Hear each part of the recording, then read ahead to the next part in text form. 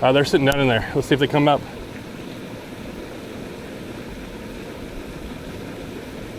There they are. There they are. There's like, oh, holy cow, they're loaded there.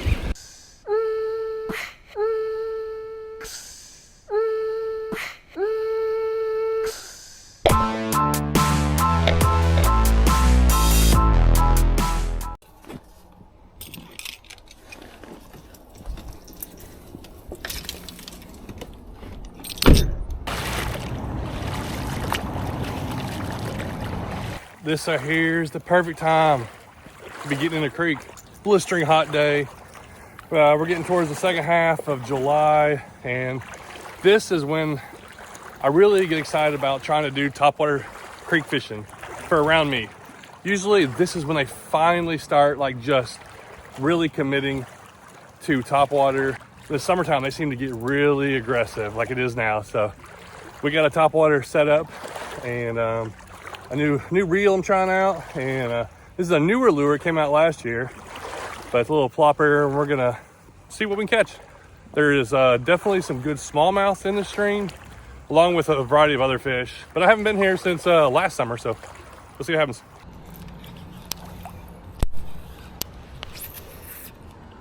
And as far as all.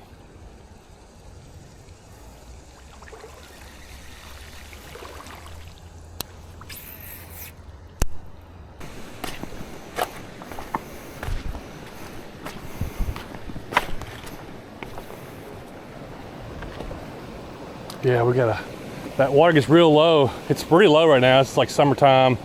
These streams kind of really slow down. We got a nice drop in with a nice deep pool. This has changed. Somebody's put a bank up through there. It used to be dirt. So I don't know if the fishing has changed. Hopefully the fishing in here is good. This should be a spot where they're at, ready to hit. But also, they're super clear. I don't want to spook anything. There's a cow there looking at me. Okay, come on. Something should be down in there. Oh yeah, there we go. Oh, there's a big one behind it. Look at that, look at that, look at that. Okay, hold on, where's he at? Look, there's one, two. Did I get a double? Dude, I'm about to get a double. I got a double. No, he came back off, Maybe I should throw it back out there. There's two big ones right there. Oh my. Dude, they're here. They are here. There's two sitting right there. I think I might be able to catch them. They were hitting at this thing. Let me try to show them on the camera before they go away. Where they at? Oh, they're swimming away. They're swimming away. Okay, they're going back into that current. We got one. They are fired up. Okay. Oh, well.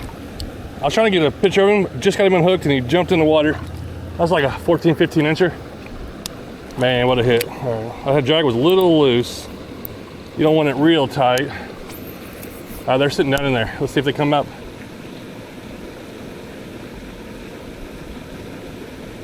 There they are, there they are. There's like, oh, holy cow, they're loaded there. There was like 3 or 4 of them. This is one of the other big ones though. That's a largemouth.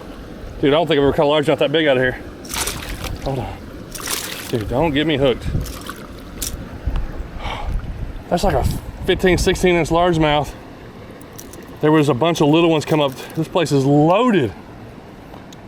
Well, and this is why I wait till sometimes they're like the dead middle of summer, like super hot. That's when these fish really get going, it seems like. What a nice fish right there. Okay, I'm gonna find a little spot to hide over here. Okay, don't spook all my other ones off because there was several more in there. They're sitting down in that current. Let's see, that's 2 casts in a row. Where they at, where they at? I'm gonna pause it. They're there, they're right there. I got a little one on it. Oh, there's another one. There he comes. Oh, he turned away, There he is. 3 in a row. 3 in a row, and that's a spotted bass. We got a smallmouth, largemouth, and spotted bass. 3 casts in a row. Didn't know the spots were in here like this. I haven't caught them up in here. Ooh, fat little booger. Wow. Man. Oh, there's some more sitting right there. I don't know if that's the ones I just cut or not. 3 in a row.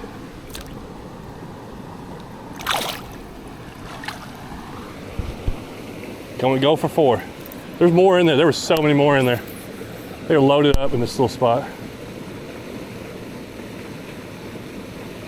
And where they at? I'm gonna pause it right on the edge there. That's where they've been coming up. I know there's more in there, but they've seen 3 fish caught.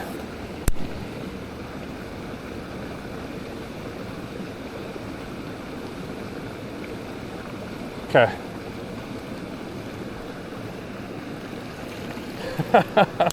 Man, that was cool. Just got in here. This is one of the little holes I wanted to get to. It's like, I was like, if I didn't catch anything in here, it was gonna be a tough day, I think. There's a bunch in there. If I was to switch and maybe go finesse, I might catch another one or 2.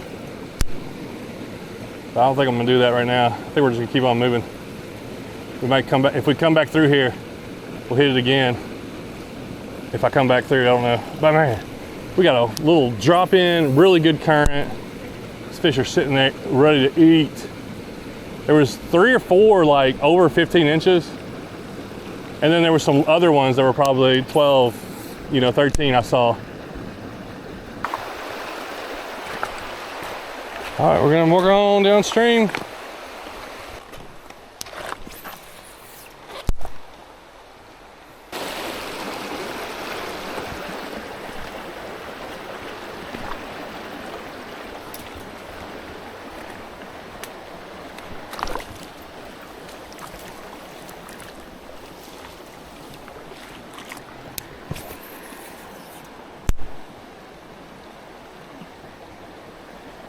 Oh my goodness, that was a monster.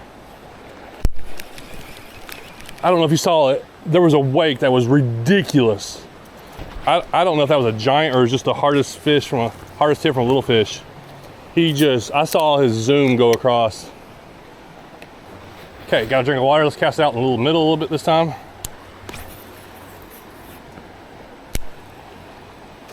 There he is. Oh my goodness, what a hit. What a hit. That's a good fish. He's just skiing in though. What in the world? That's another largemouth.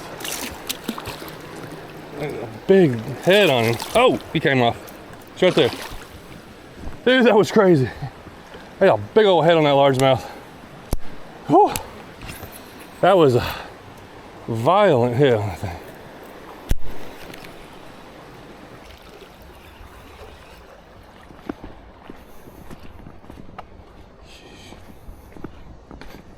All right, down a little bit further.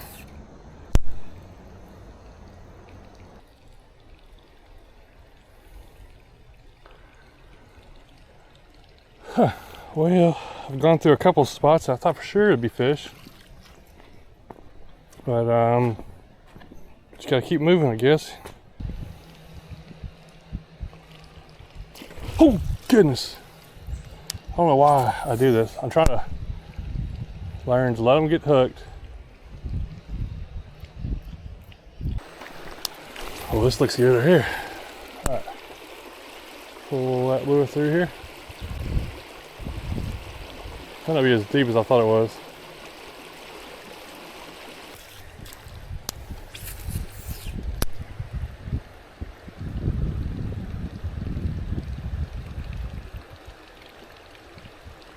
Oh, good. Where'd he come from? That's the second hit I've had like that. I never saw the fish. I wasn't even looking actually. Just a hit and never felt nothing. Oh, wow, that's a lot deeper right here. But it's getting calmer. Kind of make me think I should have just went upstream from where I thought might be some fish through here.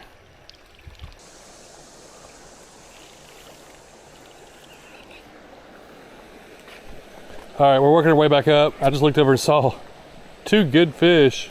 It may have been one that I hooked and came off because they didn't seem to want to go for it. So we're gonna go back up where we started and go upstream.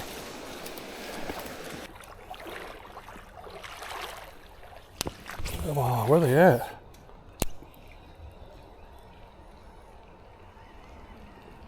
There'll be a fish around here.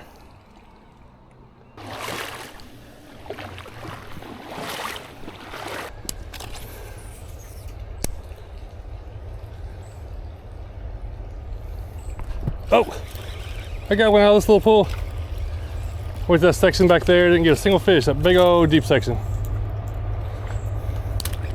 Little smallie.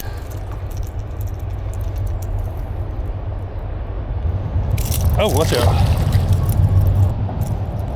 Well, he's a small one, but he was hungry.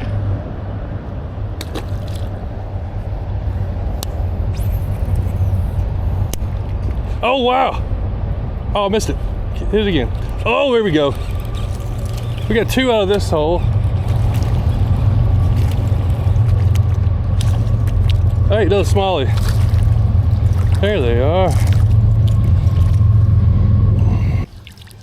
Hey, that's a more of a creek size one there.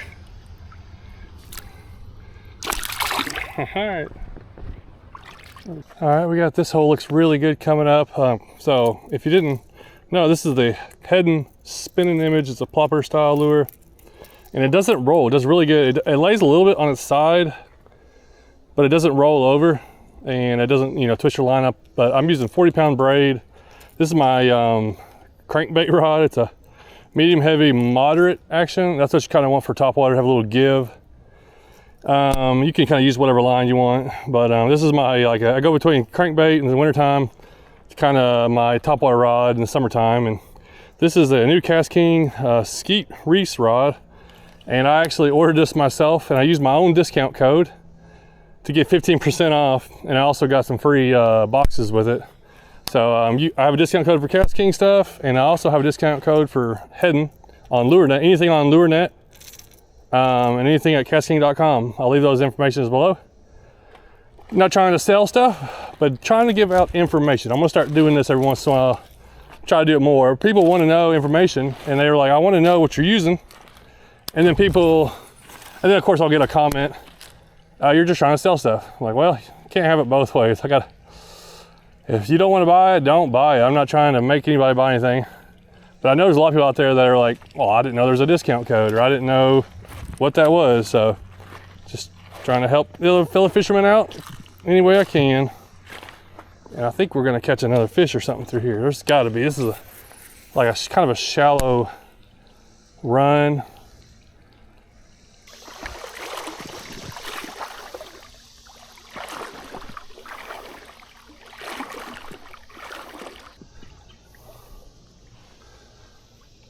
Oh, something jumped over there. I gotta take a dip. It's too. I'm trying to get out here, but it's so hot. We gotta go down.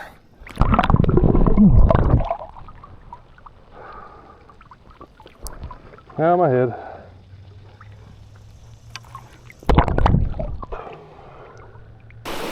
Okay, I think we're going. This may be the last little drop. There's a big deep hole. I believe this is the last one we're gonna fish. I'm gonna get out and hopefully walk the road back. I think it's by a gas station because I am so tired. I got some water left, but I'm gonna get me a Gatorade and maybe a snack or something. I want to catch it. Oh, come on! I was gonna say I wanted to catch one more. There it was. They were like hitting it. And that's it. Oh, I'm stuck. There we go. They're not, well, those first fish were just crushing it. Since then, I've had a lot of hits that are just kind of hits. They're not really eats, I don't think. All right. This is actually our last drop. This is the last deep hole. I had a hit back there. This is a big, deep stretch. I haven't done too good in the big deep water. This area, I know there's a lot of bass that live in here. They stay here all the time.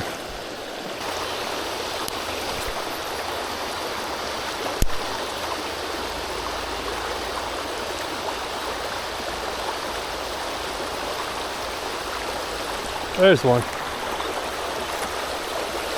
Let's take it apart the back of this pool here. This smallie. Oh, he's eating good too.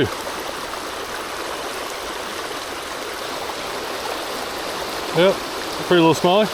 Hope that's not the last one, but we are at our last hole. I'll send him downstream.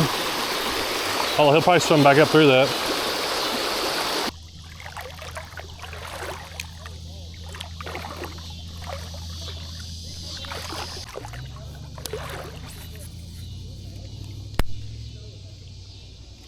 Oh, there's one.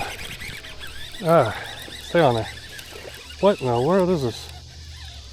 It's a big old red breast. That's not what I expected, but he hit really hard. There's some guys swimming up there at where I was about to get out at. Well, I'm still getting out at, but that was the last place I expected to maybe catch a fish. But it won't bother them. It'll bother them right there where I'm at, but like, you know, most of the time people swimming, you can still catch fish close to where they're swimming at. But they are right under the little deep hole there.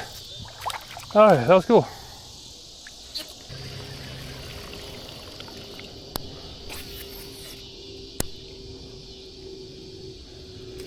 Oh my goodness. Oh my. Dude. Got it. Man, finally. Oh, that's a big one. That's a big one. Oh, cool. That was a giant. Whew. Barely got it. He hit the thing 3 times. That was a big one. That was like a 17, 18 incher at least. Oh man. Goodness, right here as it's getting dark, about to get to the end. Had my chance at that big one. The way he popped it the first 2 times though, I don't know what he was doing.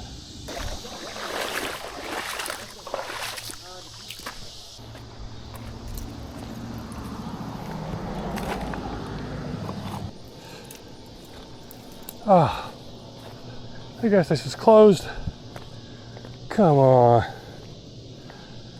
man.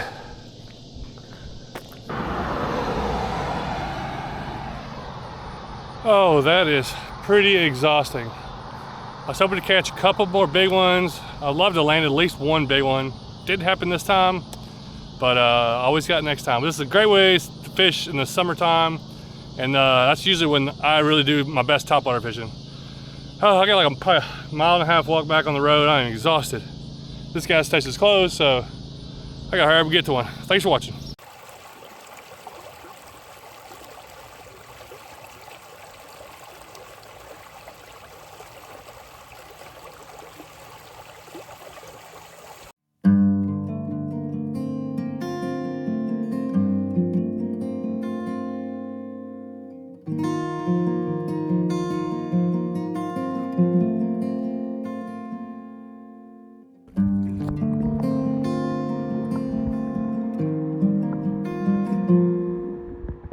He's right there on it. He's on it.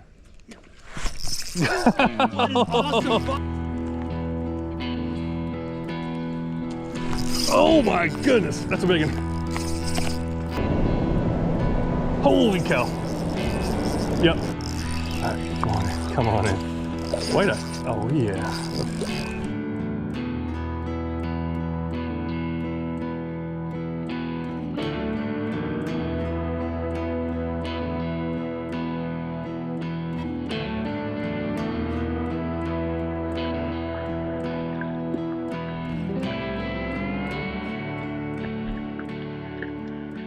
Hey, check out this beautiful stream back here, and then got this guy over here.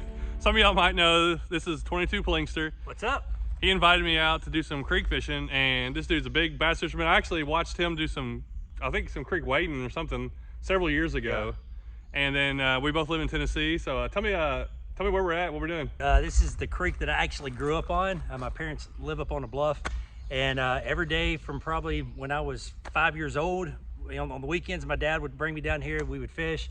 And then when I got about 10, 11 years old, I was allowed to come down here by myself. I grew up on this creek, love this creek. I've caught probably every fish out of this creek 3 times. But yeah, we've caught Well, this is going to be your intro, right? Yeah. Not your outro. So, We're about to head back, but this is the intro. So we've had an interesting day, and I switched to a lure that really made a difference and had some really good catches on it. So let's start back at the beginning. Now that everything's going. What are those fish? I gotta go find out what those fish are down there. They gotta be red eye. What else would be shaped like that in here? Smallmouth shadow chasing his minnows up there. On the gravel bar. Oh. Yeah. I just want to. Oh, there's something. He ate it. Got it. Come here. Red eye. Yeah. There's a whole school. We were watching these fish sitting right there. It was pretty cool. They all went under a rock whenever I spooked the first ones. They can't help but come out and eat. I don't know which one's more aggressive, a red eye or a warmouth. Yeah. About 9 or 10 years ago, I came down here, caught creek chubs. None of this gravel bar was here. It went way back. This was all water. And oh, nice, yeah. Smalley. Look at, yeah, he was way up there. All right, well, that's obviously the fish we're going for. We've seen some bigger ones, but we're just getting started. I love how yellow they are over here. In here it's they like, are. Especially this time. Really cool. cool. Earlier in the year, they got good, vertical lines on them. It's just the thing. Get one on the side of that current. There we go. Take it.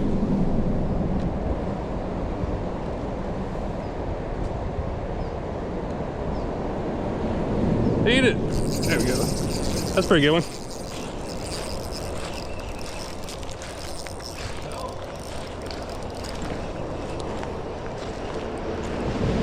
Not bad. Oh yeah. Just some acrobats. There we go. Oh, we're close to 12 incher there. 11, 12 inch. Nice. Pretty fish right there. Look how clear this water is. It's crazy. You gotta definitely sneak up on them.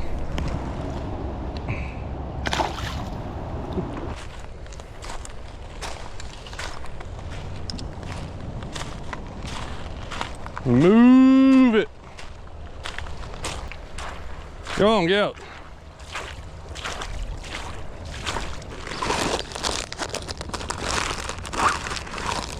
Oh yeah, here we go. We're about to make people mad. I've seen some people comment they hate when I use these stupid colors because they feel like they have to use these natural colors. So I'm like, nah. You don't. You don't. All right, well, I was using, for the most part, I used one of these Yum, and it's the Mud Fleck color. And I'm gonna go ahead and switch to the Bubble Golden Swirl. Just kind of see what happens here. I think we're gonna catch fish on them. But there's like a natural going to opposite of natural. Yeah.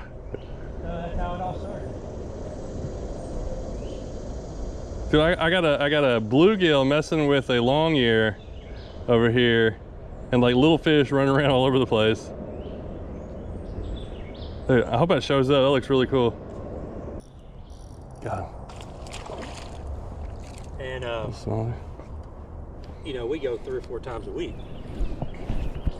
So follow me for more fishing tips. Hey, you want to catch fish like this? Subscribe below. Comes out, there's got to be a smallmouth. High enough. Perfect cast. Oh, get it. Yep. Eat it. There you go. Oh, another one came out. Yeah. I thought he had it all the way in. I knew there would be one under it. That's funny. I want to. Okay, here we go. All right, he's up there feeding right there on the bank, right there on the ground. Ah! Sorry. What happened there? Oh, he's coming. Something's coming. Oh, he ate it. What? I was a little. Let's say I didn't think it was a big one. That's a rock bass. Good, you got him out of the way for me. Yeah. You go in there and catch a big one now. Clear these guys out. These are very colorful ones there. Oh, my bad. That's a pretty good size one. On that side, oh, yeah.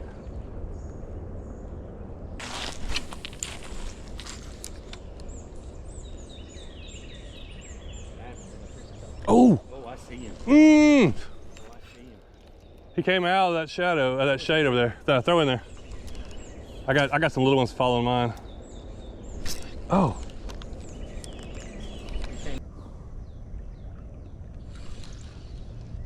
Eat it. There we go.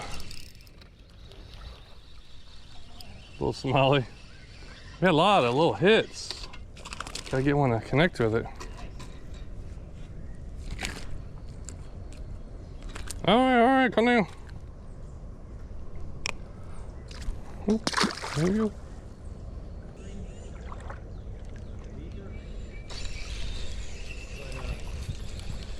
What in the world? What do I got here? Hey, it's a long ear. Man, things are awesome looking. I gotta get my phone out for this one. All right, so I don't have a lot of long ear by me. They're definitely a Middle Tennessee, like very predominant. Saw some underwater. They bite at everything. They got small mouths, but they hit at everything. So sometimes they just get hooked.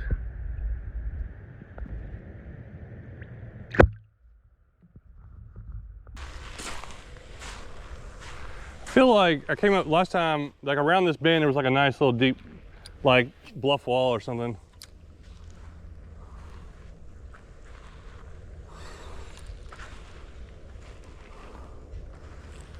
Oh. Had one come up and look at it and turn back. He's swimming back towards you. No, you see where my lure is? He just chased the fish off. See him? Here he comes. Got him. Got him. That's a good one. That's not bad there. He chased, he may be on a bed right there. I don't know. He chased off something. Oh yeah, he's better than I thought. Yeah, that's a good smallmouth. That's nice. I'd say maybe a 15, 14. Yeah, probably around 14. Yeah, I watched him eat. That was cool. That's a little better creek bass there. Let's get him back in.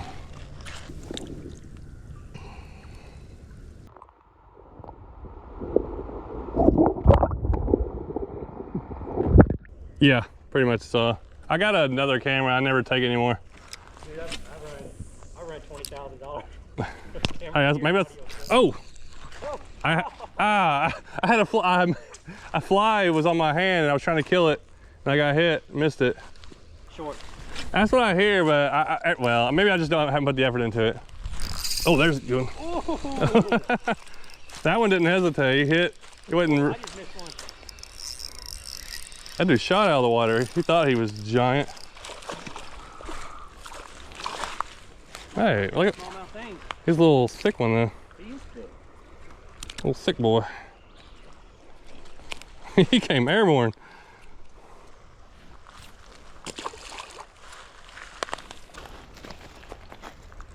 Oh, this looks good, yeah. Mud.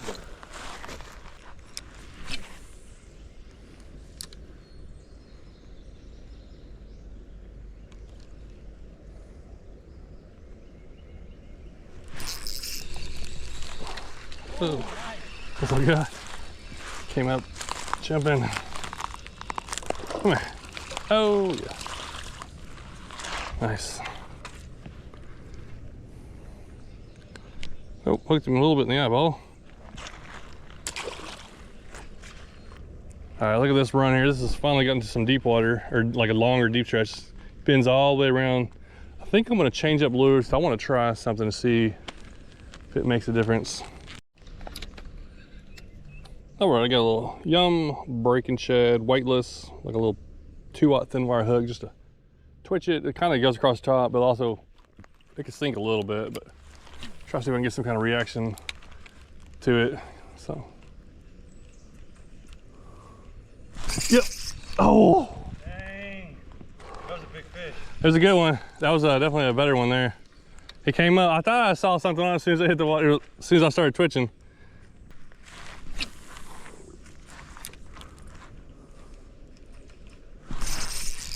Yep. There you go. I was definitely getting some reaction. Not a big one, but he came up and hit that thing. Well, that didn't take long to prove that point. Ow! Pinned me on the way up. Changing that up definitely made a difference. So what color is that? I think it's Arkansas Shiner. and you just flip him, and he'll just sit there and swim in circles. Watch when he wakes up. Watch. I have never not had one not do that. He heard you. He's like, I usually just I ain't do doing in it. circles. All right, don't follow me for more fishing tips. I heard that people do that, like in Michigan, there's something like that. Oh. That was a good one. He's right there on it. He's on it. What an awesome bite. That was cool. Big boy of the day. That is nice. That's a good That was one. such a fun like catch. Watch him come up and hit it. All right. That was a great follow. There was 2 of them, wasn't it? I don't know. I didn't see. I only saw this one. That's the kind of things that I learned from fishing clear water, because you can watch the reaction. Yeah. Where I'll fish a huggermite, and this is my confidence bait, but that right there, changing that up, got that fish that I threw in there 10 times and couldn't get the bite. That's probably about 12 incher. That was an awesome bite. That was pretty cool. He hit it one and he just kept on it, and then boom. Then these fish are stacked in here. You know I'm a licensed guy too, don't you? Oh really? Not fishing, hunting. Oh. Dude, they're crushing this thing. Even the little ones. Maybe I should have switched to this a lot earlier, because we've seen the fish, we've had some bites, but man, they're hitting this thing so hard. See, that's a steep ledge right there. Oh well, he got hooked underneath the mouth. I'd never think of the dolphin. You see that? Oh. That was an awesome. I watched him come down the. Feeling that thing, man. They are. This is crazy. This definitely changed things. The way they're eating this thing is. Yeah, the way they're eating. Wild. Those big ones. Smallmouth right here in front of me, about 12 feet out. Oh, coming to it. Coming to it.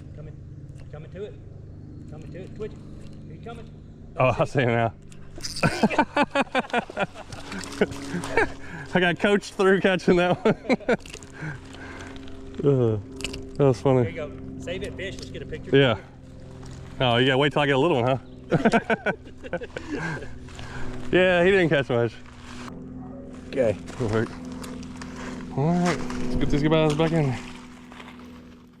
That's amazing he got his mouth around that bait. I just got one. That's a nice fish right there. Yeah, right to your right, there's another one. Yeah, they're under the log. Maybe they're up in here in the front of this thing.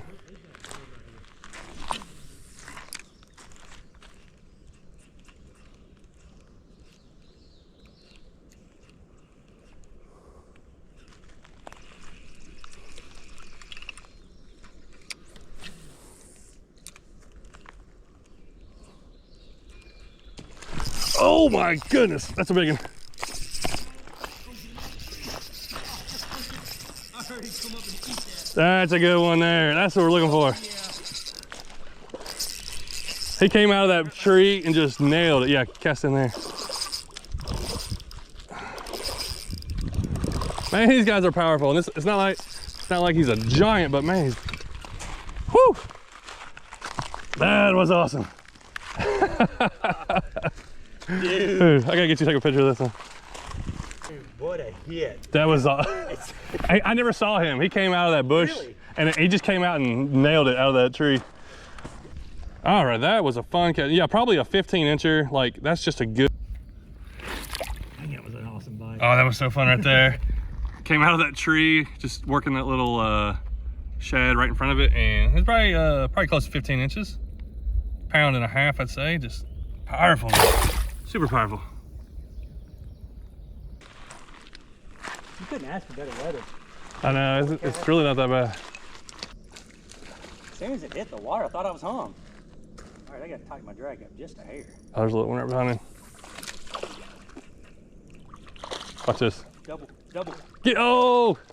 I should have kept him in the water a little bit longer. He almost said, I thought. So have you ever caught mahi before? No, there's So two. that's how you catch mahi, There's two of them right there.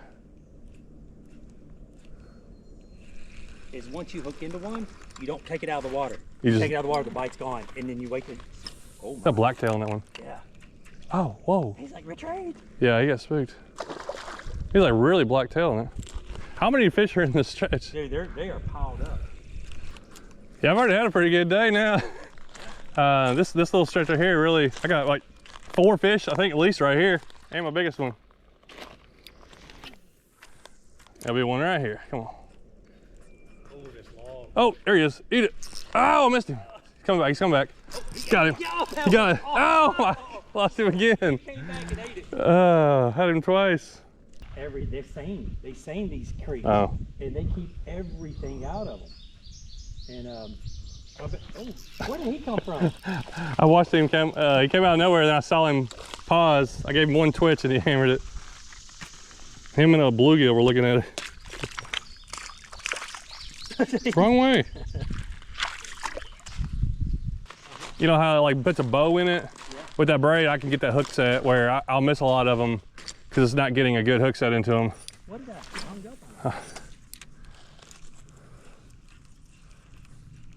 you kidding me? Oh, I got one. Got it. That is so cool. I'm gonna get these over there. The way they come up and hit that and then turn away in a split second is amazing. All right, I'm not gonna mess this spot up. I'm gonna let you throw up here a few times. I was going over that other little pocket. Follow me for more tips.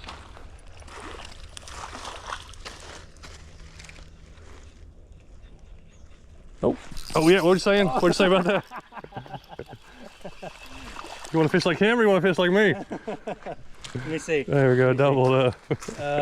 Oh, sorry. Mine's about 6 inches long. Yeah, 0.5 ounces more. I think they were brothers.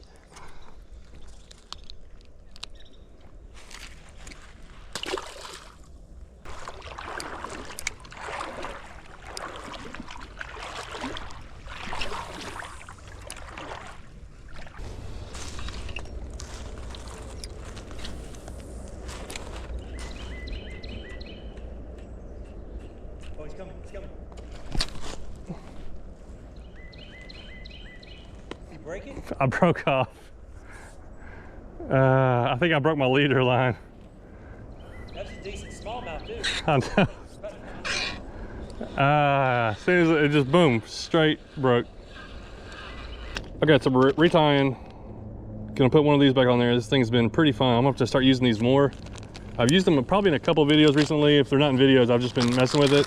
This is one of the first days I've seen it really produce some fish that I'd already like either missed or couldn't get the bite on something else. So we got a little ways to go. Let's see what else we can get.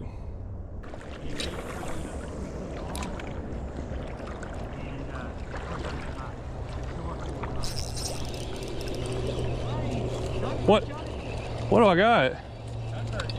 Green sunfish. Oh man, look how colorful that one is. Yeah, they actually had it in his mouth. Is that a warmouth? You see, that's a warmouth.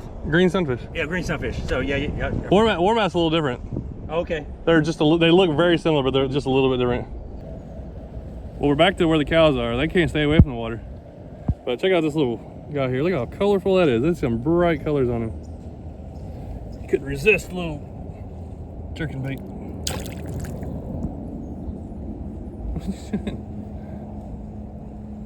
Those are aggressive fish.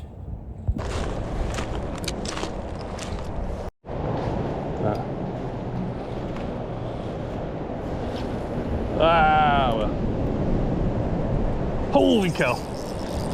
Yep. Oh my goodness. Where's that other one at? There's another one right beside it. Because I'm enjoying other things. Yep. But these are my favorite, and this style does really well. People really love this kind of fishing, especially in these beautiful streams. Okay, here we go. This is where we saw some good ones. Oh, they're chasing them. They're way at the back. I just saw something hit way at the back of the pool, I think.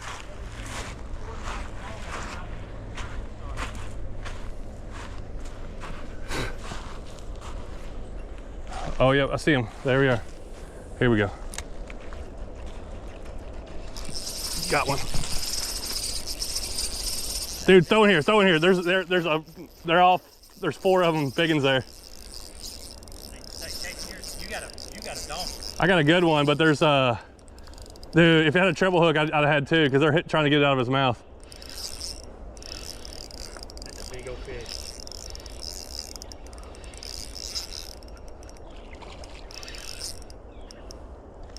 All right, come on in, come on in. Wait a, oh yeah. Let's almost end this off with a good one if we can get him up here. Yes, there we go. There, buddy. Yeah, that's nice. Oh, he was barely hooked. Really? Right, well, right, just barely in the edge there. Man, that little lure definitely helped it. Man, that is a nice, that's a 17-incher, I'd bet. Yep. That's the big fish of the day. That is a nice one. That's what's fun about these creeks. You don't, I mean, there are creeks you can come, maybe catch these, everything, but you're fishing for a couple this size and it just makes it awesome. Yep. Especially after we've caught 15, 20 a piece. I don't know, something like that. Very nice. Oh. Well, I was gonna get a release and he burst back into energy. Those things got a lot of power. There was like 4 with that, so I'm gonna try to throw back in there, see if we can get another one to hit, but man, that's probably gonna be the last fish. And that was a really nice one, really fun one to catch. So if you like to fish, but you don't want to, you don't like snakes, creek fishing's probably not what you want to do. Nice, beautiful banded snake. It's gorgeous. Yeah, I know, he is so colorful. He gone. Get him stuck to the water.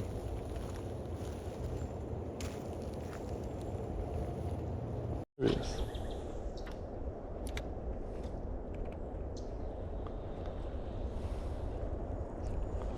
Is that him?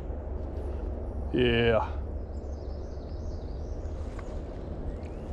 It's automatic. Yeah, he went right over there and picked it right up.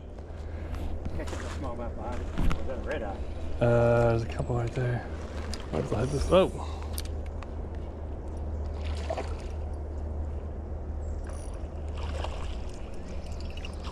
Not a bad one. Yeah.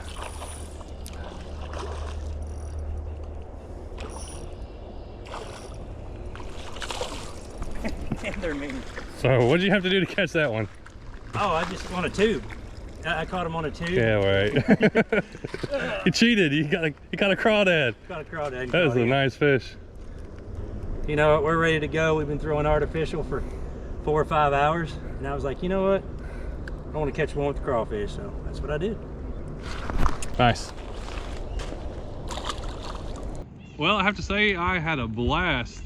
Thanks to Dave for bringing me out here. All we did was walk a creek with a fishing pole, a couple lures. I changed up, you used the same lure all day, tube. I changed up and found out something with this little breaking shad. I'm probably gonna use that some more. I definitely got some really good hits and really exciting, like fun hits. They definitely hit it aggressively, but The blow-ups were crazy. I missed way more than I caught. So whatever I put in there, there was way more misses in there. But man, this is beautiful. I love it. There's snakes coming back. We got snakes coming up there. We got fish watching us. We're gonna hike up out of here. Thanks for watching. Hey, buddy. This guy came right up to check us out. That's pretty right there. I wonder if we have those over by me, because I don't remember seeing them that bright before.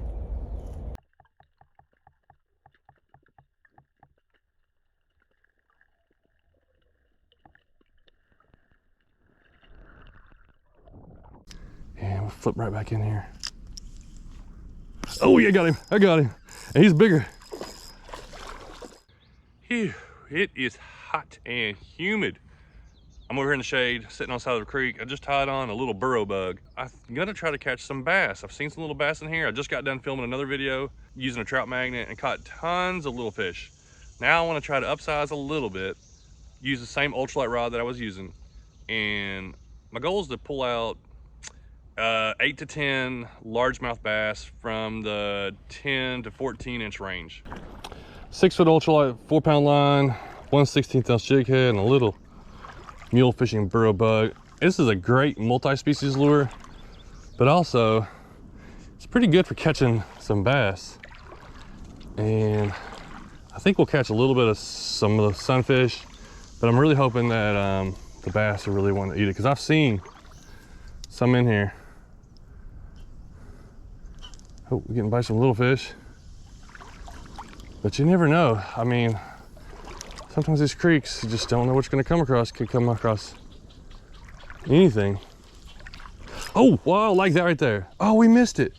We already had a hit from a bass and it was an aggressive hit. That's a good sign. Okay. Because I was just using a little trout magnet and they weren't hitting it like that. I caught a couple, but I saw lots that didn't hit it. So this little crawdad looking, bug looking thing might be just what we need to really get on them. Oh, there's something. Not a bass. Starting out with a bluegill. Wow, I didn't realize he get his mouth around that. I guess it could. I feel like there's something on the edge of this grass right here. Oh, yeah. What is that? A spotted sunfish. I've been catching a bunch of these in my video I just did.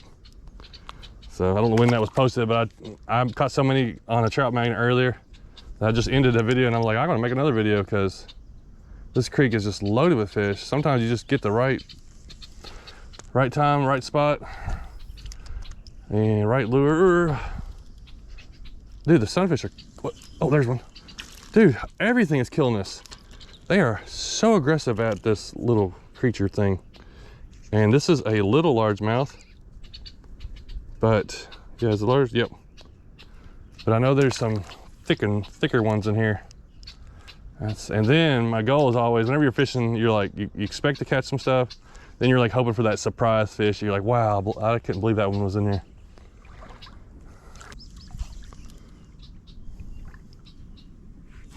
Oh, man, I ain't gotta walk far at all. I'm just getting hammered by this, everything. We got a little log jam here. With the water right now is being so low, nothing can swim back and forth through this section. I don't know if that may be good holding fish up here or maybe bad.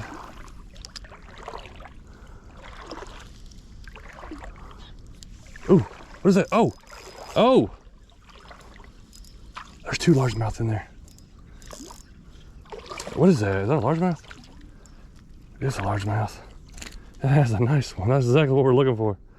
He's sitting under that little, like, current little drop off right here. It doesn't look like it's deep at all. Dude, check that out. I think there was another one down there that was fighting over it. Okay, we'll leave him upstream. And we'll flip right back in here. Oh yeah, I got him. And he's bigger. Holy cow. Come here. Oh dude, that's nice. Especially on this ultralight setup. Oh, okay. Okay.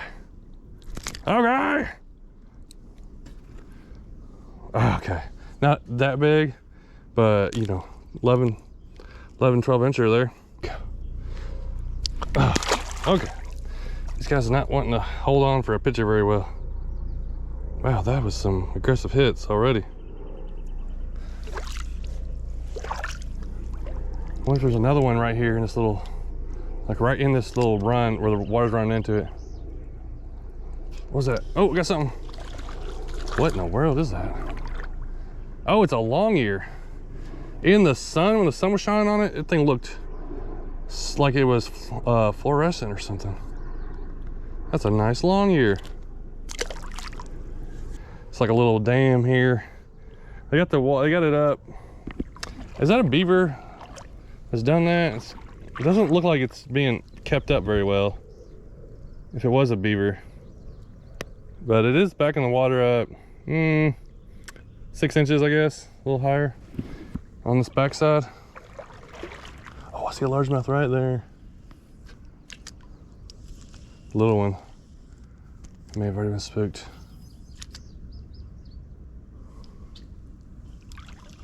Oh, no, we ate it. I think was that the same one I saw?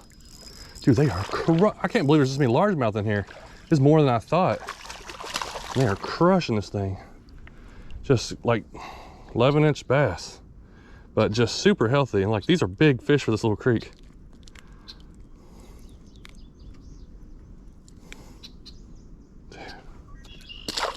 Delicious. Nice. There's some little stuff following. I'm getting follows. Oh, why? What is that? Oh, green sunfish. He hammered that thing.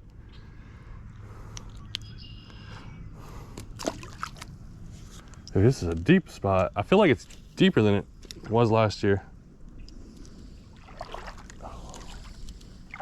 Dude, what could be living in here? This is definitely deep. I wonder if something's backed up this. I feel like this is more water than normally is in here. I feel like there's a couple of nice fish in here. Just getting ready for them. Just where are they at? Oh, there's some. What is the green sunfish?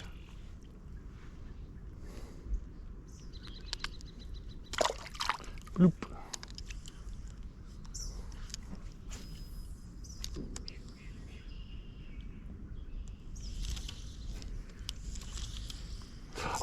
Oh, yeah, that's a bass. I saw him come up for it. Nice, nice.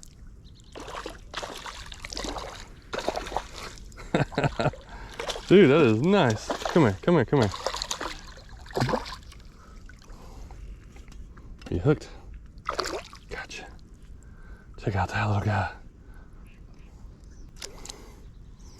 Good quality creek fish.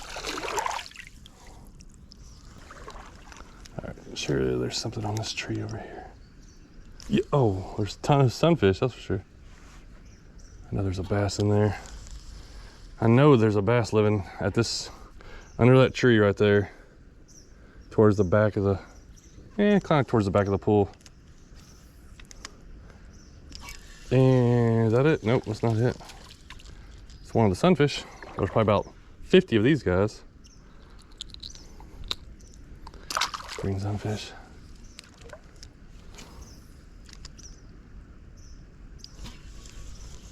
Man. Well, you know, if there was a bass there, I might not even be able to get to him because of all the sunfish.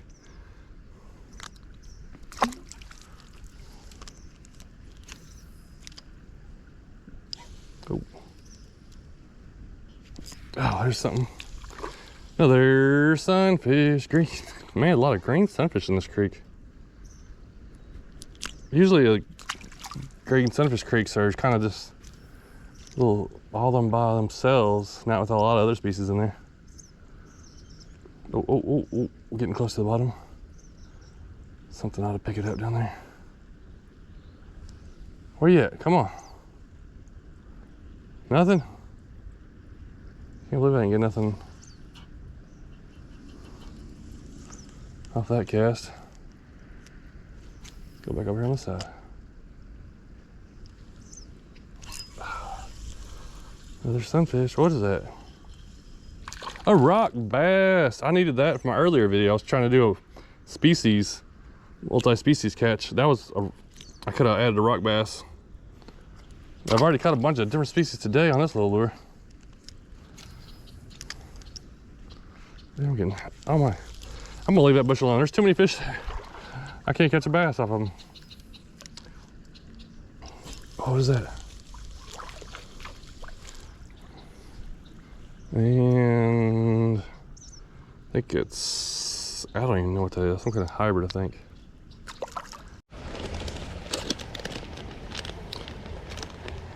There's no reason I'm using a pink jig head. It's just actually just what I had in the bag.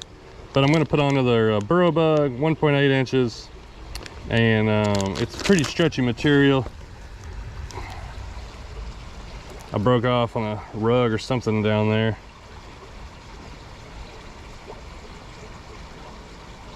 It's kind of like a Z-Man style plastic, so it's very durable, but sometimes it can be a little tough getting it on there, so you just want to make sure you kind of pull it all the way up, pop it on, boom. Man, it's so sticky. There we go. Yeah. Doesn't that look good?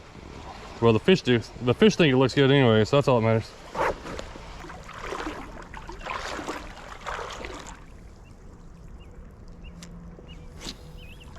All right.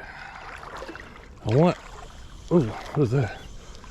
I think it's a sunfish. I want bass. I want to catch me a couple more decent bass here, so We're gonna go back through a little bit of water we fished, and then we're gonna go to some water we haven't fished yet.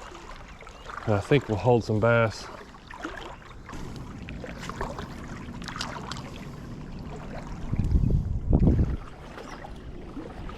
Oh, oh!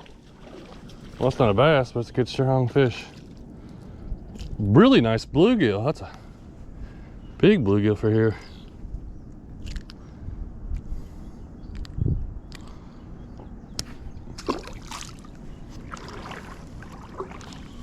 Oh, oh, oh, oh, oh. Man, these sunfish hit so hard. That's a spotted sunfish. These sunfish hit so hard you think they're bass.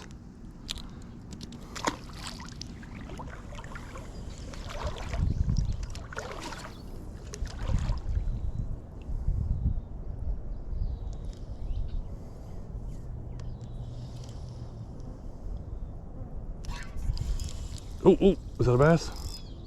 Yep. Yep, yep. There's one.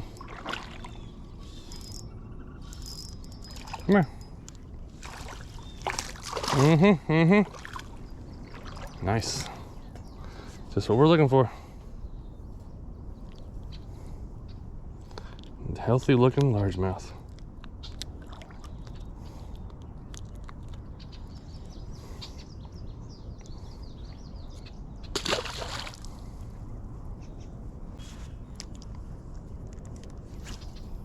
All right, I know there's a few more.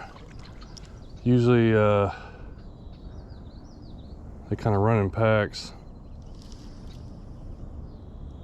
And then usually there's, I've seen them, and then there's usually the ones that are hiding.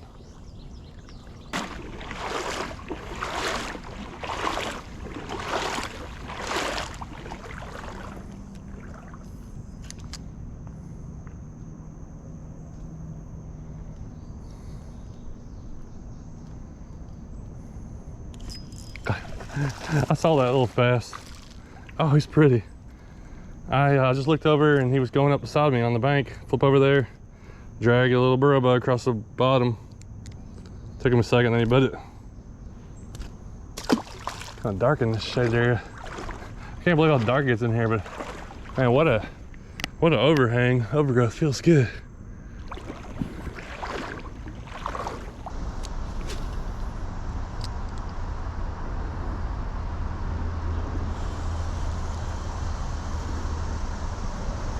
All right, well, I guess this might be the last one. Little bluegill. That's funny, like, I know I've caught a lot of bass upstream from here, but the way the creek's laid out, the holes are like a little bit longer.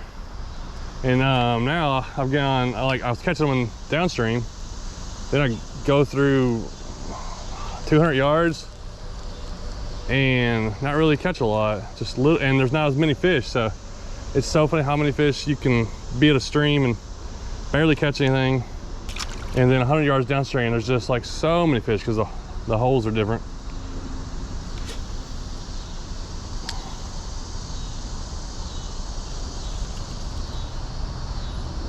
Yeah, somewhere up through here I'm gonna come across another hole that's gonna be loaded with big sunfish and bass, but it's already starting to get a little bit dark. It's not getting dark, but the sun's going down and just makes it dark in here. And did a good bit of walking today. Plus it's hot. I'm like, just wears you out. It's definitely worth coming and walking these streams. I know there's a lot of trash and debris. These streams flood and they come through town, so things naturally just fall into the creeks and get flooded into creeks. Check out this old bridge. Old walking bridge. There's nothing on either side now. You know, like what year was there a reason to be walking back and forth on that? I'm sure there's factories all around. I'm sure it had something to do with factories probably, you know, 30, 40 years ago, 50 years ago. I like seeing kind of stuff like that. A lot of times you see that in these urban creeks where things used to be one way, things were centered around a certain area, and then everything's gone. That's one of the reasons I like to go to this creek. It's in between like businesses and factories, and kind of gets left alone. Well, thanks for watching. I'll try to leave a link to everything I was using today, but Yeah, nice day, trying to stay somewhat cool on a really hot day, just doing some ultralight fishing with a little burrow bug.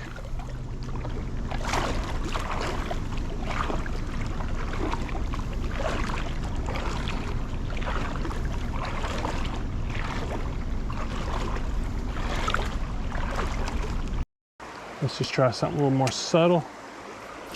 Skip it up in there and just let it sink. There's something hit it. Yep, that's him. Oh my goodness. This is a giant. Dude, you just don't know what's lurking right in your backyard.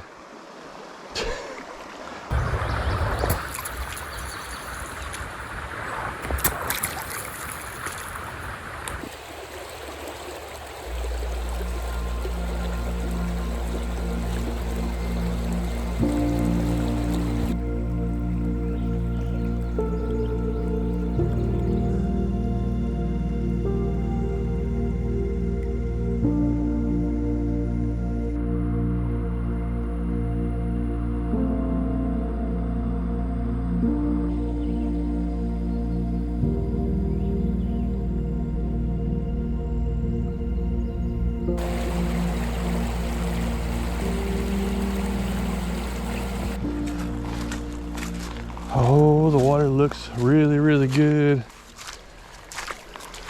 I didn't know if it was gonna be up. It's a good level, super clear. And I haven't been through here. Man, it's been a long time. I don't even know if I came last summer, maybe once last summer, but it's changed a lot. But I think we can find some fish today. I got 10-pound braid. This thing's casting a mile. I've had this reel for like 3 months, a really nice reel. Daiwa Kage, put it on a 7-foot medium Shimano SLX rod. And oh, there's a little bass right there. Something I can cast way out there. Oh, he looked at it, but didn't come get it. And get out in the super clear water. So let's see what we can catch today. Oh yeah.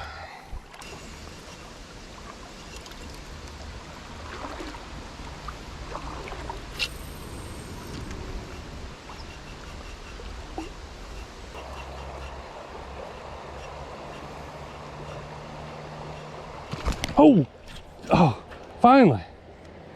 That guy surprised me. I don't know where he came from. He hit it twice. Oh, he's right there in front of me. He's right over here. He's chasing minnows over here.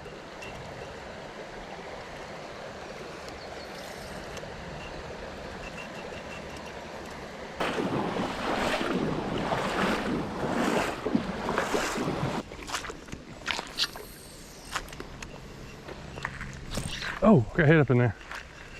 Something was in there. I think I really need to focus on tight shade. Oh, something little hit it. He's little.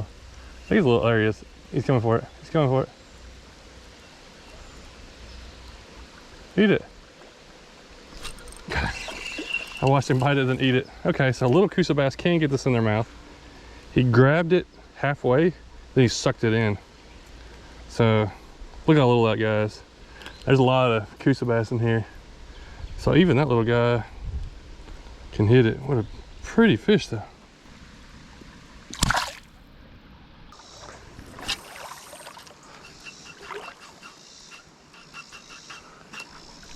Ah, another little hit. I ain't got one good hit yet. Some really good spots where fish should be hiding.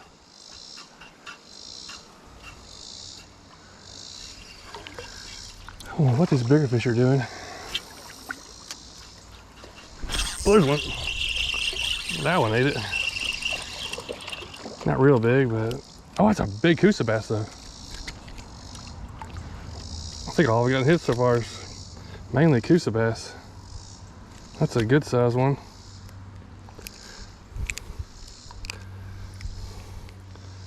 Fish number 2. So they're having no trouble eating this whenever they want to eat it. I'm getting a lot of hits from little 5 and 6 inch ones. I'm waiting for that big spotted bass that like a 15, 16, 17 incher. That just is gonna crush it. And I never know where they're gonna come from. I thought I would have seen one by now, but not yet.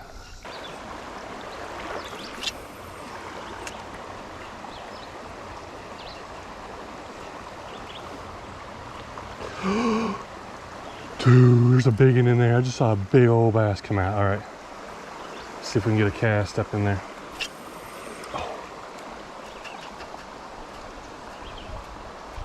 Here he comes. Where's he at? Dude, I saw him coming out for it and he turned back in. There's a big one in there.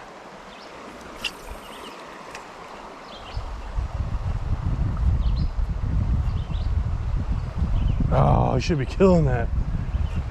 Man.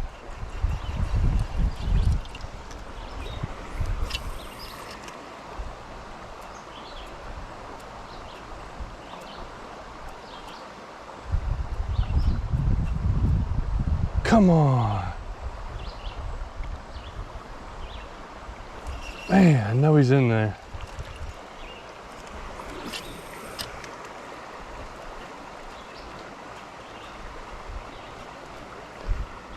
Goodness. Let's try one thing. We're going to change up to that bigger style fluke. This one's kind of tore up. We got this. Before I go to that, a white full size fluke, let's try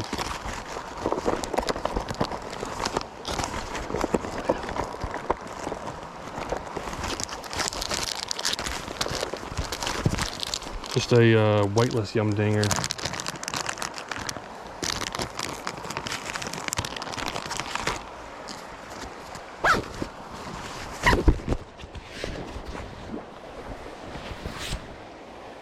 He could have moved on upstream, but there's a big one. He's definitely gonna stay in the shade area. There's also a log there, a couple logs, 2.5 to 3 foot of water, a nice deep stretch, got a little bit of current coming through. Just everything for a hold a big fish. Okay, let's just try something a little more subtle.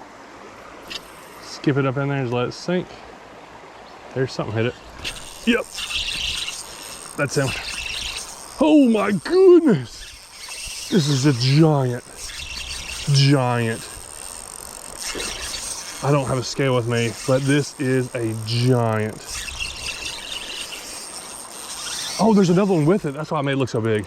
Okay, there's 2 big ones, but this is a big. Oh my, look at the one behind it. That one is bigger. Oh my goodness.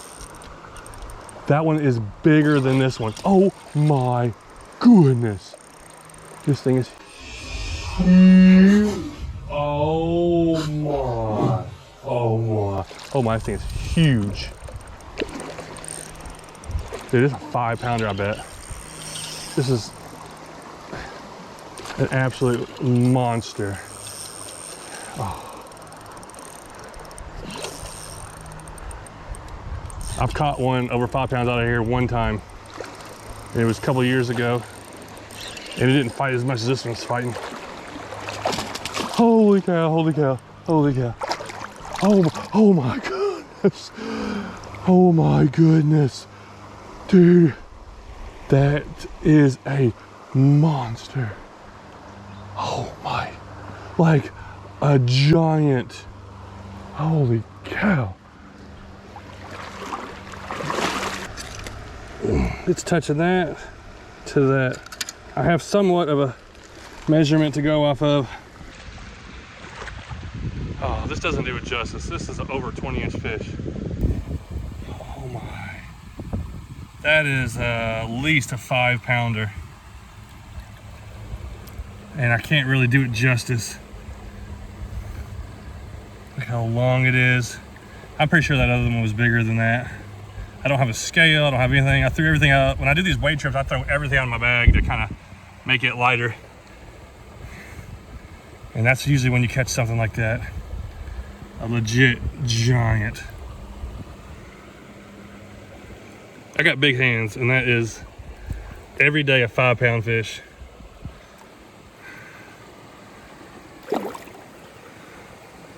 Oh my goodness, out of a 3-foot deep hole.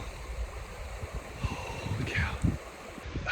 I was trying to find somewhere to set my camera up, and there's just nothing. And I didn't want to leave that fish out of the water. This is a natural habitat for these.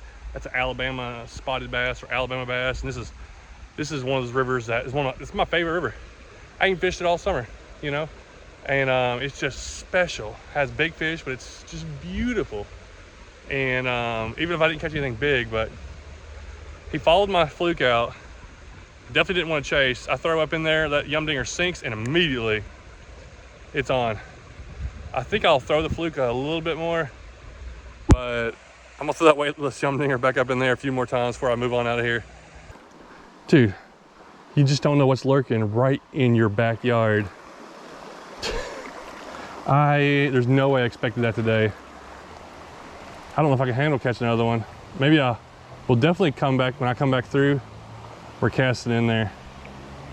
So changing up the lures caught me a fish. If I saw that fish come out that first time I casted, and I made 10 more casts, I could have said, well, it's not gonna eat, or maybe it was something else.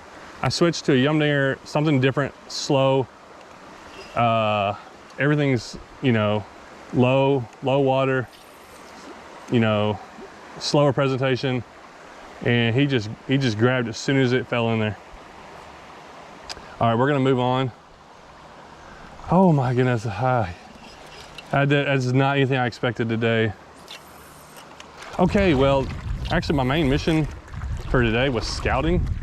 I'm kayaking this tomorrow, supposed to be with Aaron, and we were just gonna, I was like, I ain't caught any big bass in a while.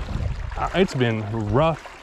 I have been to a lot of river floats recently and I haven't caught fish, or I've only caught small fish, nothing on top water, nothing really moving fast. So I wanted to come scout it out today.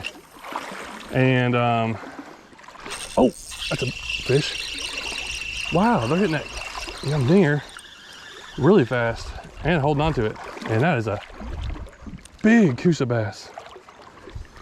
So scouting, while I'm waiting, I can fish a lot of different ways. So I'm pretty sure if we fish fast tomorrow, I don't think we're getting bites. I think we're gonna have to fish real slow. But the fish are in there. They're still in there.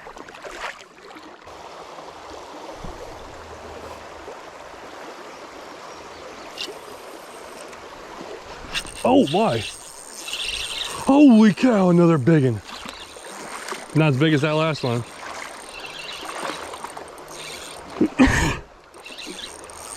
Oh, he's in a log, he's in a log, he's in a log. Get out of there, get out of there, get out of there, get out of there. This is why I got 10-pound leader line. Try not to break off because he's stuck. No, no, no, no, no. No, no, no, no, no. Come here, come here, come here. Dude, oh my. That's crazy. Oh my. That would have been a giant today if it hadn't been for that other fish. I threw it over there in a little pocket and he blew up on it. Holy cow, stay. What? That is like a nice 1.75 pounds probably, like just a good river bass. What a day.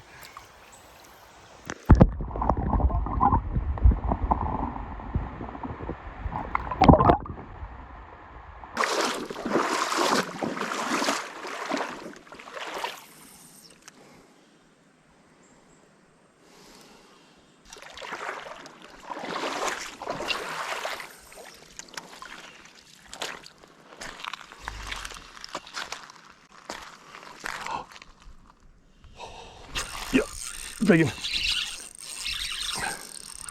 I saw its shadow, not real big, but big. I just saw a shadow of something looking at my bait. I stare intently at my bait and into the water just to see if I see anything. And I think I take that for granted. I think a lot of people don't really do that. And it's amazing how many catches I get. Let something pause, let something sink, see a reaction, like that big one back there. If I had looked away at my biggest one today and didn't see that one follow, I'm not switching baits. I'm not catching that fish.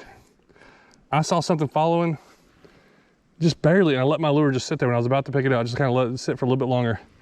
And we got ourselves another 15-incher. Good, this is usually the big fish. I mean, this looks like a little creek right now, how low the water is. Well, it's not much bigger than this normally, but it's usually deeper. Usually I'd say another foot higher with a lot more flow. Definitely feels like a little creek right now. It's just little pockets.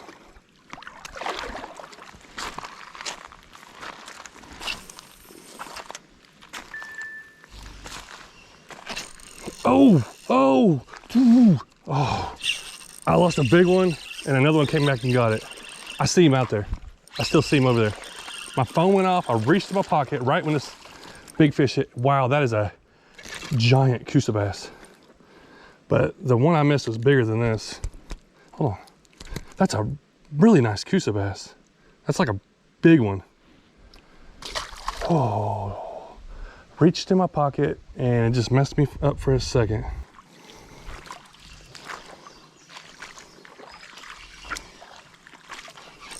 Oh, what's that?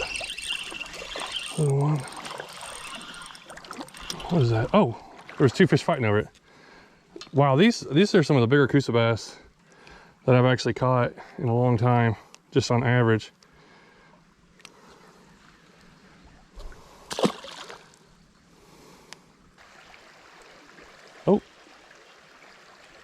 Oh, I saw one. Yeah, there was a fish on it. He's coming. I think he ate it. Oh, that's not the one. I thought something ate it. That's not what I was looking for. It's a red breast. I see a bass sitting in there. There's 2 or 3 little bass. Well, that wasn't the fish I thought. I don't know how he grabbed it. He was just swimming off with it.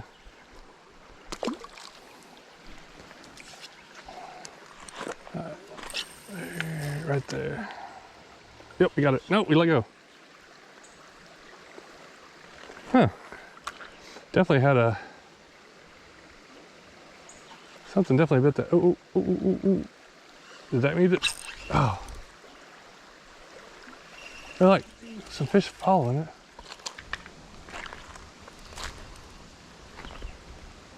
Oh, there we go. Yep. Oh, there's a big one behind it. Oh my goodness. Oh. Okay. I'm glad that one came off. There's a big one. Hold on. Oh, I can't get my lure. My lure was right. I think he would have came and ate it. It was all twisted up. Oh my goodness.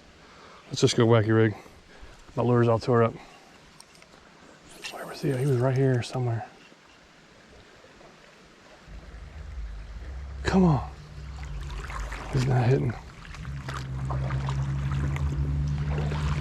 Well, he was in there. I saw him. We'll make some more casts when we come back through again.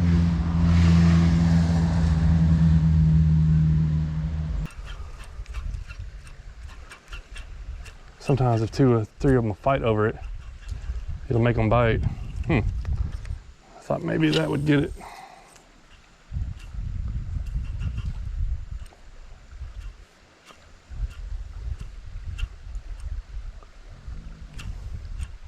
Probably right there looking at it, but I can't see him. Got a little one fired up, but a big one. Oh, there's one.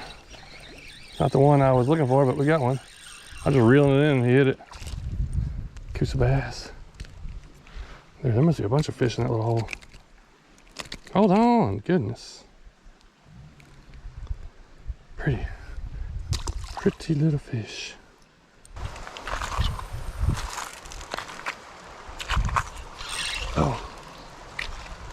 Oh. Missed him twice. What? That dude is taking off with it and I can't get him hooked.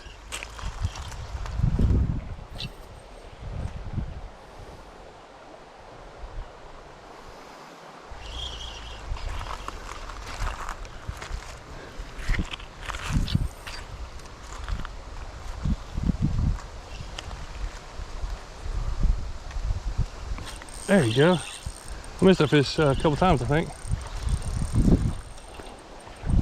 Got the Coosa bass.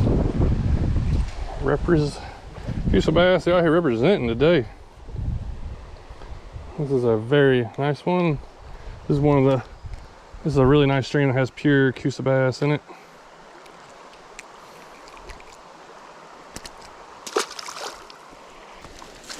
Ooh. That's a nice little deep pocket right there. There's gotta be something in that. Came around this little tree. Oh, yep. Came around this little tree and it was a nice little spot. Hey, good little 12 incher, I'd say. These guys are not skinny. I thought with the water being low, they'd be a little skinny. I mean, that's pretty healthy looking. All right, we're working our way up to this big, long, deep stretch. I'm trying to decide if I want to wade through it or not, but maybe easier. The water's like right here usually is just roaring through here. Like it's kind of hard to walk across, but it may make it easier to wade around. All right, what side do I want to do? Left side or right side, or do I turn back?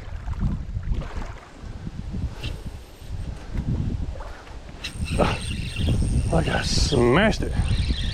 Here's at the. What in the world did I do? Hooked him weird. Little guy, a little overzealous. Yeah, I had to get out and do a little swimming. Feels pretty nice. And I'm not gonna fish this deep hole. We're just gonna turn back after I get out. But before we do, I'm gonna head back downstream, try to catch a few more fish. But whenever I sit right here, sit real still, all these little minnows come up to me. Let's see if we can film it.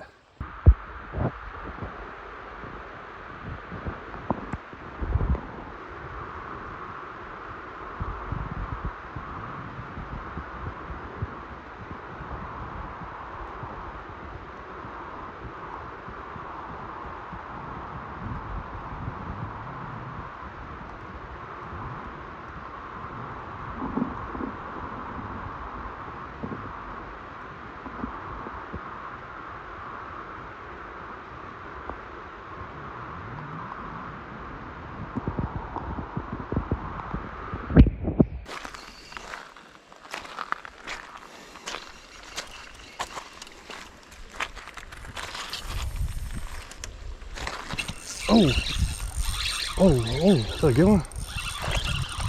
He was right off that log.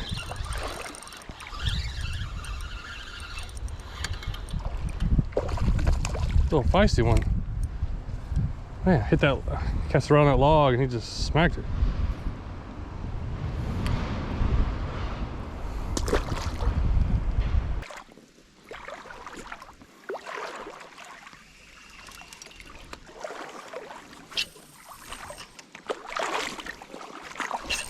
Oh, what's a big fish.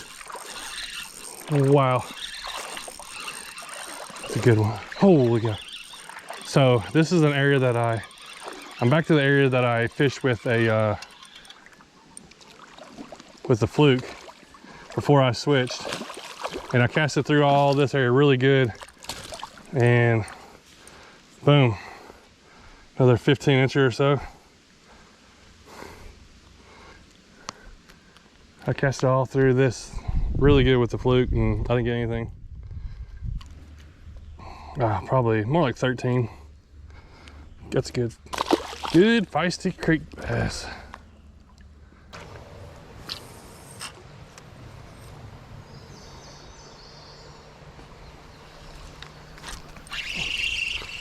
What is that?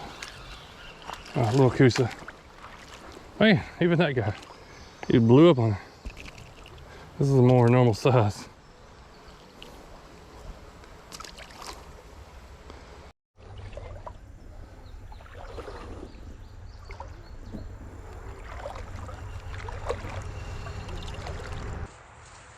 Now, that's the kind of wading trip you want to happen every time. Of course, it can't happen that good every time. Just over 3 hours out there. Water was low, clear. Had one idea of mine, thought would work. Right after about 45 minutes in was when I saw that first big one. That like really clued me into making that change. You know, several casts with a fluke. First cast with a yum dinger, I land it. Catch several good ones. I think I lost another one that was maybe 3 pounds. They were definitely holding up in shade, current, any logs. So like that combination, if you could find with 2 to 3 foot of depth, there's usually something in there. And it's hot, they want to be in the current, they want to find a place out of the shade also. But this whole trip was only a scouting mission. Like, this is an awesome day, but I came out here to scout the river. I basically came out here just to look at the river to see what it looked like. And I was like, well, I'll fish a little while and see if we catch anything, because I'm going kayaking it tomorrow, but we're going to kayak a different section. So that really gives me a good idea of what's going kayaking. If I'd have kayaked it and didn't know that right now, if it works out, if I kayaked it and I didn't come here first, I could have passed a lot of good spots, throwing big lures, throwing fast lures, and not getting bites. I know they're gonna bite, but I just gotta get something down in there, a little slower presentation. They might hit something a little bit more aggressive tomorrow, but knowing what the water's like and what they are doing today is really gonna help me out. Thanks for watching.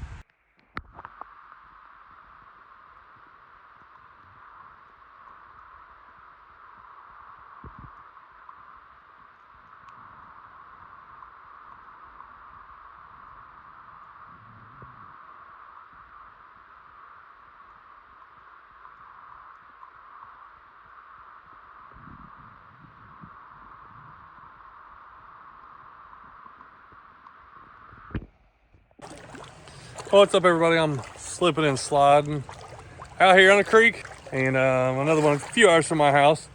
But drove over here because I was meeting up with a couple other guys, but also I haven't fished this creek since last summer, and I've caught some decent smallmouth out of it, and I've had days where I've caught several. So I thought it'd be a good place to kind of get on some smallmouth, especially when you're taking a couple other people fishing, trying to get them on smallmouth too. You want a bigger, wider stream where we kind of spread out and catch fish. So we got here about 2 o'clock, and I've been fishing for about 6 hours now. So let's throw it back to the beginning.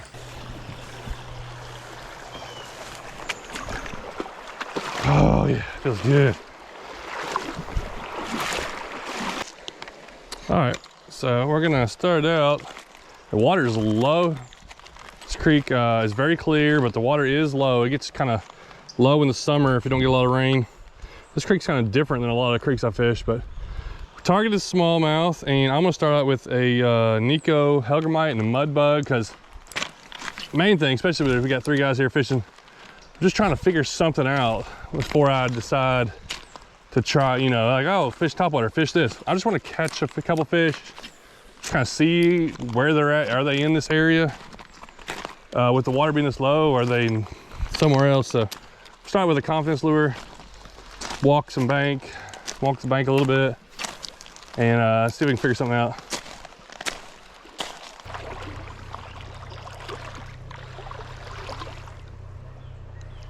There's a bunch of little fish. There's a couple little smallmouth I just saw too. Just trying to walk out. It's so wide and clear, that could be fish. I'm just trying to, this is the kind of area you need to make a good long cast a lot of times. You don't spook them off. There's one. A little guy. The other guys are down there I'm fishing with. We'll get back with them in a minute, but they're out here. There's gonna be fish here. I think it's gonna have to cover a lot of water. That's a little one. I'm kind of looking for bigger ones, obviously, but gotta start out just catching something.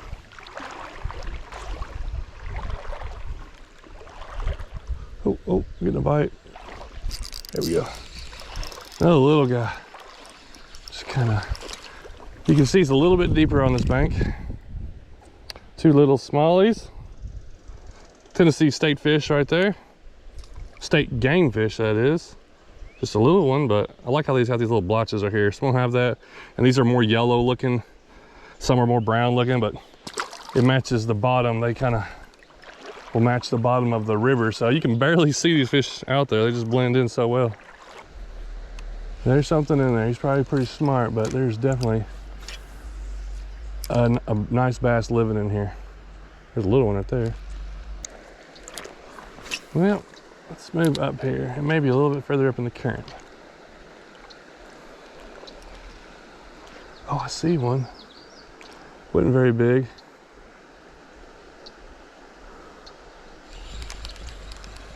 Where'd he go? Pretty sure I saw one right there.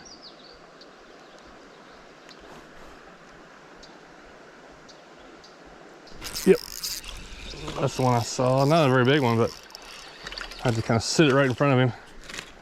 Well, he's a little better than the first two. We're working our way up. You can't start off with the biggest ones. I mean, hey, pretty good.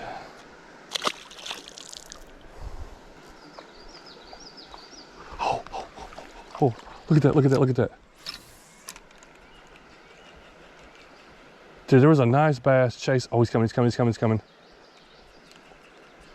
Oh, he turned away. He was chasing a minnow around. But I threw my Helgermite and he, I knew there was one in there. So he was in that area that I've just been talking about. And I can't get him to bite. He was chasing a bigger minnow, what it looked like. So we might have to change things up to get them to react to it. I ain't gonna switch out of the Helgermite just yet, but that does give us a little clue. We saw something. We saw a decent fish chasing some bait fish.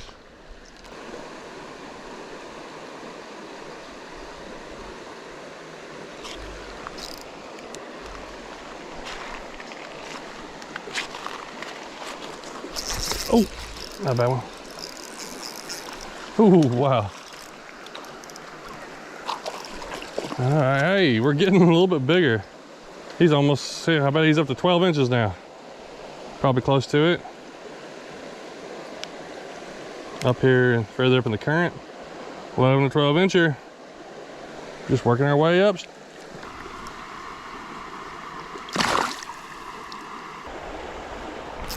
Oh. Yeah, that was a bass over there. He's looking for bait fish. Oh, goodness. Ow, that hurt. On the rocks. I put my hand on that rock and my hand slipped. So everything I stepped on slipped. Oh, that was hurtful. Hopefully I threw my rod because it flew out of my hand. Man, watch where you're stepping. I hope it didn't break nothing. This is my nicest rod too. I think we're still good. Oh, what is that? There's definitely fish in here. And I think I'm gonna have to do something different to get the bigger ones to hit faster. I mean, I've caught fish on the Helgermite, obviously, pretty quick. Oh, what was that? I had a bite right there. But I think there's some bigger ones that are wanting something. Oh, something up there hit. Something a little different. So let me think. What do I want to change to? I got a backpack with an assortment of lures. Trying to be ready for most circumstances. Let's make a cast over here first. Oh, that's a good one. Well, he's not as big as I thought, but he hit hard. See, should you stay with the Helgermite? Man, makes it tough.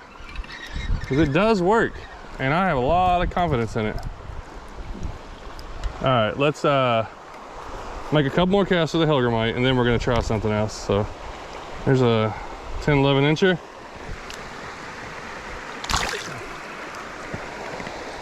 Well, we're gonna leave the same jig head on, 1/16 ounce, put on a Yum break-in shad, and that way it'll dive down, but I can twitch it and kind of work it really fast.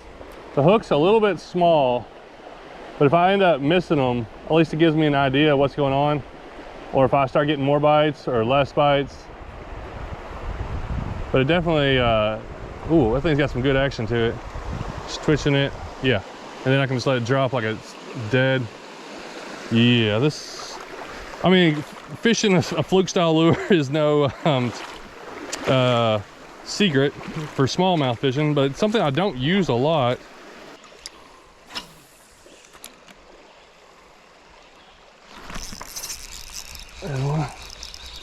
This is the back of the pool. We smoked that little breaking shad. It's back here sitting at the back. All right, well, there's one on the breaking shad. Didn't take long. Didn't pull any bigger ones yet, but it definitely got another fish already. It's a nice smallie right there. See him? Which one? Where? He's not. He didn't hit it, but he's right. One of them hit it over here, but Yeah, throw it back in there. Or that. Just let that work. They're in here. I've seen a couple. It's just so easy for them to see us standing on the bank. Yeah, looks good. Any bites? No. Haven't had a bite in a little while. I was like, I caught those fish earlier, but there was like more current. It was like littler pools.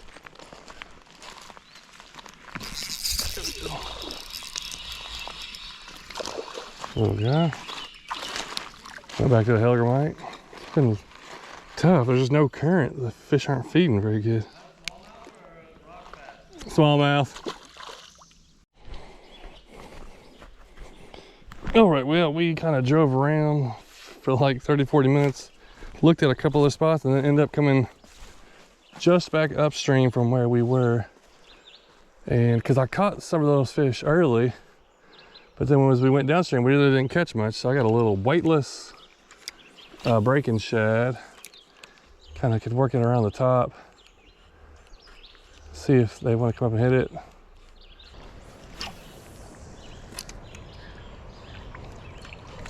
Oh my!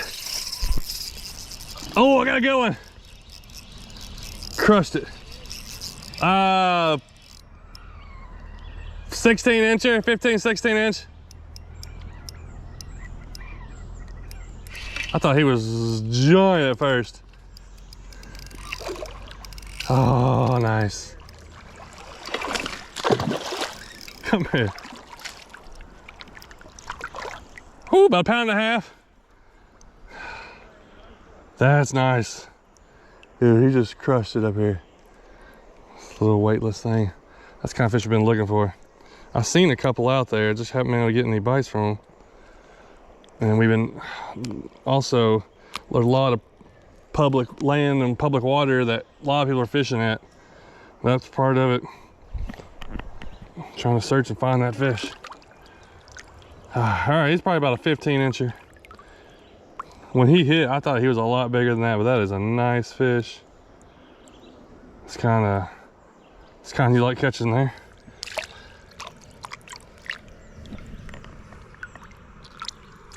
All right. Let's go. Let's go. Dude. You're like, get lower and lower. Come on, you're almost there. got the phone and the wallet. I hope your bag's floating. It's getting a little wet. You're almost there. Rod. You're like, there's like a ledge right here where I'm standing where you're at. If you grab the rod, it'll be cool. I'll pull you out. Got it? Oh. Wait for a full swim. Oh, I feel it. Oh, your bag's open. Oh, frick. Hey, something just fell in right there. Oh, it's okay.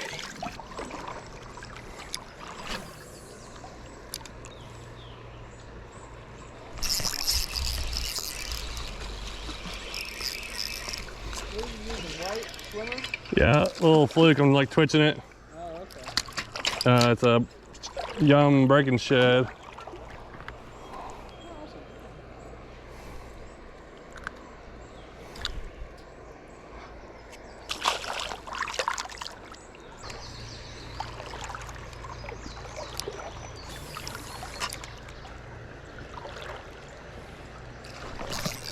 Oh, come on. Oh, got him. I missed him the first time and hit it again. There's one of the jumping minnow. Little guy. I don't know how you, no wonder I missed him. Oh, all right.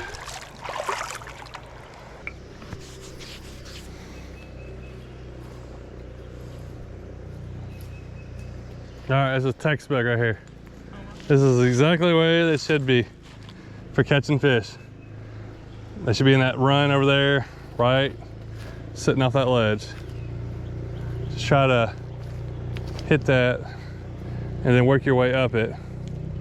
Just chuck it at like a 45 and let it drift back down to a 90 or whatever the angle is. Like throw it ahead of you and then let it, so walk up a little bit.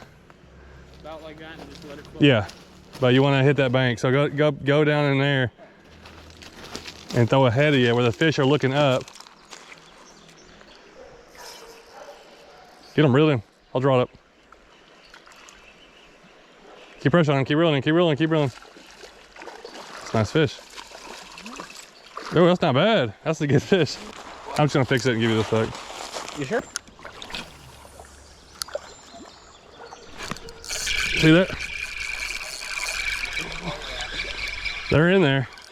There's more in there, that's for sure. He hit it on the fall. But I let it fall. I didn't pull on it right when it hit the water, just let it fall. Well, that's on a yum dinger, but another about 11, 12 incher. So remember, when it hits that water, just let it drift for a little bit. You got him? Oh, you got him.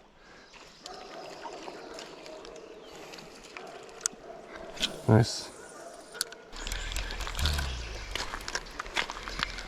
All right, a little teaching moment here. I'll let Ethan borrow my rod.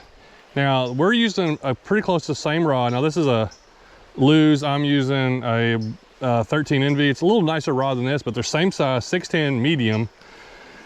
This reel is a bigger, slower reel. It's like a 5.2-to-1, I think, a 400 size. And mine is mine's a faster reel, 6.2-to-1. He's got 30-pound braid. And so I can't cast near, I'm you know, 15 feet shorter on a cast like that right there than I would on my own setup. So this is definitely, I'm catching fish with it. Oh, I had a hit right there.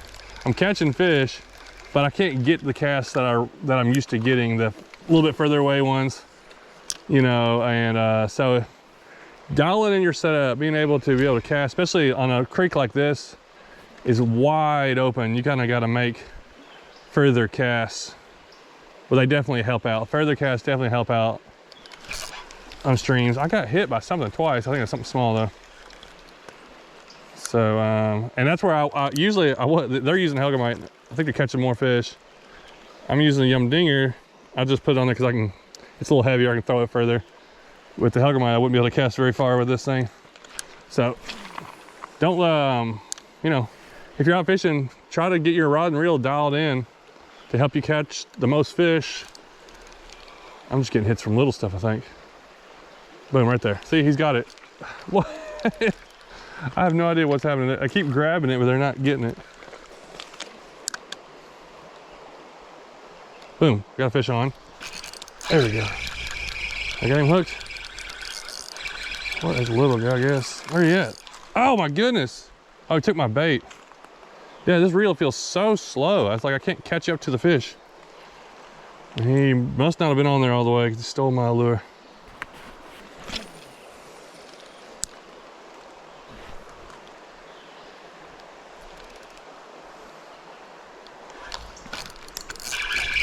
Ooh, what is that? Now that feels better. That's a nice fish. Well, they're not. Oh, there's another one with it. There's 2 or 3 more down here. Let me get the guys come up here. We'll probably end off. There's like 3 fish following this one that are pretty good size. Oh, this might be my, yeah, this is definitely the best one today. On the yum dinger. Hey, y'all go up to that next hole. I just caught this guy. There was about 3 of them with it. Are you kidding me? Yeah, that's my best one of the day. Hey, look, he hit the yum dinger. No, I had 2 or 3 bites. That little float right there. Yeah, kind of work your way, fish it. they're in that little current, so there's definitely more in there. We're talking about why smallmouth hit this. They're using Largemouths catching them. That is a chunky 15-incher probably. He may be as long as that first one, but he is a lot thicker. That's a pretty fish. That's a good creek bass. A lot of walking and wading, but hey, that's a good payoff right there. Hopefully we'll see if one of the guys can get on there, because there was a couple more in that hole, but it's getting dark. But the sun's starting to go down. We're getting ready to head back here in a little bit. Oh, that's nice.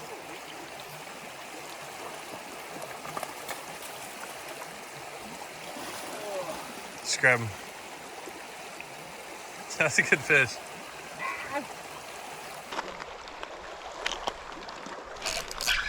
What?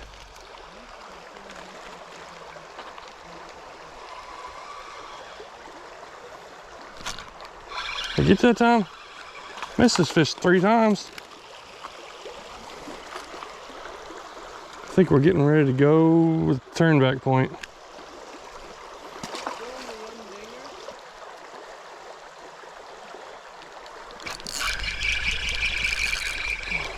That little guy. I could just pull. Oh, pretty. Hold on there, buddy. I'll get you low. I'll get you loose. Yeah, not a bad day fishing here. Had a couple lulls in certain areas, but picked up. Pretty sure I just saw something eat at something right in front of that tree, like right above that rock ledge. Yeah, well, fishing's never over. Oh, it's a nice one. Stay down, stay down, stay down,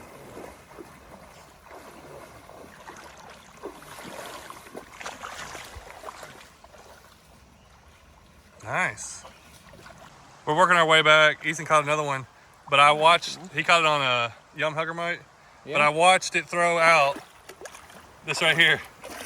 Oh, no way. I had one steal my bait. No kidding.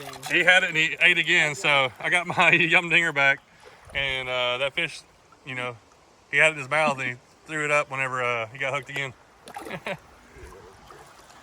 Hey, well, that's gonna wrap up about a half day. Ethan and Elijah. I don't know why. I knew it started with E. Ethan and Elijah. We both caught fish. It kind of took us a little while to get on some of them and kind of messing around different things, but we think we got it dialed in. We might try kayaking, or we might come back and fish some of this area since we kind of really found some good stuff here. But all in all, pretty fun. The water is nice and cool, so it's kept us cool. But we're gonna get up early and try to do a little more fishing tomorrow. And we'll see how that goes, so see you then. This seems to happen every time you take your camera off, waiting on those guys back there. We were catching fish. I went ahead, then I come up here and catch this guy. He's about 16-inch. He thumped my yum dinger. I'm just kind of making casts, waiting on them. This is where we're getting out of the water. Thumped that thing and just took off. I thought for sure he was bigger than that, but he may be close to 2 pounds. Actually a really good, really nice fish here. Man, that thing hit so hard. He's probably a pound and a quarter. I mean, pound and 3/4, over a pound and a half, I'd say, but he felt like a 3-pounder the way he hit. All right, this may be my last one for tonight. I'm gonna stay here and make a few more casts, but that's how it goes. I'm just staying here. Thump. He hammered it. Well, morning number 2 is looking really good. Sounded awesome. We pulled up to a spot that I was wanting to explore. I've been here one time before. Man, I think this is gonna be fun. We're gonna paddle up to underneath a bigger waterfall. I don't know how much water is flowing. And hopefully we're gonna catch some fish too, but we're only gonna spend about 2 to 3 hours, probably 3 hours out here. So let me get these kayaks unloaded.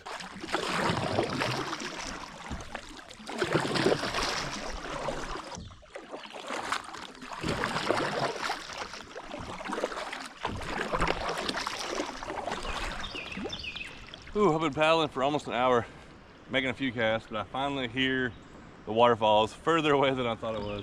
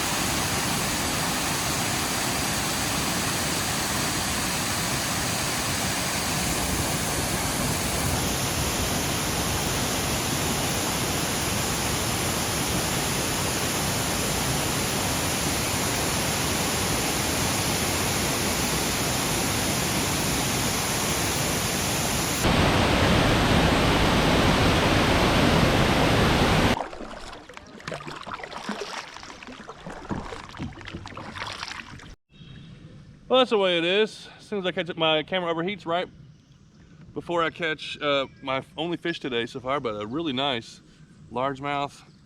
Probably about hey, getting close to 2 pound. 15, 16 incher, 16 inch probably, something like that. Take that. All right. That was a really good hit, even though you didn't see it, but that was nice. And once again, camera off. There's a little Kentucky spot. Little tooth patch you can see on his tongue. Probably about 11 incher.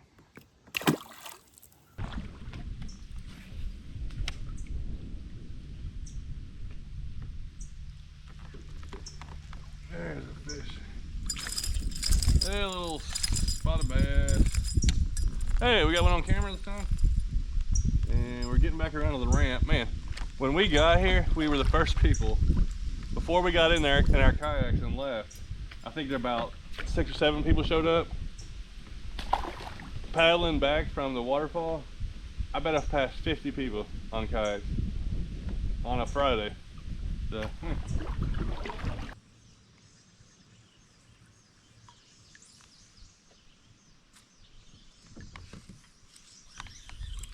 There's a bluegill.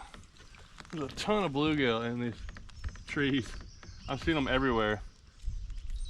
It's kind of neat. They're just like all these dead trees. Oh, what is that? Oh, I see some. Hold on. Let's not get a cast right there. Did it eat it? Eat it. Oh, I missed him.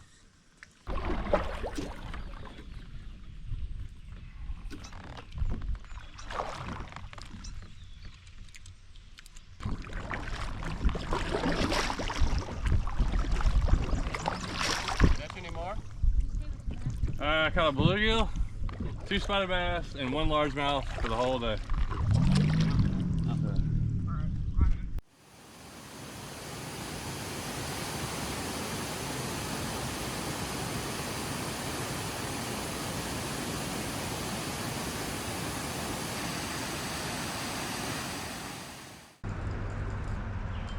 Oh, I had another hit.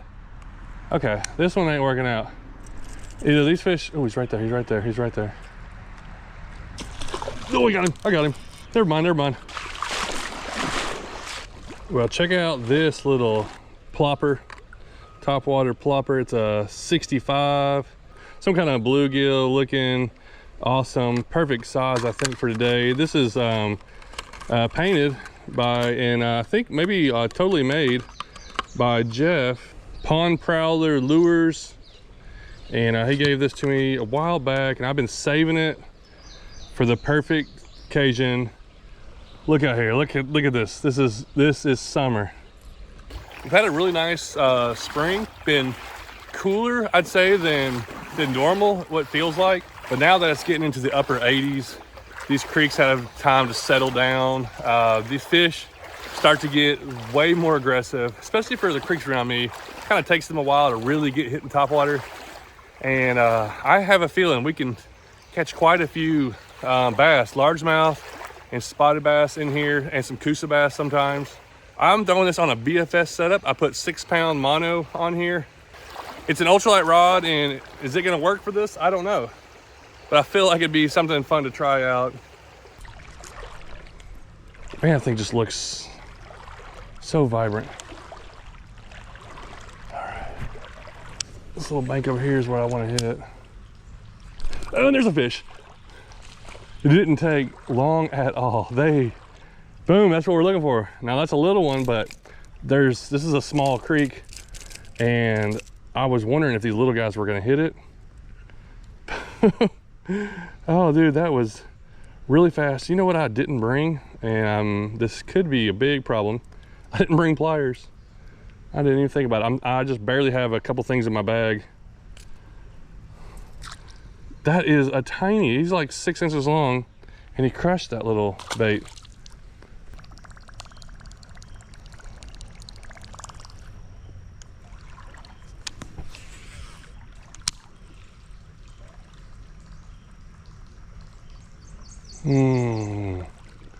Thought we might have got one out of there. That doesn't look safe. That looks like power lines laying in the water.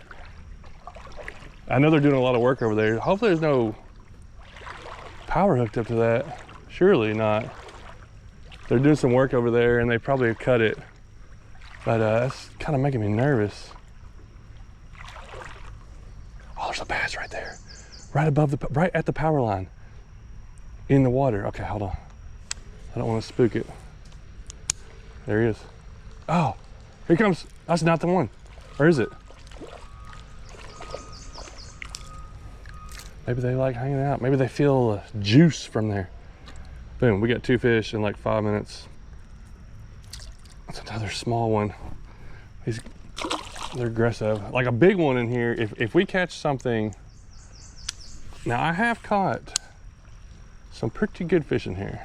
Like over 2 pounds, very rarely. All right, right up to here, we got some really cool shoals, rocks, a lot of fast little riffles, a couple little deep pockets.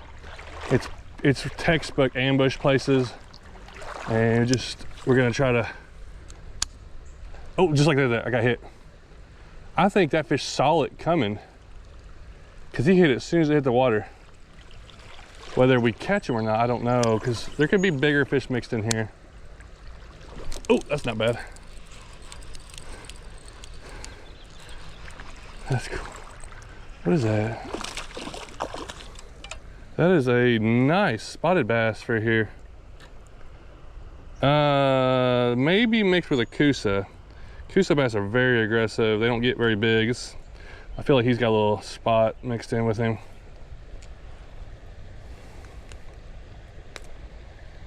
Well, he's a little bit bigger. It's definitely got some Coosa mixed in there. Not a big one, but those are good aggressive hit.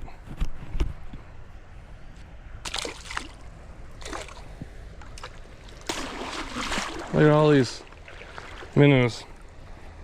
Just so many. Just a good sign, means there's a lot of bait fish. Should support some good fish. Some of these areas don't look like much, but you don't want to miss any spot. None of these are real deep. 2 to 3 feet, like deepest little ripples. But you just don't know where a bigger bass is sitting. Like that right there. He's not a big one, but it took me several, oh, it came off. It took me several casts before I got him to hit. Oh, that should be a good spot right there. Come on. Oh, there he is. Oh, it came off. That may have been a sunfish.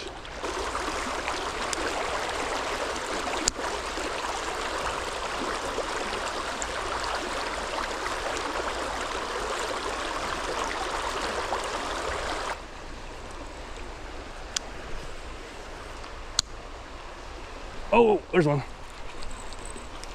He came out of that little brush pile over there.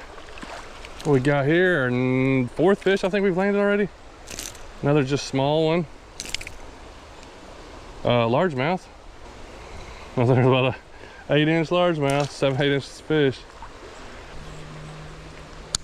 Oh, there was a fish there when it hit the water. What, I got something.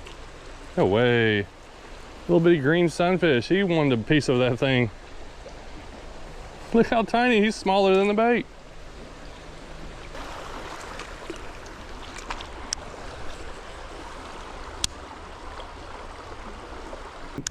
I didn't see anything big. Oh, we got fish. Is that a red breast? It is. Wow, it's a big red breast. Oh my. Oh, dude, that's a nice one. That's definitely not a fish you're trying to catch. You're really expecting to catch on a little plopper. But, ooh, we got him. That's a big one, too. Nice.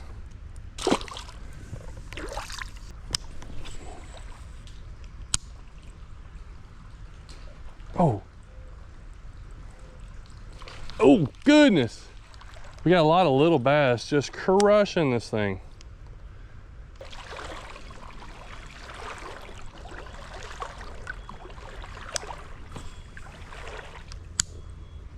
Oh,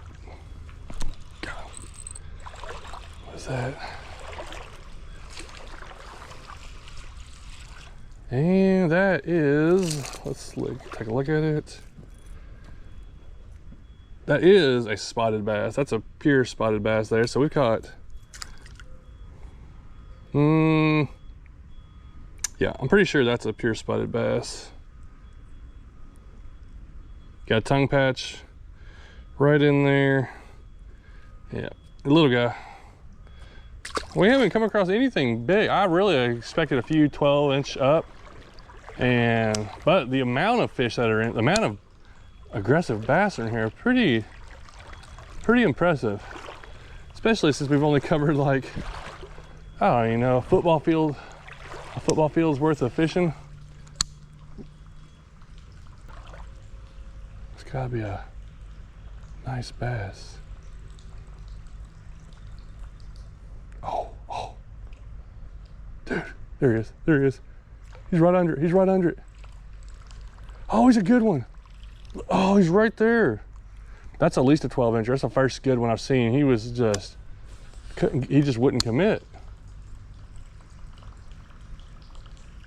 Come on. Well, I hope I don't miss anything, but my camera has already overheated on me twice. I just changed the batteries out, give it a cooler battery. I haven't even been out here an hour yet. That's part of I've been having trouble. As soon as it gets really hot, I'm having trouble with all my cameras.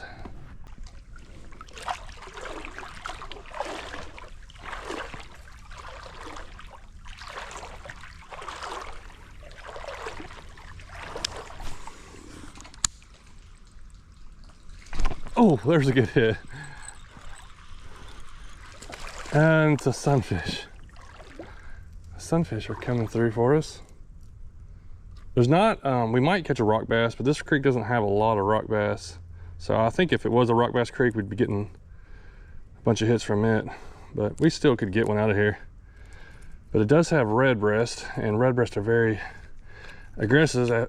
As you see, we've caught 2 already.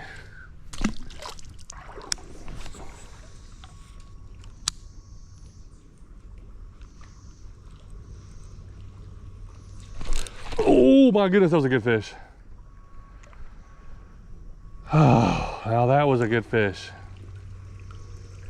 Never really pulled. Okay, that was our first good hit. That was something probably 12 inches or bigger.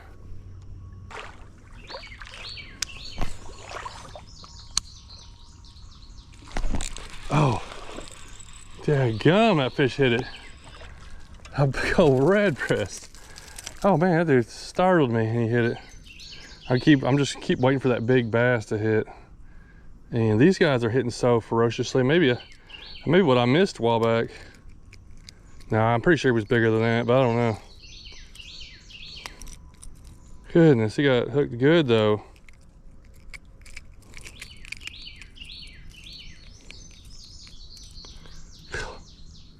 These guys will keep you on your toes. They're not bass, but I don't mind catching them when they're hitting like that and that size. Yeah. All right, we are moving into a long stretch that's continuously deep. Gets over my waist usually. It's a little low right now, so hopefully it won't be too deep. Usually gets over my waist, and it goes for, I don't know, 50 to 60 yards, like a pretty good ways for this creek, a pretty good long, deep stretch. And it's another one of those areas. I can catch fish the whole way through. Maybe I don't get a bite, but most likely at some point there'll be something come out. Oh, wow. See right there, there's another largemouth underneath it. Okay. It's kind of making me wonder if the bigger fish just aren't committing to this.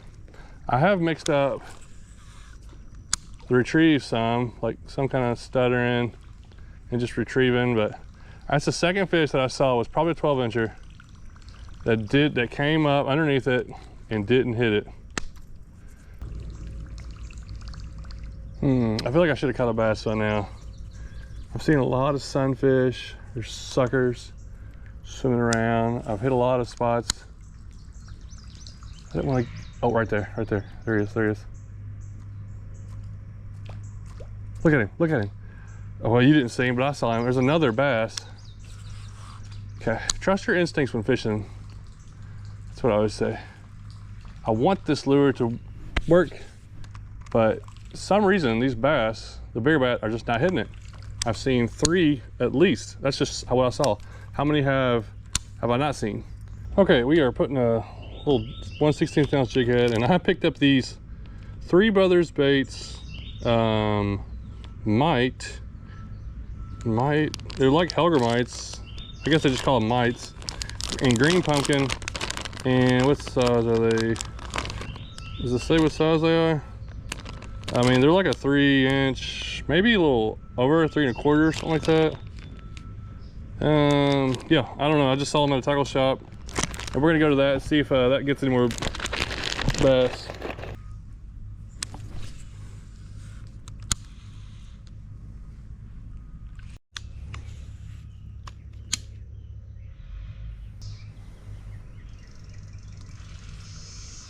All right, well, I've been fishing this little area. We got a log jam, and I saw a really nice bass go up in there, probably a 2-pounder. And I've only got sunfish biting at the Helger-mite. But yeah, there was definitely a nice bass that went up in there. There's a lot of debris there. It's a perfect place for a nice fish to live. Oh, there's another bass right in front of me. Another nice bass, thick, like 13, 14 incher, I'd say. Came right up in here, went that way. I've been casting up in here. Is that him? Yep, that's him. Oh, we got one. Hold on, that's a nice fish. Am I finally gonna get something good? I know there's a couple in here this big. Well, that's a fight on this little setup. That is a nice setup, or a nice pass. I just don't know how good the hook's set. I'm using 6-pound mono, and oh, yes! We finally got something good. I wonder if he would have hit topwater, who knows, but I've definitely gone past several fish. I don't know if they were all in this range, but close to it at least. And I think one that was definitely bigger. That is what we're looking for. Got him on that Helger-mite. I seen him go by, flipped over there, and he picked it up. So that was probably a 13 incher. Look how thick it is though, like wide, just a good healthy bass. Okay, well, we got one. You might hear the road. This is like our last little area, but right back there is where I saw my biggest one. It was under that brush pile.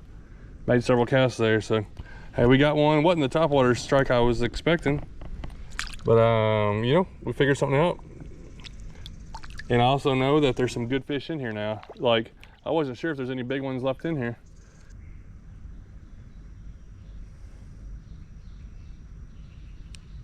Oh, I thought I had another one.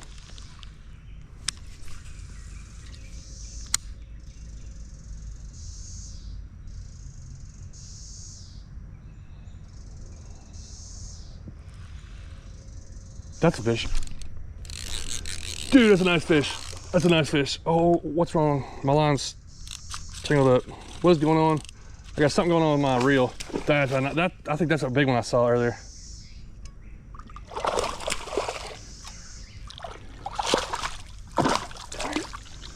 I'm glad I didn't leave this area just yet.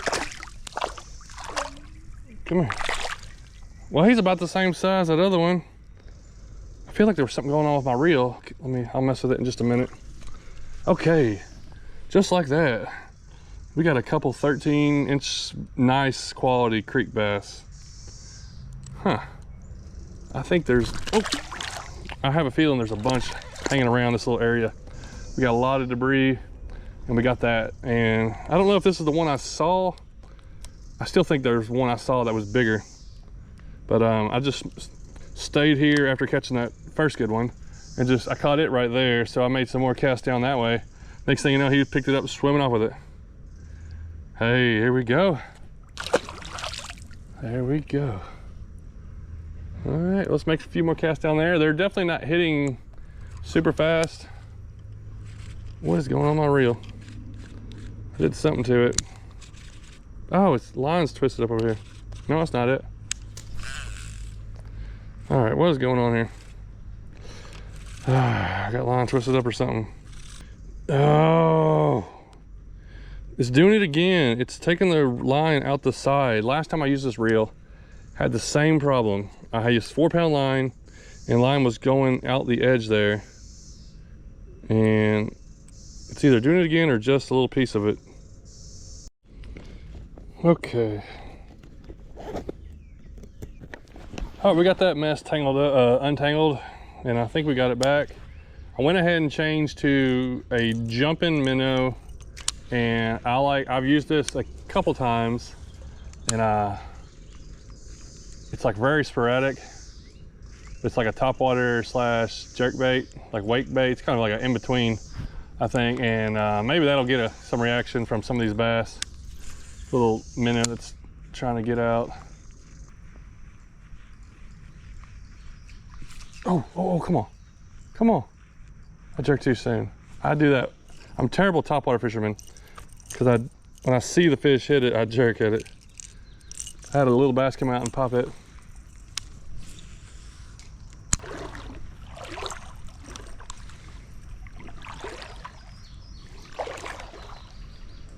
Oh, snake just fell in the water.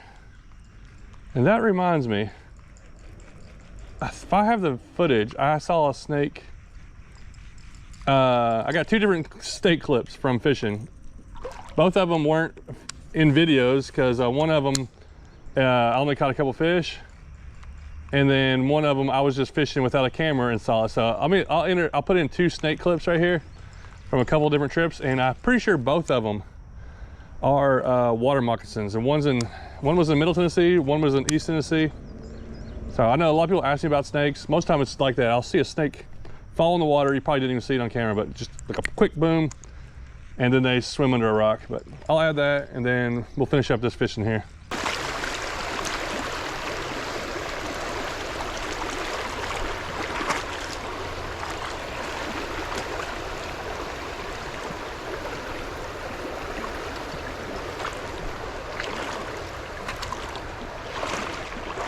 Oh, there's a snake right there.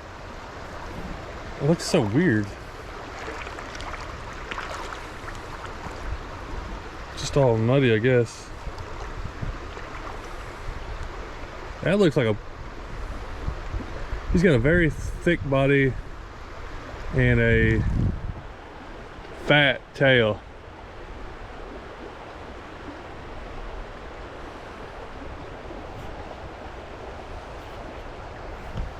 All right, let him get in his rocks. I'll leave him alone because I think that may have been which one was it? The water moccasin? I don't know. I think he may have been a poisonous one with that because they have those fat tails, unless something was just messed up with that one.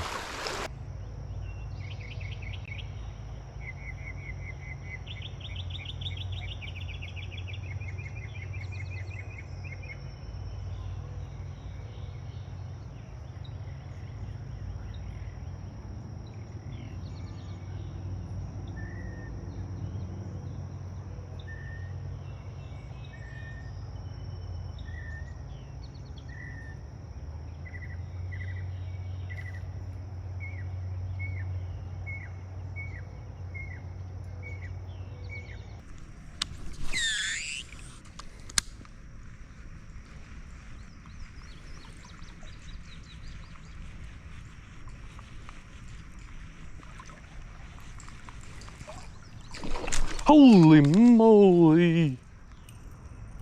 How? First off, how'd the fish miss that? And where did it come from? I'm gonna sit here for just a second and see if I see him. I just stopped. I saw a fish swarm, and you heard the explosion. And I jerked like an idiot instead of just reeling into it, I guess. I don't know how that all happened, and then how I didn't even get it hooked at all.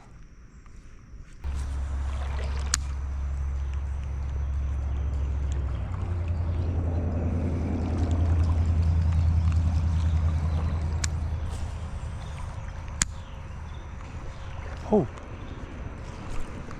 Come on. Got hit twice. Neither, there he is. Oh my God, I got hit 3 times.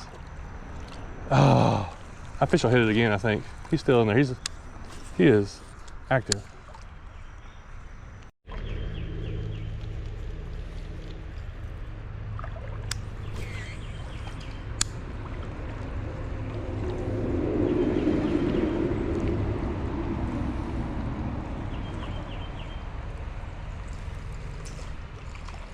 Come on.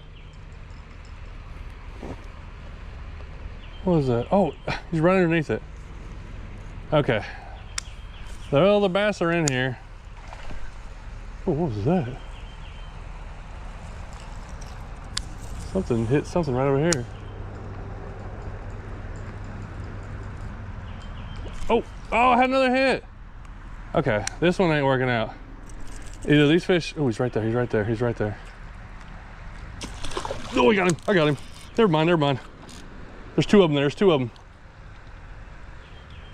Oh, bite at it. I'm trying to get this other one to bite at it. You might get hooked. There's 2 bass. They must have been chasing bait and came up beside me. I got another one right beside it. I don't think you can see it on camera. It's a little dark in here. Well, I don't know whether I should change from this thing or not. Now, I think I would have caught more fish, but I don't know if I'd have caught that one because he just came up hitting that stuff. Look at that chunk. Oh, good, he came off. Where's that other one at?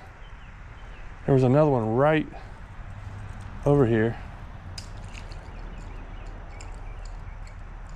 Do a musky thing.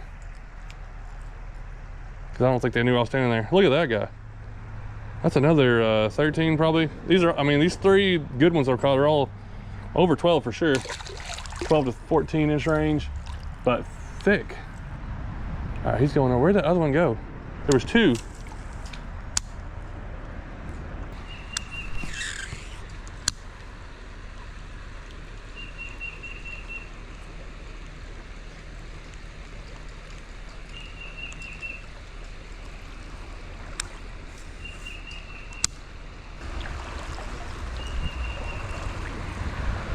I thought for sure there'd be something right there, which there might be.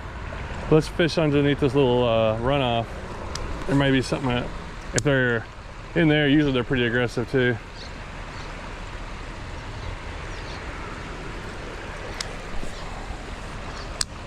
Right there, come on. What you got up in there? What's up in there? Nothing? Oh, I got hit. I never saw it, I got hit twice.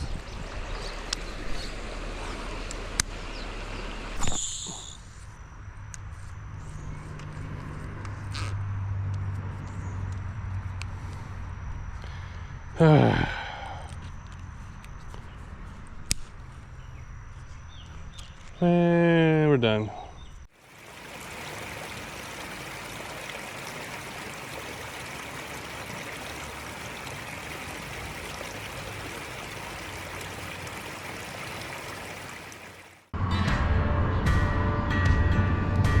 It's deep in here. I didn't know there was that much water.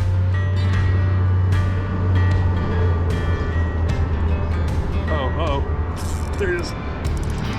Oh, that's a good one.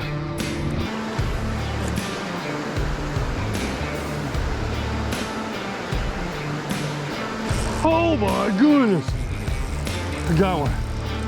Holy cow, he shot out of there. Where did he come from?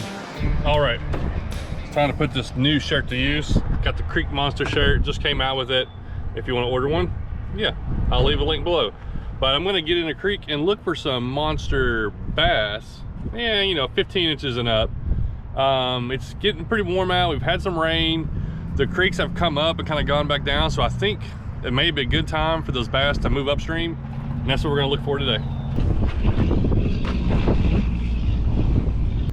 All right, the water's up a little bit. It's a little murky, but it's pretty clear. I got a big 1-knocker, the Head and Spook, and I can cast this thing really far. Got it on some, just a medium heavy spinning rod because I might have to change to some other lures if I can't get them to bite. I think there should be some bass in here.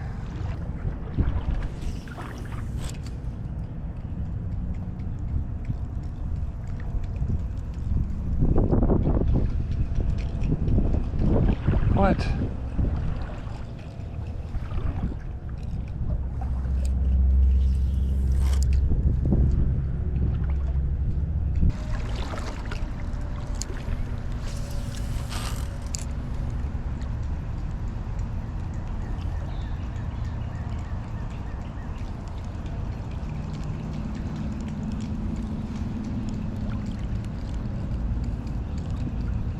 Well, usually if I'm gonna get a hit, I would have got a hit by now.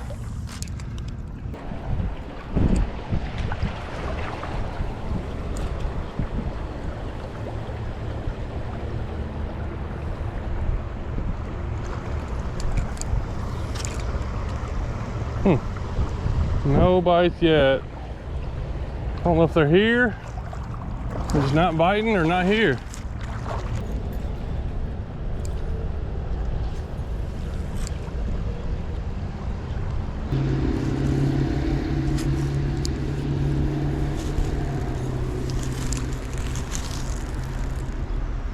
There's one. I knew we get something. Finally. Oh, we got a largemouth. Not a giant, but first catch off the grass back here. Haven't had any hits, which is usually pretty rare. Maybe but every time you go somewhere, it's totally different. I don't know what the fish are doing. I know that one, he hammered it though. All right, we just moved down the creek. A little calmer here. Still murky. There should be some bass in here.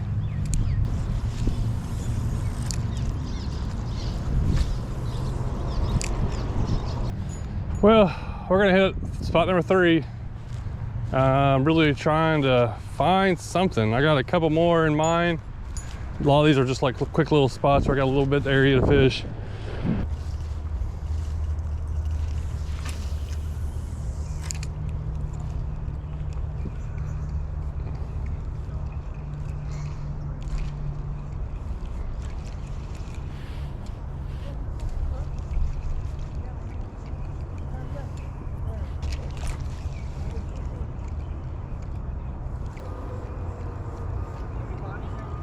Just one.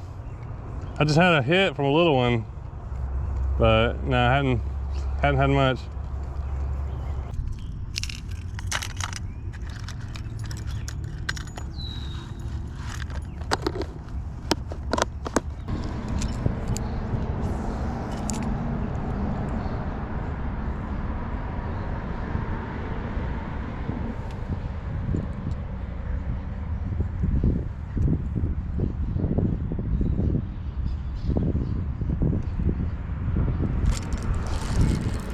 Oh, well, finally had a bite.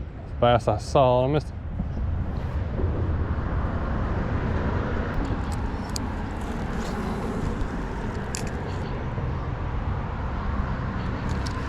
Oh,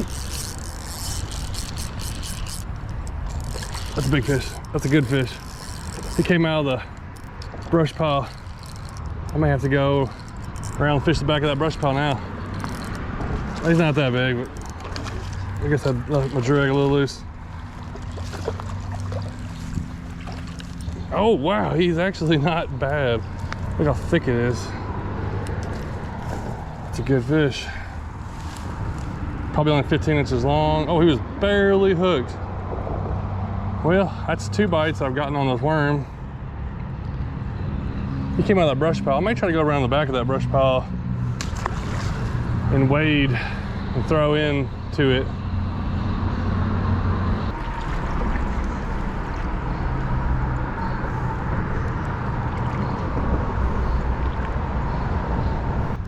Got 2 fish total, all the walking around I've done.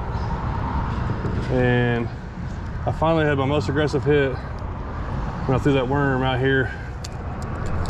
Like just a log jam right through there. So there's gotta be more fish. Oh, it's getting deep. It's deep in here. I didn't know there was that much water.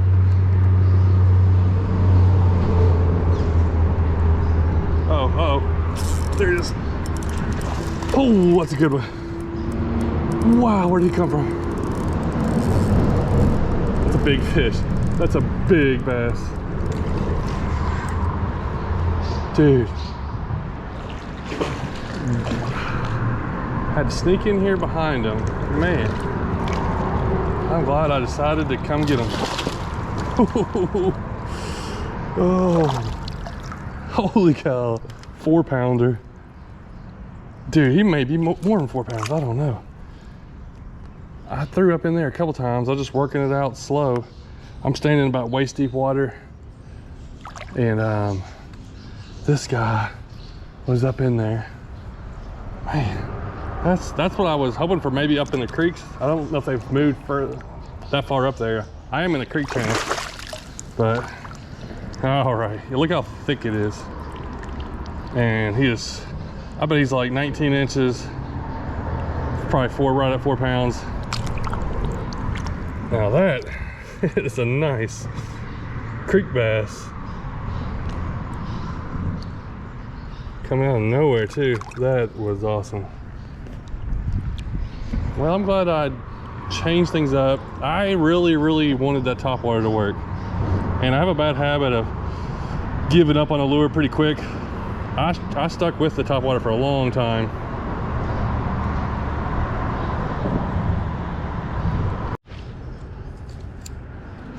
All right, let's move. Let's kind of move down to this next one. I'm gonna cast behind me and in front of me, but I really think most of the fish are up there if they're sitting in here.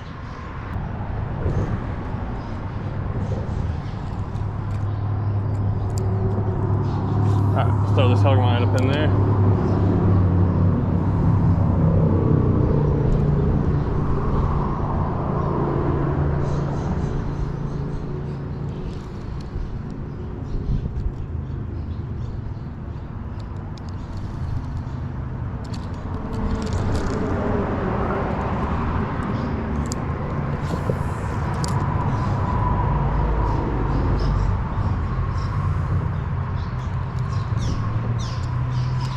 Take it. I got something. Got it. About to say I got. Oh, I was a little better than I thought. Oh, it popped off. He was bigger than I thought he was. He was like he was like just pecking at it. All right, well, this is a little smaller hook than I normally like to use for this rig, but I only had a couple things in my bag. So this hook's only right here. I'd rather it come down here, but I gotta, you know, sometimes you just gotta make do with what you have. You don't always have the perfect setup for every situation, but you figure things out, you make do, and try to catch fish.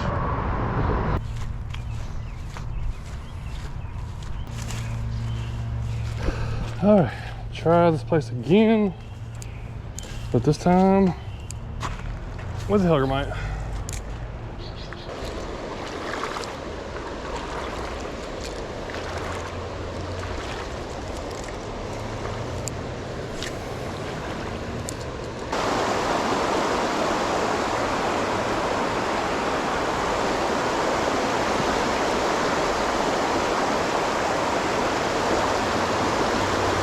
Oh my, there's one. There's one. I knew there had to be something in there. Oh, there's another big one. There's a big one right behind it. Dude, there's a big one behind it. He smacked it. He's right there. Oh, I spooked him. He was bigger than this one. I knew they had to be in here. I've just been fishing patient. Kind of just making a lot of casts, covering the same water over and over again. Look at this guy. He's in here eating. The one behind him was definitely bigger than this. This is probably, dude, I don't even know. He may be 2 pounds, as thick as he is. About a 15, 16 incher. That one behind, behind him was a 18 incher. And look, he came out of this current. They can be in here feeding. There might be another creek monster right there. Just a nice fish. That was on the Largemouth. I know there's at least one more in there. And he was a good one. He hit it when I was reeling it across, like pulling it across the current.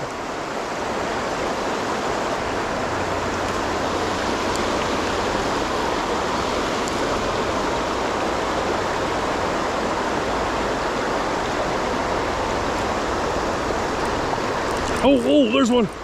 Good one.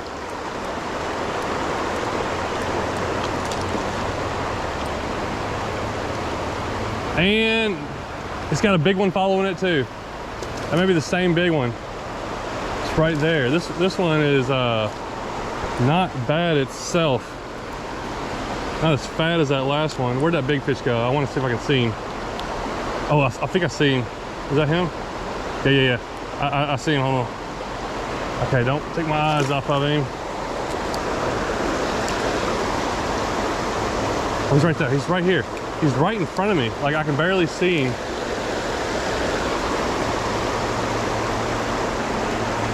Where'd he go? I dropped that other one back in right here because I was trying to keep my eyes on him. He was right here, just kind of. Man, that's a couple good fish. Way up here. They're actually a little shallower than I thought.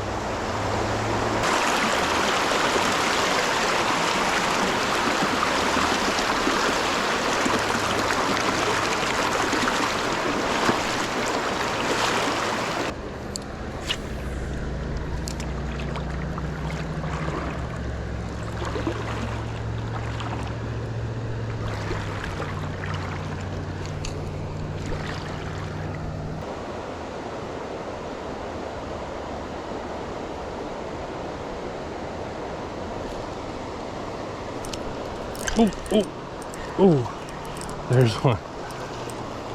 I didn't know he was on there for a second. As far as I'm going, it's so hard to go up these holes. This is a pretty good little hole here. Boom. Dude, I think, what has he got in his mouth? Hold on. He's got crawdad pinchers. Ooh, he's got a crawdad, a whole crawdad in there. That looks like it's been in there a while. Can't always see it. That's probably a 15-incher. Dude, I almost got a better limit today waiting than I did 4 days ago fishing a tournament out of the same lake. But I wouldn't be able to get a kayak way up here. But where I caught my biggest one, I definitely could have got a kayak. And that would have been the biggest one. If I'd have caught that big one, a 4-pounder, I would have made some money. If I'd have caught that big one. I didn't catch any that big. That'd have been the biggest one I'd caught. But dude, I almost got, oh, another hit there. Solid limit, just waiting. That's what sometimes so fun, just to get in here. It's a lot harder walking around these rocks than it is kayaking. That's why I do enjoy kayaking, because this right here will wear you down quick. And sometimes I just don't feel like going through all the effort. Today, I thought I was just gonna fish a short little hour or two. I think I've ended up probably maybe spending 3.5 to 4 hours total by the time I get back. It's probably been about 3.5 hours right now. Oh, is that a fish? No. Come on, take it. There he is. There he is. No! That must be a little fish. He's grabbed it a couple times.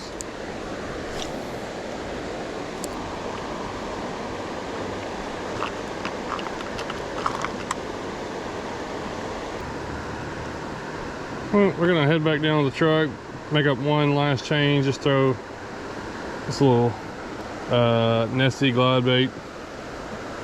Let's just make a few casts with it. And just reeling it, looks like.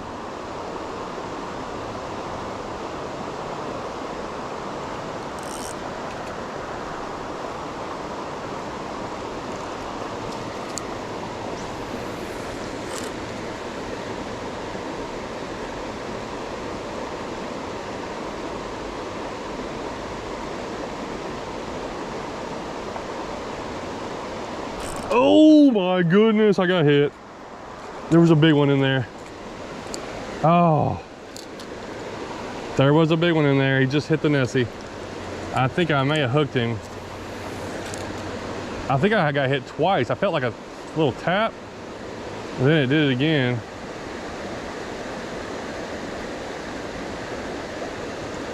Man, it just shows you, that's what sometimes fishing is so weird to me. So hard to, there could be 5 lures that catch 5 different fish in the same hole. And, oh, he came out, he hit it again. He's in there, he hit it again.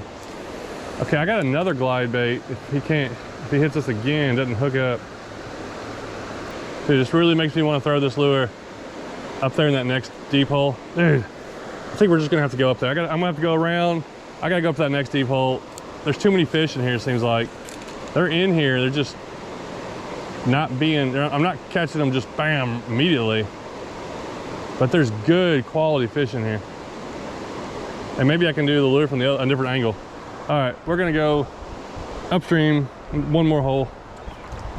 And then we still got some areas where we saw fish that we didn't catch.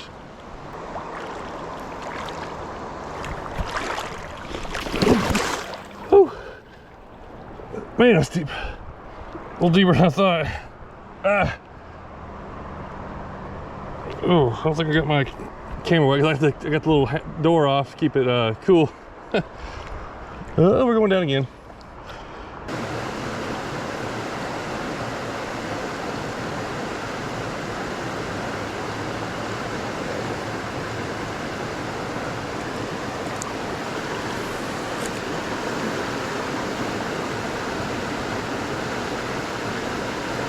Oh my goodness!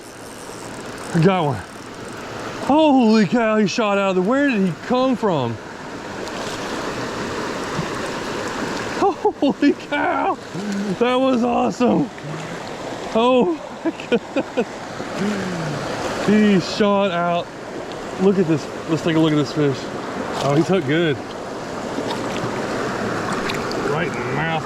Oh, fat. Oh, fatty. Look at that creek monster. Oh, that Ness, or yeah, this is the Nessie. The Berkeley Nessie 7.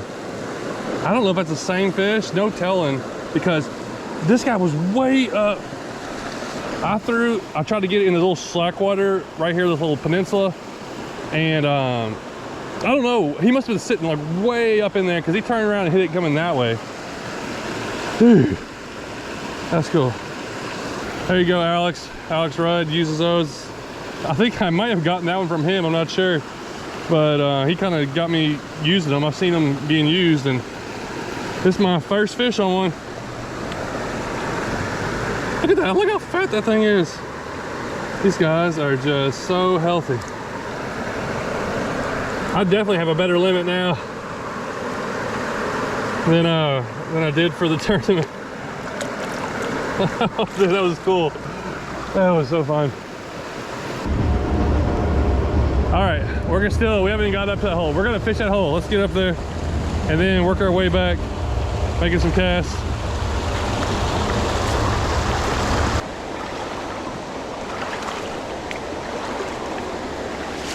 Oh, we got the perfect rock to fish off of. Okay. Up there actually looks good too, but we're not. I gotta turn back. Let's fish this. Up in there, that's boom. That's where I'm expecting something. I'm just reeling this lure in. Can't really work it. And it looks like a swim bait just swimming in. If I don't get any bites on it, I may switch to the Huggermite, go back to Huggermite. And throw it.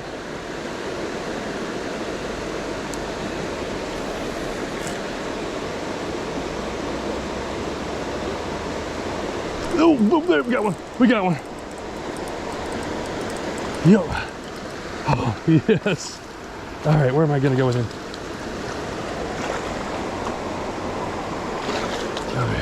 Get over here. Boom. Right up in that current. That's where this lure is giving me some confidence to kind of have it with me when I'm wading and or fishing anytime. Oh, look how thick this guy is.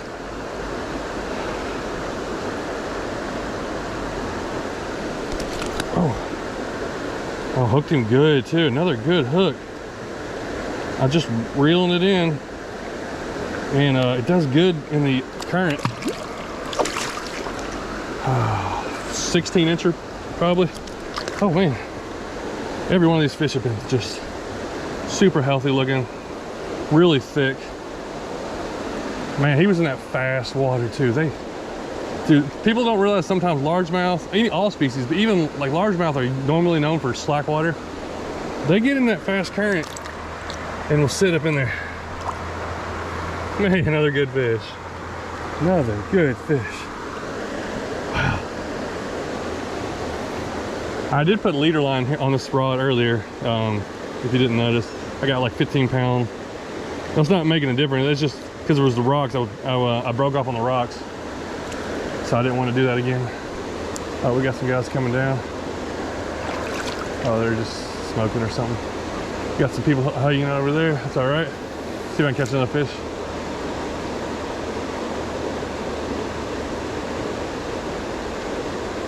I'm not sure how many fish that quality can live in each hole like this. I would say 2 or 3, but I don't think you're gonna get like, you know, 5 or 10 that good, that thick, because they're just eating everything, anything and everything. Man, I've learned a lot, and dude, what a change this day started out. I had something in mind that I was wanting to make those fish eat a topwater. I was like, it's gonna happen. I spent a lot of time trying that, and then I was like, well, then after a spinnerbait, thought, yeah, I get them bites, and only catch one, cover a lot more water. Can't really get nothing going with that stuff. Didn't want to do finesse fishing. Switched to the worm, whatever that, I think it's some kind of yum curly toe worm thing. Catch a giant, just a awesome bass, 4-pounder. And then catch a couple more, catch a couple on the Helgermite, like good fish. Fish that hole where I caught a few fish, and then these kind of holes, I've learned that you don't know what to expect. There's no telling what is in some of these little areas. And I've caught good fish in some of these places, and I've also known that I've fished them and seen good fish that never get to bite. So I was like, let's just throw something different. I had to see a little bit bigger lure, maybe draw something out. I think it was first or second cast, I get a hit, come around, move around, catch a good one, move up to another hole. It's like second or third cast, catch another one in fast current without having to like really work it like a glide bait. And this thing's made out of soft plastic. One hook on there. When they eat it, the ones that have really eaten it have gotten it. It's not that heavy, but it's still a good size profile. I saw that. Maybe this is where I can get that big bass to bite, or at least another one. Oh, got a little follower. Oh, got it. Oh, I saw him follow it. I paused. It was a smaller bass. His mouth probably wasn't that big to eat it all the way. Oh, dude, something's chasing something down there.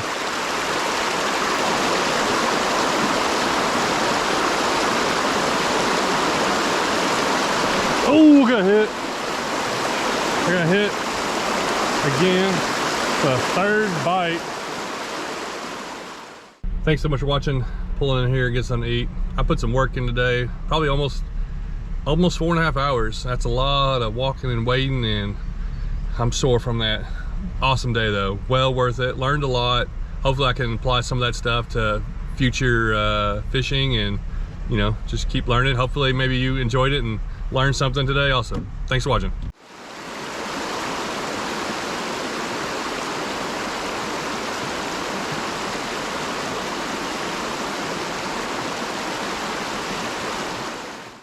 A few days ago, I was wading in a creek and I saw some caterpillars falling out of a tree, and they were just like several of them falling in the creek, and it got me thinking about a lure to use that I'm going to use today. This right here is a little caterpillar made by Rebel Lures. I don't even think it's made anymore. This is an old one, and I'm in a creek that's right by the side of the road, but also grass all around, lots of weeds, lots of overhanging things where little bugs can fall in.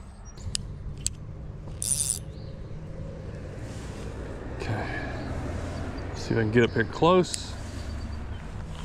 We got the little deeper hole right here, and these fish should be active today. And I got a catch, first cast. Something came up to check it out, and a shiner. So there goes a bluegill right there. He was way up here. Ooh, how did he get hooked? I didn't even have to do nothing. I barely moved it and he came up and hit it. First catch, because that's exactly what these fish are doing. As soon as something falls in there. Oh, this thing doesn't sink. It doesn't float. I thought it floated. So it's like a slow sinking little lure. And I've caught fish on it before, but I can't remember how I've actually used it. Oh, I see fish right here. I'm just gonna twitch it. Oh, and they hammered it. Come back, come on, hit it. Oh yeah, oh yeah, it's on. There's a bunch of little fish right there, little bass. So we had a shiner. Now we got a little largemouth living in here. Second fish there, really fast. All right, I know there's more than that. I saw them. Oh yeah, every time I twitch it, I got something come looking at it. Oh, eat it, eat it. Some sunfish right there. Come on. I may have seen the other fish get caught, I'm not sure. Let's throw up in there. There's gotta be stuff in there. What happens if I just reel it slowly? Oh, I get slammed, that's what happens. Are you serious? Dude, check this, oh my. Check this out. I got a double, a creek double. A bluegill and a largemouth. That's only the third time I think in my life that I've had a double anything. It was never a lure that small. This is one of the things I love about the creeks, and what really draws me to them is how aggressive these fish are. When you find these little holes that these fish are just having to eat everything to live. Got ourselves a little 6-inch largemouth, a 4-inch bluegill. Slammed it when I was reeling it in. So let's check this thing way back in there. We'll twitch it, reel it a little bit.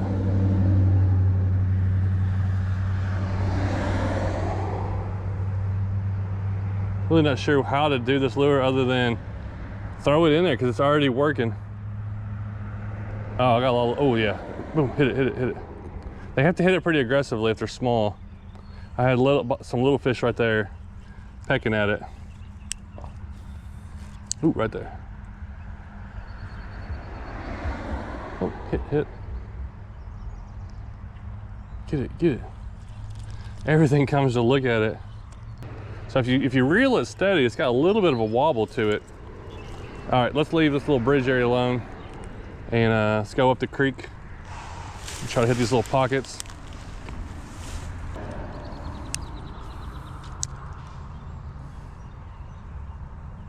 Oh. Oh my goodness, there's a goose right here in front of me. If I'd have walked up on it, it'd probably attack me. It's sitting on a nest. I wonder if it was on camera already, because I didn't see his head. Surprised it's not making noise and squawking, but it's sitting on a nest right there. They always do that in this field right here for some reason. I don't know why this field's really good for them, but I always see geese on beds and stuff. So yeah, they will flog you, and like I've never had one hit me, but they've usually run at you and squawk at you. Let's go down the creek a little bit. Gotcha. I saw that fish nipping at it, it kept twitching. Where'd he go? Oh, he's not bad. Get out of there. Oh, I'm stuck in a tree. Oh, well, the fish came off. Now I gotta get my lure back. There we go. I think that was a red breast. Oh, another hit. Oh, yeah. Oh my goodness, that's another largemouth that just came out and slammed it. Came shooting out. Hold on. Hold on. This thing is really drawing the largemouth out. Where a lot of times, if you go with say a trout magnet, I will catch more. I would have already caught a bunch of smaller sunfish. I'm not sure if I would have caught those largemouth or not. Okay. All right, when I drop it in this deep hole, there's gonna be something come slam it right here. Yep. Oh, there's a bunch of them. Get it, there it is. Oh my goodness. I'm definitely getting slammed. As far as hookup ratio, not that great. I got that one though. You just really need those ones, you really need them to just commit to it. And you need a little bit bigger ones like this nice, super nice red breast. Very colorful, hold on. Looks like, I love looking at these guys. It looks like something out of the ocean or somewhere. I love that color. All right. There's some fish swimming around. It's real shallow. I could definitely wade this creek if I wanted to, but it's, oh, I got one. It's pretty muddy, so it'd be hard to wade around. Where'd that guy go? He went in the grass. Did he go back in the water? I have no idea where that fish went. I think he fell back in. They basically just gotta hook themselves. You can't really hook them with these kind of small lures. It's just a matter of letting them eat it out of aggression and hook themselves.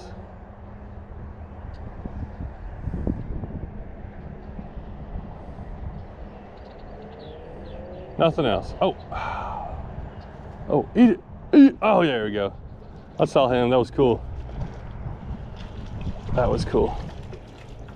Dude, that is a nice red breast.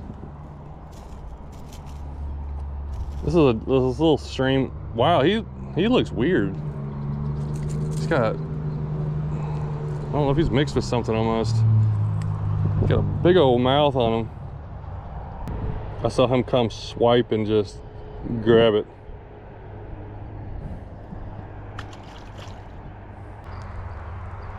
Huh. There's a ton of bait fish right there, that's for sure. They're in these really shallow areas.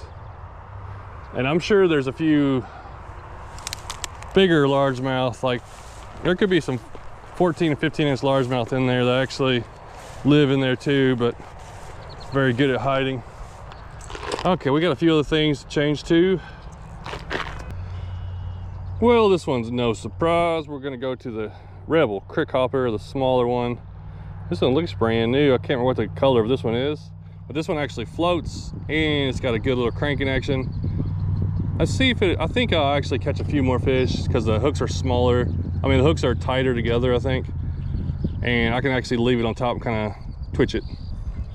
So, and boom. Little twitch, twitch, twitch.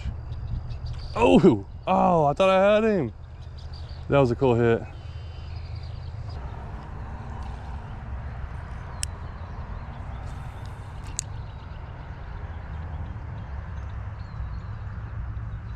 Oh yeah.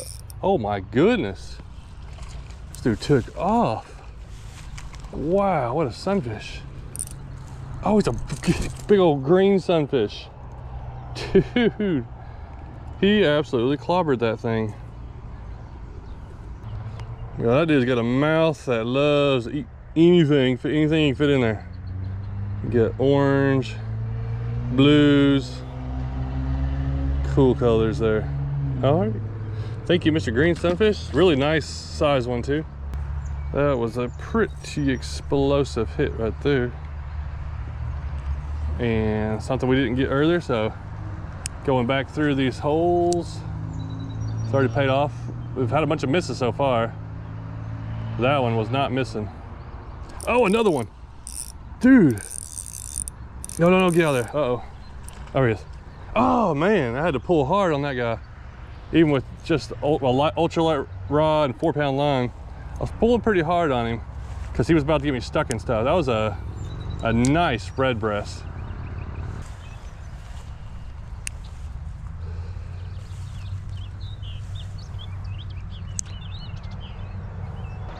Eat it. I'm getting a lot of little pecks in here.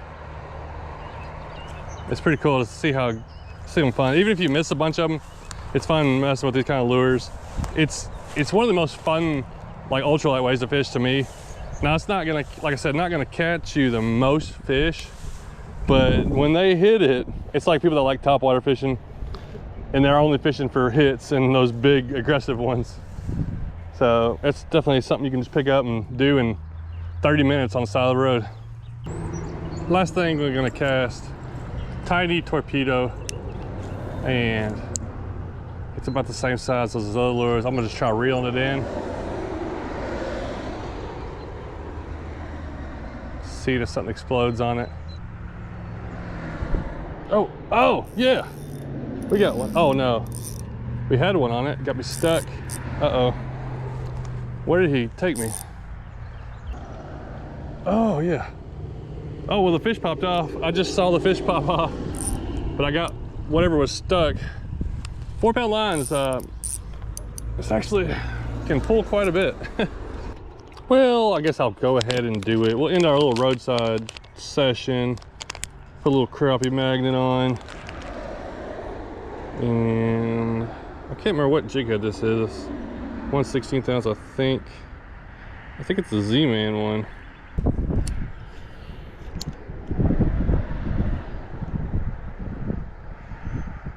Oh, there's one. Yep. There's a little guy. Oh, it's a little bass. Nice, little chunk.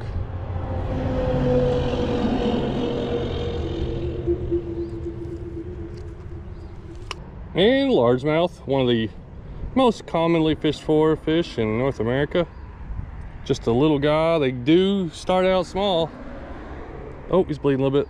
Let's get him back in. But there's probably 20 that size in this little area between, within a few inches, and they're gonna grow really quick, flush on down the next storm or something, move out to the lake one day.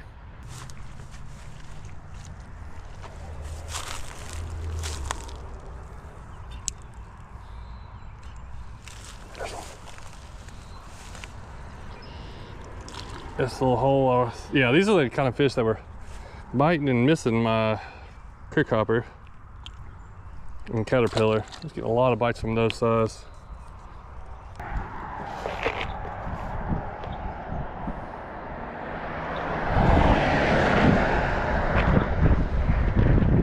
So there you have it. If you got just a couple hours and a creek you can pull over and fish, whether it's way out in the middle of nowhere or right in the middle of town beside the road, a lot of times you can find a lot of fish, especially as the warmer it gets. I get asked a lot, what do I need, and like what kind of stuff do I need for this? And it's real simple, and this is what I'm using, but I have a bunch of different setups, and you don't have to use this. You can use whatever you want, but this is a 6-foot ultralight rod.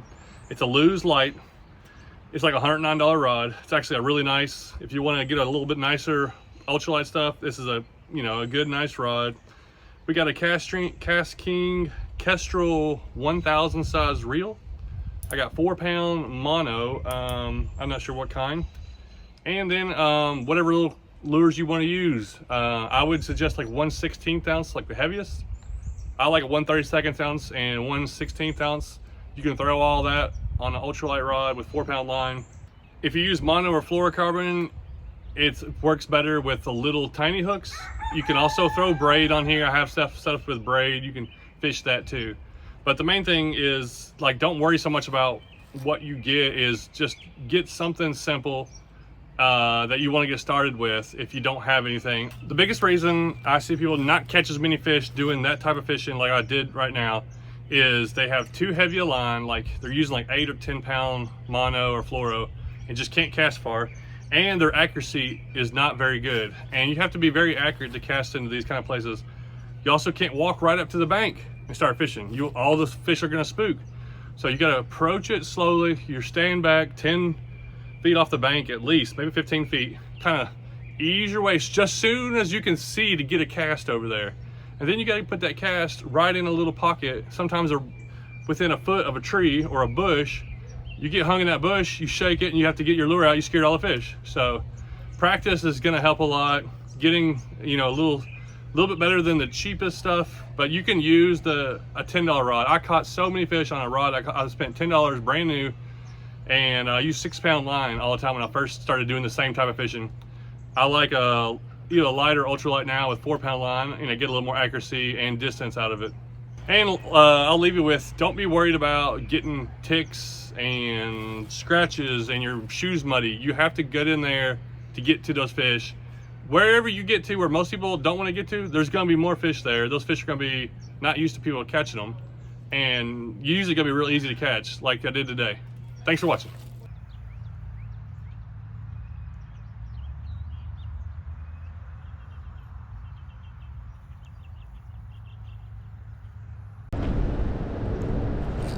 There's one.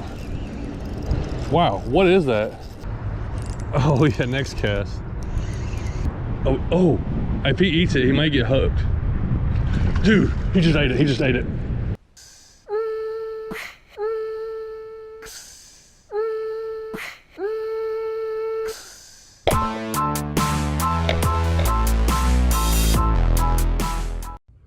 Well, I'm gonna do my intro in the truck because it is really windy out there today.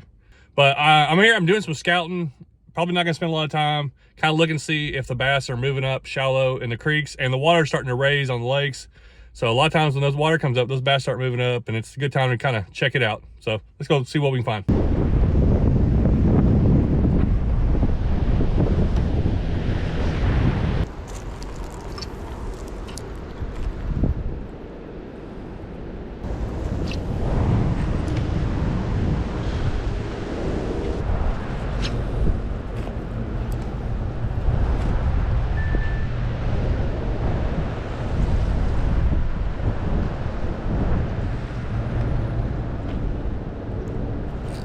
There's one. Wow, what is that? Holy cow, what did I just cook? Just thumped this lure. White bass. I wasn't expecting one here. Nice. I was looking for largemouth. Hadn't seen anything yet. I get a nice white bass.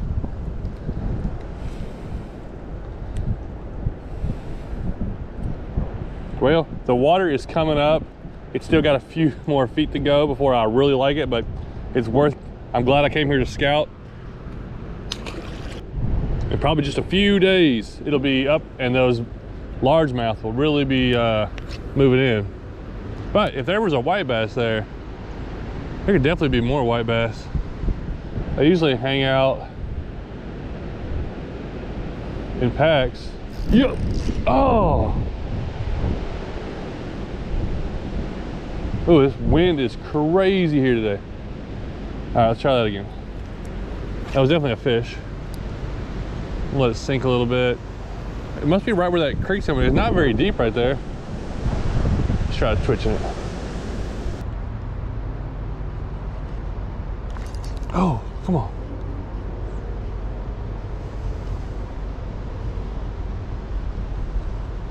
There it is. Okay. Maybe I just gotta twitch it and I gotta get it right over there. It's a nice little surprise. I didn't catch as many white bass as I planned to this year. So, checking out one of my largemouth holes, bank fishing spots, turns into bank fishing for white bass. Got a little 3-inch Yum Pulse. Let me throw this guy back. I've never caught white bass here. Kind of interesting. This is a bone color. May have made it up this far. Oh, terrible cast. What was that? Oh, I just broke off. Are you serious? I had a good hit right there. I don't think it was a rock. I think it was a fish. I see some bluegill right here. Man, let me retie. Ugh. Well, at least I think we found some fish here where I wasn't sure if we were gonna find anything. This is kind of just a real quick scouting mission, but I did bring a rooster tail, so I didn't bring any leader line.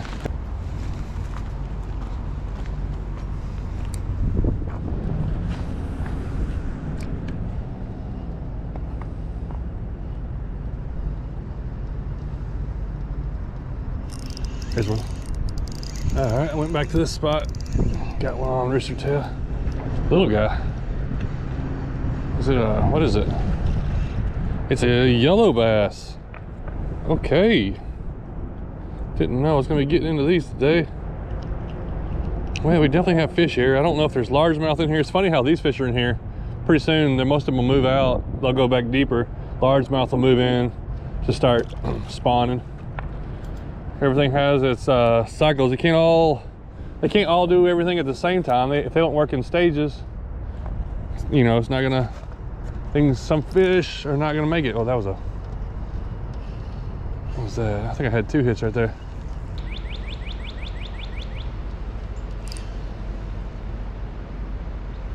There we go. Ah, what is this?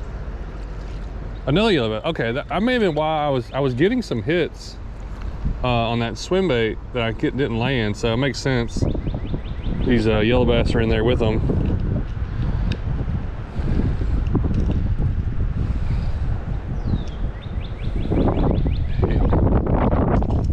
Hey, I wonder how many fish are in there. Like a little area like that. It doesn't even look that deep. It's pretty clear water. Just gotta be hundreds of fish though. Kind of just moving up the creek after all this rain we had, and then the water starting to come up. The raising the level. That's why I came to check it out, because they're raising starting to raise the water level of the lake, which pushes these little creek channels to get deeper. And fish love to move up the creek channels as soon as they can.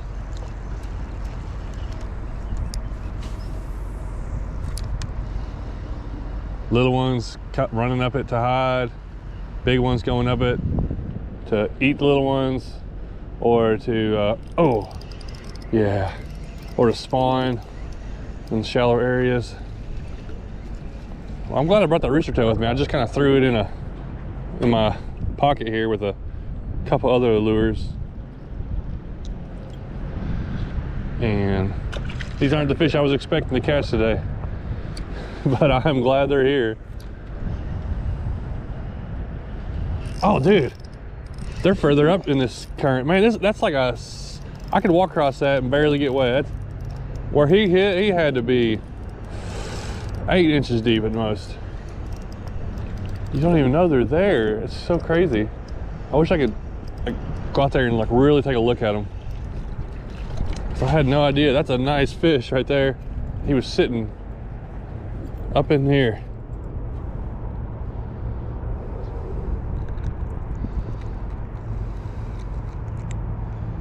So they're probably further up this creek. I may, if they stop biting here and we have time, I'm gonna go further up here. They can't get too much further, but there's a couple more pockets that they could be holding in if they're right here.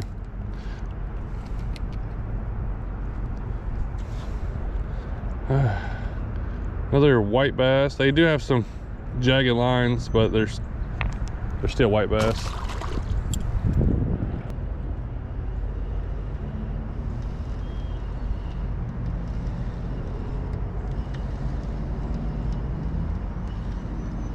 Oh, there he is. Yeah.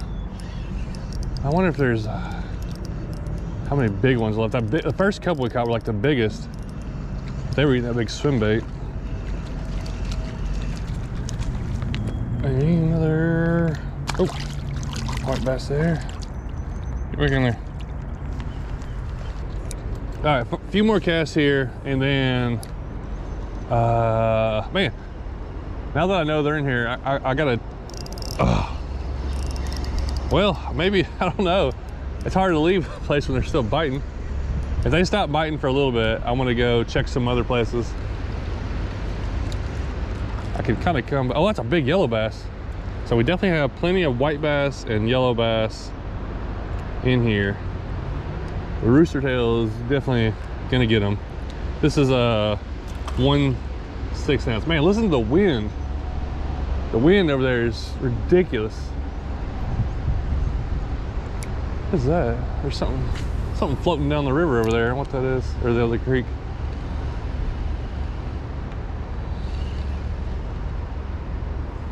I have a couple more swim baits I can go to. I can throw it on straight braid, but throwing the rooster tail is kind of, you know, I feel like the best thing right now. It's kind of one of those lures I like to just have something. I only threw a couple lures in my pocket, threw a couple swim baits, a couple yum dingers, and I had that rooster tail, and I'm like, yeah, let me just throw that, just to have it. Wasn't never really planning on using it, but that's one of those lures you kind of gotta have with you. Especially if you like multi-species fishing, you're not just targeting one thing. Because this thing is getting them. Ow, ow, he pinned me.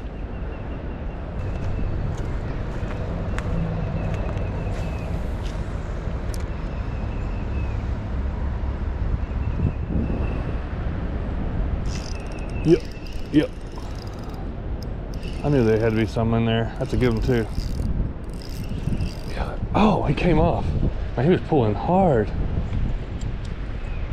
I had to put a lot of pressure on him or he's gonna take me into the trees.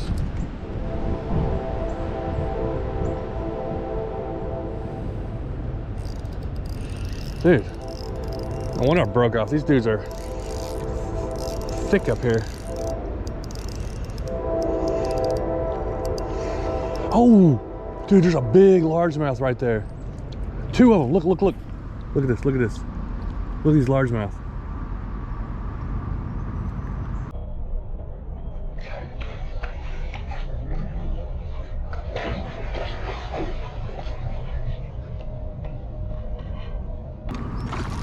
Did I just hook it? Oh my goodness. I had a largemouth hooked also. They weren't huge, they were like 16 inches. So the largemouth are already moving in here. And that's where a second ago, I had a hit and then I felt like I had another hit. Those largemouth are biting at that. That was crazy. I had a largemouth hooked with a white bass for a second there. And he popped it off. Oh, there we go. Let's see if we can land one. I've had, that was a big yellow bass. I've had like 4 hooked, but now I know there's big yellow bass, big white bass, and there's nice large mouth in here.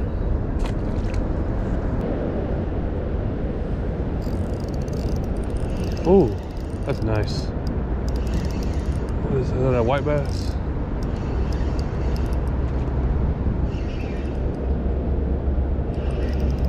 Man, these guys, they're not even like giants, but they're pulling really hard. Oh, that's a nice one.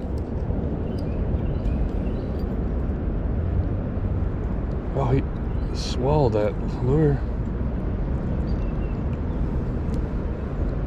Whew.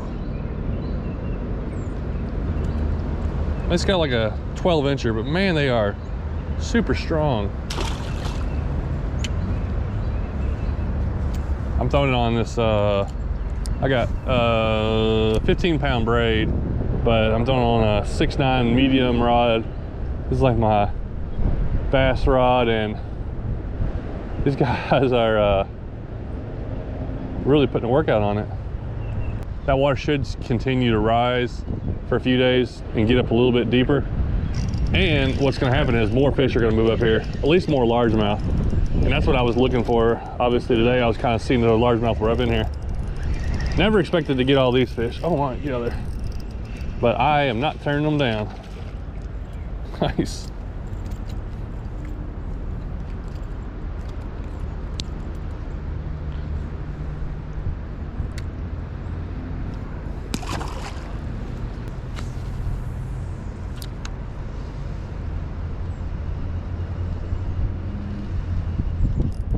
Yep, there it is.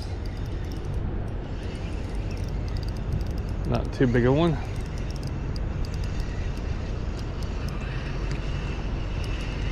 A yellow bass. Dude, that's a huge yellow bass. That is actually a really big yellow bass.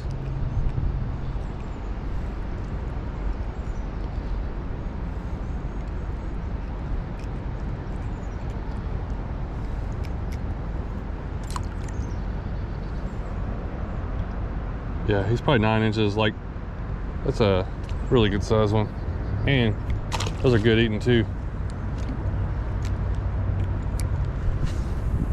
Back over there. Oh yeah, next cast. Goodness. I ain't seen one of those largemouth show back up yet. Oh wait. What was that? Something was following this.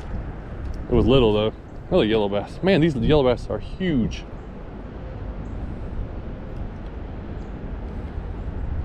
Their gill plates are super sharp too, right? There. Razor. Yeah, get in there. Alright, let's move up because man, I'll be coming back. I'll be coming back here no matter what in a few days. And maybe in my kayak or maybe just bank fishing. So this scouting mission has really turned out well. Yeah, and I want to go up here and see if there's any more fish. Get a better cast up in this deeper pool. So we already got a lot of fish moving up in these little shallow areas, or just, it's not super shallow, but it's like just moving up the creek. Where I came here in the winter and there, oh yeah, that was a, oh, there it is. I saw him. I watched him. I missed one, and then I saw that one chase it down. It's like a striper coming for it. In the winter, this creek is like cold, and there's just nothing in it. And I've fished it before. I've been here a lot, and it's so funny how fast things change in the springtime. How quickly that things come alive. Fish just move all over the place. I don't imagine these, I don't imagine these fish will be here very long. They're gonna spawn and move back to the lake.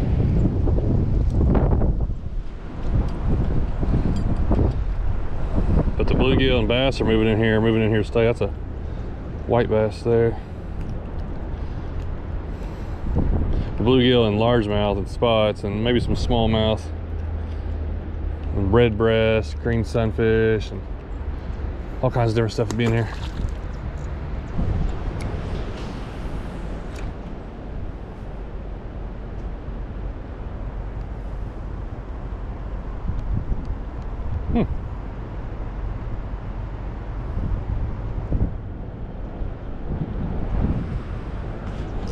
Oh, I paused and I watched that fish come eat it. Dude, there's a big largemouth on it. There's 1, 2, 3, 4, 5, and like if he eats it, he might get hooked. Dude, he just ate it. Holy cow. I think I have the largemouth hooked. Oh, and the white bass came off and I got the largemouth hooked. So I don't know how well he's hooked. I don't even know how to get down to it. I'm way up on the ledge right here. That was so cool. These largemouth are getting aggressive. That's like a 3-pounder because he ate my white bass or yellow bass, whatever it was. Okay, we're gonna try to pull it up here since I do have braid. We're up a few feet. Oh, it's kind of deep, so let's see if we can get it up here. There we go. Dude, it's a nice fish. Oh my, look at that. That's a 4-pounder probably. Okay. Lure got a little bit deep, but it doesn't look like it's gonna hurt anything if I can get it out.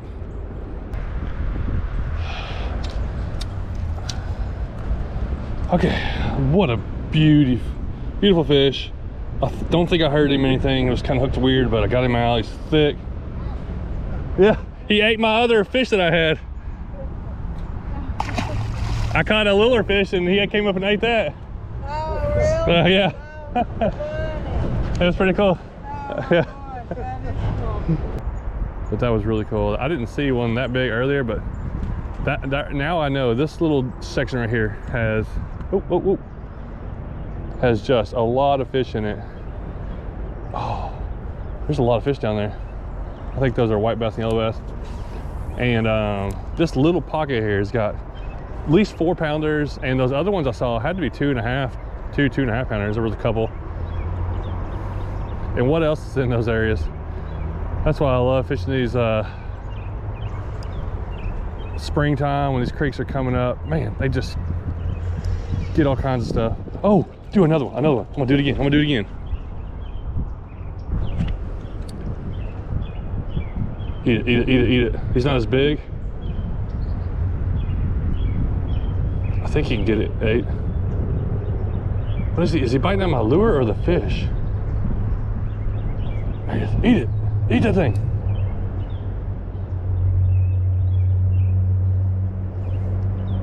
He's like a 2.5, 3-pounder. I think he's big enough to eat this fish I caught. This is wild. Okay. That's a little yellow bass. That's about the size of the one that I'd hooked and that bigger bass hit. So that other fish, there was another one that came up with it. How many fish are down in there just hanging out in this little stretch right here? It's crazy. All right, a couple more casts and I'm gonna probably, I wish I had some leader line, but I don't want to go back to the truck. I could walk back to the truck and be back in like 10 minutes. I just don't want to do it. I'm like, I got it going. I don't want to ruin it. One reason I encourage and I really try to push people to just go explore, whether you know you're going to catch a fish or not, just go and check something new out. You know, especially I'm trying to make videos, but even today, so I was going to go stay the night somewhere else. I was going to drive 3 hours, but this is the area that I like to fish, and I was like, well, I didn't think it would be good, and I said, well, I'll come make a few casts. I'll just come make a few casts, and I'll hop back in the truck, and we're going to go somewhere else tonight. I come down here, you know, looking for one thing, end up finding all these white bass, yellow bass, end up catching a big old largemouth because of it. Just because I was willing to go try something out and not even thinking that, like, it might not work out. I was willing to take the risk and willing to change up lures to just catch whatever. And that led to a really fun 1.5 hours of fishing. Now I gotta decide what I'm gonna do later. I'm gonna go get something to eat probably, but am I gonna come back here? Am I gonna go explore and take a chance on another place? You know, I think exploring and taking chances and just trying new things leads to more excitement and leads to a lot of fish that you would have missed if you're just only waiting for that right time. Like, I'm not gonna go here till the time is right, or I'm not gonna do this till the time is right. Sometimes just taking a chance, trying something, even if it's an area you're like, there won't be in there. You never know. So thanks for watching. This turned out to be an awesome little trip here, and I can't wait for the days just to get warmer.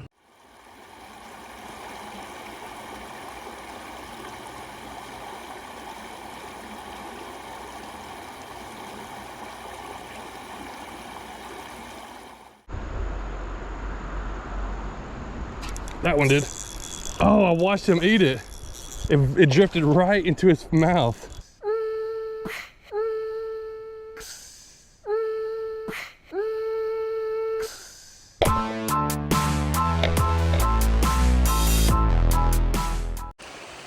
It's September and it's in beautiful East Tennessee. The leaves will be starting to change anytime now. And one thing I try to do around this time, it starts to get the fall, I go to these higher elevation streams that come out of the mountains and hills. This one right behind me is a trout stream. Now we're not fishing it. We're gonna be heading over to the river over here. And since these type of schools for the bass fishing and pan fishing, they shut off way earlier than other streams. So I'm gonna try to get in here and hopefully this stream was gonna be fun.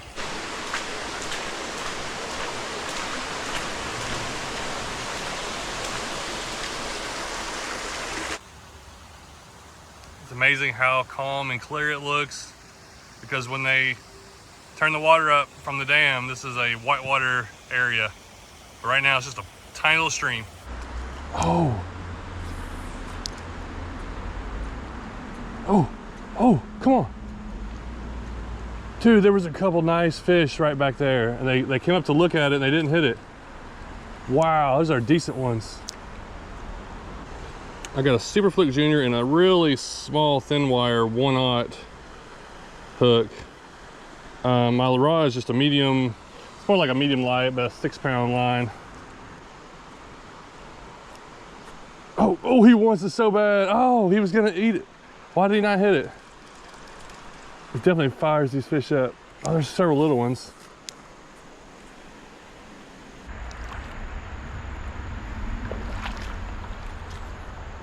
All right, I think we're gonna have to walk the road. I thought maybe I could wait it. I should have brought my kayak. With it this calm, I could paddle up there, but we need to go way up around that bend to get into a little bit of the current, I think, to get some bites.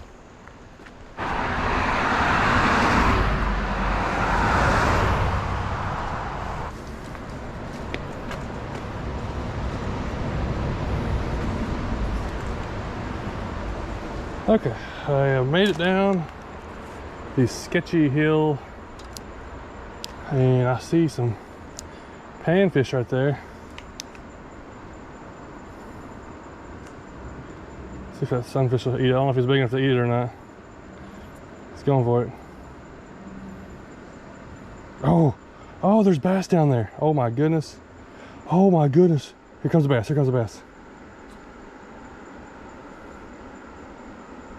Where'd he go? He didn't eat it, he didn't eat it. He's down there, right there at it.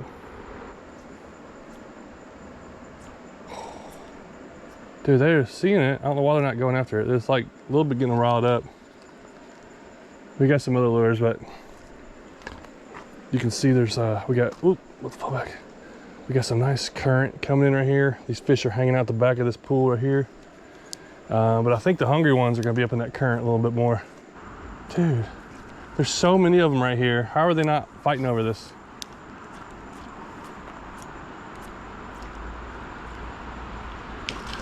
There's one. Oh, my goodness, he was fired up. That was awesome. I had to kind of keep it moving to get him to bite it. Let's go keep working up in the current here. See what's going on with these fish up here. Oh, came off. Came off again. Dude, oh my goodness, there's so many of them. There was an absolute load of them. I got hit by 2 of them and then finally hooked this spot. These Alabama spots have been getting in here thicker and thicker. Oh my goodness. That was a pretty good hit right there. They were wild, fired up.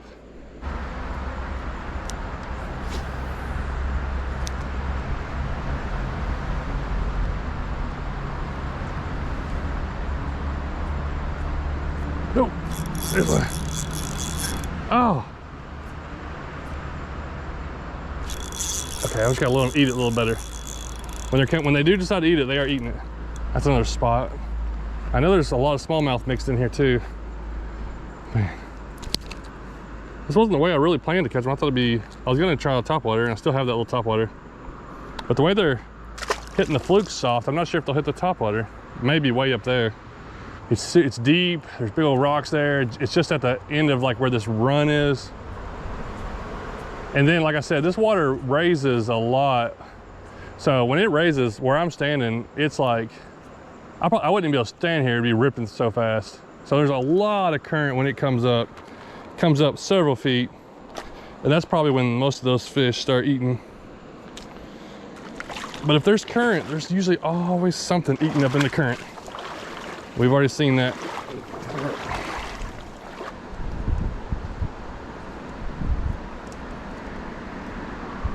Oh my, got one. There were several of them looking at it there.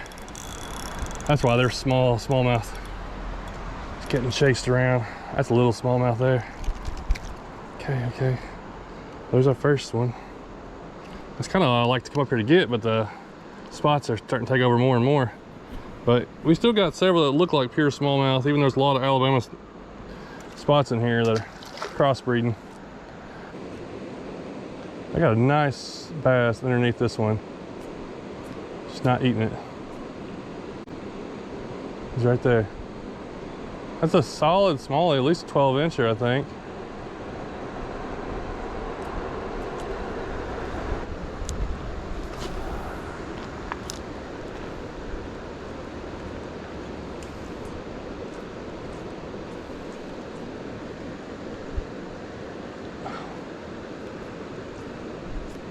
Oh, there's he go. Had a little one had it in his mouth, and I just let him like hold it for a minute, and I pulled it away. This bigger one came and got it.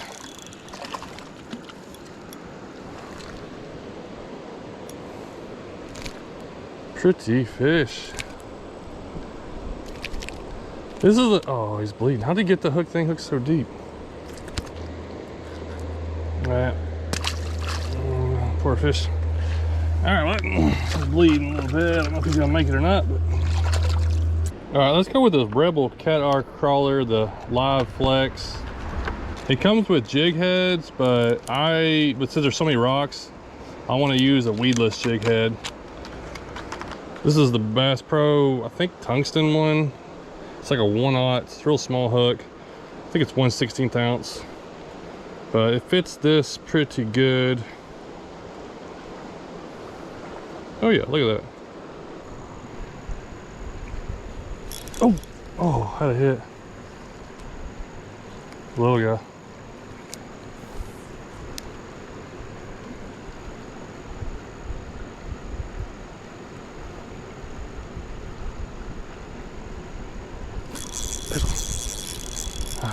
Fell down below, behind a little rock over there.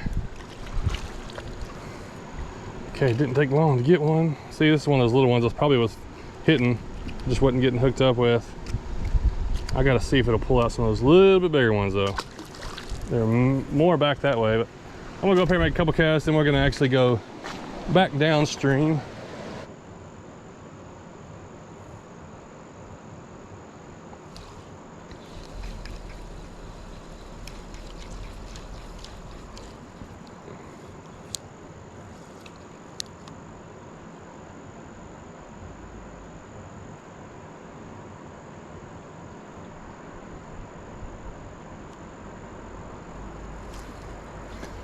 I'm dropping this lure right in front of these other fish, and they're really not giving it much attention. They're just like looking at it and moving on.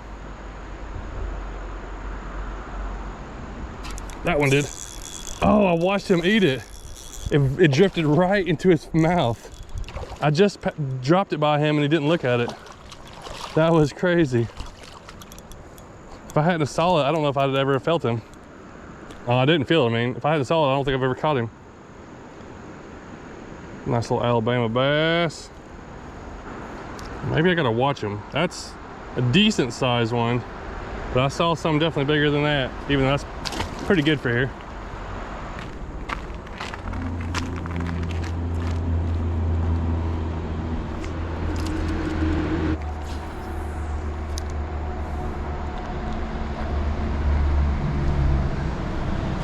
Oh, okay, hit a little guy. What is this? Oh man, there's some nice ones down there. Oh, there's a couple nice ones down there. Look at this little guy. All right, I'm about to drop in front of these nice ones. Oh, there's a whole school of them right here. Okay, get out of here. Don't tell anybody what happened. I'm gonna drop it right here and see if any of these will fight over it. or they'll just do nothing. And they did nothing. All these bass down there.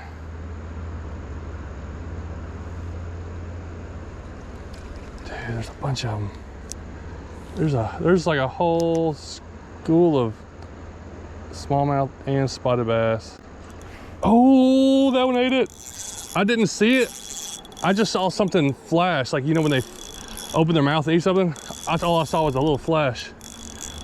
That's a solid one, and that's one of the good ones out of the group, but it's not the biggest. But this is a pretty fish. Oh yeah, come here. This is the kind of ones I was hoping to get. Dude, this is a nice one. Where's he at? Where you at? Come here.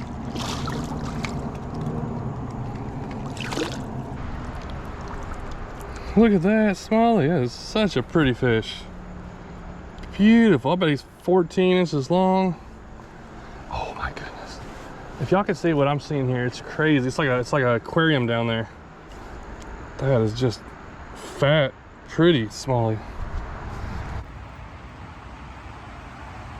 That may be close to 15 inches.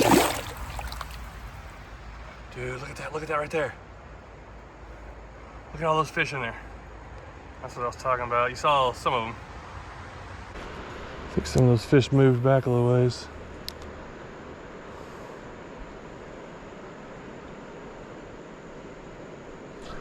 Oh, got another one. Oh, it came off. It was a decent one, but I barely felt the tap. So these fish are kind of eating it. It's got to be drifting right into them. I've caught a decent amount of fish for a little area, but for as many fish are here, I thought it was just going to be one after another. But I guess they're kind of, you know, they see what's going on. They might be kind of smart. And also, I feel like it has to be that right presentation. Like, in several of them, they've bit it and barely moved. I wonder if there's other ones that have bitten it and I didn't even know, and they spit it back out. We got a Yum Helgramite trimmer. Maybe just the flanges or something will make them eat, or just get a few more of them. Maybe at least this will trick a couple more of them, just to change a presentation, or change it. It's same kind of presentation, but just a little bit different looking lure. Maybe it looks a little more natural.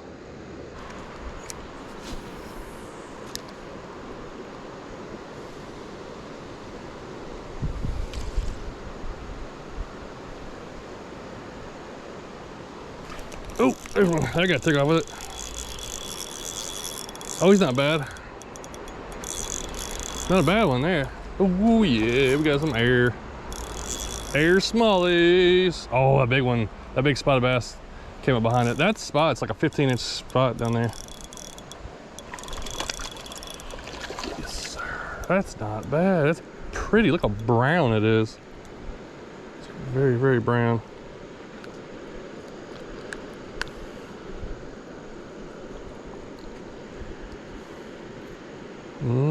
Just good on a light action rod. This is the it's a crappie sticks. It's made for crappie. It's it says medium fast, or it's a medium fast action, medium, and it feels more like a medium light, but it's a 6 foot also, and I'm using 6 pound. You know what? I think it's 6 pound fluorocarbon and a little Shimano Miracle reel here.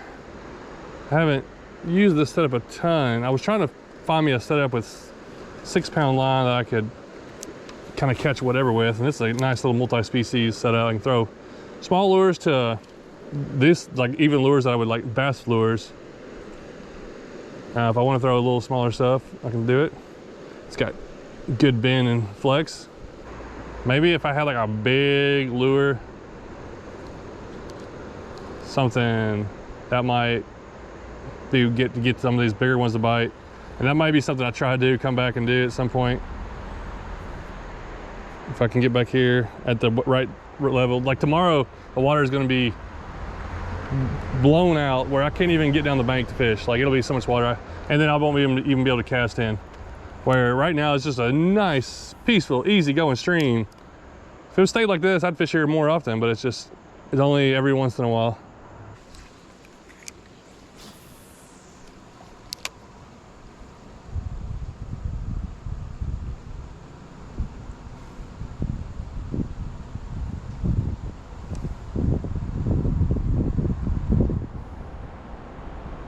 Oh, oh, oh, there's a fish. Just let it drift down out there in the middle, and we got ourselves a rock bass.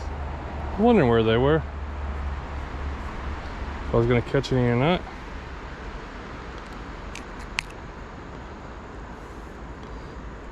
Rock bass.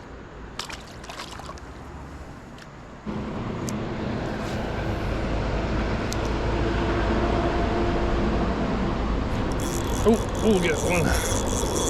Oh, is that a big one? What is this? Wow, it's fighting hard.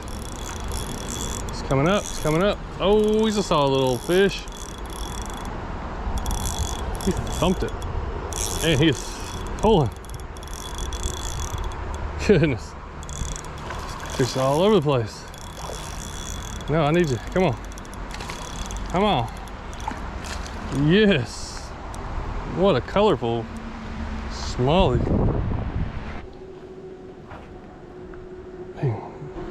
So it's a wonder a little guy right there can put up a fight like that.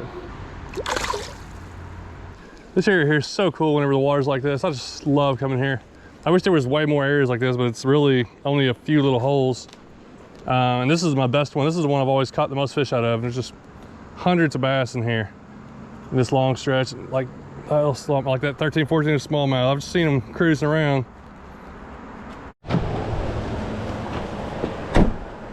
All right, one more spot real quick. And I don't know if I've ever actually caught a fish here. I think I stopped here one time before.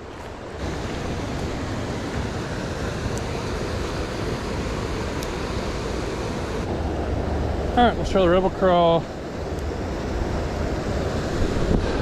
Because they're hitting some of the lures, just not eating it really good. So they just hit this, they get hooked a little better.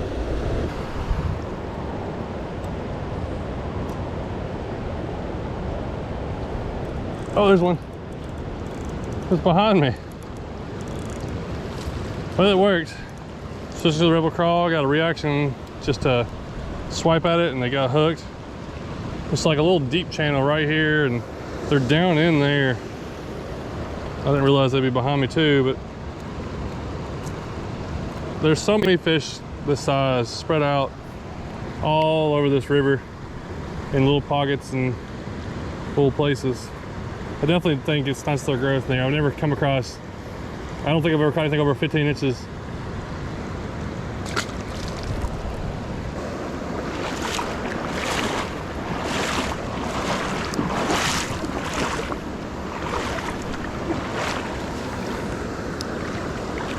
Oh, goodness. Oh, I got a fish. I slipped and caught a fish at the same time. I am really watching the water. As soon as I see it get murky, I gotta get out of here. Because I'm not far below the dam. And I don't really know what the schedule is. Usually they have it off today, but they could always turn it on. So I'm kind of watching that. If I see any bit of murkiness, I'm getting out of here quick. So I don't get, you know, flooded away. Little spot. Well, this is a really cool area. All in all, it was a good time. Probably got 3 hours. Hopped around a couple different spots. Oh, there's another fish right there. Well, there we go. I just needed one to end it off here. That's a little guy. I maybe I should have switched to the rebel crawl earlier to get that reaction, because I had a lot of fish just hit at it and not eat it. But you never know. But it's good to have a few different lures in your bag. You don't have to have everything. I just got a handful, don't even really have that many. And we found a way to catch, you know, quite a few little fish here.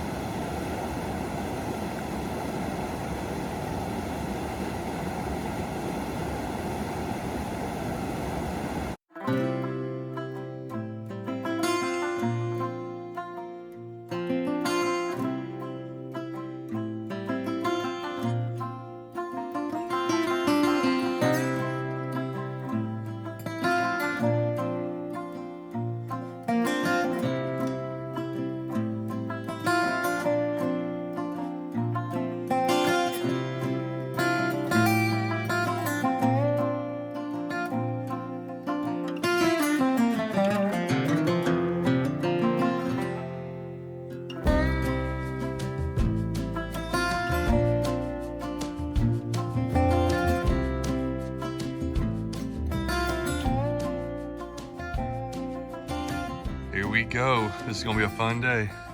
Check out how clear this water is, and it's so low. Like it's not even up to the concrete. So that may be a little problem, but the good thing is we brought the little skinny kayaks today. Me and Josh are going for muskie in this river. All right, we're about to jump in. This is a pretty well-known muskie river in Tennessee, but it's a small river, very shallow. It's really like a kayaking only, but we're gonna do 6 miles. Josh has never caught a muskie. He had one bite in Virginia when we were fishing. I don't think I've caught one in a long time, so we kind of set a time, drive a little further, go fish for them.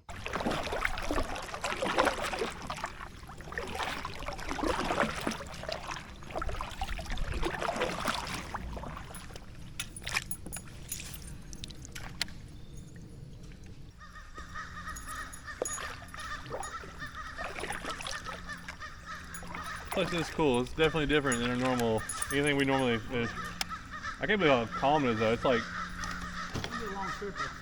yeah, it's gonna take all day for sure, but this amount of flow may make it a little harder. Well, it might make the smallmouth bite harder. I'll throw a little Ned rig or something here in a little bit.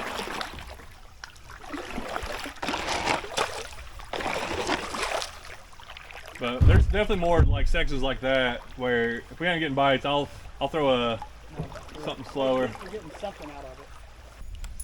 Just stick the spinnerbait for a little bit. Way through.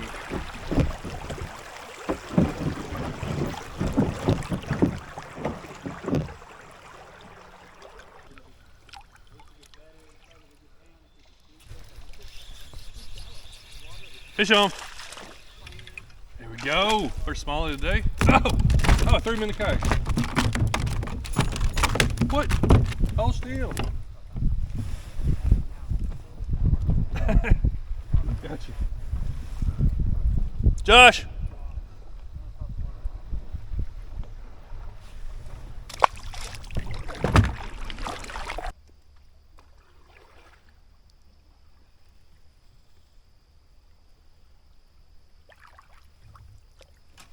Got it. They're biting slow. Really? There's 2 right there. Oh, they're falling off too. They're barely getting hooked. Can't really see it on camera, but there's a muskie sitting right there.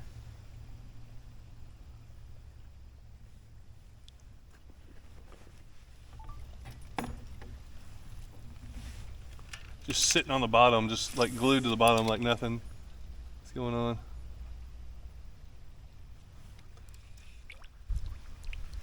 Well, we had our first muskie encounter.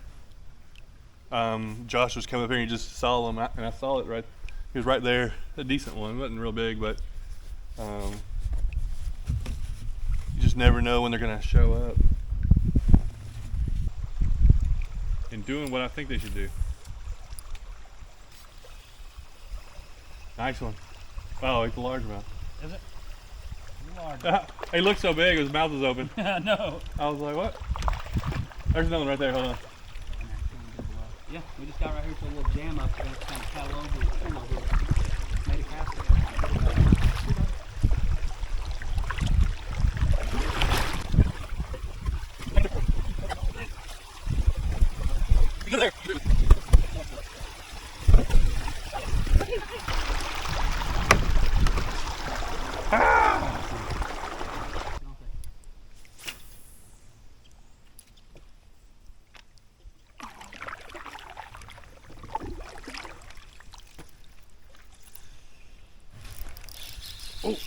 Oh, that's something decent. What is it? Ah, it's not as big, but it felt good. He's a little better. A little better for today. Best one, yeah. Probably the best one so far. Yeah. Well, it's not giant, but that's probably the biggest fish we've had so far. It's just been a little slow, but we're gonna come across some stuff. It's gonna happen. Nice.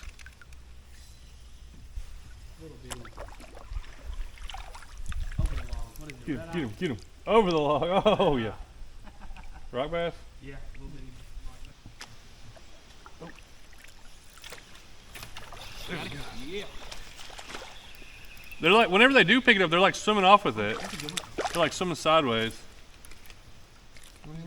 Still coming across some small, at least. We haven't really come back across another big deep hole and seen any more muskie yet.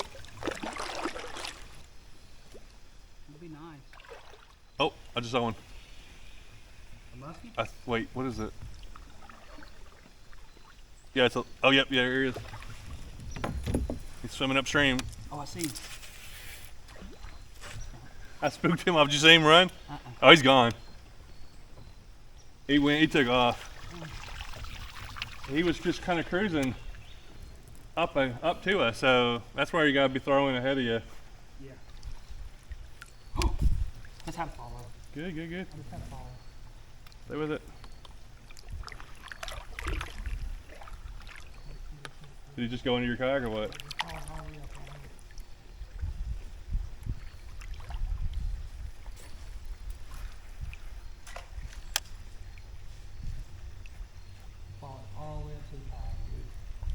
There's probably 100 muskie in there. 100 of them. Dude, did you see that? No, what was it? Something just came out of the water. Where? Oh, that's an otter. Is it really? Get your camera out. You don't even see us. Two of them. Look.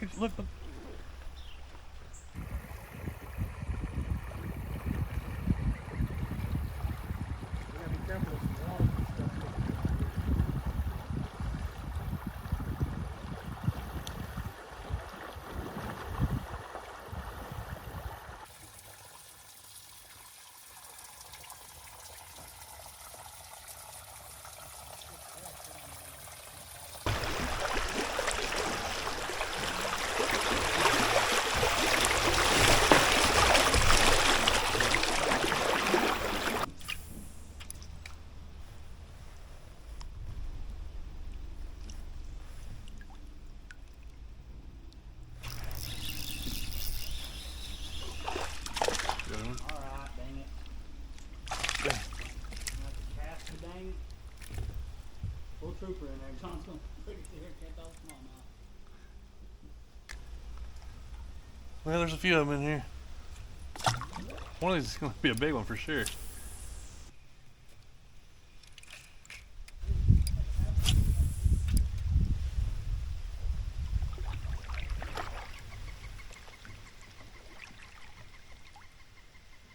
Dude, had a muskie. Yeah, he came up to my kayak. I just had a muskie swim up to my kayak and swim away. It was a little one. It was crazy. I just looked down and he swam up to it. I'm trying to throw muskie lures. I'm going back and forth.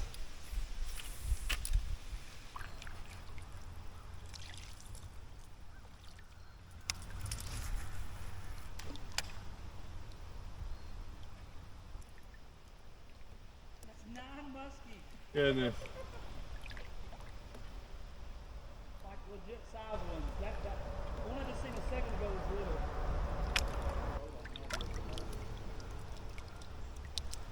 Oh, I'm going right over top of one, Josh.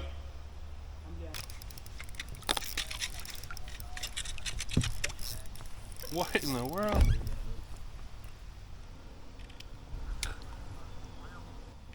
Oh! What? Broke my rod. Are you kidding me? I stuck it down the rocks.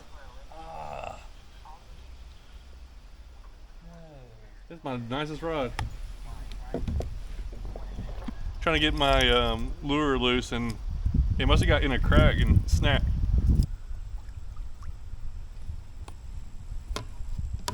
Let's have a follow. Let's have a follow, John. He's behind you. He's over there. How do they keep following your lure? Followed it all the way to the kayak, dude. And it just kept on going? And then busted off on me when he like seen me. He just over towards that tree. I feel like if they've already like... I mean, he was on it hot, dude. That was the fastest one. Like that was on it. That's cool. And he seen it and he went straight over there.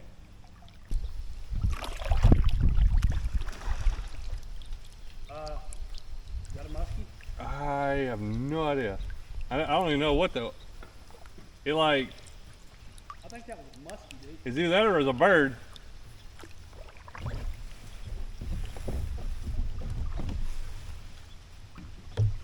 It like shot across. I don't know what was going on.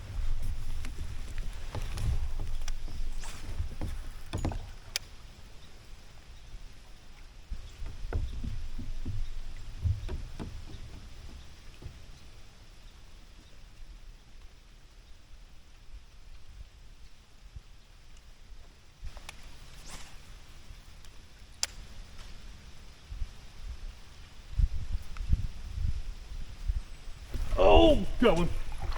What? Yeah, got a muskie. It's a little one. That's what hit right there. Must have been. Got my net. Little guy here. Get him in here. Woo! Yes! We did it, Josh. Josh has had like 3 follows. I didn't know how to follow. That thing must have shot out at something, but he finally had an aggressive one. We saw that fish just hit the surface right there. He was definitely shot out at something there. He was chasing something. Threw the mag draft twice. Second cast over there, just nailed it. I thought it was a big bass at first. Oh, look at those teeth. Look at that hook. Dang. I gotta get a fish. I gotta get a fish. Good job. All right. That was amazing. All right. That's what we came for. Not exactly the giants. That's only probably like a 28, 25, 28 incher. He slammed the mag draft. Really cool bite. Let's just get him back in here. Got a mouthful of teeth. I'm just a little, makes me nervous. There we go. All right. Revive him here.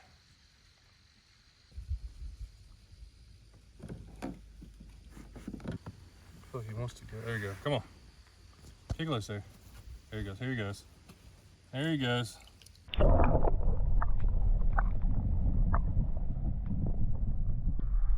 There he goes.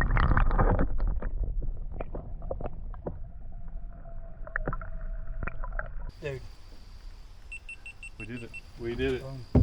I knew somebody had to get a bite. There's too many. You were seeing too many. 13 or 14. On our 14th muskie, I finally get one. That's the one that bites. We've seen a lot. It's getting, the day's already starting to, the sun's starting to go back down. We probably got a couple miles left. I'm really hoping Josh ends up getting one, and we might come across a bigger one than that. That dude was a mess just to handle, and the hooks were a little bit deep, but we got the hooks out. I felt like he revived. Hopefully he'll be all right. And yeah, that was fun. He slammed that mag draft. That was cool.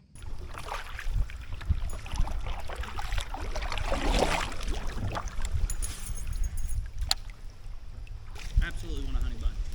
Go perfect off. We caught it. I got some beef jerky. That's about it. I'm gonna eat me a honey bun. He said that's about it.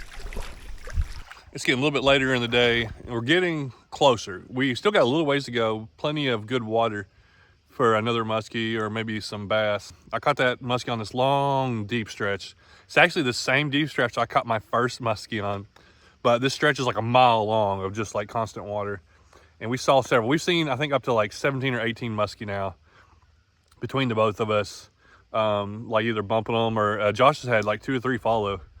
So we got a little ways to go, eating something, drinking something. The days are getting so much shorter. We gotta like kind of keep on moving because it'll be dark before we know it. And I don't want to be paddling a river in the dark. But the river is so low, it's like barely flowing. So it's taking us a little bit longer.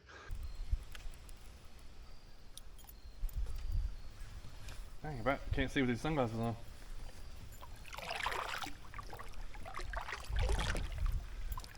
I thought for sure we'd catch more bass. I still can't believe we haven't caught. I think it's just later in the year. If we came a month ago, might have caught more bass. Oh, I gotta follow. What is it? Got a muskie on it. Dude! Oh, I thought I was gonna catch one. Oh my goodness. Oh, he's right there. He's still there. He's still there. He's underneath me. Man, he followed it all the way around. He did his, I finally had a Josh experience. I had a muskie follow my bait. And I reeled it up like 2 inches, and he's still following. I thought he was gonna hit it. He came out, that was a little bit bigger too.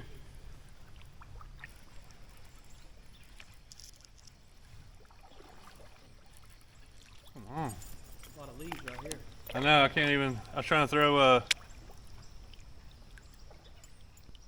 what was that? I thought I was luring it, get all tangled up. Oh! You just had one, didn't you? Yep.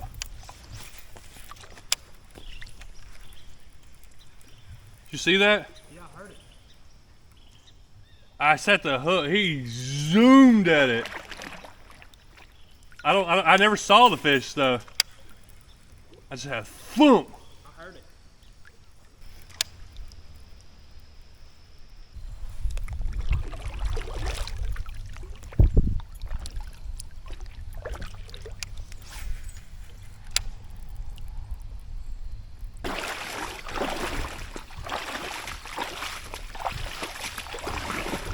I can't believe it's November the, what?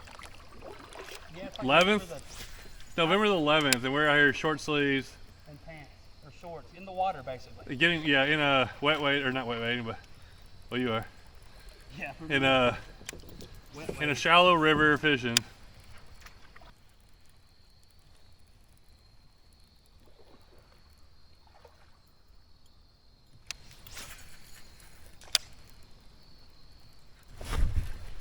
There's one. Muskie? I think so. Yep. Little guy.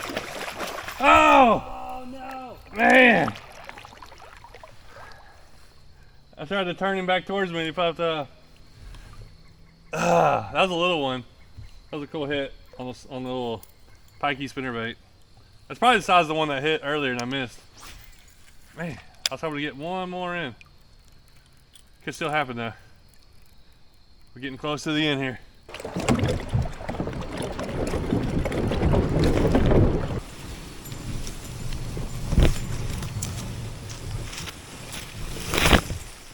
All right, back here, and as you can see, it's just got dark. I'm sitting here at the back of the truck, and just got everything loaded up. And we almost got Josh's first muskie. That was kind of the goal coming down here. And then, of course, catching one when you're muskie fishing is awesome. So I got a nice little one, had another hit that came off. And then I had a hit that I think was from a muskie. And then I had one follow that was like right beside my kayak. Josh had like 4 or 5 follow. Yeah. And just didn't get one that wanted to bite. They were right on it too. This was the fun day without a lot of catches. It's about as much excitement you can have without actually catching the fish. But this was something different we knew we wanted to try, and we'll probably try it again maybe in the winter, or we just come back and just try to get our muskie. We got to come back. We saw together combined, we saw at least 19 different muskie. And the water was so low and clear. That's why I think we saw a lot of them. So we're gonna give this another try. Thanks for watching. Really good day, but we got about a 2-hour drive to get out of here.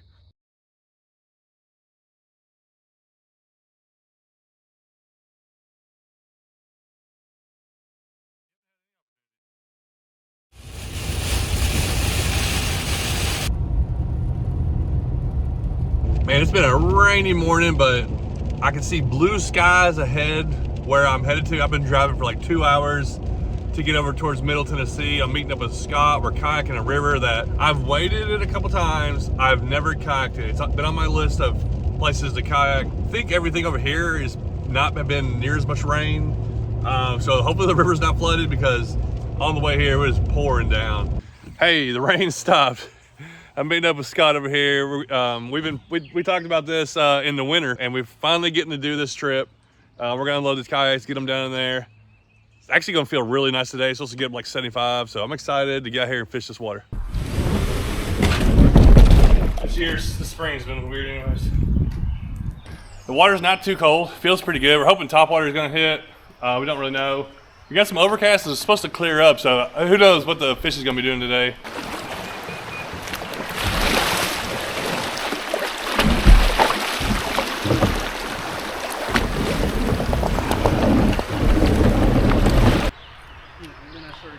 Dude, for me, it's like I never come early, like, cause I don't know if I've ever done well fishing early in the morning on these kind of streams, like crack it down. I mean, I've caught a fish or here or there, but it's not like, oh, I caught the big ones early. I catch my biggest ones 12, 1, 2 o'clock, Oh, really? all the time. I mean, I've caught big ones like early, but I've caught like the same thing. Like I've caught big ones.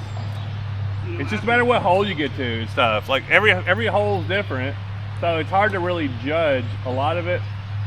And then yeah, I don't think it matters. They're this is a natural flowing stream too. They're more predictable. It's not like ones that are controlled by dams. Those are harder. Well, and then like a lot of these are all smallmouth here, right? Yeah. So they're stupid and they just eat whenever. Yeah. Stream fish are just different. They are. they're more predictable, but they're also oh, Oh, dude, that came out of the water. yeah, dude. Okay, he was at the back of the pool. Oh, he got it Oh, again. I wasn't even paying attention. Just sitting there. Come on, come on. Yeah. I don't know where that guy was. Oh, there he is. Got him. Little rock bass, I think. Rock bass? Yep. Hey, fish number 1. I may have been what hit my toe. I don't know. I had a little blow up down here, but I don't mind rock bass. They're fun to catch. They're pretty aggressive. And a lot of streams around me don't have rock bass.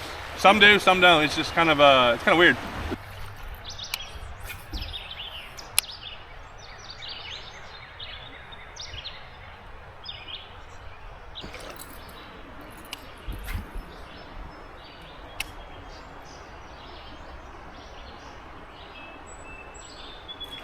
There's one.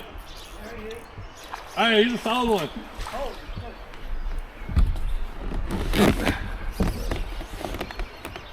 For the BFS anyways. First smallie on the BFS. Ooh, he's not bad.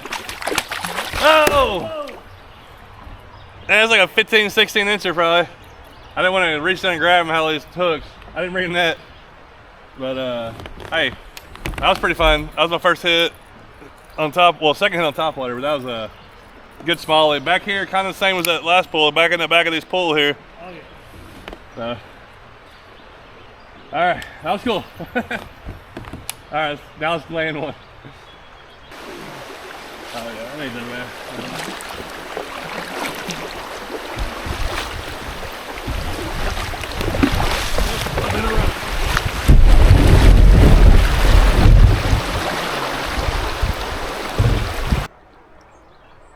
It's just one of the plays. At least it's on a fallback. I want to hit the duck too if it ain't real muddy. But the duck's huge. Oh, look at this, look at this. There he Got is. him, got him. I watched him follow it up That little small. and twitched it and hit it. Okay, here's the first one landed on the top water. We've had 3 or 4 hits. Scott's had a couple hits on the Eco Glide bait. So we're still just kind of getting into it. It was good to see the fish are active. Oh, giant small.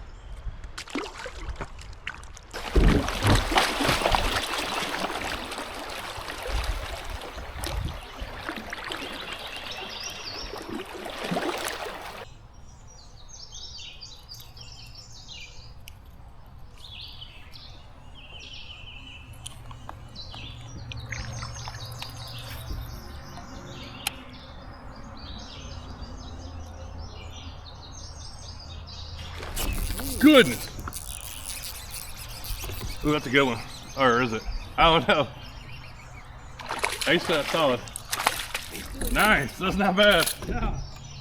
Took it off. Oh, it came off. Ooh, that was a hit there. Now that one was a blow up. He's not as big as the one we lost earlier, but that's a nice one to get. I'll take fish like this all day out of, creek fishing, 12, 13 incher. Pretty good. That was he came off the hooks right when I got him in the kayak, but back of the pool, just like all the other hits we've been having. So definitely it's probably gonna be where they're feeding at. They're in that feeding mode post spawn, really starting to eat again, I think. So, get back in there.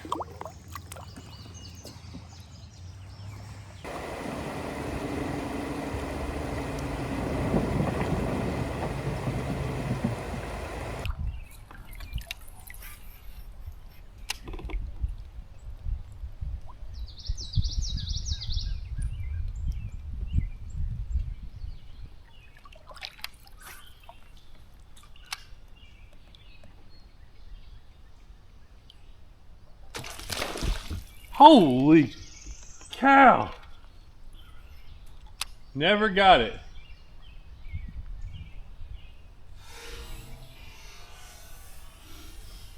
Dude, that whole fish came out of the water. I think we're out here probably an hour. Man, we've had some crazy hits already. That's the Zara head and puppy. It's only got 2 trebles, but that last one was a big fish that came out and missed. Maybe I'm working it too fast. Maybe, you know, I don't really know. I don't use these a lot. But I'm gonna go ahead and try and change. We're gonna go back with something I just tried the other day. The micro buzzbait from Georgia Boy. I think we're gonna try it without a trailer for now, but we might add a trailer.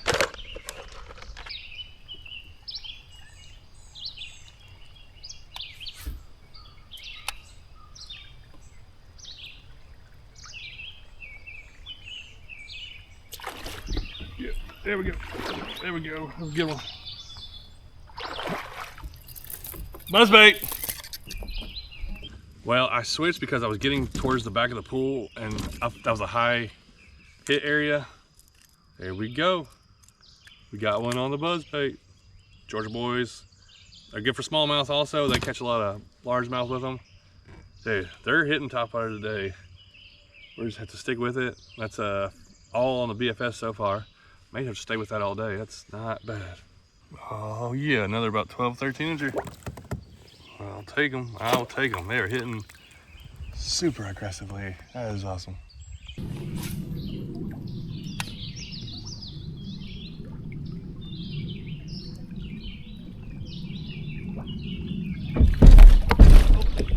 Where'd that rock come from?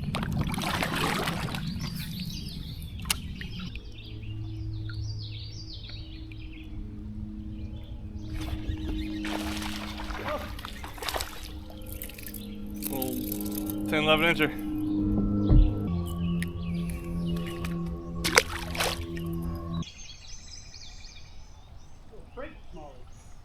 Yeah. He's thick. Yeah.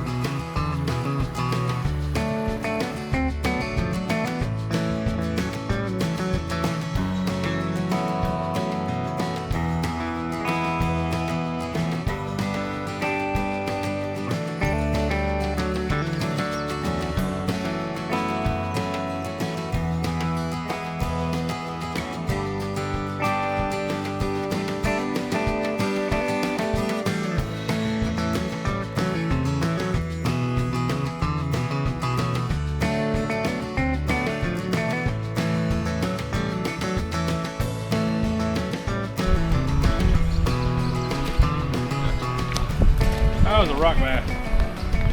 I missed twice. Makes sense as a rock bass. Bluegrass bug. Well, he hit my buzzbait twice and I missed him.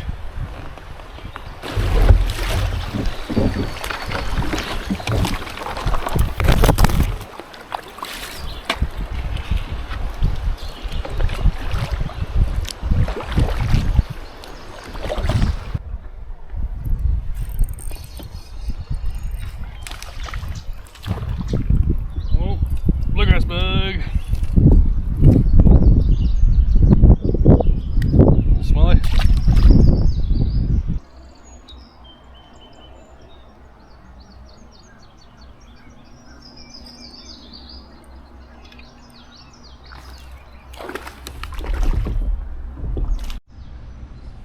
Another one on the bluegrass bug. Same little stretch here. I decided I'm just gonna fish it this whole stretch. And it's a pretty good looking stretch. I could be getting bites on other, but a lot of these are small. So if I was throwing a bigger bait or the top water, they might not be hitting it. But Think about these little creature baits. I like to catch big ones and little ones.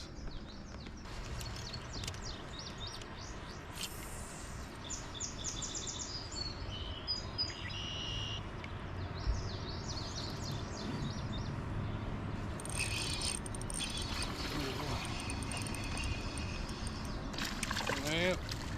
Another one out there. Oh, he's at the very back here.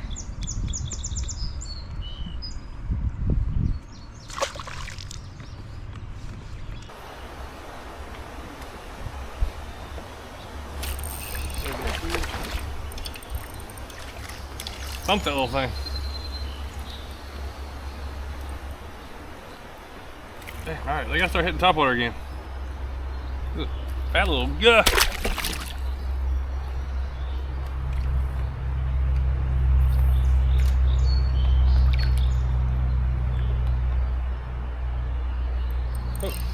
Oh, well, they're in here. The little ones are. Another one? Yeah, next cast. A little smaller than the last one, but another smallmouth.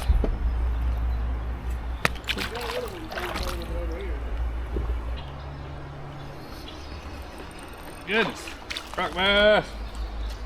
You find the hatchery? Yeah, they're loaded over here on this bank. All right, I got to throw topwater now. Just too many fish here.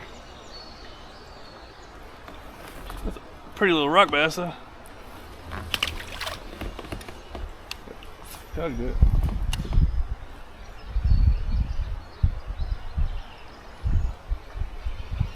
Holy cow. Rock bass on a buzzbait. Look at it.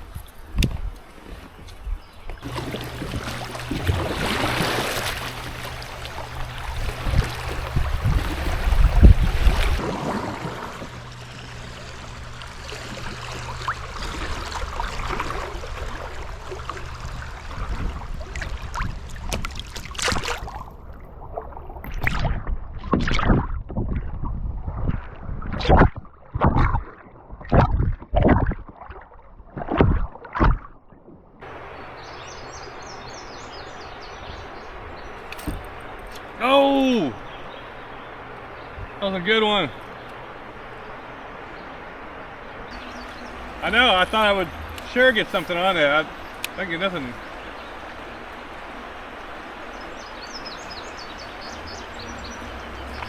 Oh, there's one. Hey, ain't done yet. Still getting some little ones. These little guys, there's a lot of little guys in there, which is good for fishing. I think I just lost a decent one a minute ago, but hard to tell. Ooh, little run here, let me turn around.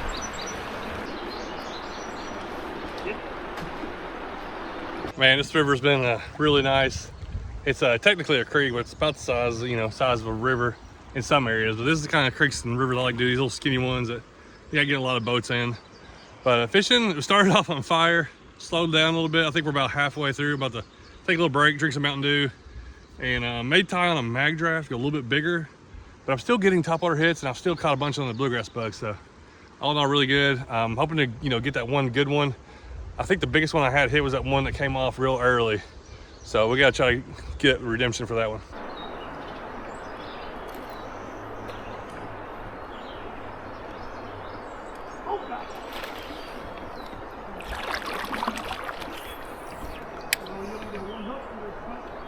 So this is the Clutch Eco.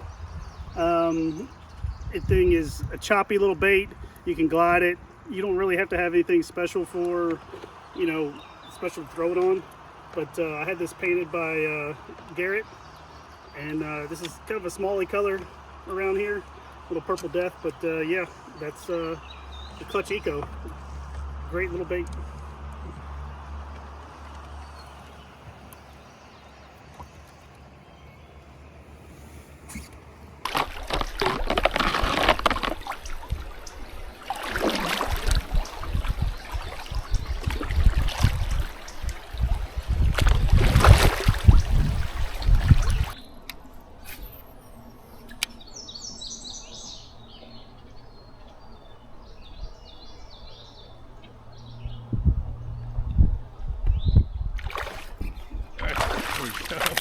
Oh.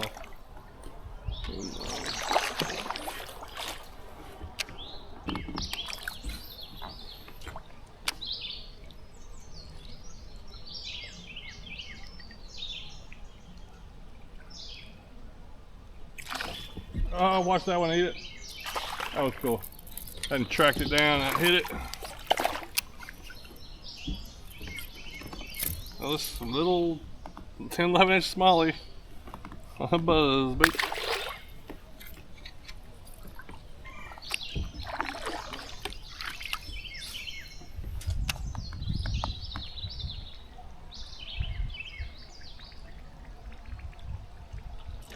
Oh, had another one. I watched him hit it.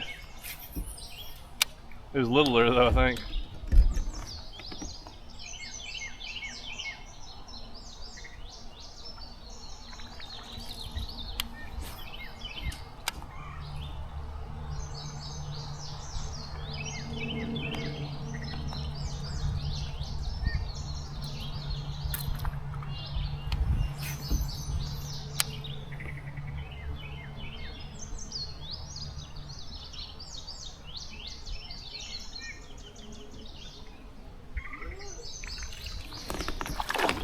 Oh! I had one hit right in front of me when I looked back.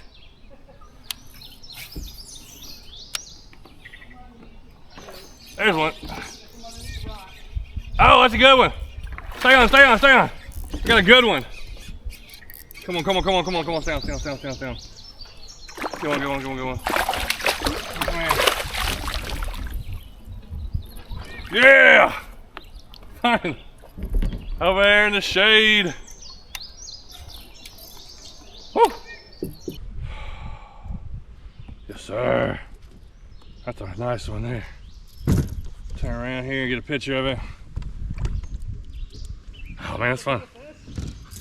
Do what? Yeah. I was going back and forth. I just started throwing it again. I started getting hits. A bunch more hits. I was like, oh well. All right, let's see how long it's. 16 and a quarter. Nice. 16 and a quarter. I ain't complaining about that. I know some people want 20s. But when you're in these little creeks like this, that's a nice fish. Now there's 20s in here, but that's a good one to get. Oh yeah. That's what I'm talking about there. See if we can get a couple more like that. It'd be nice. Nice.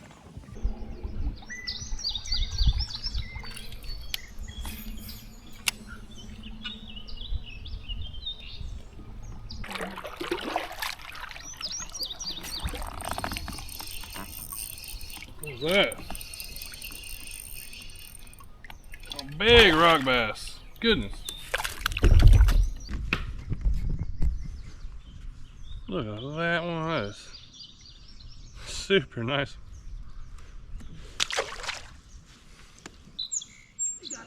You get it? Oh my gosh, dude.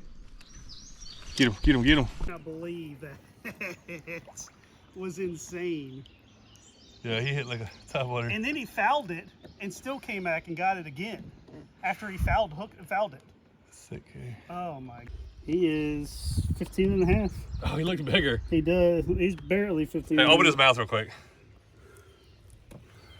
What does he have in his mouth? That's cool. Crawdad pinchers. Oh, big nice. old bright ones. Nice. That's nice fish. I can feel it. Ooh. You can feel it in his belly. Oh yeah, dude. Dude, That's a good fish. That's That's a quality. There you go. What the heck?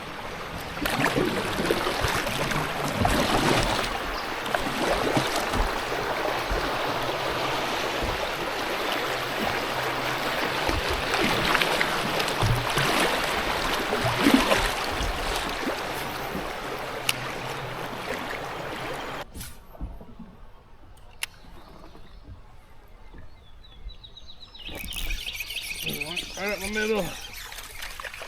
Oh god. Yeah. Oh god, they're still hitting it. Alright. Right out in the middle. It's like this creek's like a little different. A lot of creeks of fish. flatter, where it's like a solid rock bottom almost. It's like big boulders and some gravel, but it's just kind of even throughout the whole creek a lot of times. So fish really could be staged up anywhere to eat. Current going through the middle, it could be in the middle, bank. We caught them everywhere. So. Oh, there's another one. That was off the bank. Just like that, I got one out of the middle and one off the bank over here. And they're eating that thing good. Yeah. Little guys.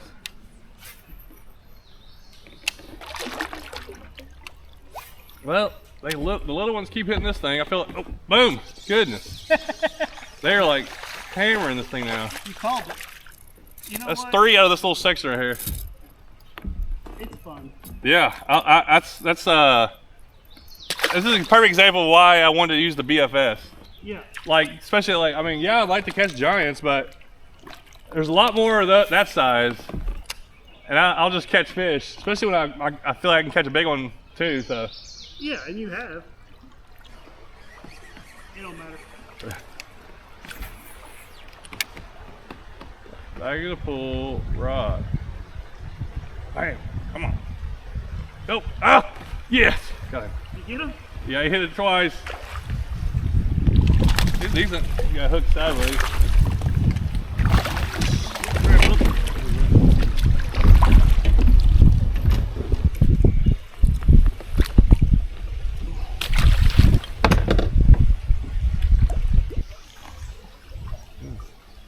Wow, some dark clouds just came over. Yeah, I saw that. Going back to top water. I think it's supposed to rain at like 2. Oh, yeah. Yeah.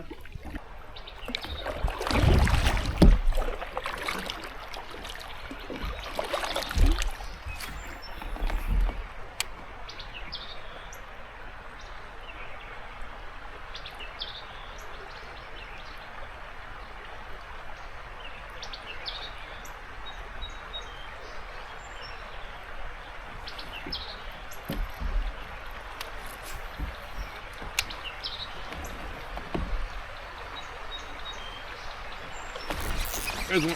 Yeah. Yep. Ouch. Ouch. It's always good to get another one right before you're about to get out. We're getting close to the takeout, right around the corner. And through up there, got another one on the buzzbait. Man, it's been a fun day catching these 12-inch smallies. Not bad.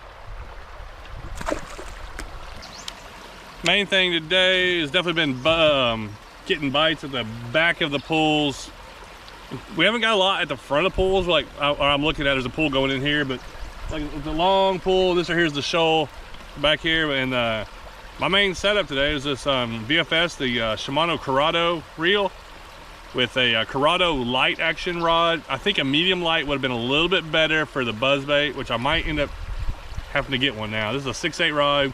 I got 15-pound braid. I got a 10-pound some kind of leader. It's not fluorocarbon. It's either mono or something. But this is I can't remember what size this is. I have to look, but maybe an 1/8 ounce. But it's the Georgia Boys buzzbait, tiny little thing. I put a little 3.5-inch spunk shad on it after I caught a few of them, and I've caught most of them like that. So this setup has been getting it done. It's been really fun catching them on it, because you know, 10, 11, 12 inches are just hammering it, and I'm hooking them. Plus I got that 16 inches that was probably 1.75 pounds or more, and it's been pretty fun. So yeah, I've been wanting to do this setup and catch some fish for a while. Today worked out really good. I got a couple more casts and we're about to get out over there, then I'm ready to go get some food. As soon as we got inside to eat, it just poured down. You can see the behind us. It became a flood. So we escaped the rain perfectly. Had a great day out in the water. Scott, appreciate you having me up. Thank you for coming out. Hopefully we can do some more floats, but yeah, I had a fun day. I really wanted to catch them on that BFS, and it worked out. So that's always fun when I got a plan that works out. Thanks for watching.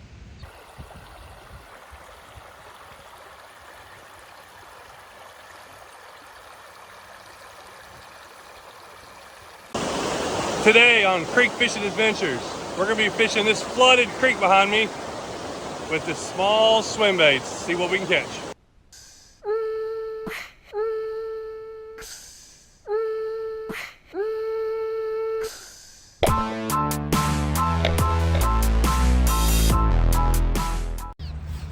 Now I've got a hole planned for today's fishing.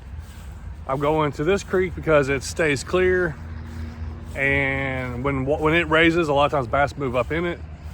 We've been getting a lot of rain recently, so a lot of other things are flooded and really muddy. A lot of other creeks I looked at.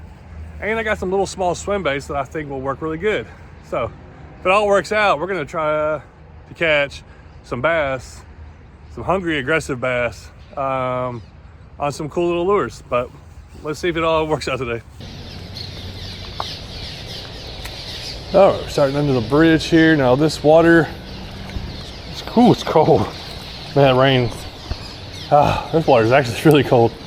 Rain must have really cooled it down. It's up. It doesn't usually flow this much, but when it does, fish can move up it. I don't know how they do it. Some of the places I don't know how they get through, but this little H2OX tiny swim bait thing, I just saw it looked really cool. Man, that thing was a good little swimming action to it. I figured we had to try it out.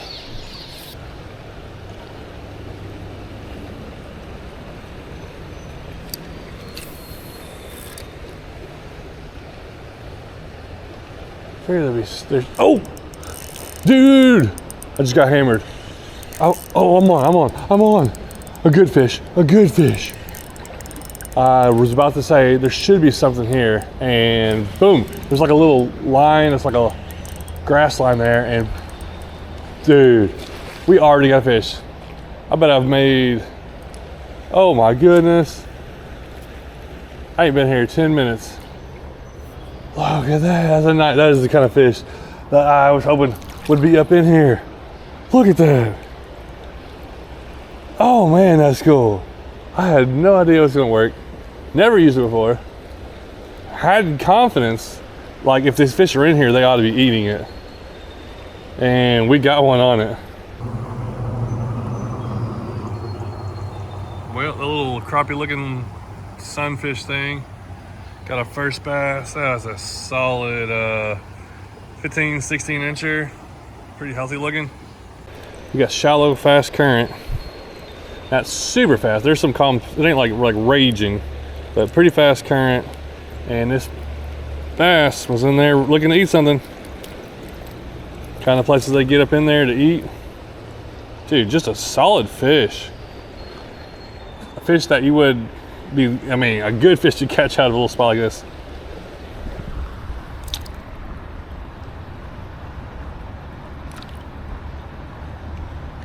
Right back in there it goes.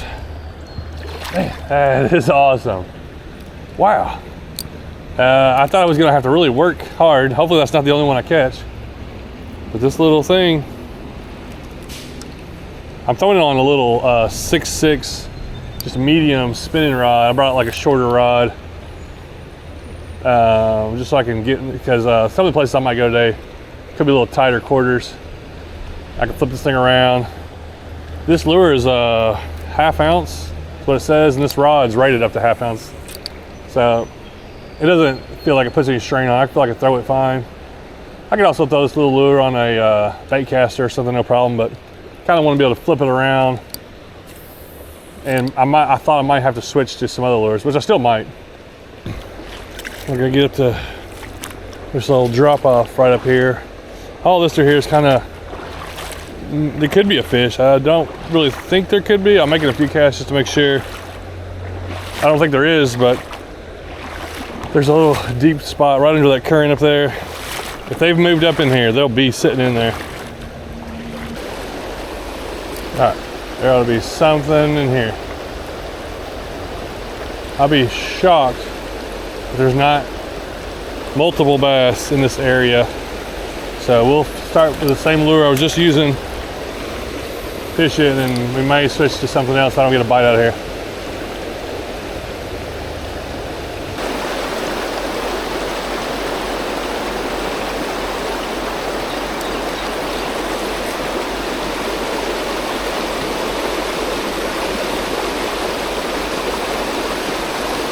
Oh my goodness.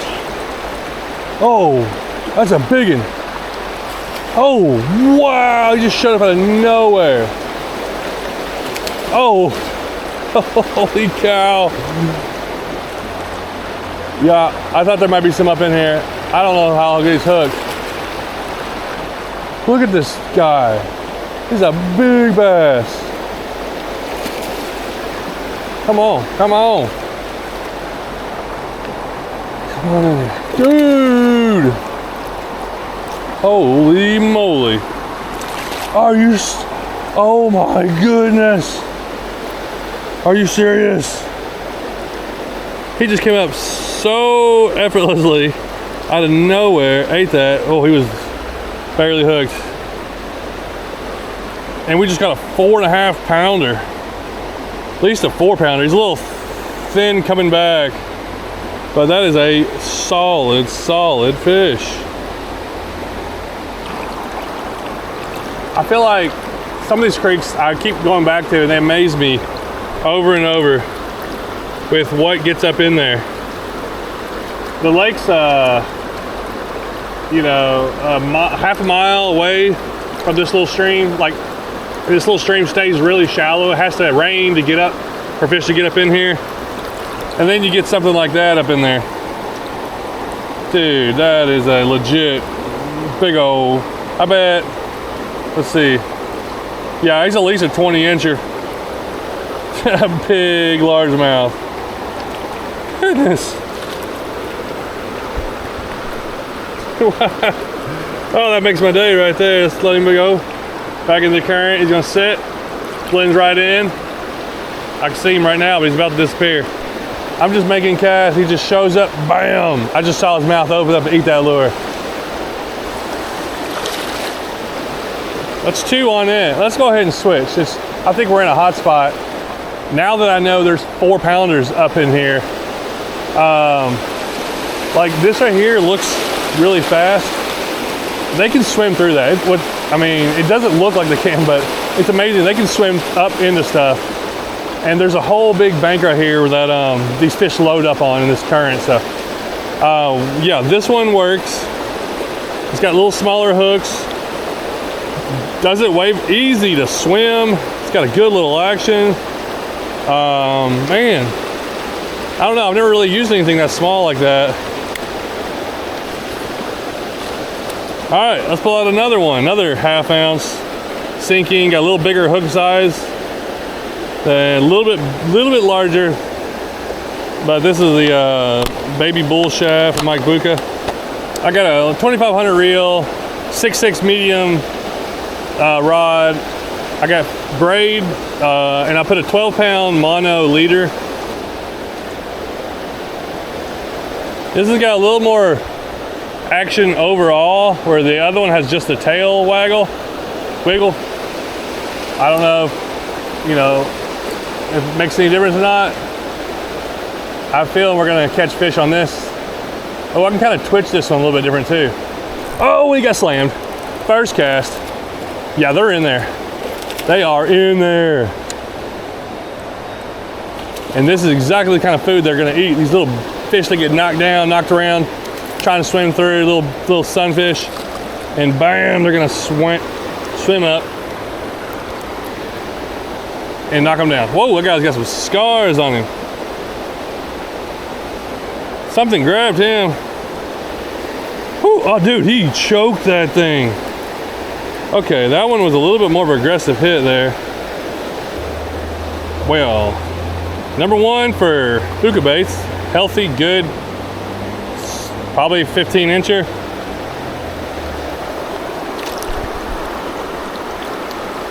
Aggressive feeding largemouth. Whew. Okay, I have no idea what to expect now. What I do like about this one, I feel like I can twitch it better and it just sits there. It's also white where I can see it easier. I do like that, and I also can just reel it through the water. All right, we're gonna throw it. Looks like we got a current coming in. We're gonna throw it across and just reel it, just see what happens. Fish, immediately. Nice fish, nice fish. They are loaded up right here. Immediately hit it. 2 in a row. That's back to back on the buka baits. I just picked up a, oh, good. There you go. I just picked up, I was shopping, I bought this little guy. I also picked up the trick shed from the buka baits.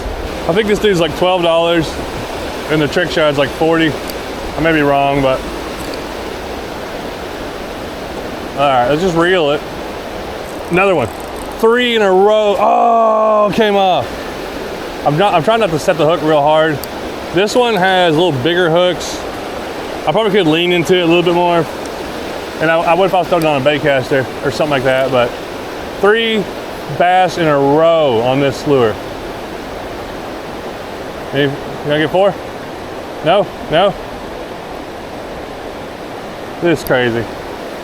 Dude, we have gotten 5 fish already out of this creek. And my camera's been running for 37 minutes. Little one hit right there. Little lure.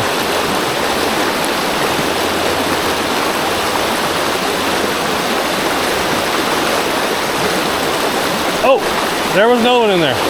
Dude, there must be all kinds of fish in here. I'm trying to let them just drift for this current.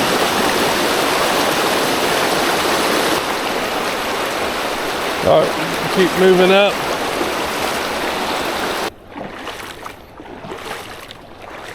All right, we've gotten upstream a bit further. There's a good, like, oh, about roll ankle.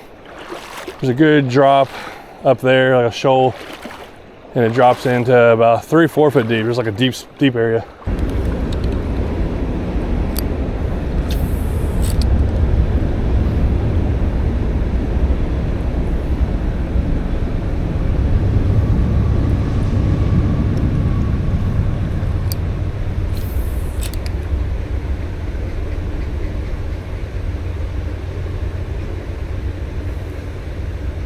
Oh, there's one right off the bank, right in front of me. It barely ate it. It's so soft. Solid fish. Dude, he was over here on the calm side, just chilling over here. Yeah. What a good creek bass. Oh man, this guy looks healthy too. Got like a fog coming off, the water coming in. It's kind of a humid day, 75 degrees, rainy. Just getting chunks out of the creek. And what's funny is like these fish, like they don't live up here all year. I'm not 100% sure on that. I can't prove it, but I'm pretty sure. Like we're not far from the lake, and what's funny is like I'll come up here later in the year, and this stream can almost dry up and it gets really cold and really clear. And like these fish aren't up in here, and even in early spring, I'll come up here in early spring, like waiting for them. I already did a trip this year. I fished all this and didn't get anything out of any of these areas.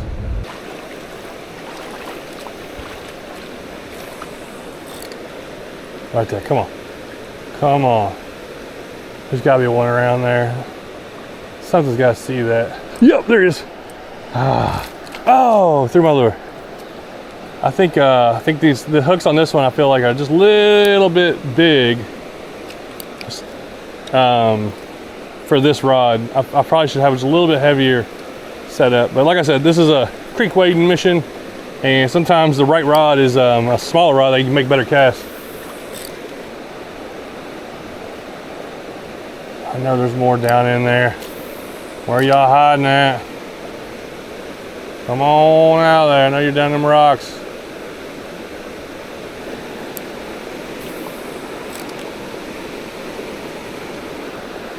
Oh yeah. Okay, he was up a little further than I thought. That dude came out of the water and hit it. Oh, nice, nice, nice. He was way up in there.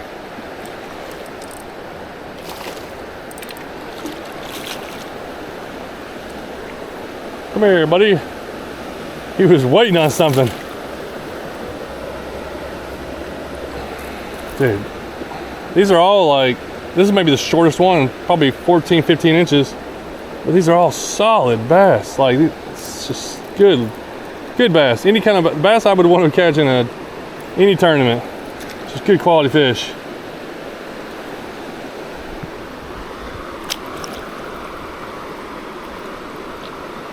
The guy was ready to eat.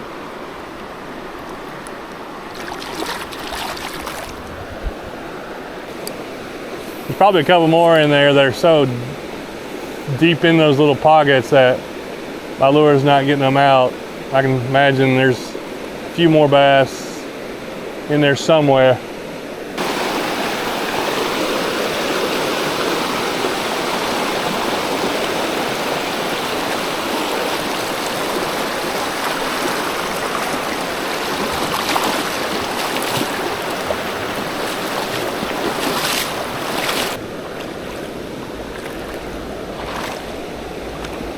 It's just wild. I feel like it's fog coming off because this water's like so cool today. I guess from the rain, and this comes from a higher elevation, so it like must be really cool.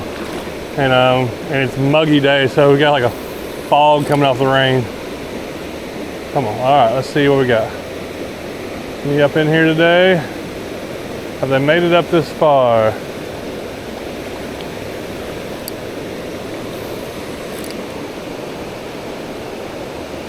Yep. Oh, that was a good one. I saw him come out and hit it. That was a good one. Goodness. Whew. Okay. I don't know how these fish getting around here. Okay, let's try that again. Try twitching it.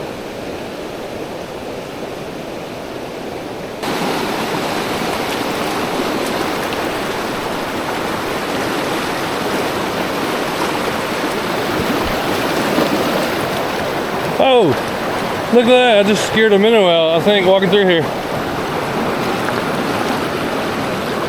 A little bitty bluegill. Pretty good. There he is. Come here. He was sitting up in here. This is the kind of bait that I think they're eating, little stuff like this.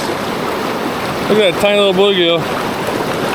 I'm walking up the rapids. He was right over here and real shallow.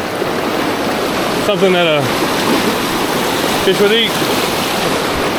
All right, we're gonna try to keep going up like one more level. I only had one bite here. Not sure if there's not as many fish right there, if that current is just so fast, it's kind of hard to fish it. All right, I remember, I haven't been up this way in a while, but I feel like my bites have started tapering out. I could go up there. There's like one more little deep hole. Could have a giant in there or nothing. I think we're gonna go ahead and turn back right now. If it was middle of summer or maybe another month, I might go up there if it's when I think there's maybe another one moved up. But we're gonna move back. We're gonna make some casts through some of the same waters that we casted, because we could, I think there's more fish in some of those holes.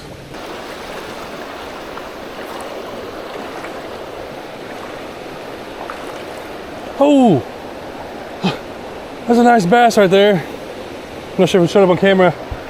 Dude, it was behind this rock way up in here. Like, I made a cast right here, but I didn't really think of anything about it. That fish was way up in there. Man, rain's kind of come in pretty good. I got back just in time. And today, to you on this video, it might look like this was super easy. And it kind of was today. But you got to remember, I am a professional creek fisherman. Not that I'm good, I got the hours put in. I have so much time put into exploring and finding places like this. And sometimes I only fish, like I did fish this creek earlier this year and there was nothing in it. You know, I might try to hit it once or twice more, but I do a lot of searching to find places like this and hours of thinking about them and planning. and have a crazy day like that. So it was really cool to be able to just show up with a lure I'd never used before and have it work really well. I may have some other ideas to use this some more. Maybe throw some of this stuff like on BFS. That'd be really fun, I think. Anyhow, great day of fishing. It took a lot of work that you don't see, and plus just a lot of hiking up and down through those, rocks is kind of hard. But thanks for watching. Really fun day. Hope this rain lets up and I can get back out and do some more. Hopefully my other creeks will start getting clear because it's aggravating when everything's flooded. But made the best of it and it worked out really well. All right, Mike Buka Trick Shed. Just got one. I've been wanting to try this. It's 1.6 ounce, so it's not that heavy of a lure. 6-inch long. First cast. Oh yeah, it's choppy. Dude, it does not sink fast. Very slow sink. This is a slow sinker, which most everything I fish, I like to use slow sink because it's super shallow. And I have what in the world?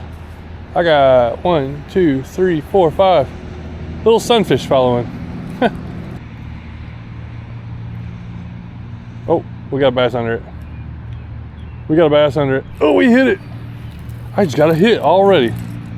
I think it was a little spotted bass. Where'd he go?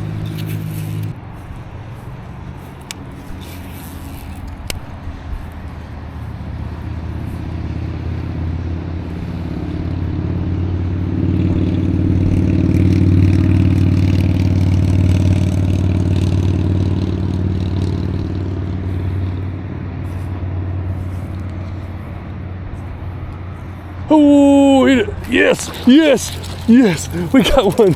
We got one. That was last second. First time using the bull shad, or the trick shad. Oh, watch out, watch out. This is there was a one we saw earlier. It was probably a lot bigger than this one. He was right at the bank. Boom. Dude, that's cool. Amazing when something works out. Maybe this video will go bonus video earlier day, because I caught a. Hey, is he on a bed? Still? I thought these guys were off beds by now. That's like a 16-incher. Solid one. First ever catch on trick shad. First time using it. First time. First day. 20 minutes in. No, not even that. 13 minutes in. 13 minutes. Took me 13 minutes to get my first fish on the trick shad.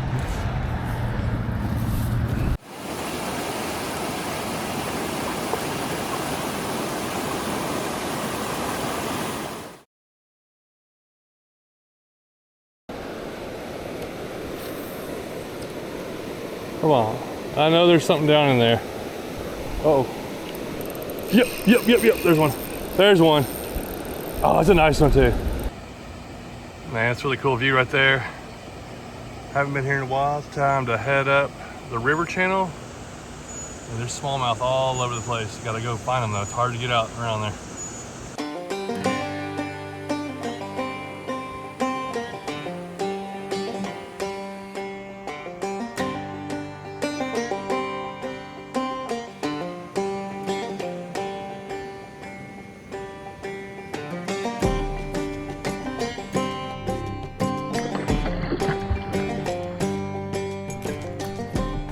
So wide for most of our rivers. That's like a shallow, looks like it's ankle deep, but there's like 4 or 5 foot holes. Then there's like really shallow spots, and there's little crevices, and there's fish all over the place out there usually. That's where we go. I haven't been here. I don't ever come till about this time of the year, which is like the week of the 4th of July. I like to wait till it gets really hot. There's a little higher elevation stream that stays a little cooler. And I always do better, I feel like, the hotter it gets. Ooh, yeah. Just gotta get right in here with them. All right, I got a bluegrass bug. First time fishing it here. This is the lure that I designed with Ethan from Mule Fishing. It's a 2-inch little, just tiny creature bait, something that I had thought about years ago. Real simple design, real simple lure, but I feel like it's great for river fishing, bass fishing, smallmouth fishing. They love little bugs, and the goal is to catch a fish on each color, each of the 6 colors that we have. There should be a decent amount of smallmouth and maybe some other bass in here, enough to kind of see if one of the colors doesn't work. This water's really clear, but I never know where these fish come from. Like, it looks like there'll be nothing, all of a sudden there'll be a big old fish right in front of you. Oh man, there's a lot of sunfish hitting that. I've never seen so many sunfish in here. Not that I remember. Maybe just have to get over a little. Oh man, I'm getting thumped by all kinds of little fish. It's good. I'm glad to see there's a lot of fish out and about. I may just have to get over a little closer to the current.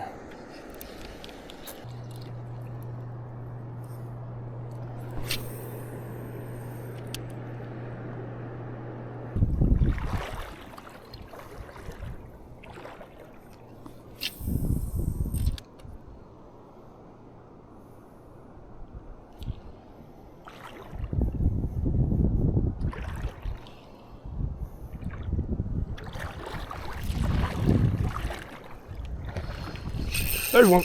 There's one. Just picked it up. A little small one. And there they're just hiding in there. They'll come out somewhere eventually. I think as I work my way upstream, I'll get more aggressive ones. Okay, number one is just a little skinny river smallie on that, what is that, ranch hand, I believe. Let's see if we can get one more on it, and then before we switch. Make sure my leader line's good. Yeah. All right, I've had a lot of little sunfish bites, and this first one came over here on the more of the shallower side. But there's so many little crevices in these little areas. I just try to cast everywhere.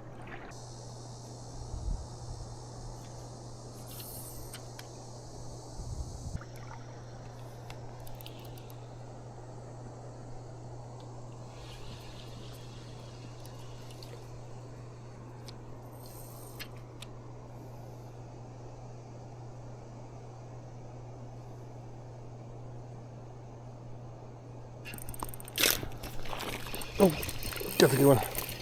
Is that a largemouth?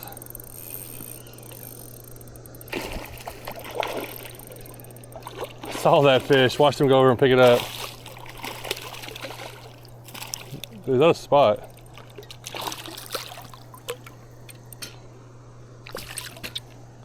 Hey, that's a spotted bass. Don't catch a lot of them around this area. Okay, number two, that's a good one. That's a good one. Waiting, I walked over here, I saw it was in a little deep pocket, little channel, right out here in front of me. I threw up, watched him go up there, twisted it a couple times, couldn't really see if he was biting or not, and then all of a sudden, yeah, I got him on there. Hey, it's a little better. It's a spotted bass, but there's some bigger smallmouth in here too. But this size, this right here is a good size catch. A little wind up here makes it cool down, because it's pretty hot. It's a little windy. I haven't traveled very far, but I've seen a few that I haven't been able to get the bite, kind of like spooked them. But I know they're all out there. They're all over the place. You just got to get it in front of that fish to get him to react to it. So, all right, that's two on that. We're using a 1/10 ounce jig head. This may be a little heavy for in here. I kind of want it to fall a little slower. We'll see if it doesn't. We might end up changing up something else, but we'll leave the same jig head. And let's go to a different color. Let's get a little more vibrant too. I think Rodeo Clown. Yep. Rodeo Clown. And I'm just sticking it on here and get it up over that little keeper. Right down on there, weedless. And tuck that in. Yeah. Just a little bug, just something very easy for fish to eat.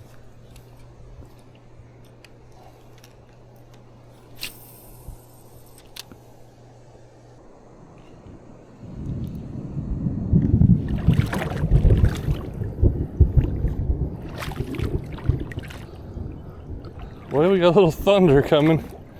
I don't know if it's gonna be severe or what. Right now it's off a little ways.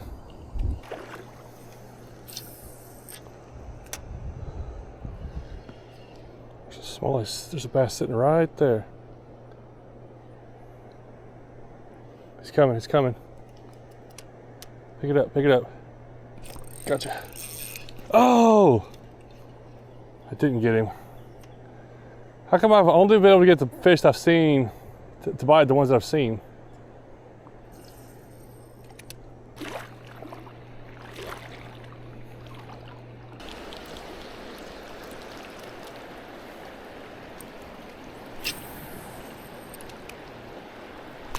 There's one. Oh my goodness. How'd he come off? Man, he did. Thumped it. Not far from the ramp, but it's, if it starts raining, there's no point in me running back because I'll be soaked for sure. So I'm hoping it's just a mild storm. It looks pretty sparse. Doesn't look real dark, the whole cloud. Dark over there. But it's got some light over there. So I think it'll be hopefully a quick shower, pass over. There's a couple of deep holes up there I really want to get to. It just takes a while to get up there.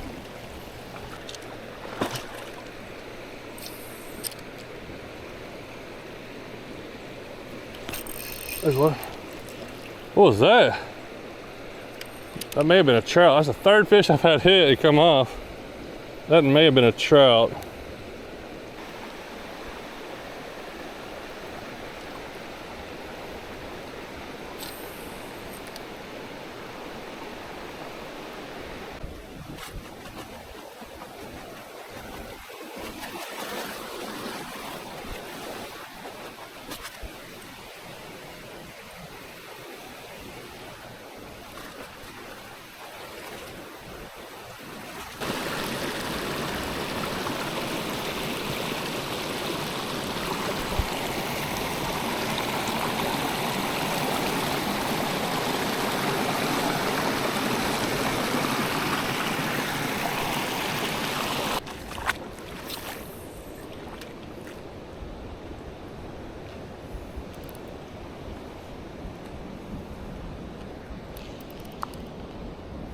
Oh, there's one.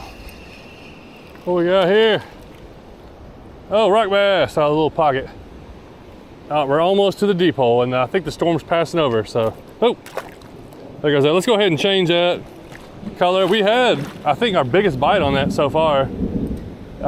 These fish today are just, they're not hammering. And I think I probably said that like probably a dozen times this year, but everything has been a little weird this year. All the places I usually go to where it's like I'll get some like just hammers, like just some fish just come out. It's just not been happening. But that doesn't mean we're not gonna catch them. Oh, let's go with old trusty black. I mean, you can't go wrong with black. Oh yeah, that's gonna do it. Oh, there's our deep hole. Okay. We've been zigzagging for a little bit through, like there's main current and there's like all these other little pools that are meandering through this area. That's like a nice deep hole there that I've caught some good fish out of, so I'm really hoping to catch one somewhere right through here.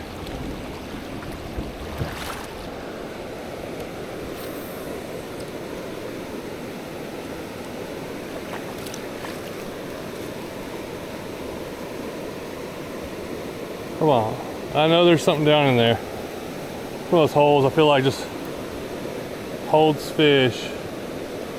I mean, we got overcast, a little bit of rain. We got a good deep hole. Man, they should be eating in here. Uh-oh, no. Oh, I felt something. Uh-oh. Yep, there's one. There's one. Oh, it's a nice one too, for today. Well, for anywhere, for the river, I mean, like, he's not like giant, but he got down that current and he is staying down. That's nice. Oh yeah, it's a nice smallie. There we go. Dude, he is strong. Whoa, he's a little bigger than I thought. That's a nice small. Try not to fall here. Come here. Come here. Ooh, yeah. Such a beautiful fish right there. Oh, check that out. He is so dark. Really get that bluegrass bug really nice. Not a big old fish, but he is a strong, he's like really dark brown. Probably 15, 16 inches, really long, skinny river fish. Okay, one last look and we'll get him back in here. He's powerful. Look how dark he is, very brown. It's different than a lot of the smallmouth I catch in other creeks. So this is a, look at the bottom, this is a darker river. Got a dark bottom to it. Out here in the mountains. Ah, that's a cool catch. All right, we'll leave my backpack right there. All I brought was my backpack with the lures and this rod here, and that didn't take too long to get that guy. So we're gonna try, if we get one more, we'll switch colors. This also is a spot that I'm like, it's a little more consistent. Like I know there's fish in here. They kind of, it's probably, you know, probably a bunch. That's why I usually catch one here. Oh, I thought I had a hit. But we did put the black on. I feel like the black is probably one of the best colors for this kind of lures. Like it just, I mean, I've used the black Largemouth, black stick baits, black other creature baits, especially for creature baits with like a bug style lure.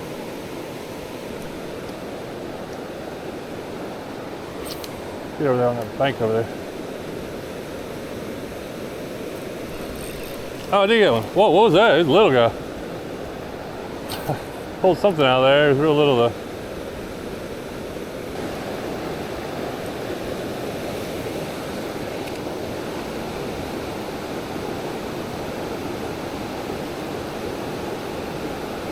Oh, there's one. Oh, that's a good one. Here's another strong one. Goodness, let's get some power.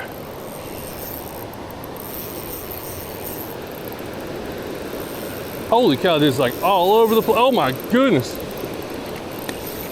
How is he that strong? He's ripping around in this current. Get over here, get over here. Get up. Nice. Whew. Oh yeah, he's bigger than the last one. Maybe, I don't know. Close to the same size, but man, he felt strong. Maybe a little bit wider body. Beautiful, man. These are just like brown. Look like what you see up north. I guess it's the color of the bottom of these rivers. I fish ones that are like gravelly and clear. Those fish are yellowish. These darker ones, like up here, like Susquehanna River, way up further from here. Same style. It's a lot of shoals. There's dark bottom to it. Dude, that's beautiful smallmouth. That's two good ones on the black. It's another pretty mountain smallmouth.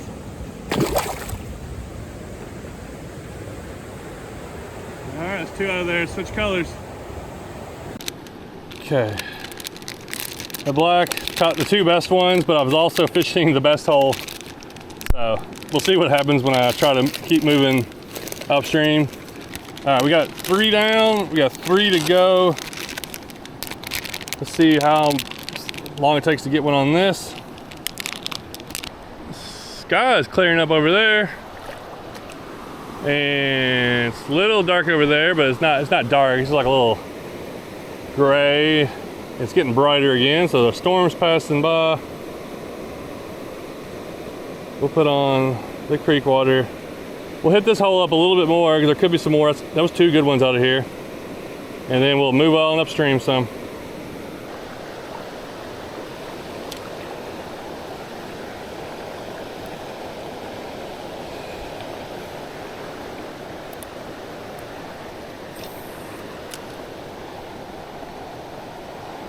Oh, dude, what? Dude, my drag got really loose. I got hammered and my drag was really loose.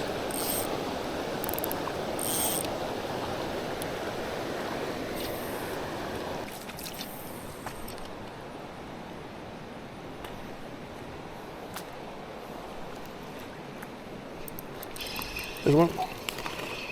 Little guy, come here. He's all over the place. All right. Right where he should be, a little pocket out of the current. Okay, calm down, calm down. Well, he had no trouble hitting that creek water. What?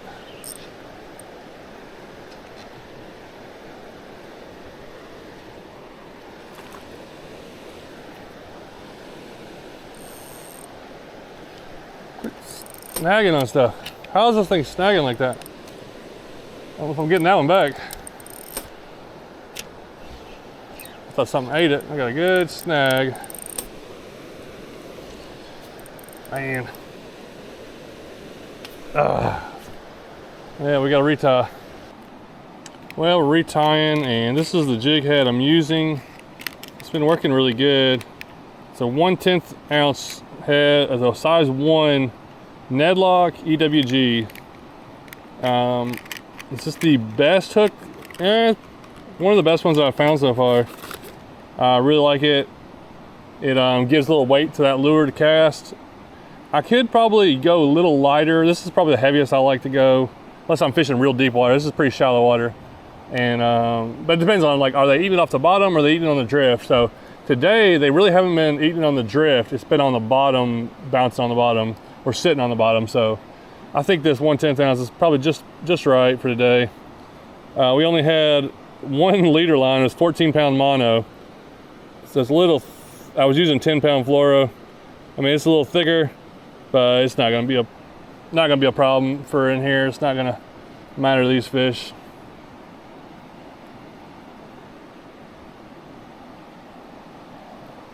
Well, we're gonna go ahead and switch since we're already got a new hook on there. Let's go to the wildflower.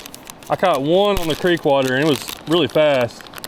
And I think it'll work more. We might go back to it if we catch them, but I really want to finish out the rest of the colors before I head back. So we got wild, what's it called here?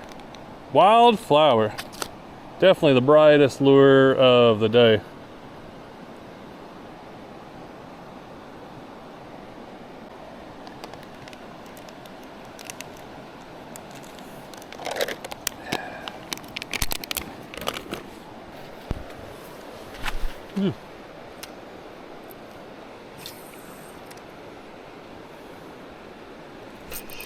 Fish on.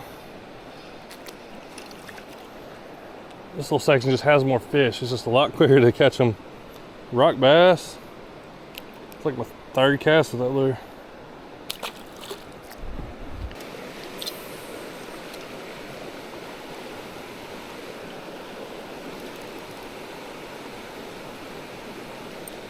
Oh, come on. I just snagged again.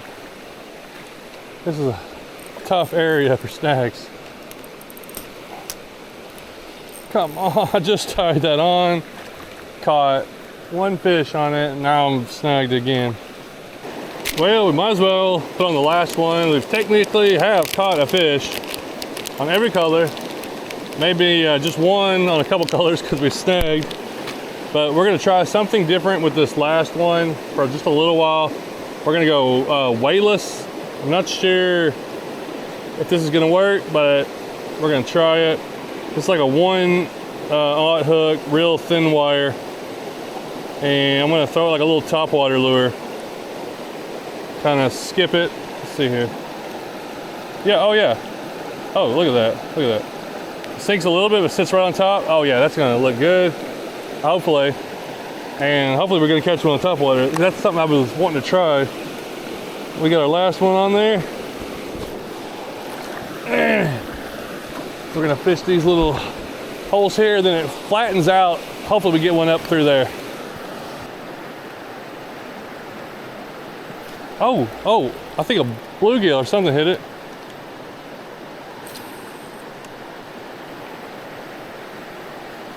Oh, we got one.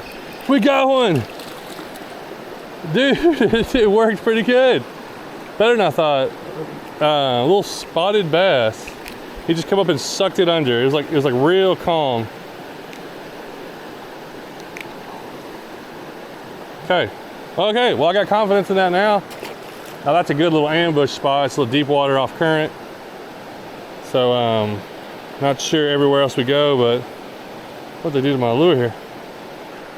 All right, we're back in business. Good thing these lures are real durable. Boom, back on there.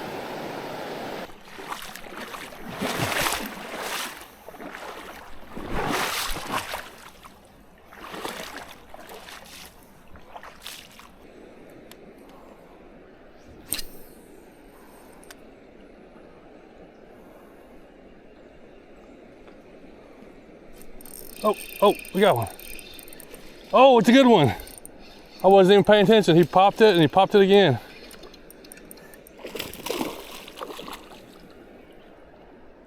Come here. Come here. Well, there's one for the top water. Wish I'd have seen it. I wasn't really looking over there. Nice largemouth. We got this is usually where I kind of start turning around. It's kind of a bigger area for this river. So there's definitely like fish in here. So hopefully we catch a few more. I've been looking for those bigger smallmouth. I know they're in here hiding somewhere, but that's not a bad largemouth. Thank you. All right, I guess we've gotten a fish on every color. Oh, something just jumped over there. Something on every color. I guess that was my first largemouth. What was the first one we got on this? We had something on this, I think, already. Oh, a little spotted bass. So I changed up and I just hooked it like this. And I'm just kind of twitching it. Ooh, what is that? Ooh, that looks, what is that big old thing right there? Gar? See if they bite at it. I think they're gar. Oh, there's no. This little topwater thing, it's like just barely subsurface. It's getting some good reactions. Is that a little spotted bass?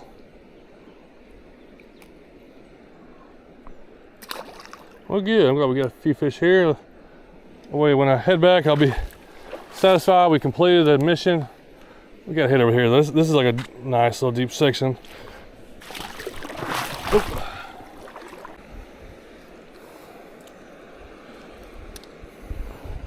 Okay, last change. Back to the creek water, 1/15 ounce. Just to fish this little area. I see a fish. Where is he? I saw one right here. There's a gar. There's a gar. Eat it, eat it. Kept snipping at it the whole way.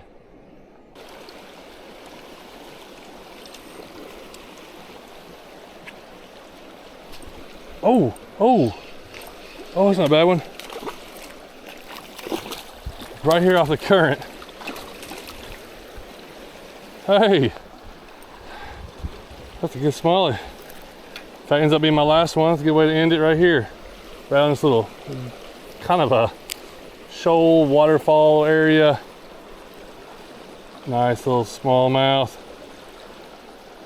Been walking around, seen a bunch of fish, well not seen a bunch, seen some little fish action. It's kind of weird up here. You get like, you fish and hop around, all of a sudden you'll hit an area where there's the fish are. And then I'll come up next year and it'll be gone, or they won't be biting like it. Well, this is a cool place to come up to for sure. Explore a lot of work. It's slow to walk around. It's boulders and drop-offs and different things, but man, it's out in the middle of the wild. There's usually no one ever fishing around here because it's hard to get up in here. But we're gonna start heading back. I'm start working our way. We gotta go a little bit upstream and then we're gonna get back up on, there's a railroad track so we can walk back. So I don't have to walk back all this that I came up with. That'd be really tough.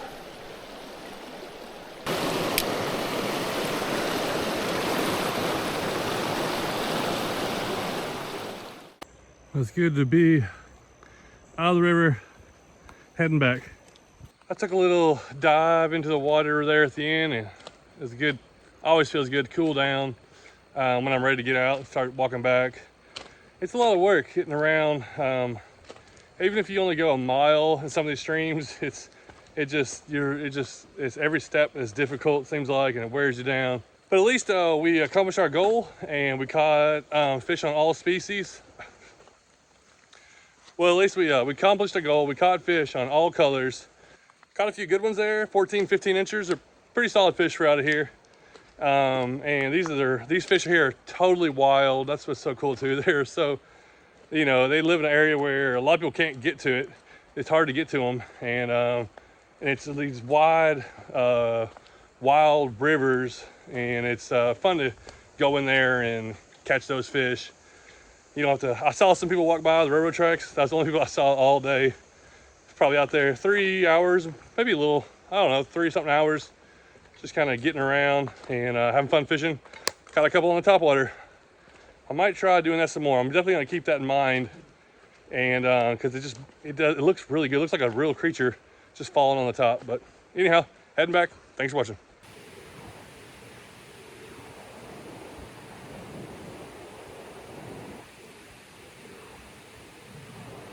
Wow, there's another one back there. There's several. Oh, that's a good fish.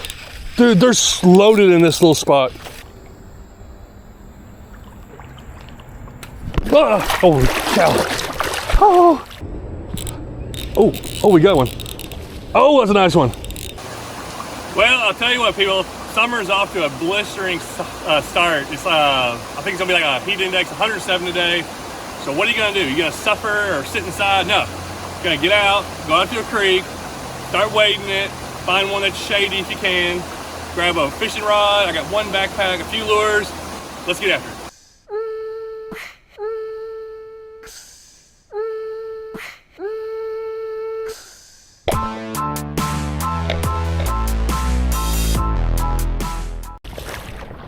We're gonna work up this creek channel just real quick, and then we're gonna go get some Mexican, which is right here, the same parking lot I just parked at.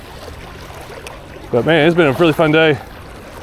We thought we didn't get anything down past the deep section. I don't know, thought for sure. We saw some down there, couldn't get them to bite. Oh, I had a largemouth follow. I think I spooked it. Oh, nope, I got him. I got him. I don't know if it's the same one. That's a spotted bass. Dude, I knew it'd be worth coming up this creek. Oh, that is a nice, dude, I was gonna be surprised. He just left, and I was like, I'm gonna hit this little area. That's a nice spotted bass. Healthy looking one, probably 15, 16 incher at least. So this fish actually was the last fish that I caught this day. And why you don't see the beginning of this video, because the whole thing got corrupted and I couldn't get any of the film. So me and Alex went wading, and we hit like 2 or 3 different little creeks, and it was an amazing day. It was actually one of the best creek wading bass fishing days I've had.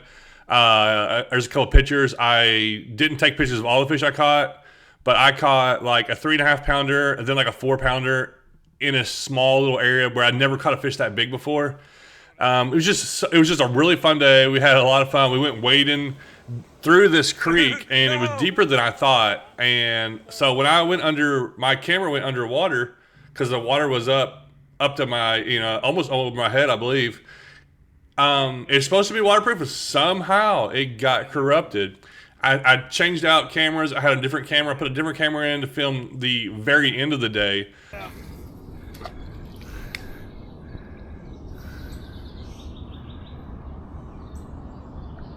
Oh! Get him! Oh, Alex, get him! Oh, he hit it twice. How do you set the hook when you're standing like that? That's it. I couldn't set the hook on him. He hit it twice. He came back. He's right there somewhere. But yeah, it was just a fun day, and I was like, man, I have to get back there. So I'm gonna pick back up 3 weeks later, and we're going back to the same creek, and we're gonna fish it again. So I'm back with my BFS and a topwater lure. So this is a pretty small creek, but it connects to a little bit bigger one, not too far down. And there can be like surprisingly good fish, like up to, you know, 2 pounders and stuff. Should have got something by now. Oh look, there's a bass right beside me. There's a largemouth right there. Spook now.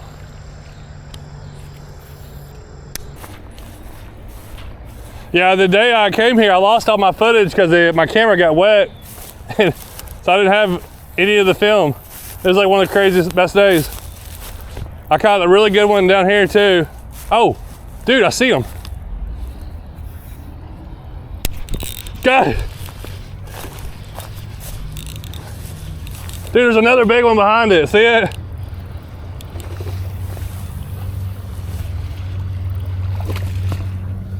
Holy cow.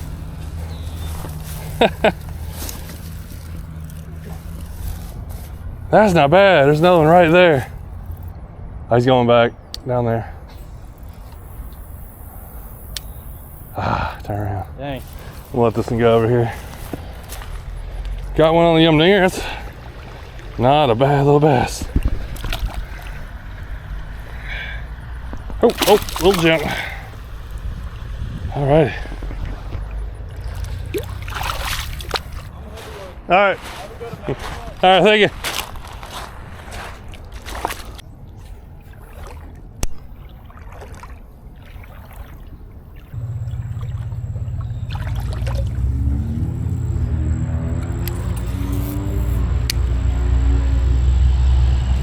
Oh yeah, there was one in the grass. There was one in that grass back there. There's a buzzbait fish.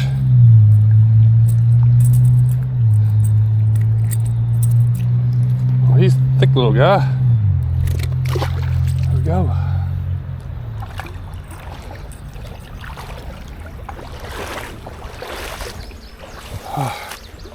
Oh, I feel so much better in the shade. It's been so hot.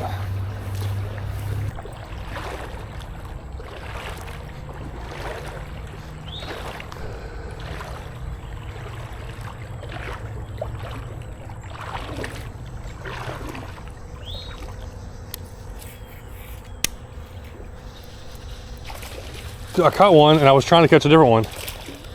I cast it at a fish and caught a different fish. There was a nice bass. I just looked up and saw him. I threw right past him and I get this spotted bass. That was really funny because I was looking at a fish, all of a sudden I got hit by a different one. I've seen a few littler ones, but I just saw one that was a nice one and now I spooked him off. He was sitting right in the current, like maybe in a strike zone area. Might come back for it, I don't know.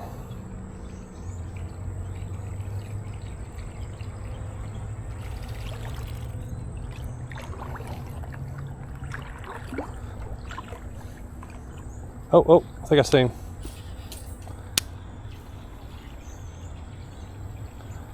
Didn't move.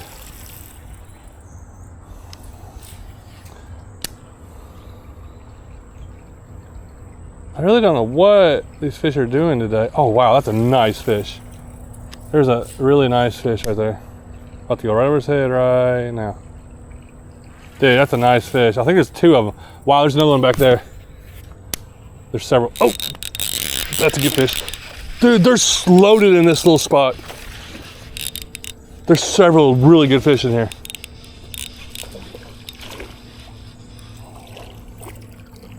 Dude, that's a nice spot. Two spots in a row. That's a good spotted bass. 2 spots in a row, and there's, I saw 2 nice bass look like right up here. And then I think I saw one back there, and I threw back there and got this one. So this little area must be loaded. All right, I don't want to spook these off because I want to try to catch those ones I saw up here. But if they're not gonna hit the buzzbait, I'm gonna have to, I don't know what I'm gonna do. Maybe just when I come back through, I'll just have to finesse fish. Dude, there's a largemouth I've seen go through. That's probably a 3-pounder.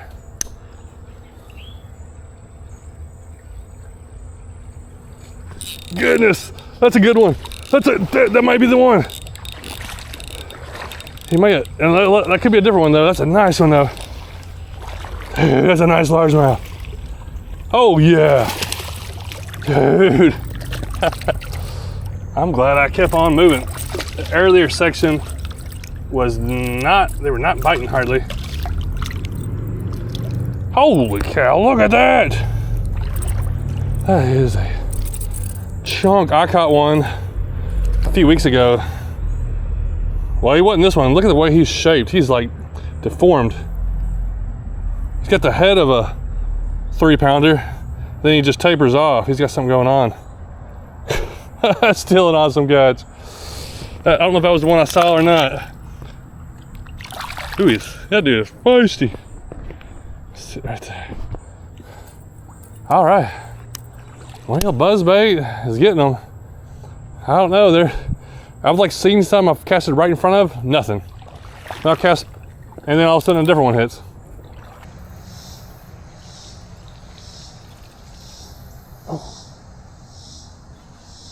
Oh, there's a couple down there. There's fish down here. They're not all hitting the buzzbait. All right, we're gonna switch because I've seen some, like they're looking up at it, but they're sitting down in the current. Okay, we're just gonna go weightless, yum dinger, still straight braid. I'm not too worried about the fish seeing it, and I'm having a hard time. I have a dull pocket knife in my pocket, and it's having a hard time just cutting this stuff, so I think we'll be all right. I've seen several bass that were like, just, I don't know. Kind of wish I had a big swim bait like I did the other day. With 5-inch swim baits, 6-inch swim baits, kind of really get those fish's attention and makes them kind of commit, I feel like.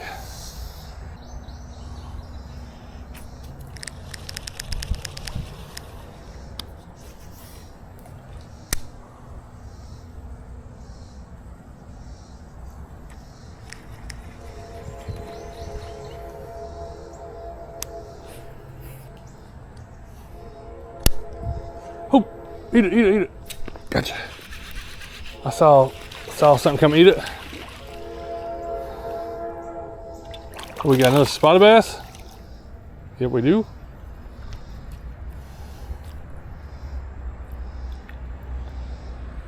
Okay, this is the last hole. So this is where my camera messed up. We waded through this section and it gets over my head. I had to swim, and I didn't realize it was that deep. I always thought it was like 5 foot deep at the most, but it was like 6.5 foot deep probably. And I had to swim, and my camera, even though it was waterproof, somehow the card got wet.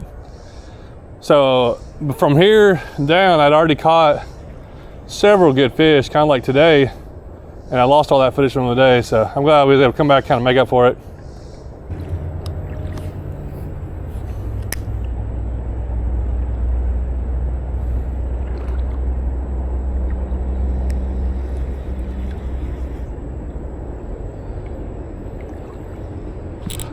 Oh, we got one. Oh, that's a nice one. My lure just disappeared. I never saw the fish. I saw my orange lure and all of a sudden it was gone.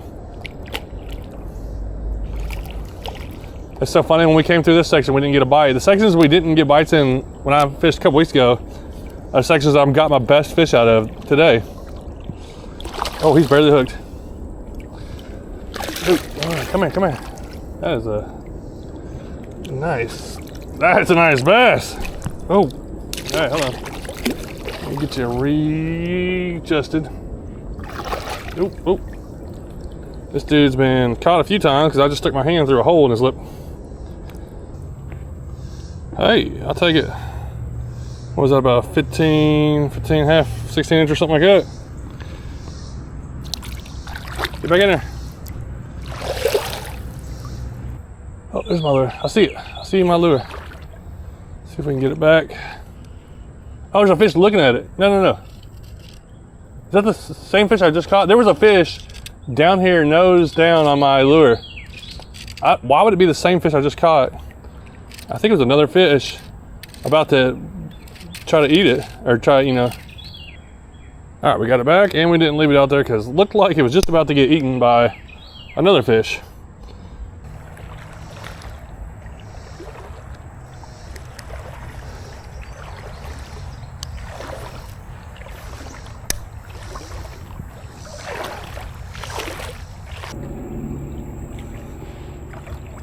Oh, there's another largemouth right. Oh, there's a big one.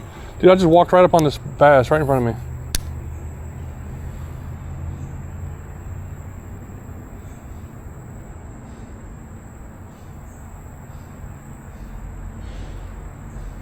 What are they doing in here?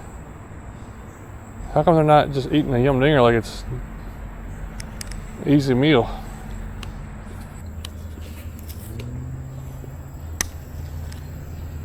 Oh, something just ate it. Something just ate it. Got it. I just saw my lure moving. I love using this bright lure because you can see it so well in the water. Then you see if something changes. The largemouth picked it up.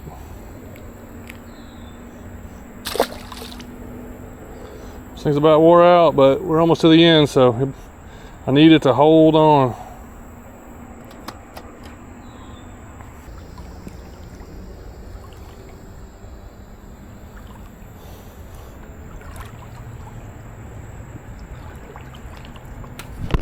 Holy cow. Oh, that thing scared me half to death. I don't know where he went. Maybe crawling up my leg right now. I don't even know where he was. Maybe it was, hopefully it was on camera, because that snake had to have been right here. But I'm sure he blended in so well. Goodness, I was reaching up for that. I was about to grab that branch as I go under, and that snake fell right in front of me. Goodness, that gave me a jolt. Just because it fell right in front of me, and I just saw the snake all of a sudden right in front of me. Why you gotta do that, snakes? How many times do I walk by them and they don't move? I wonder. Whew. Oh, there's a fish. Oh, that's a good one. That's a good fish. Oh, wow. Well. All right, I'm gonna make a point because I'm about to title this video Big Bass in Small Creek or something like that. Big Bass in Urban Creek, something, I don't know, we'll come up with some kind of title. Why am I gonna title that? Because that, to majority of people that fish, that just fish, that is a big bass to them. Because most guys are not targeting 4 and 5, 6, 7 pounders. So that's still a big bass to me, especially in a creek. Little creek, this is a little creek. This ain't even like a creek that I could kayak. This is a tiny creek. And what we got here, a 16-inch, should be 2 pounds. He's a little light, but say 2 pounds and up, over 16-inch is a big bass to the most people. And that's why I'm gonna title that. I know that people, if there's some comments that are like, big bass, that's a little bass to me, blah, blah, blah. I catch 8 pounders in my pond. Oh yeah, most people don't do that. There's a few people out there that are used to catching big fish. But anyhow, that was the reason. I thought about that before, and I know a lot of people were like, I try to be honest with my titles most of the time. What am I supposed to put? Almost big bass in creek or average sized bass in the creek, you know.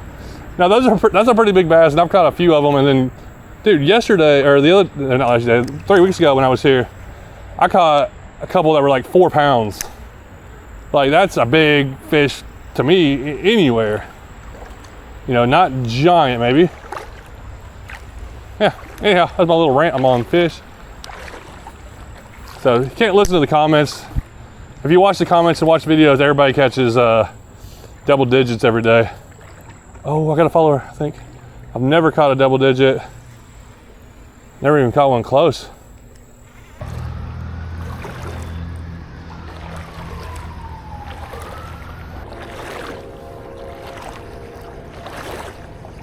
Well, when you got creeks like that, how do you want to fish anything else For me, it only happens for about 3 months in the summer. So you got to get the right timing. Usually dead middle of summer is when those bigger fish start moving up some of the creeks that over time I've kind of gone back to, and sometimes it's even surprising. It surprises me how big a fish get in there or how many bass are in there. Of course, thanks so much for watching. I really wish I had the video from the previous day, but at least I had a few pictures and a few things to show. And then going back this second time was a really good time also, catching some what I call big fish. Let me know what your biggest fish you've ever caught wading. If you would like to throw that in the comments. Or what is a big fish to you when you're wading or just out fishing or anywhere? Like, you know, in my mind, I have big fish for creeks, big fish for rivers, and then big fish for lakes, which I don't do a lot of lakes because I don't catch a lot of big fish for lakes. But, you know, they're kind of categorized differently depending on the body of water. Also, just to let you know, I am starting a channel membership. Now, this is something that anybody can click on, or you don't have to do. It's nothing that you have to do to change anything you're watching now. I already had a couple comments. You know, I just posted it, and a couple people are worried about do they have to have a membership to watch videos. Now, this is just something that means nothing if you don't care, because all it is offering just a little bit of extra stuff. There's a discount. One of them has a discount code for merchandise. One of them has like members only polls and comments I can put on there. And I believe it's the last level that has like members can view videos early. Like if I edit a video and I get it done, edited, ready to go, but maybe I'm not posting it till tomorrow, I can turn it on where members only can watch it early. Maybe you can watch it before anybody else watches it. You can comment on it, I believe. So it's nothing crazy. I'm not giving out a major thing. This is just for people that were asking if you want to support the channel. Days like I had the other day where I lost all that footage and ruined a SD card, and luckily that camera I thought was tore up, didn't tear the camera up. But I go through cameras, go through gear, go through things. I just figured I would open it up, not asking anybody that doesn't want to pay for these things, and nothing's going to change. But if it's something that you're wanting to do, and you're like, hey, I want to subscribe to level 1, 2, or 3, go ahead and click on there. And maybe in the future, we'll start adding a few more things into that. But just something I'm trying out. And there'll be members only polls and places where you can comment, and I can get more direct feedback from you. So thanks for watching. This was definitely a great little trip, and I appreciate you watching it.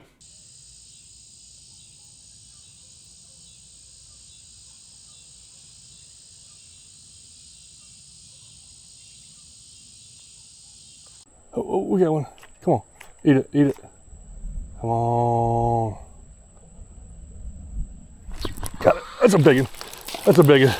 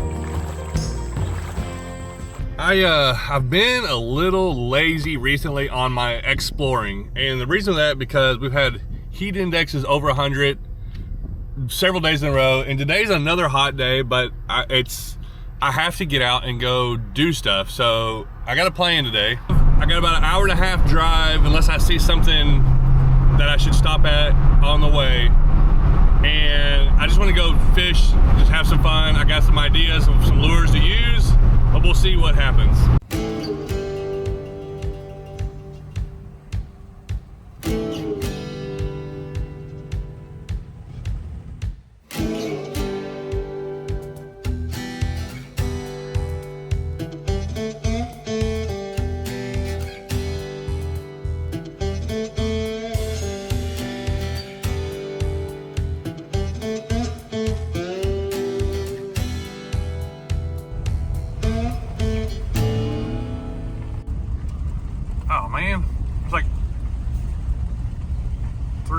trucks parked where I was gonna go. What's going on down here? They're really set up doing something. I wonder if they're collecting data. There's a bunch of people all over the place. They're looking for something. Maybe they're collecting species. Oh, snorkeling. They may be looking for darters or some kind of little rare species. Right where I was gonna fish of all days. Well, that's exploring for you. The spillway that I came to, haven't been to in 4 or 5 years. On a Monday, I come here and there's people set up. I don't know if I want to fish downstream or upstream. I still want to fish this area. It still looks good. I'd like to see what they're doing. It may be interesting to find out. I'm gonna drive down the road, look for a place to pull off. We're gonna get in here and fish somewhere. All right, we found a spot downstream. There's a little pull off on the side, a little trail down here. But there's this big deep hole. I don't know if I've ever fished this area. I've only fished a couple of places on this creek. And I know there's like, they stock trout in it. I know there's like kind of trout throughout. I don't know about right now in the summer. But there should be some smallmouth in there too. And that's kind of one of the things I'm kind of looking for. I just don't know if there's any big ones, but we'll probably take an ultralight rod and just go start exploring. This ought to be cooler water too, so it ought to be nice. Dude, there's several smallmouth swimming around right here. And I haven't even got down there yet, but I also got like I feel like it's about to start storming any second. I just looked down, these smallmouth there's 1, 2, 3, 4 shallow right there. They're not real big, but I think I'm still gonna take my ultralight. It'd be nice to catch 1 or 2 of those. Those look decent size. Huh, we might come back here since it's right by the truck, throw some big lures or something. 1, 2, I saw at least 4 smallmouth, and those are decent ones. Those are 13, 14 inchers, it looks like. How many more are out there? I got a little inline spinner we're gonna start with. Try to catch whatever we can catch.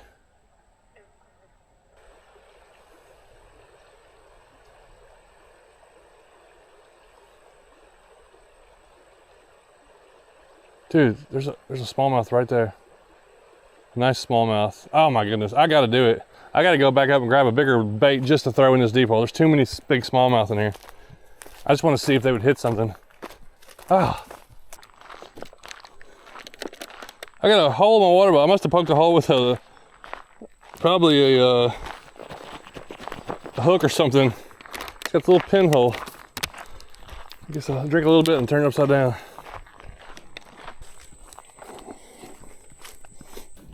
Let's see here. Ooh, water feels good. I can't tell if it's deep downstream or not, but upstream is this big hole right here, and we'll just fish it. It probably gets fished a bit. I mean, I'd imagine. It seemed like a lot of fish in there. I got a buzzbait on. See if we can. Oh, there's a smaller right over here beside me on the right. Oh, there's several of them. Dude, there's like 1, 2, 3 right there.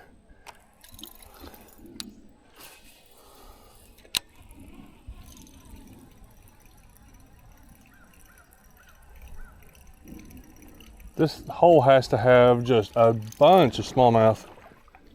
Probably one of the biggest holes in the area. I was hoping they'd be aggressive. They're sitting over here. They've already seen my lure go over them a couple times and they haven't done anything.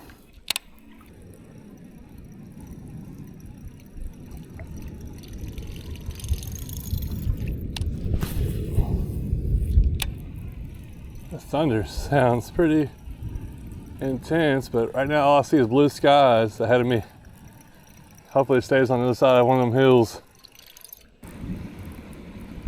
Well, I didn't get a bite. Had some follows. Thought I'd get maybe one of them to hit. I know they're in here, and I know they're hiding in these rocks. They're looking at it, and they probably see my lure. All right, what's going on? How are we gonna catch a fish today? What do I need?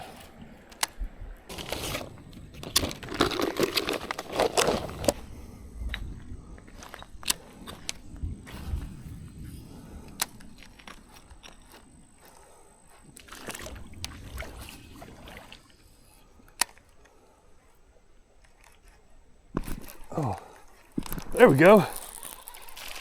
Got hit and then came back for it. All right, we went up one more hole. We got our first little smalley, little fluke thing. I'll have to look at it, see what the name of it is. I just saw it the other day. Thought it'd be perfect. And that's a little guy, little probably 10-inch smallmouth bass. We definitely saw some bigger ones downstream.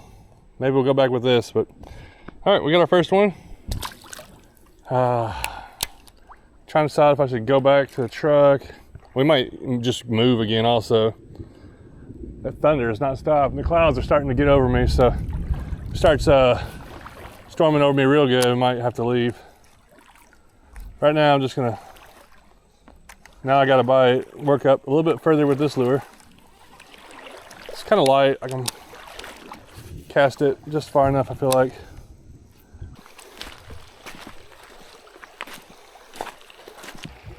This water's pretty low.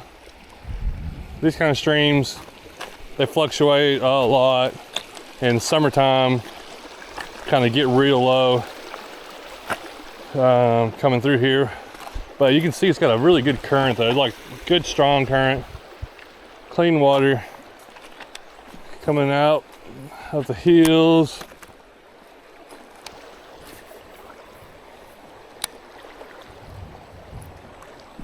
Oh, I should have waited. I was awake. I saw it hit. There's one, eat it. There's a bunch of little smallies in here. I'm gonna have to come back. I now I've gotten to some active ones. We're gonna come back with something else. We're gonna hit this area. I've gotten several hits. This is just a little bit big for them. It ain't giant, but they're hitting it, but they just can't get hooked very good.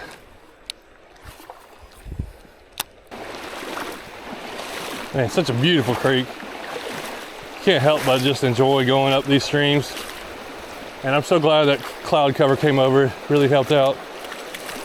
So we've been fishing for probably an hour, 48 minutes, and we've only caught one fish. So everything you've seen has been scouting, collecting data in my mind, trying 2 or 3 different lures,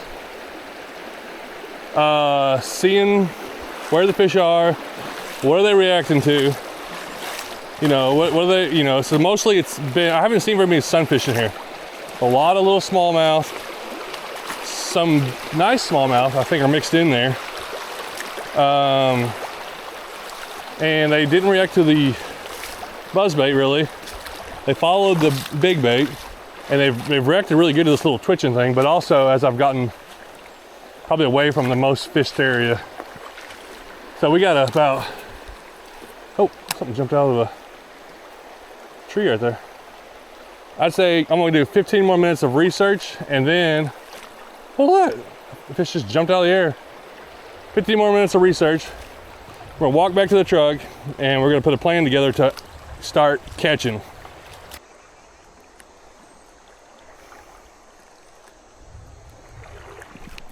Oh, there was one right there in front of me. He followed it up.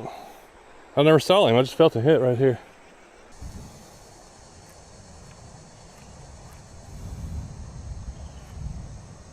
Oh, there's a small one. Eat it. Oh, dude, that's a decent one. Got it. All right, watch that one follow it up out of the middle of the creek here. And there was 2 or 3 other ones looking at it. That's a nice, that's not a bad one there. If I knew there was like a lot more like this, I'd probably just stay with what I got. And we might, we still got to get to the end of the pool before we decide exactly what we're gonna do. I kind of think I have an idea in my mind what's gonna work really well. That's a nice, probably 12-incher. All right, let's maybe get a couple more of those. Oh, okay. Oh, that should be one. Oh, did you see that wake? Dude, there was a wake. Crazy. Came off that bank over there as soon as my lure hit the water over there. I just waited. I felt a little bit of a pull.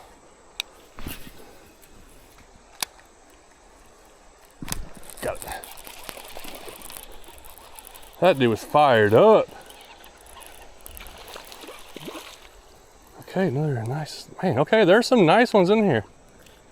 I'm talking creek fish. Now I did see one back in that deep hole back there. There was probably like a 3-pounder. But that right there is a nice creek fish for what I'm wading in. Tore my minnow up. I was wondering about that. I'm thinking about giving this minnow a try when I go up to the Susky. It's like a nice little like fluke style lure. Let's see, when it hits the water, just see what does it do. Just slowly sinks. If I look at weightless. I think there was another fish in there.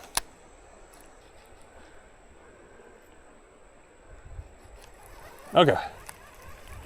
All right, we're getting out of the creek. I'm actually gonna, the road I think is right there. Let's try to get up to the road. That's a sucker fish, but I see some bass, little bass down in there. All right, we're gonna come back right here and work our way upstream. This stretch here looks really good. If we can get in and out of this area without getting snake bit or something. All right, right here. All right, we gotta throw this thing down here at the deep hole at least a couple times.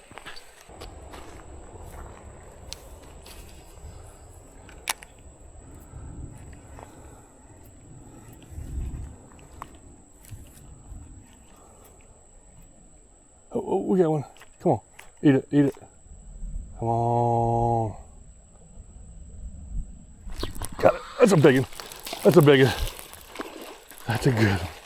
I'm glad I came down just to make some cast down this deep hole. That's a nice smallmouth. Yeah, I mean, we just came out of nowhere. I don't think that's as big as the, pretty sure I saw a bigger one than that, but this is bigger than I thought. This is a really good one. Dude, this is nice. Come here. Oh, yeah. Okay. Holy cow, that's a nice smallie. Oh my. That is a big old small. It's like a 17-incher at least. Watched him I watched him come around this minnow. I twitched it, let it fall. Twitched it, let it fall. And he came around the side of it and ate it from the side. He's got some weird little scars or something. That's bigger than anything I was thinking about that I would be catching up in here.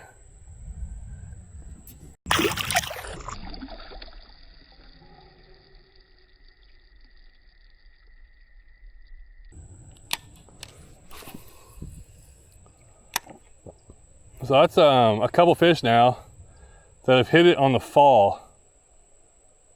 It's just falling straight sideways, just falling to the bottom, and they've hit it. That's the one that right before I turned around, and then this one here, the biggest one of the day. Watched them fish follow it in, and it hit it on the fall. So, oh man, is that gonna change what my plans were now? I'm still trying to put my plan together to really get going. But all of a sudden now we caught a few fish up there, and then we caught a fish here, like a really nice fish here. So does this, man, it might change it. Maybe we should go downstream fishing this lure, looking for more holes. At least I got to go down to the next, just look down, just see if it's a deeper hole down there. So, dude, our plans keep changing. And a lot of times when I'm out fishing, exploring, the whole day is just trying to put together something. And then by the end of the day, you're like, oh wow, I actually ended up catching some pretty good fish. Maybe I didn't get right on them like I thought I was gonna get on them.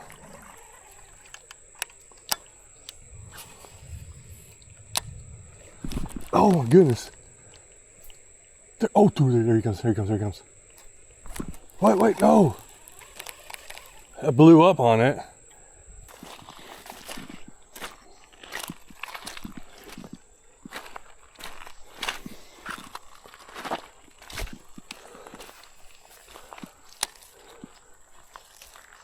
Oh, got it. That was cool. I saw that guy come hit it.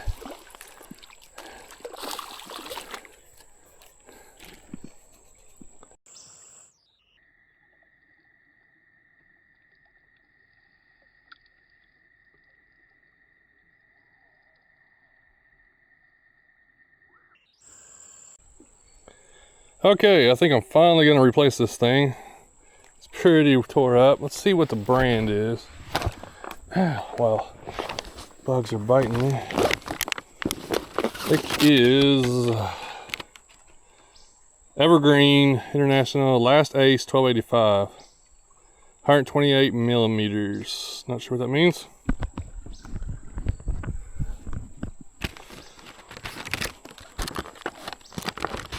So, fluke style lures definitely getting the most attention. Although I didn't fish with other lures long. All right, we're working our way into it. It's gonna be down here. Nothing. That doesn't make sense.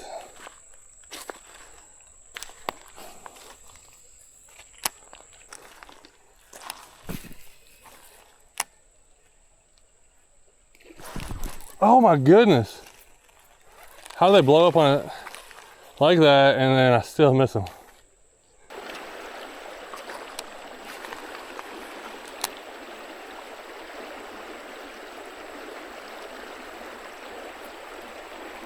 Came up and grabbed it. Nice. Little snotty. I think there's a lot in here this size that I've been missing a few of them. They're just like hitting at it real quick. If you don't got a giant mouth, if you don't get them, it's easy to miss them.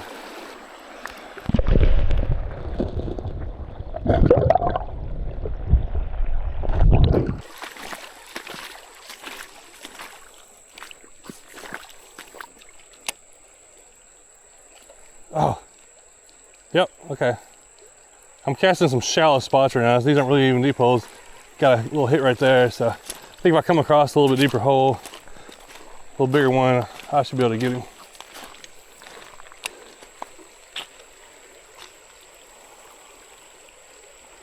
Oh man. All right, I've gotten a couple hits already.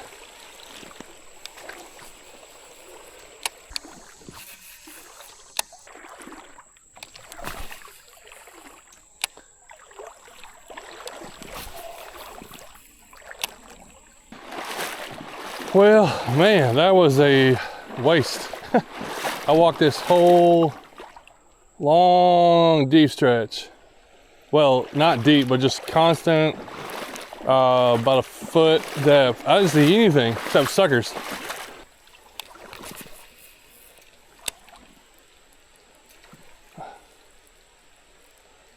Come on.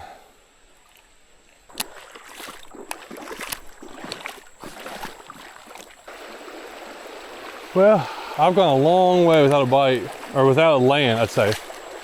I switched to this. I probably had 4 or 5 little pops, but actually I haven't seen any fish either. I really wish that I went the other way. I feel like I gotta keep going just to find something, but I haven't seen the fish. There's like, these little pools look like they can hold something, but they don't have those little deep cutouts. It's more flat, so I think that's the difference, really.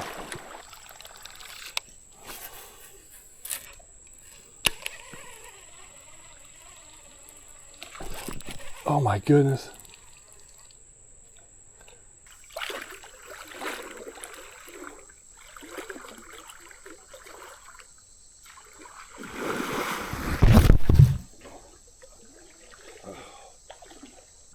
Time to cool down. Road's right up there. I'm gonna get up and walk back, but I bet we got 3 or 4 miles to go. It's so hard to stop when I'm not catching fish. Several areas, I've just get hits, just keep thinking any second there's gonna be a big one. I had better hits upstream, but I'm gonna try to get some footage, some underwater footage, cool down for a little while before we hike back out of here.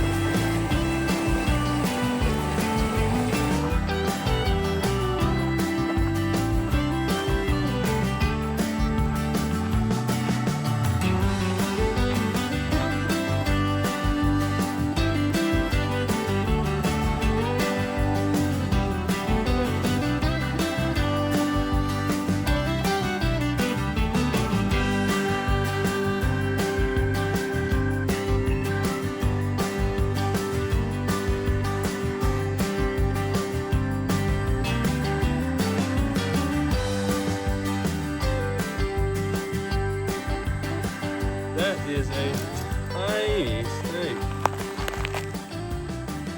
That is alive. I thought it got ran over.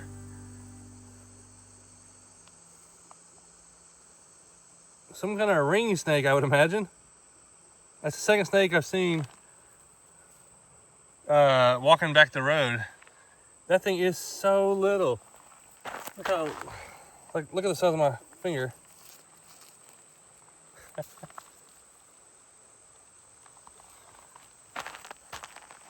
Oh, that is pretty cool.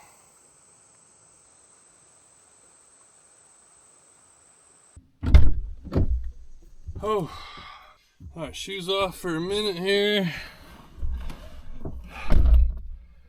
Oh man, I gotta revive a little bit. I got some Doritos, a sausage, egg, and cheese, a Gatorade, a water over there. What I didn't do was bring a cooler. I really should have brought a cooler knowing I was gonna be out here for a while.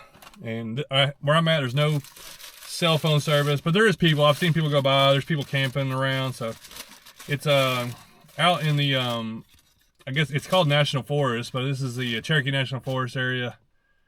But there's people around if you were to need something. But oh, I need this.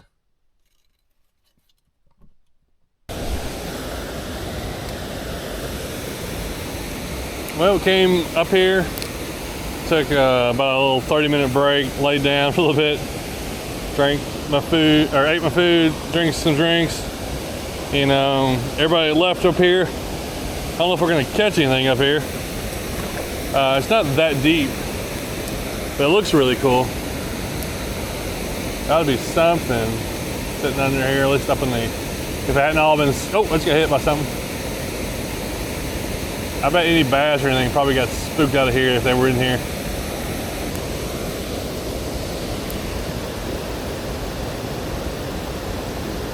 Oh, there's some. Oh, okay. There's some. What is it? I'm on a little spinner. Goodness, all over the place. Oh, little smallmouth. Okay.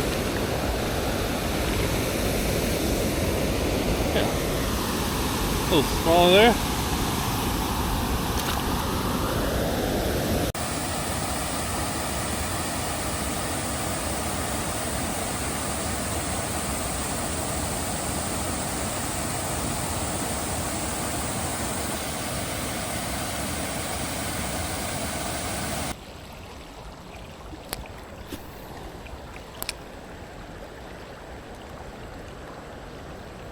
Oh, got hammered by something. A little offshoot over there. We have, what is this? Redbreast.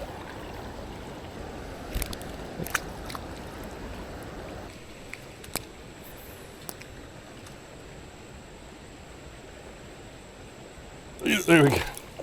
I'll watch that fish come get it. Look for any kind of little calm pockets. And that's where the fish are gonna be, off the chute over here. A little smallie. Well, this creek seems to have a good population of smallmouth. Not like a lot of them in there, but it's solid. Where'd they go? You can see some fish here.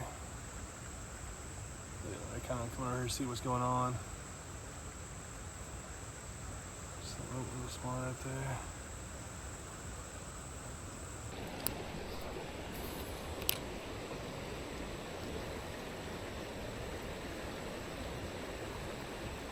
Oh yeah, there's a bunch of little fish in here. Oh, there goes that one.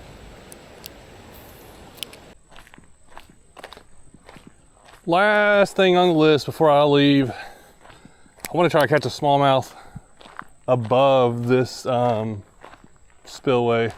This is where it's backed up still, and they could be cruising. I might even see a couple, but I want to get up here where there's current. I don't know how far it is. We're gonna walk.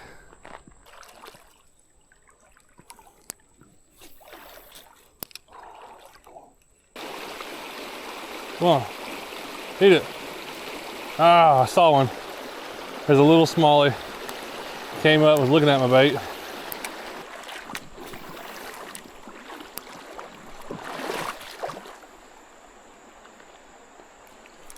Oh, come on. Got, oh! Hit it twice, missed it. Goodness. Oh, there's one, there's one, there's one. All right, come on, get it in, get it in, get it in. Yes, sir. We got ourselves a little smallie. There it is. Oh yeah, sun's going down. I'm ready to get out of these mountains, get some cell phone service, see how many missed messages and calls I had. But man, it's been nice up here. And dude, that's a pretty smallmouth. Man, look at his color pattern. Very nice. So they are above that spillway. I wonder how big they have to be to reproduce. I wonder if they can reproduce at this size, because I don't know how many. I mean, there might be bigger ones, but there can't be a ton bigger than this.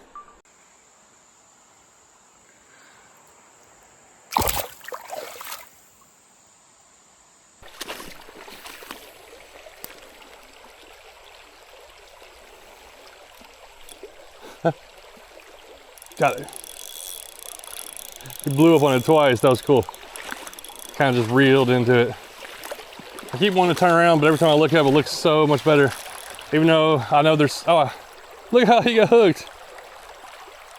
I think he was hooked and then he came off and got hooked again. Okay, he's free. All right, we gotta get that bend. It's, sun's going down. Yeah, I remember seeing those signs. Don't feed the bears. I'm like, all right, how many bears are up here? Which is a lot. I mean, there's bears all around, a lot of places I fish, but they're used to being around people. But it is starting to get darker, I don't know. This makes it feel a little weird.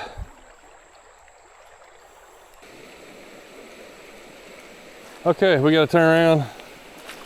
It always looks good, looks good, looks good. Oh, let me take a look. Better look up there. Just so I know what I'm turning around. I don't think I feel like I have fished maybe up to here, maybe that hole. I've never gone past that. So there's definitely a solid population of smallmouth. Smallmouth around me is weird.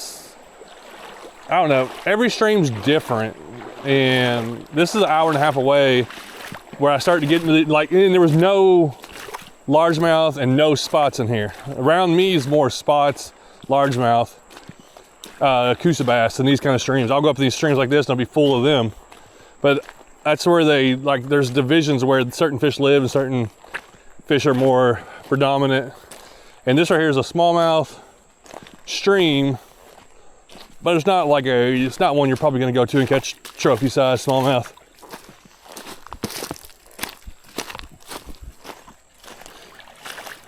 Well, this has been a weird day. But this is just a day of fishing, exploring, trying to figure things out. Crazy video probably. I'm gonna just, instead of just showing like just the catches, kind of my goal was to kind of just have a whole day of exploration. And whatever happened. I changed my mind 4 or 5 times, during the day what I was gonna do, and this is what it ended up doing. So thanks for watching. It was a really cool place. I enjoyed it. I had fun this afternoon. And it was good to get out of the house. Even though it was hot, it was nice to be out here. A lot of shade, do some swimming, had a fun time.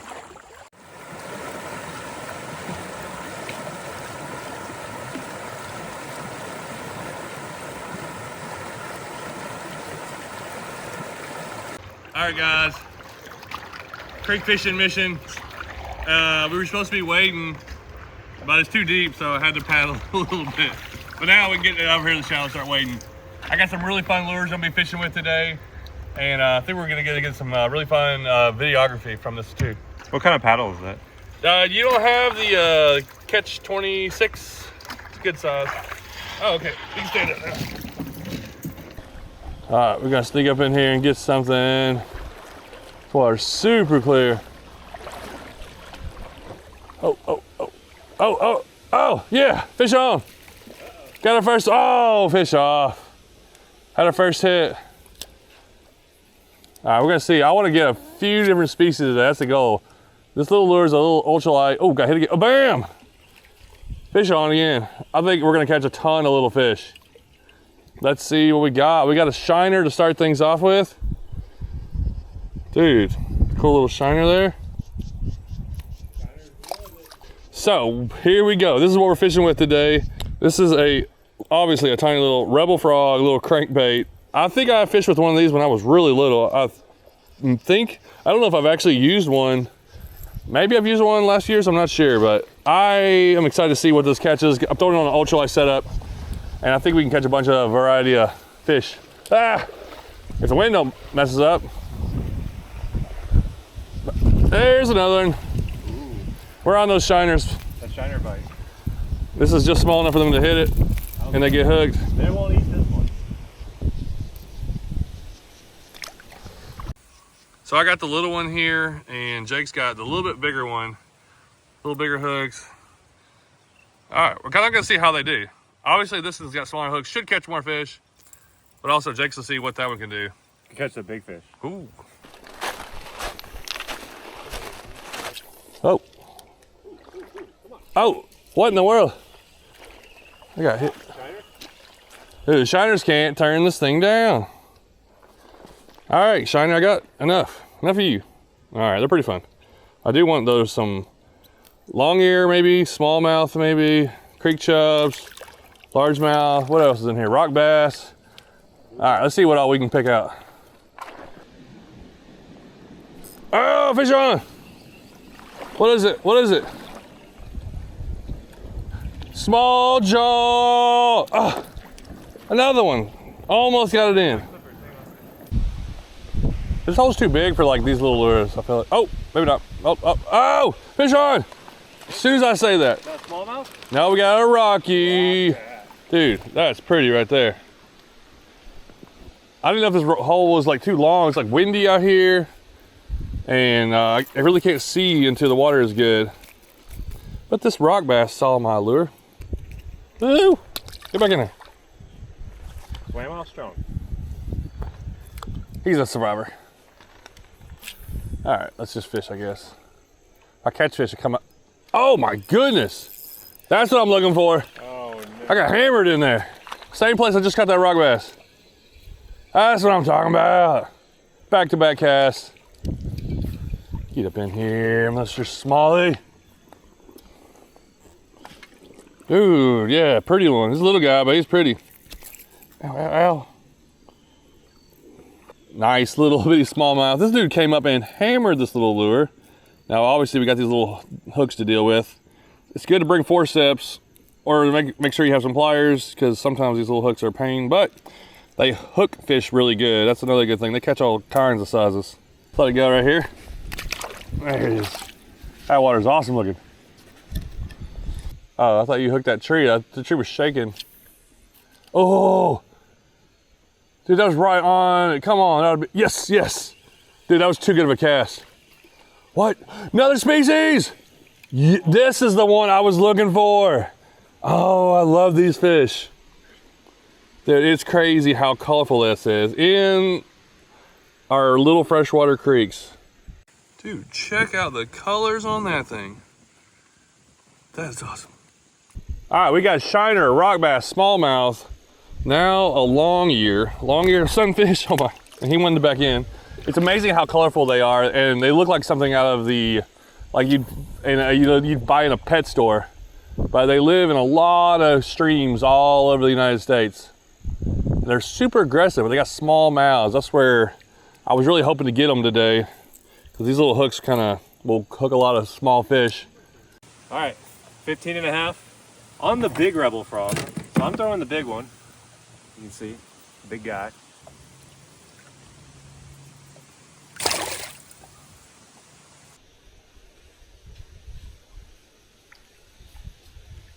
Oh, what is it? Another shiner. I'm picking apart this little area here. There's a bunch of little fish over there. These shiners can't resist it. I can't believe I caught this many of them already. I guess they do stay really aggressive. It's getting a little cooler. The day's a little cooler. It's been starting to get a little cooler at night. I think some of these fish are starting to, man, that kingfisher is annoyed. Some of these fish are really starting to slow down a little bit, I feel like. I think maybe as the sun comes up, they get a little more active. But... oh, got slammed. Little smallie. That's what we're looking for. He just came up and whacked it.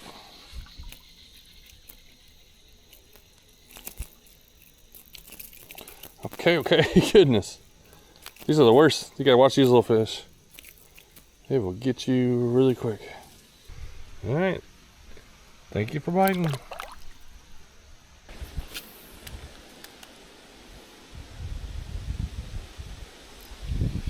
There's a little.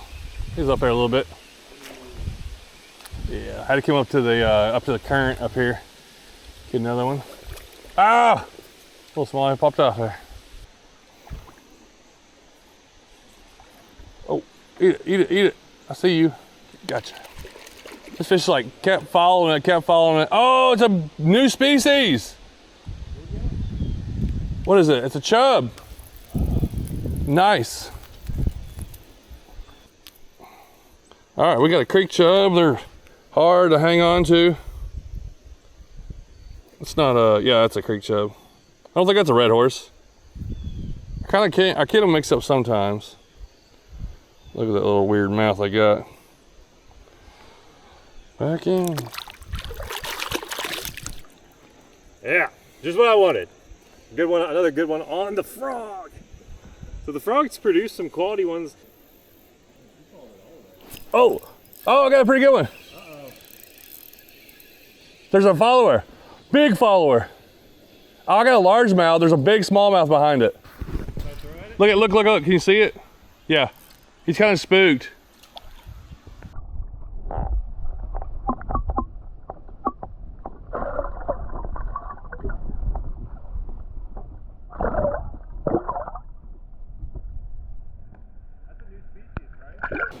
Largemouth. Well, I did get another species. A largemouth. Dude, it's like one species hits, then another one, then another one. I jumped in my kayak for a minute to go up through this deeper hole and threw up in there. And Jake had actually caught a good smallmouth out of that area. And there's another one, largemouth. Not a bad one. This water's so clear. Let's try to get some underwater.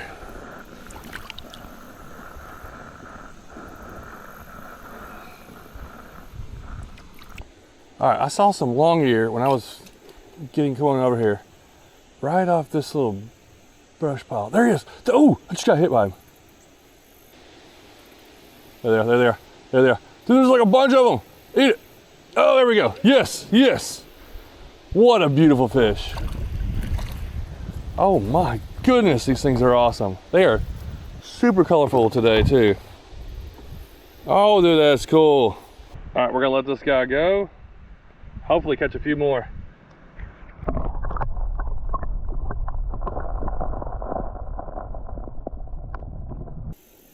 I need like 2 more catches and I'm oh yes. You get one? Oh, these long ear are awesome. I love long ear. I was just talking about these fish. I got the hot spot, boys. Now this is on the heater. This is a guy's little. Dude, that's the kind of guy you can rig these and catch some big smallies. You know, make sure it's legal. It's legal, I think, here, but we're gonna let this guy go. We'll give him a chance to live. What do you think? Rock bass, underrated or overrated? Underrated, for sure. All right, John says they're underrated. All right, I'm taking my camera. I want to stick it underwater. This is where I've been getting these long ear from. I'm gonna clip it on something. I'm not sure how well it can see up in there. Hopefully it can see really good.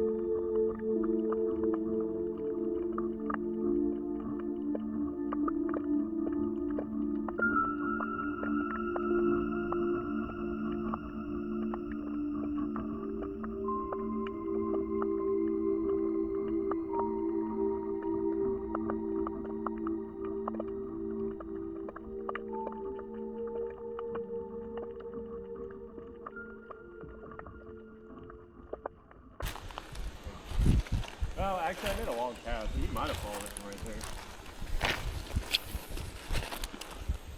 there. Ooh. Oh, I got a long ear. I watched him. Dude, that's a big one. Dude, I saw, he was so colorful. It came out in the look at that smallie. Yeah. He like got spooked by it. He's so colorful. It came out in the sun. Oh my goodness, look at that one. That is a good one. That's a female. Let me get a picture of that one. All right, another long ear. That's a really colorful one up in the current. He was so vibrant. Oh, there he goes. I saw him come up and hit my lure. But get back in there. If you get a long ear, actually, since you're done with the frog, go back there, get your jig, and like hook it through the mouth and throw it out there with the jig. Oh, there we go. Uh-oh. What we got? Oh, that's a smallie. Oh yeah, he's a jumper. He's a jumper, boys. Hey, I think that's gonna be the end of the day right here. A little smaller. We had a nice little couple hours out here fishing, exploring, waiting. And this guy, that's gonna do it. That's how I do. I catch them like that, and then wonder what it's gonna grow up to be. Just gonna end it out fishing with a little frog lure. It's really fun. I love little lures that'll just catch anything. And I'm throwing that on an ultralight rod. This is a 6/8 Kestrel ultralight rod. And this is a 1,000 size reel. That's a Okuma. I did have braid. If I had to do it over again, I would have gone straight mono. 4-pound mono is like my go-to when you're fishing with these small little hooks, because the braid will pull them out. So I had to be a little soft with it. Mono is probably the better setup, but overall, a good little ultralight rod, small little lure that'll catch a lot of fish. You're bound to have a good time. So me and Jake are gonna wrap it up and probably gonna be heading back downstream. We were working our way upstream. What was that? Something just flew right by my head. Grasshopper. It's getting fall. It's starting to cool down, but this is a good day to be out here. Sun's out, warm things up. The little lure caught probably twice as many fish, but he actually caught 3 or 4 really good fish. So the bigger one did get some bigger bites, just not as many. And that's usually how it goes. So that's why I like sometimes ultralight fishing. You just catch a lot more fish and have fun doing it. Yeah, thanks for watching. Go check out his channel and see how he did on the frog.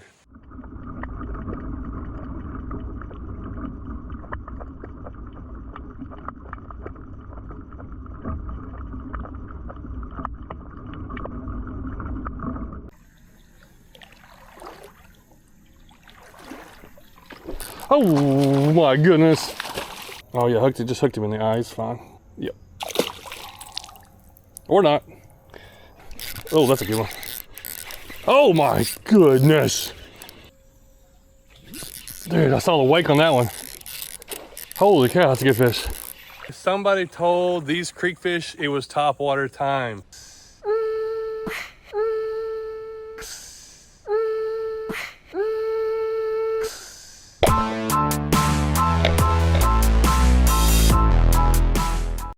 All right, we're in one of my favorite stretches of creeks, and I think now that it's October, finally these fish are gonna be hitting topwater. If I can make the cast, I got a real small buzzbait. This is the Booyah one, I can't remember what it's called. It's only like 1/8 ounce. Oh yeah, oh wow. See that wake? There was a bunch of fish right there. I don't know what those were though. I'm hoping these fish are aggressive. I got this, and I got a spinnerbait in my pocket. This is the Abu Garcia BFS reel. This is a Banshee bullbait tackle. It's a medium light, extra fast. So is it technically BFS? I don't know. It doesn't matter. I just wanted to try this rod out. It's a 6'4". Maybe it's a kind of a short. It's got a good amount of backbone. I thought it'd be great for topwater like that. Oh my. That's exactly why I want this rod. Look at it, it's got really good strength. That's a nice bass. Oh my, dude, that's a big bass. I got a story to tell after this. Oh my, stupid log. I should have got him in instead of letting it get under that log. Anyhow, we're gonna, I got an idea that I'm gonna catch multiple bass from 12 to 16 inches where when every time I come here in the spring, like as soon as it warms up, I only catch bass like maybe up to 12 inches. I always feel like these bass get in here and grow to about that one was like a 15 incher. It was like a nice bass. They get up that size and then they leave in the wintertime, maybe during a flood or something.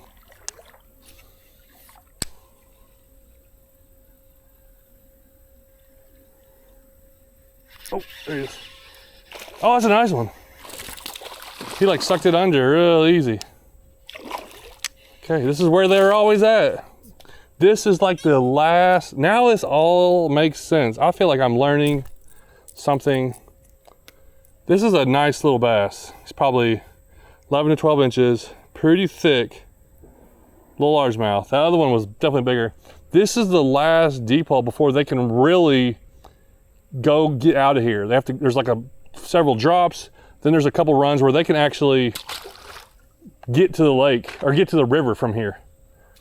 I think that's why they're always loaded up. I always catch them right here in the fall. They're always like in this pool. It's just a little pool. I think that has something to do with it.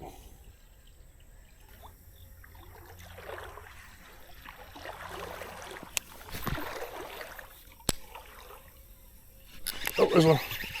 All right, I thought there wasn't, what is that? Is that a bass or? It's a red breast.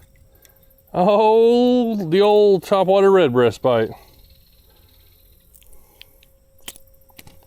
That hook's not that big, so I guess he could. And I'm not going with any kind of trailer, I'm just going straight. Hook, so boom.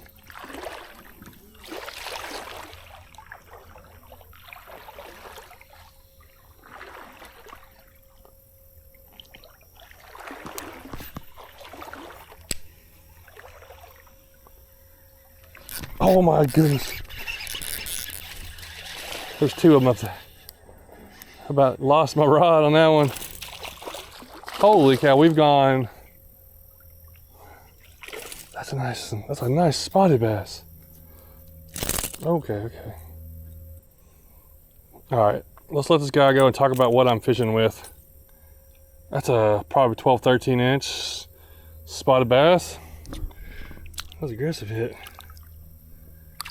Get back in there. Okay, these fish are fired up, and it always takes like till way into fall. Like I have to get through summer to get these fish to start eating like this. So, am I fishing BFS, or am I just fishing, or am I just bass fishing? I don't care what you call it. Technically, I'm just fishing. You can put whatever name you want to put on it, but I have been getting into BFS. I fish ultralight. What is BFS? What is ultralight? Everybody's got their own take on it. It just fascinates me when I get comments sometimes where I see people talking about stuff and they get, that's not this, that's not that. Like does it have to be? Do you have to put fishing into a little box? This is something I've been trying around with, is like lighter rods, lighter lures. This is technically called a BFS reel. I heard somebody's like, that's not a real BFS reel. It can't throw blah, blah, blah. Like, I don't care. It can do what I want it to do. You know, this is what I wanted to do. Oh, I heard something behind me. I looked and then I got a bite. Dude, this thing throws this little bait really well. This setup actually works perfect for what I was wanting to do. I wanted something with a little bit of backbone of a rod, but able to sling this little lure, and it does. So this little combo is pretty fun so far.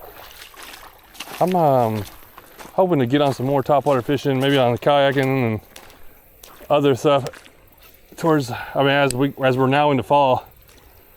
And there we go. That's what I want right there. I just want to be able to catch every bass in here. What we got? Another spotted bass? Yes, it is. It's a little spot.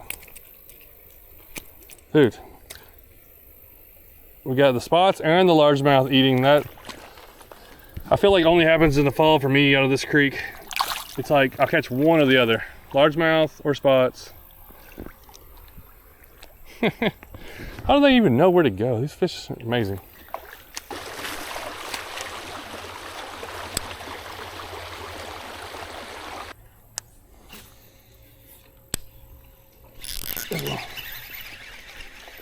Hold on there, buddy. Gotcha. We got ourselves a nice coosa bass. Now these guys don't leave the creek. They don't try to leave the creek. They stay in the creek, and that's what they do. They're little creek fish, creek bass, and they stay in shallow creeks for the most part. There's a few places you might catch them in bigger places, but they don't leave this area. They don't go down towards the mouth of this creek, and they don't go out in the river.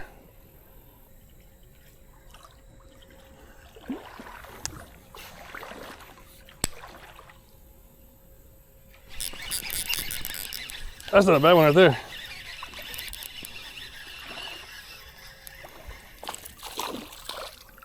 Nice largemouth.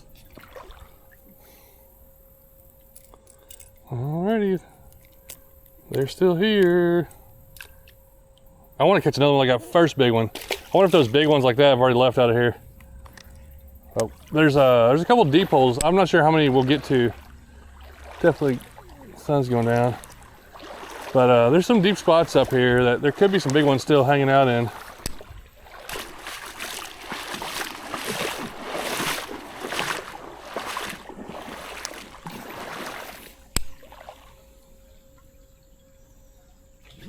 Dude, I saw the wake on that one. Holy cow, that's a good fish. Sitting at the back of the pool, waiting for a meal. Oh man, that's a good fish.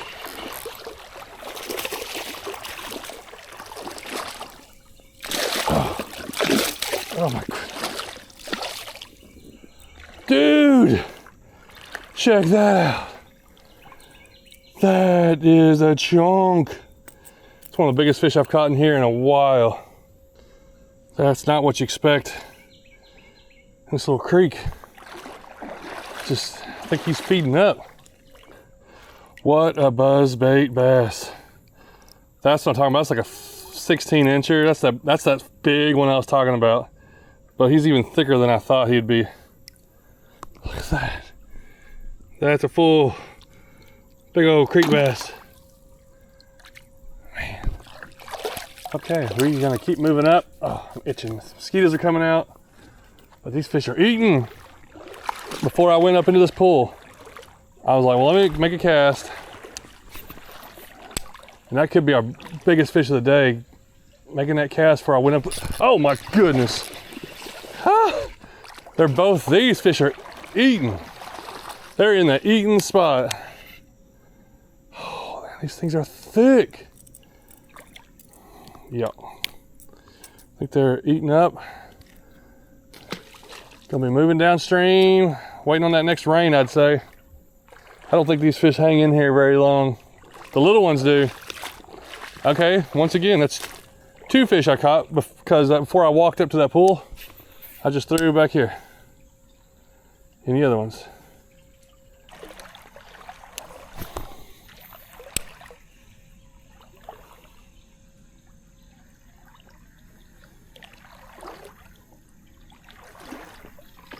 Oh my goodness. Right when I was stepping.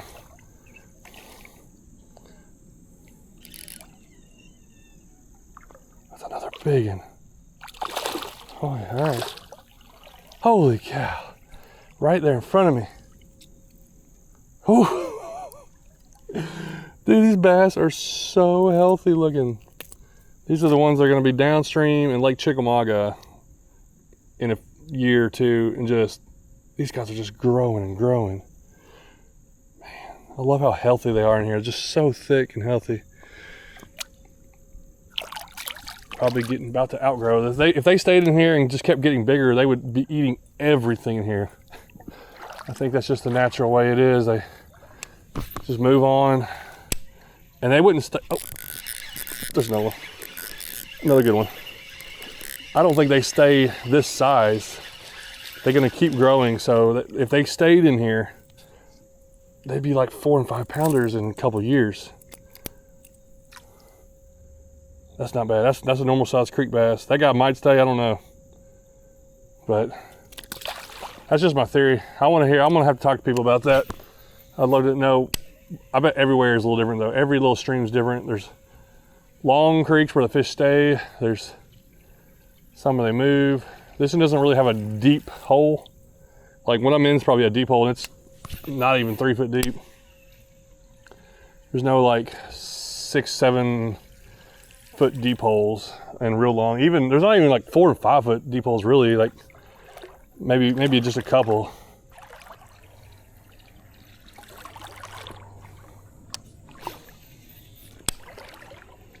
Goodness. There we go. Oh, it's a nice one. That's a nice one.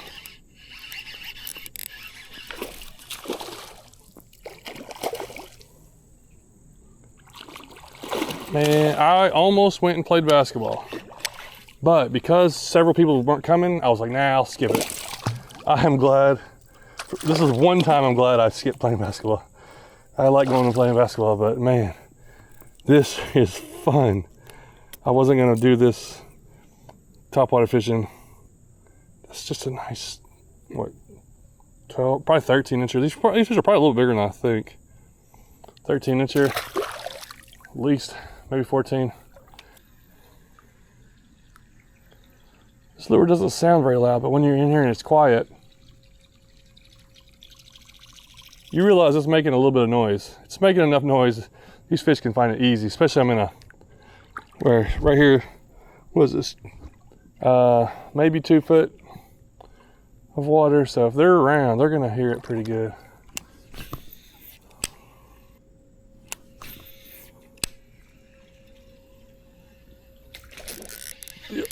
Oh my, is that a good one? Holy cow, that's a big one. That's a nice bass. Just sucked it under. Right here in front of me, walking right through this water.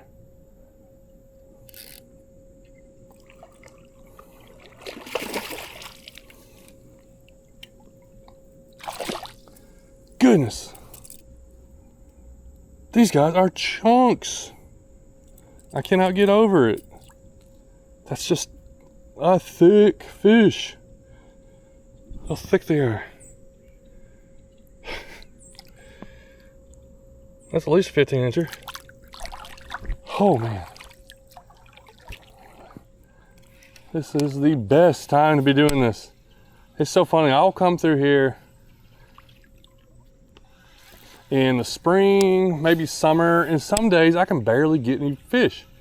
Catch a few of them, catch a few small ones. I never catch them this big. This is my thing though.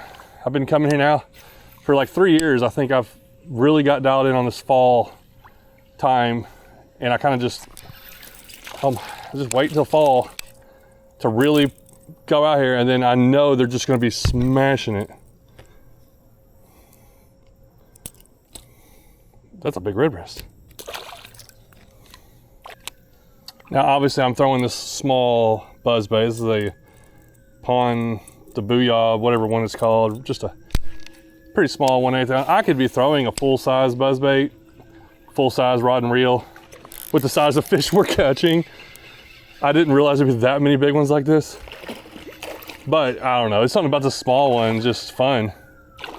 Whatever works. I mean, that's the thing, it's like, you could say, oh, you could have been throwing this, or you could have been throwing that. I could have been throwing a chopo. I could have been throwing this. I mean, dude, it doesn't matter.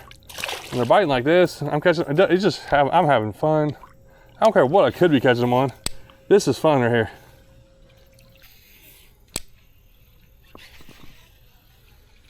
Oh, came back.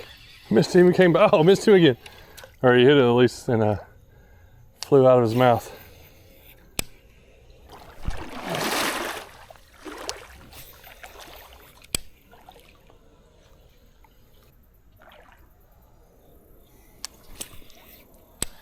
Well, this short rod definitely helps casting. I'm trying to like cast over there, and I can't go too far back, so I could probably throw a bigger rod if I need to, but oh, that right there. That's why this rod was useful. I made a perfect reel cast right there before I got up closer. I thought might be a fish under that underhang, and there was, and it's a nice one. A nice one. This is crazy. This is probably one of my best days here. I've had a couple good days in the fall. Dude, it's hard to top a day like this. I gotta have so many days in the summer. I just, in general, I mean, it could be even tomorrow if I fish tomorrow. I'll have all these days where he's just struggling to get a bite. And then today I've had probably more topwater catches than I've had all year. I've had a few, but I haven't had a ton. And I hear the road up there, so we got just a little bit left to go. We'll hop out of here, get up on the road, and walk back. Make it a little one-way walking trip. Wait, I don't have to walk all the way back through that, plus it's getting dark. Oh, come on, that should be a fish. There's some overhang, another tree. There's gotta be a fish off that over there.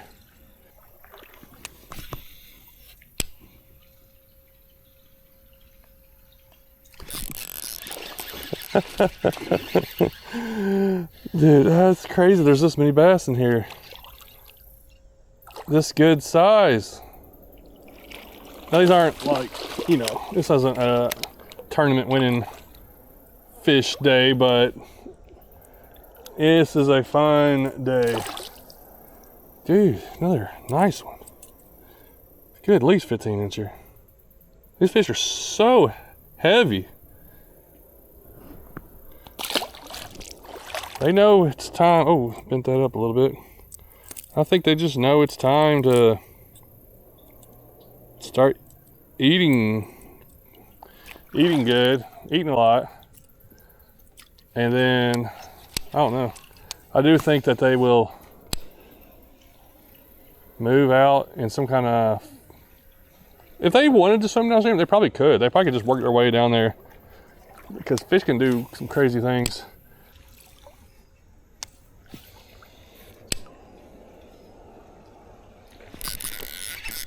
Oh goodness, come back. Fish took off. Now he's skiing in. What, hooked him in the eye or something. No wonder he took off weird. Oh yeah, just hooked him in the eye, he's fine. Yep. Or not. He doesn't look too fine. Did it kill that fish? I've never seen one do that before. Dude, I think that fish died. He couldn't have just died that fast. Just hooked him in the eye and he died? Did it like poke his brain or something? Well, tell me what happened to that fish. That was really weird. He hit, ran over there, and then just died. Because that's when I brought him in, he wasn't even trying. Okay. Okay, the mark went up for killing one today. I don't know. Did that kill him? Or he just like get knocked out? But he is definitely, I gotta leave that in there, because I don't know if I've ever seen that happen before. Never brought a fish in and just dead. I think it had something to do with maybe the way it poked him. I guess, that's the only thing I can think of. Oh, that's a good one. Oh my goodness. That's a big one. Big one. Oh.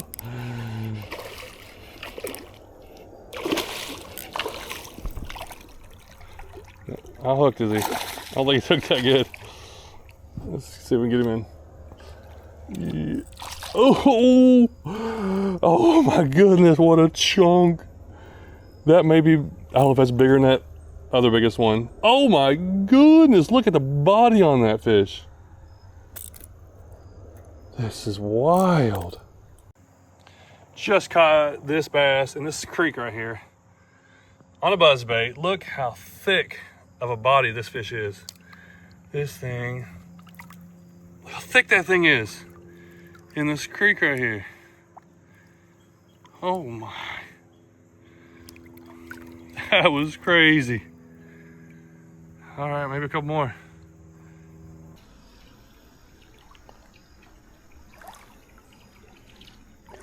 Oh, there he is. What in the world? How did that fish even get hooked? Bluegill. He really wanted to tuck it for some reason.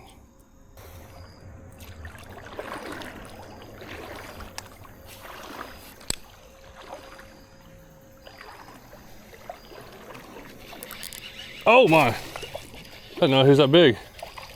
He hit kind of soft. Right there. All right. Come on in. That's a 15 incher at least. He's a little longer. Maybe 14. I'm just trying to guess to give people an estimate. Oh, he splashed me right in the face. Problem is, whenever I'm holding up a fish, they just look small. I mean, I'm 6'4", I got big hands, and a lot of times when I'm holding a fish, it could be like a 4-pounder, and I'll look at the fish and I'm like, that fish doesn't look very big. But then I'll look at it on the board, or I'll like, so when I'm estimating, a lot of people are like, ah, you're way off. It's hard to tell on video a lot of times also.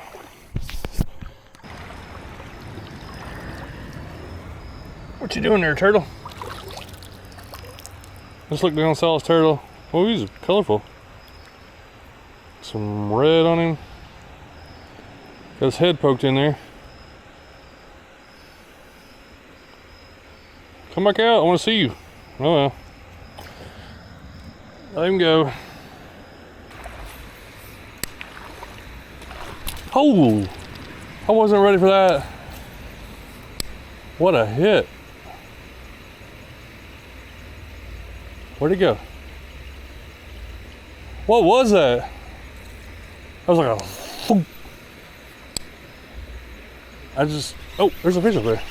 I didn't think it'd be anything up here. It looks shallow. A little larger. This area is kind of filled in. Also, but the area down there is still real deep where I just came through, so.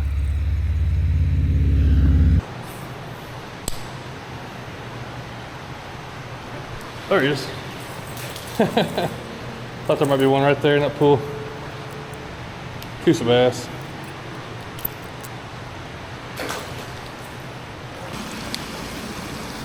All right, what a trip this was. Insane.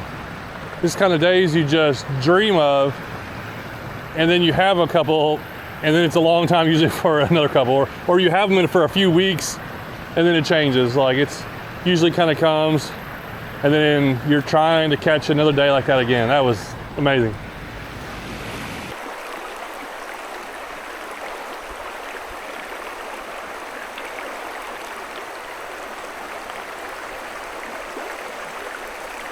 Dude, What were we thinking? my paddle's gone.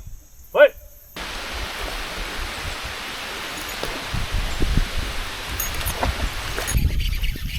Good one. Good fish. What? Oh, dude, that's like a 21. Oh, there he is. Oh, he's not bad. Oh, he's good.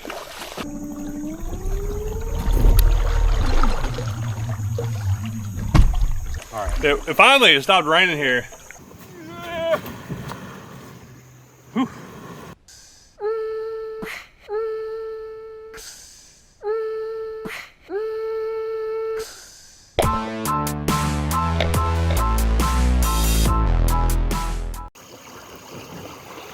Hey, we're going creek exploring. Let's check out this place. We're going up doing some river creek exploring. Cloudy, rainy, like nasty day, but I think it's gonna be fun. We gotta get up this creek a little further though.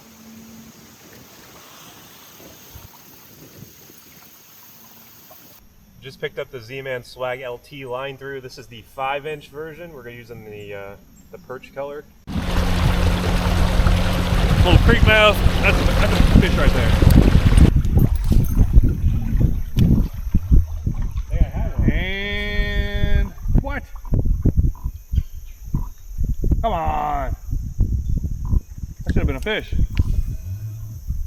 Oh, the trick? Yep, he's there. Hey, that's just, you know, reading the waters, knowing where fish live. I got my first little one today. We're gonna work our way up into some crystal clear water, but we got about another mile to go, so. There's the first one to get going. It just depends on the creek. Now this is a long creek, this is different.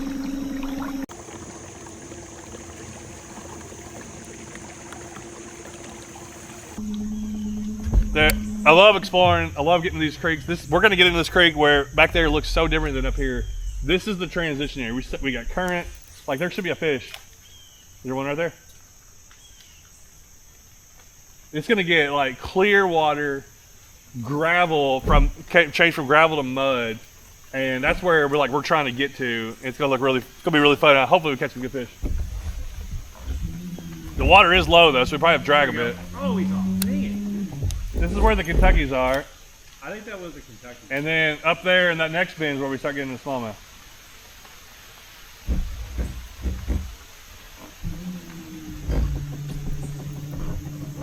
I think a little bit of bass beside me. Come on, I'm ready to get hammered. Oh, there he is. Oh, he's not bad. Oh, he's good. That's a nice largemouth. That's a big one, actually. Oh, get out of there, get out of there.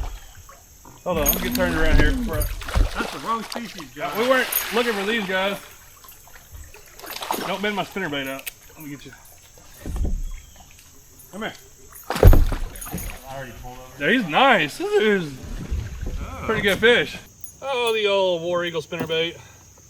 This guy's up here eating. He's a little pale. early. Look how pale he is. He's been in this murky water. Yeah, he's like right at the transition, but he is fat. That's a nice, healthy largemouth. Get a quick measurement and get him back in. He's 17 and a half. All right. That's a thick one, though. All right, this is a good start. I don't know what to expect next, but hopefully some more good fish.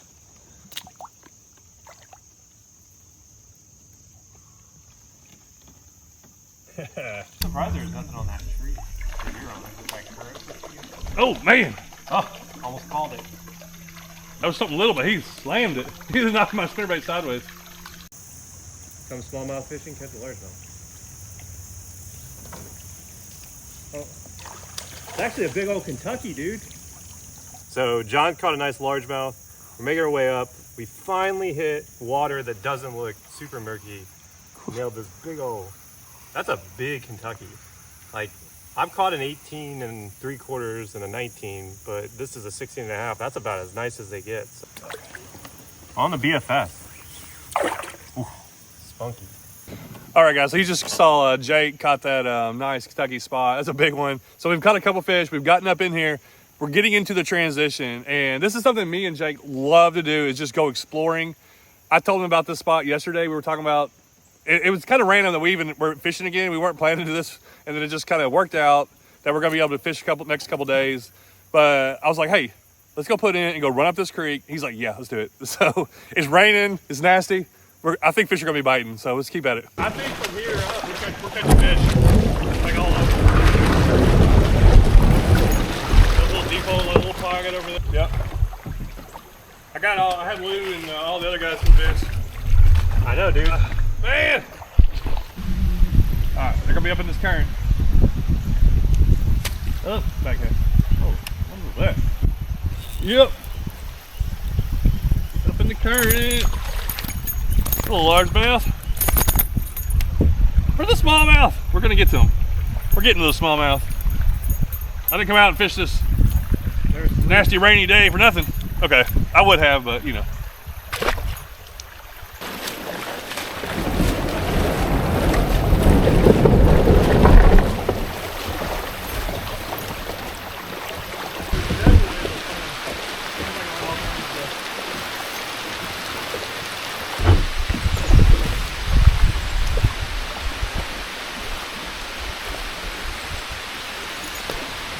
Largemouth.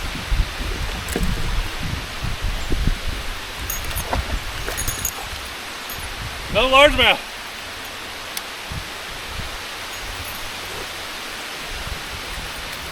I can smell him. That's weird. Smell the fish? Yeah. The wind hits it. Dude, this rain is starting to come down. We can't stop. I don't think there's I don't think there's really a chance of it flooding too much or anything. Some of the places you got these gorges, but this ain't in a gorge.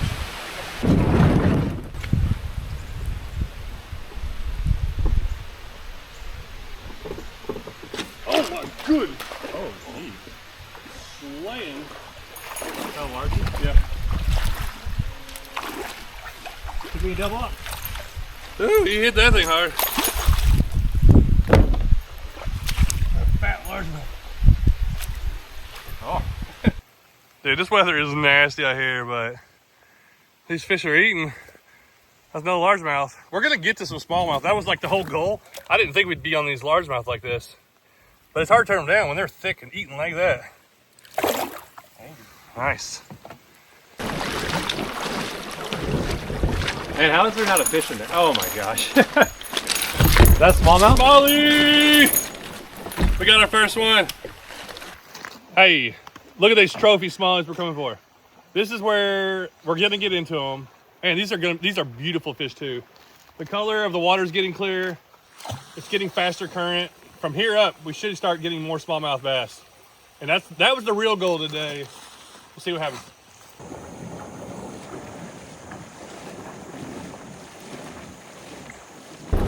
Dude, this looks good. Hold on, let me get a 6-pounder right here real quick. No time for talking. Time for fishing. Oh, I got one. Kentucky. Yeah. Or largemouth. No largemouth. Well, okay, I lied. I said we are gonna get rid of the largemouth. There may be some around. Just depends. Some days. Well, this could be a wintering hole here. Yeah. But right now, everything's been in fast water.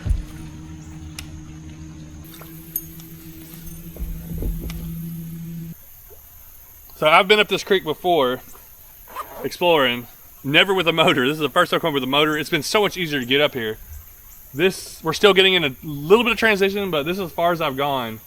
So from here up, it's gonna be new water, and we got a couple more hours to go, keep exploring. Oh, there's one. Ah, little Oh, I had one. Little Kentucky. That's what I think I had. There's a big bass in there eating a bluegill though. I like it when I start coming across a lot of bluegill though. Usually I start catching bass. Yep. That's bluegill.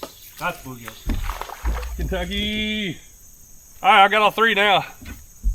Got a Kentucky, our largemouth, and our smallmouth. Man, this place is looking really cool. Kentucky.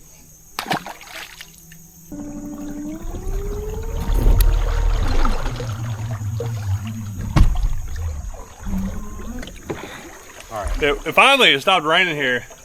Take this wet jacket off, eat a little more food, and keep on going. Man, now that it stopped raining, it's like perfect. All right, let me. That way.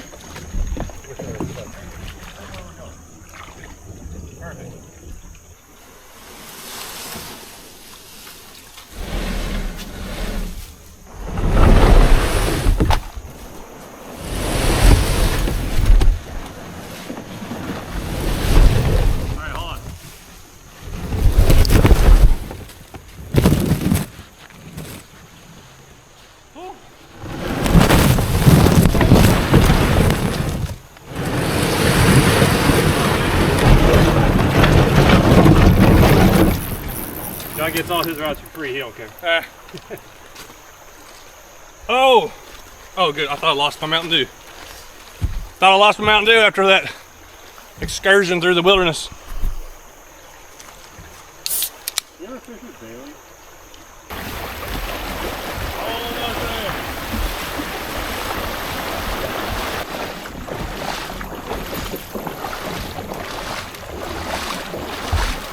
Oh.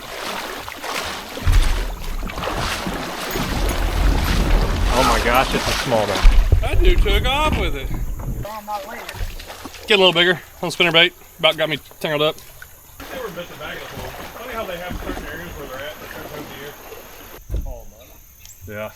So a little spook through here. Man. I didn't realize how far you had to go to really get up to where it looks about. I don't know where it starts looking like upper part, if it does or what.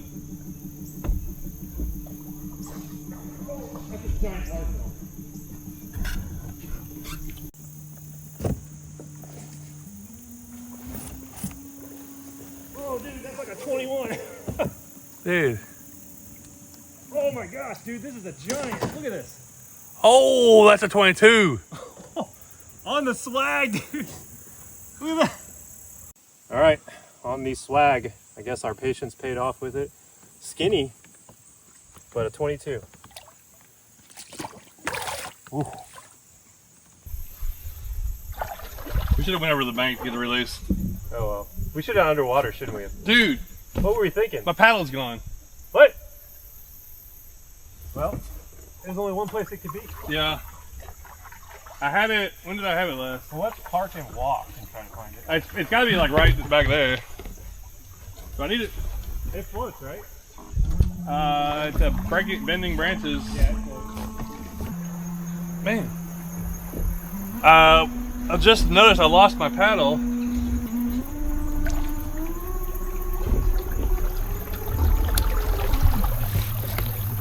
Well, just realized my paddle is gone.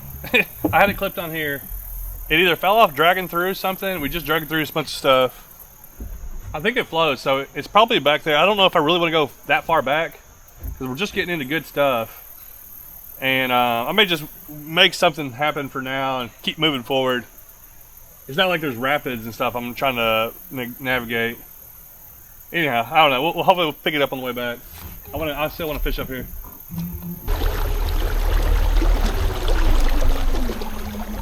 I'm gonna start throwing this now. Let's see what happens. See if I can find me a good one. That was a big old largemouth. Dude, that thing was huge. I know, I can't believe how big that was. I'm surprised it was actually 22. When I saw it, I was like, oh, dude, this ain't fast. Oh, if I had a paddle here, I could, dude, I gotta get something. I'm gonna get a stick or something. You want half of a paddle here? I may have to just to push myself around when I get in the spot. Keep forgetting that I don't have nothing. I had to use half a paddle. Oh, what is it like? I know, it's a new one. I might be able to get that kind of like an overhang. On Z-Man L swag. Catch one on the Z-Man swag L.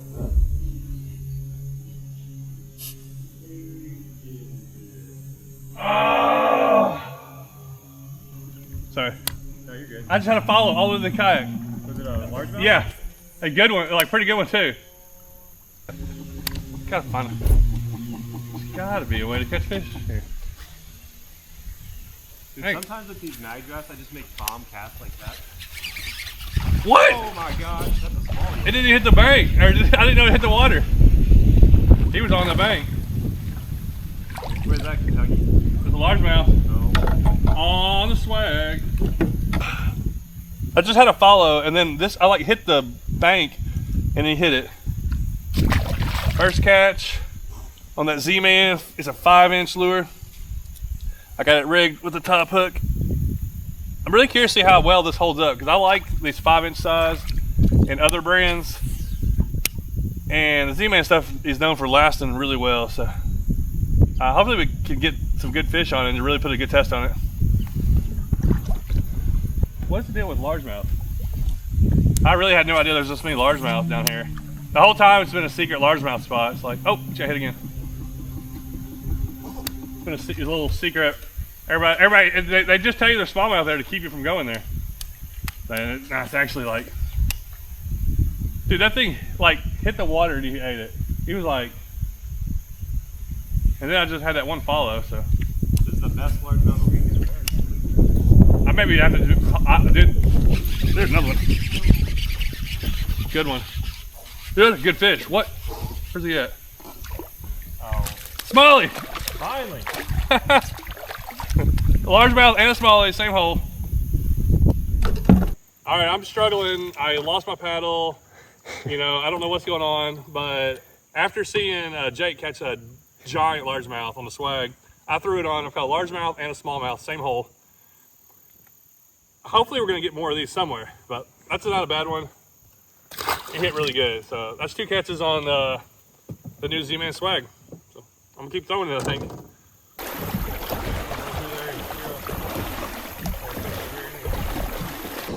Good fish. All right. Gotta get those smallies eating. Here we go. Good eat. There's one behind it, dude. You saw one? Yeah. That's a largemouth. Oh my god. How? I'm gonna start chucking these largemouth out in the field here. Get out of my smallmouth water. That was cool though. It's cool. Skinny right here. Man, this place is so cool. Look at this. Little bend, side of this big old field, little gravel run. I caught a largemouth like right here. Oh, it just looks so good. Keep going. I love exploring. Oh, yeah, Jake said that looked good. That looks so good. That right under that drop. That looks good. Let's see if we can jump up. I think I can jump up. That's not even a smallmouth. What? Little largemouth. Well, I just lost something, then caught this little guy. We'll cast back in there. John lost his paddle. So, doing it canoe style.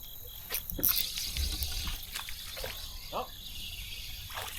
John's winning the numbers game. Another Kentucky.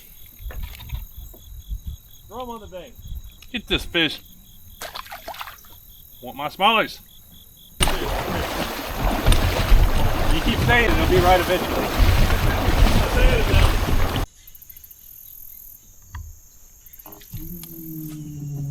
Remember that one where I had to like grab your kayak? You were like, we were dragging downstream. Goodness! Oh my, that was a hit. Oh, look at that, he twisted it up. I won't throw it back in there. What? Maybe he's not that big. He hit again. Maybe he just dumped it, I don't know. Third time's the charm. Dude, I thought he was a big... Did you get him? Just broke off. No way. There's your lure right there. I see it. Is it loose? Yeah, it's loose. Oh. It's hold- like, ah man, hold I on. lost it. It's like right there. That dude hit 3 times. Lost him 3 times. Dang. What, he hit again? I don't know what's going on. Is it just, it couldn't have been a little fish every time. I'm getting hammered in here. What if it's like a pickerel? I don't know, dude, it's hitting weird, isn't it? It's like it's hitting like crazy. I can't believe we lost that one. No, that's a little bluegill right there. I saw it floating down the river. Oh, I thought you said it was sitting over here. Well, it's like, it should be right to your left. I don't know if he got hooked or not. I don't think so. I think Dude, I had one thump that was like a thump. Like that broke big off. hit. And then, I don't know how it broke. Maybe I ran over some trees or something. I'm about to look for the lure, I guess. I mean, he was like right there when you set the hook, so. Got it. Finally. What? I don't know if that's the same one or not. But I had like 3, I had like 3 hits from this guy. Finally catch him on the bluegrass bug. And I broke off. Hopefully I can find my lure. I don't know how it broke off. I saw it right there. The hook is in here. The hook's in his belly. No way. Dude.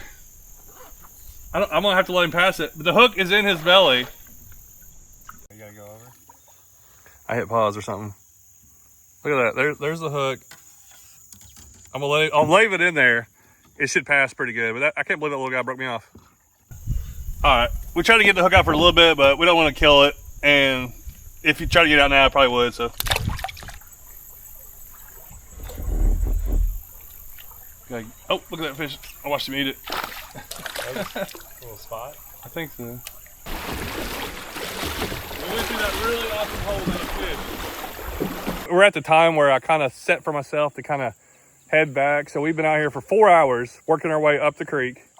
And it's been really fun. Very interesting. The sun's like starting to pop out. It's been a weird day. Never really come across the smallmouth that we're looking for.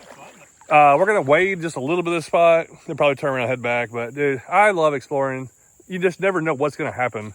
And that's what's part of it. If everything goes to plan, then there's no surprises. So this has been really cool.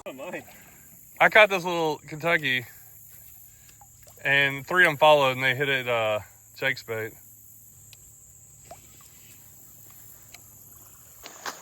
All right, we're up here waiting. We got the bluegrass bug, about to drop it in. Little bitty drop off right here. Got some current. And what is in there? Ought to be something in there. So I stayed with it, and this is what I ended up catching. It's a really nice bluegill, though. No wonder I kept missing him. He just kept hammering it. Add that to the list. Finally caught a smallmouth. This is my first smallmouth of the day. Decent one, not a giant, but on the swag. Caught all my good ones on the swag. So I've caught a good Kentucky, a good smallmouth. Well, it's an okay smallmouth.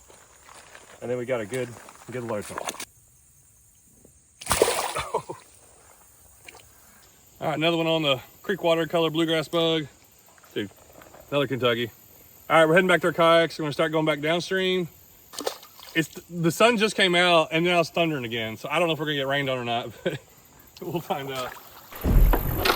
Well, we got to where I wanted to get to. The motor. I was like, why is it so hard to turn? Look at that. Oh my goodness! What the heck? Whoa! I didn't have my camera going. Oh man. Go over there, to the bank. Well, that was, we just got in our kayaks. We got like a nice 14-inch smallie. Got it on the Swag Z, but the tail's gone. I don't know how the tail came off. I threw it like 2 times. Thank you, Mr. Smiley. Get back out there. I don't even remember now where we're. I bet you it's sitting where we drug, honestly. Like, I thought I used it other places, but if not.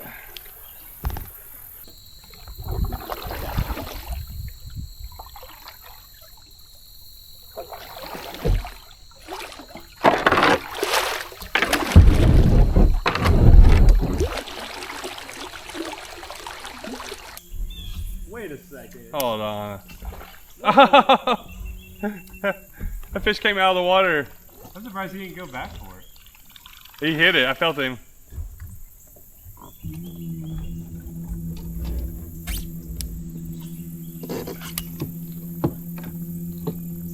Oh, there we go. He did come back for it. Took him 3 times to get hooked. Think about it. Another Kentucky bass on the top water. That was pretty cool. These little guys, they always think they're bigger than they are.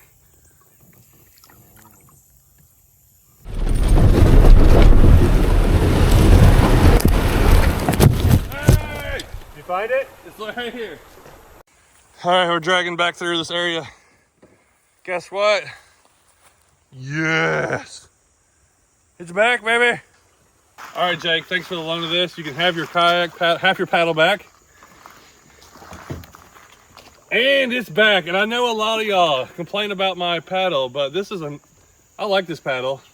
If we'd have lost it, I would have had to go and find a new one. But we found it, so I'm gonna keep it until I find something better to use. So we're back with it.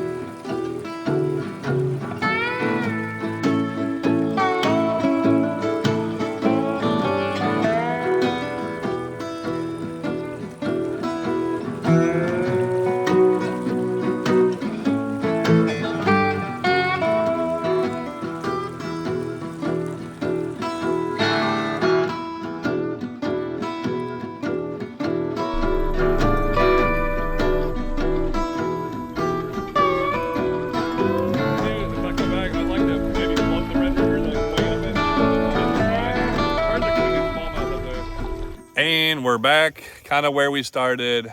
I don't know what kind of day this was. I was trying to describe it, and it was a fun day of exploring, which is stuff we like to do. Caught fish, didn't really catch the fish that I thought we were going to get into, but ended up having a fun day. Yeah, he caught a giant. You have to go check his video out. And thanks to Jake for doing a lot of filming, and we took a lot of pictures and stuff. Tomorrow and the next day, we're going to be doing some filming and fishing with maybe some new lures. So I don't know. That was just kind of a little exciting thing. I'm hoping we get to show some of that. If not, hopefully that stuff will come out later on. But thanks for watching. Let's go get loaded up.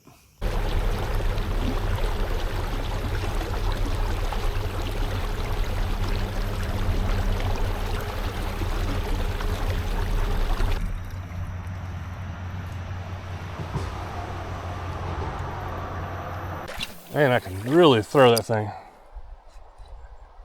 I'm just gonna twitch it. Boom! Holy cow. What, and that's a nice bass out of here. Dude, that's a nice bass. Oh, there's a bear. Dude, there's a bear on the other side of the bank over there. Wait, no way. I got 2 fish on there. Look at that.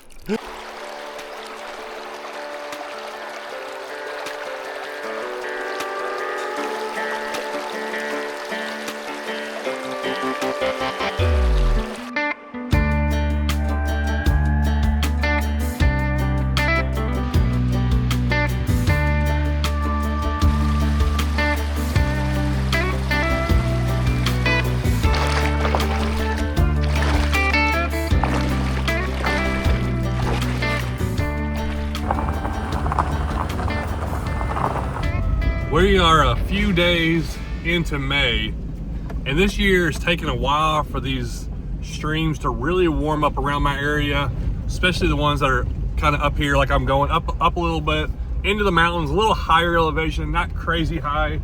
Well, I'm going to one today that I really like going to, and I hope the fish are going to be active because I got to hike down to it once I get to the parking spot. Of course, I didn't bring a bag. I got a huge backpack. I don't want to carry that, so I'm just gonna grab a couple things I can stick in my pockets. And we're hitting this trail. This is a horse trail that people can ride, but it goes right down to the river. And it's a beautiful section of the river. And it may be kind of low right now. So I only brought like 3 lures and water and this one fishing pole that I think we'll be able to do everything I need to do today. Alrighty, here we are. I'm gonna set this water right here on the trail where when I can get it when I come back out of here. Yeah. Oh, that's cold. We got the Yum Helgramite on here to start out with. Dude, check out this view. This is why I like coming in here. This is just really, really nice. We get some flowing water. We might go down that way. I don't know if I've ever gone down and fished that way. This is definitely one of the lowest the water's been since when I come.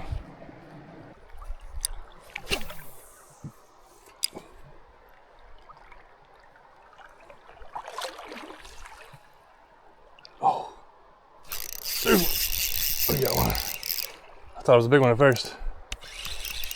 Drop that tree, let's see what we got. Is it gonna be a Coosa bass or an Alabama bass? It's a nice Coosa bass. All right, there's our first. A lot of Coosa bass. When they're active, usually there's a lot of them active. There's like a lot of these, but that's about as big as I get most of the time. Very aggressive. All right, back it goes. We got a bunch of minnows swimming around us. We got some down here circling us.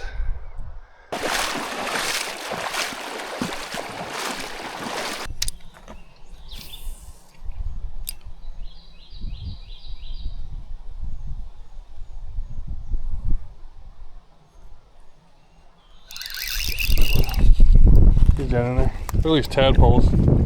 Tadpoles swim away as soon as I walk the bank. Oh, that's a really colorful Coosa bass there.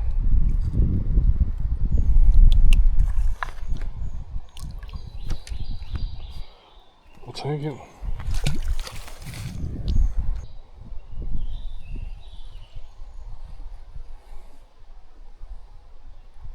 Oh, there's a bear.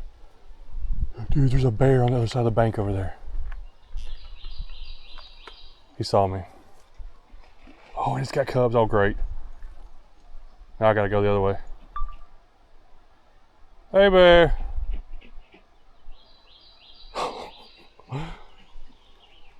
You never know what you're gonna see out here.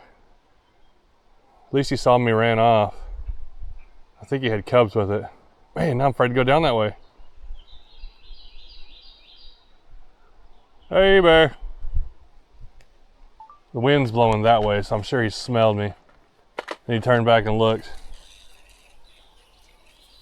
Coming across the mountain. Man, I'm trying to see if there's any deep holes down that way, or should I just turn around and go back up? I don't want to mess with mama and her babies or anything. Yeah, it looks kind of shallow right here, so we'll leave that bear alone, and we'll go back the other way. So we will go back the other way. All right.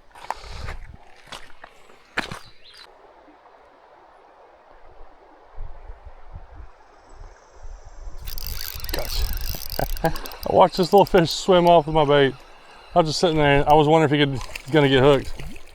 Oh, he's a little bigger than I thought. I thought he was smaller than that. Well, there's our first Alabama bass. Ow! Alabama bass. I came right back up here where we started. He was right over here. Sawed me. Little Alabama bass, little guy. All right, I think I got another lure to try. We might go through a couple lures today.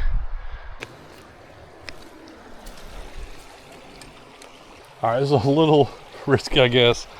I'm gonna leave my wallet and some extra stuff there because I'm gonna have to walk through some deep water up here. I really don't think anybody else is gonna be out here or any animal is gonna mess with it. So I tied on the new Karashi 80. I've been wanting to try this. This is actually one of the kind of areas that I've really thought about using it. Got a flashy tail on it. This might get some of these bass to come and bite. Man, I can really throw that thing. I'm just gonna twitch it. Boom! Holy cow. I've been casting over there. You know how many times I casted over off that bank? This is crazy.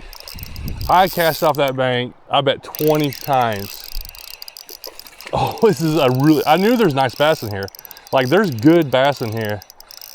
And he wanted that Karashi. Oh my goodness, how fast did that work?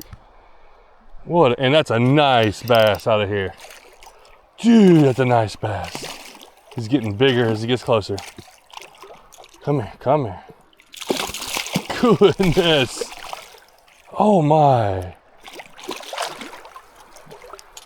Holy cow, that is a giant.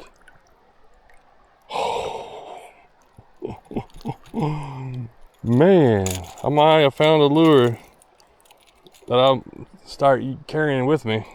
Now, other lures could have got this fish to bite. Yes, there's lots of lures, but that's the first time using that one. First cast, I get this. This is a 17, maybe 18-inch Alabama bass. Goodness. Off a bank that I already casted at several times with the finesse Helgramite. Now that is the kind of fish that you love to get on a creek river trip. That's the kind of fish that this place can produce. Man, that was cool.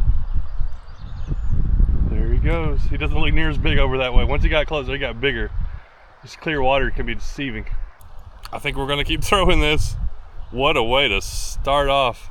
I'm glad I came back up to switch, actually. Good thing that bear was down there to scare me back up here this way.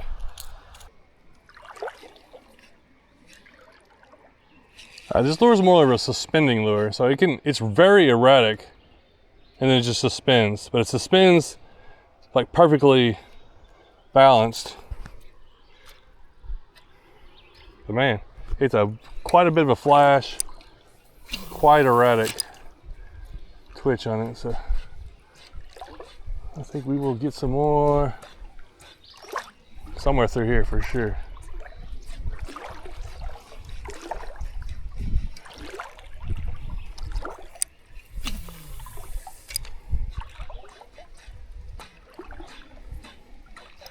Oh, had one. Couldn't see it. Where'd he go? I don't know what that was. Something hit it. Probably another small bass or Coosa bass. They're pretty aggressive too. Just not, you know. There's another one. Oh, what this is? Something small.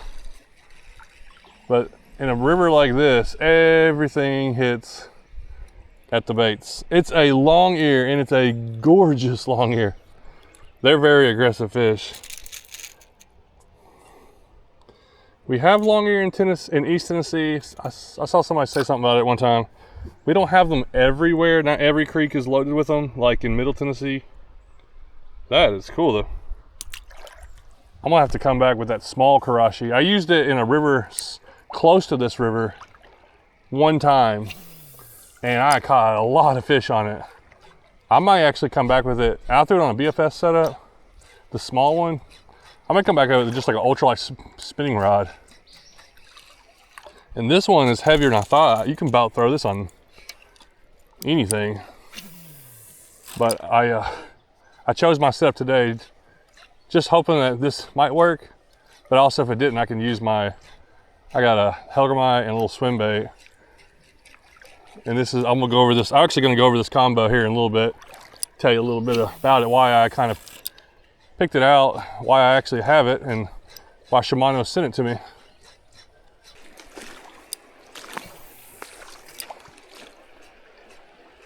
Oh, it's smoked in that current.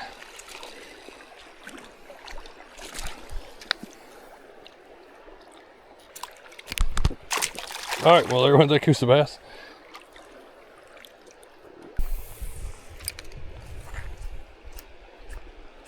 Oh yeah, oh yeah, they're in that current too. Is that another Coosa? I thought I'd get more spots. It's a pretty one.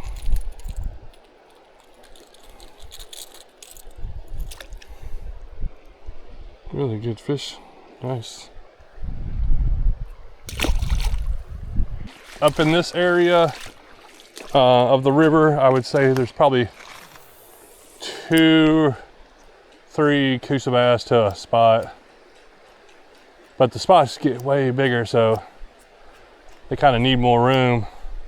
That spot I caught back there would probably need as much room or enough food as 4 or 5 Coosa bass.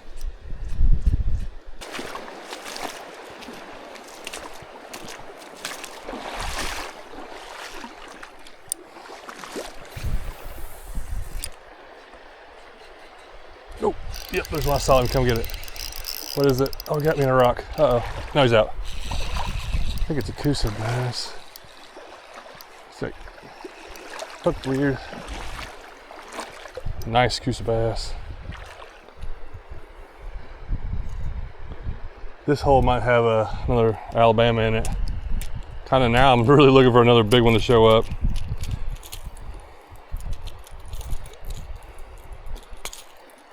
These guys are hammering. He's got some whiskers coming out of his belly.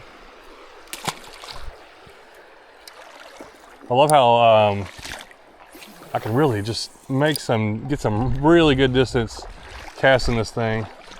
And so far, I've been coming through a lot of, like, these are, real rocky area, and I'm not getting hung up. It doesn't like dive into the rocks. I mean, I'm sure it can at some point, but I've made a lot of casts and it hasn't got hung up on a rock, which is really cool. Oh, what is that? What in the world? I think it's rolling. Did I hook it sideways? Oh, I did. I was like, what is going on with this thing? Oh my goodness, that little guy. Came up and hit it. He's barely bigger than the lure. It's Coosa bass.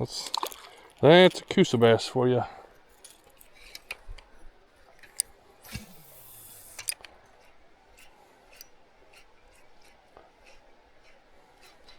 Oh, there's another one. I saw something behind it and came back and got it again. Dude, these Coosa bass cannot turn this thing down. They have to hit it.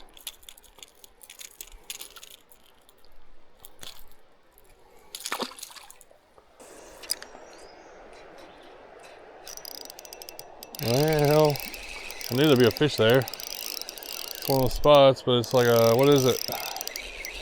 Another one that got hooked on the side. These hooks are so sharp, they just swing at it and the hook is gonna stick in them.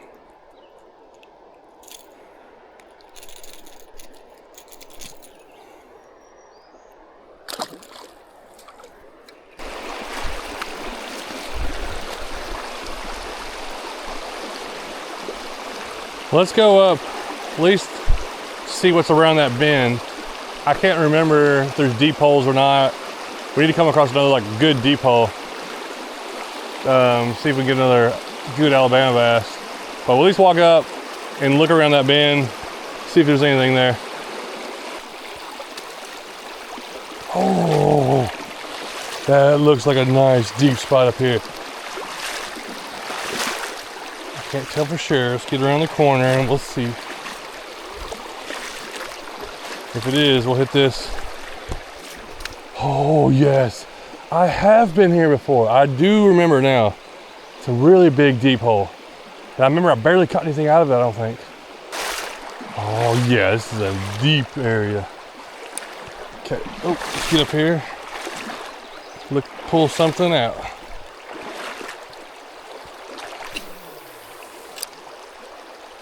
Oh, I got him. Yeah, I got him first cast. These guys like the back of the pool. They're very aggressive today.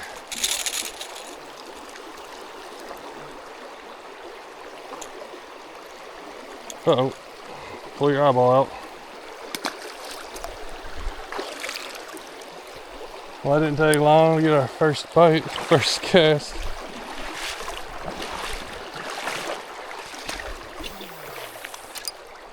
I'm gonna try to like work the edges to see if anything shows up where I make some cast like way out there. That's surprising right there. I cast right there, good spot, nothing. Let's try, oh right there. There's gotta be a fish there. Come on.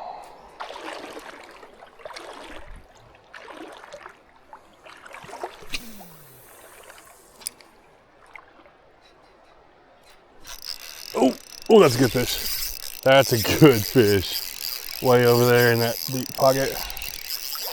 I knew there'd be another one up in here. Can't tell how big he is. I don't even know what it is. It's gotta be an Alabama bass, but it could be something different. Nope. Big Alabama bass. Wait, no way. I got two fish on there. Oh my goodness. Are you, holy cow. I got a Coosa bass and a giant Alabama bass. Oh my goodness, that's a monster fish. Look at that. Oh wow, how many times has that happened? That's crazy. I was wondering why I kept feeling so weird fighting in. I'm gonna set my rod down. Well, I'm just gonna drop it in the water because I gotta get these fish.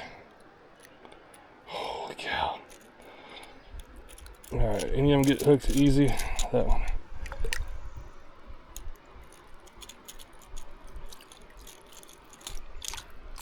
Man, this is the day, those days you wish you had somebody else with you just to take pictures. Look at this fish. That's a nice Alabama bass. Another 17 to 18, something around that size. Good fish. Dude, that is so cool. This one is a big one, and then to get a double up with a Coosa bass, I wonder which one hit first. I bet the Coosa bass hit and then that guy hit. Oh my God, that's a nice fish. That's a nice bass. All right, this guy, get him unhooked, which this is a really nice Coosa bass. That's a, oh man, he's hooked. Oh, there we go. Maybe not too bad. Dude, what a deal. Yeah, that's a really good Coosa bass too. That's like a monster of his own size.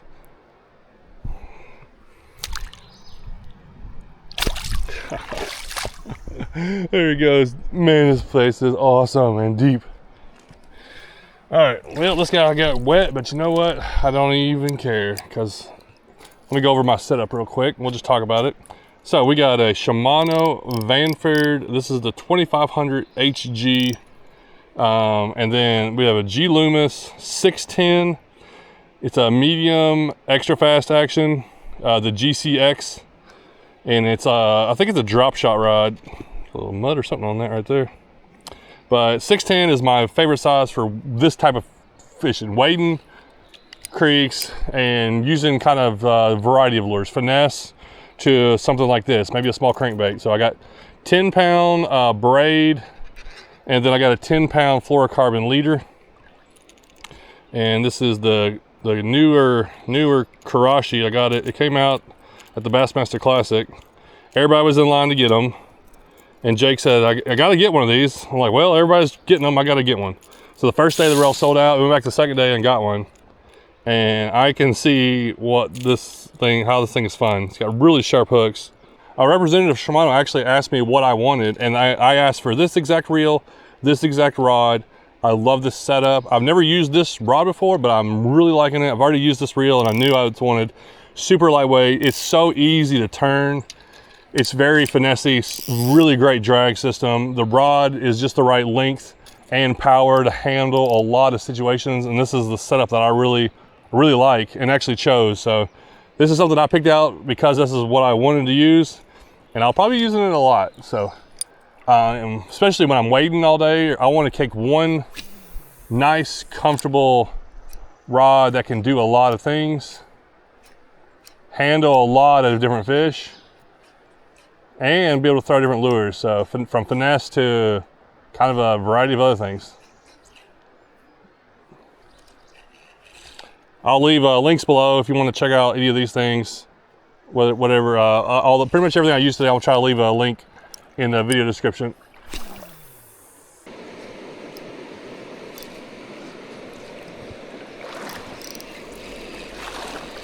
There's a little Coosa.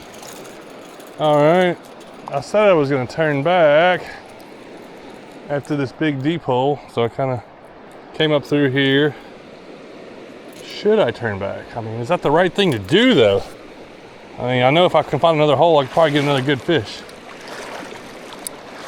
All right, what we're gonna do, this is what we're gonna do. Since we've gone pretty fast, the water's pretty low, we can move around quicker. We'll go up to, like, just up to those rocks up there, just to see what's over there.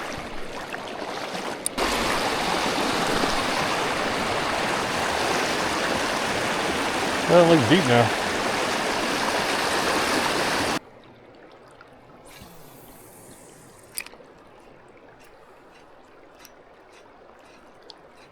Oh, what is that? I got hit. Looks like a solid little fish.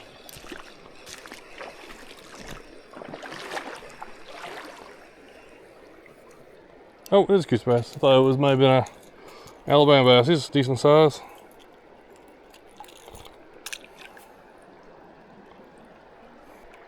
All right, I don't know how many of these we've got today, but there is number whatever.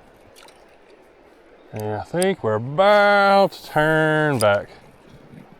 A few more casts in this hole and that's it. I went actually one more spot hole up because it was like kind of connected to the last one. But whenever you see those like 2-pound, 2.5 pound Alabama bass, you're like, oh man, I want another one of those.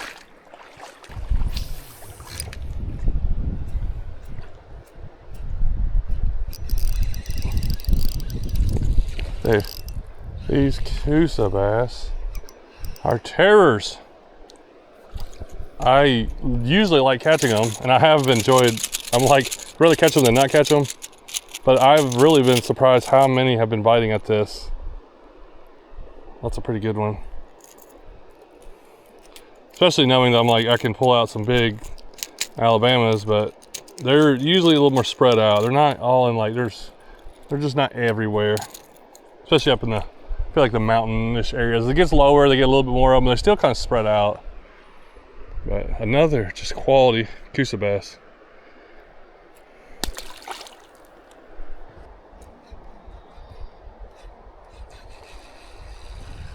Alrighty, I think that's gonna do it.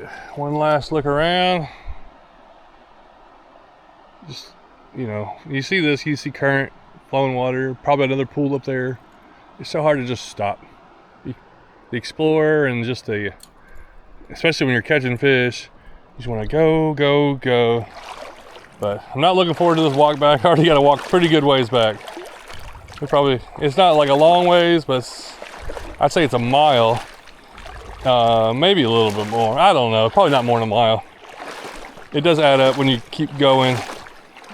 But these rocks aren't so slippery. These aren't horrible, but it is like big rock kind of chunk where you're, you know, stepping this way, that way, trying to not fall and get on back. So let's head on back and make sure all our stuff's still there where we left it.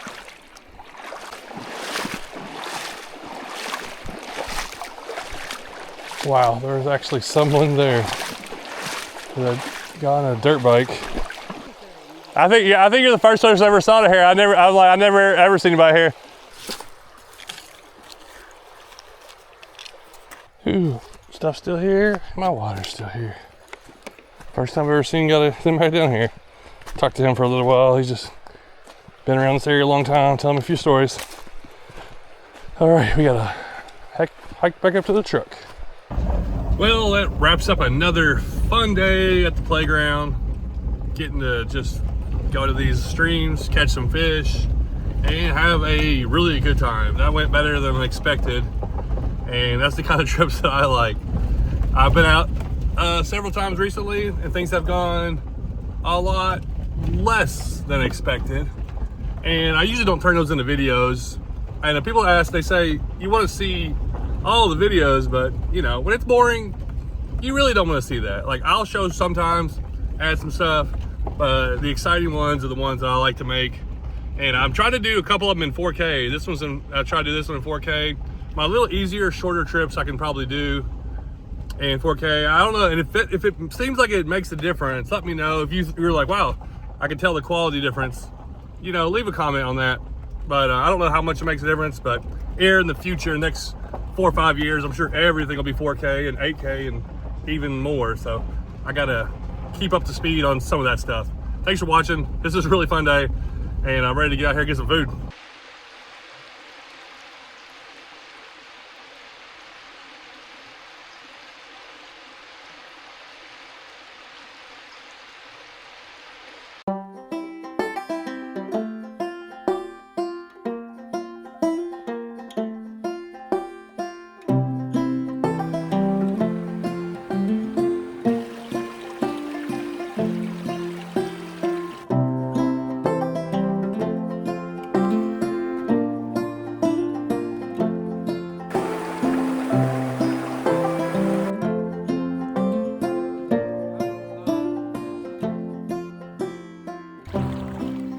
Yesterday, I was at home and Chris messaged me that this creek was fishing really good. And he's like, hey, I've been catching some fish over there. Things are looking good. So here I am, next day. I'm like, all right, well, let me get over there and test it out. We're supposed to get a whole bunch of rain coming in next few days. So I'm glad I was over here to check out this beautiful mountain stream. And it was a good thing I came today.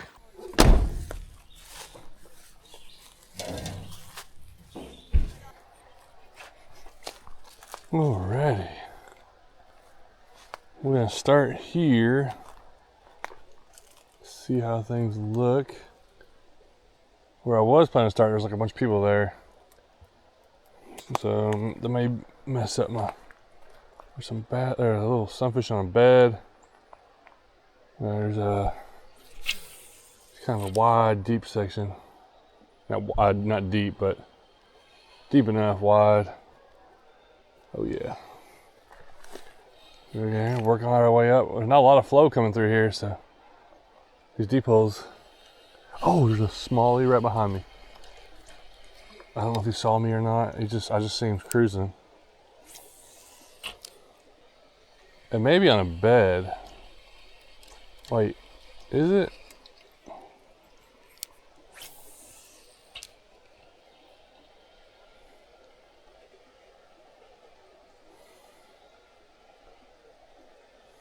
Come on.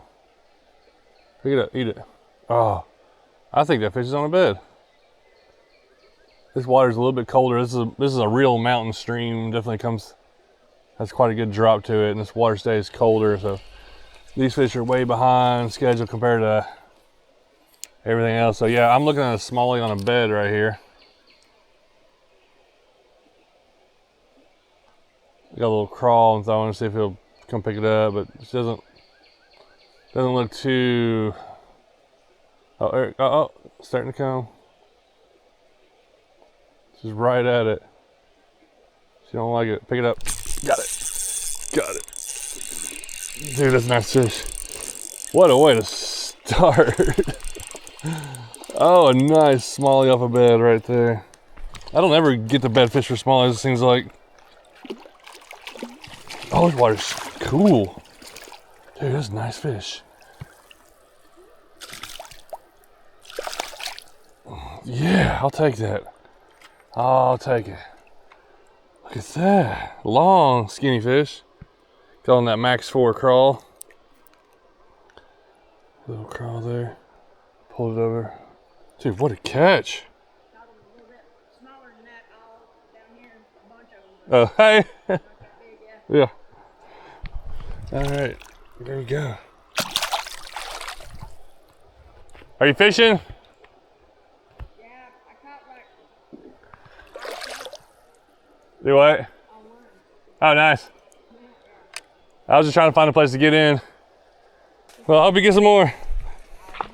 Thank you.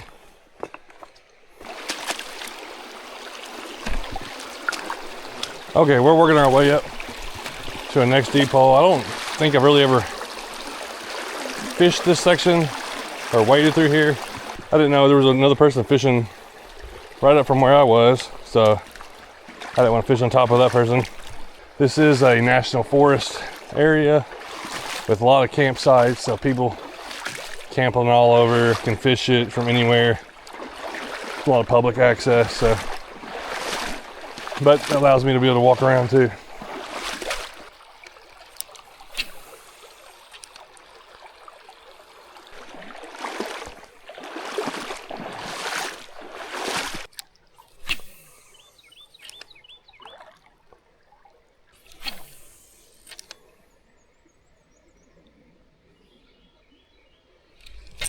There's something. Oh.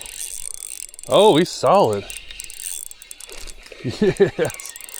There we go. Look at that creek smallie. Oh, there's another one behind it. This is the one I must have saw. I don't know why he hit all of a sudden. He's strong, booger. Dude, these are solid fish out of this little area. This creek is not a very big creek. That's not bad.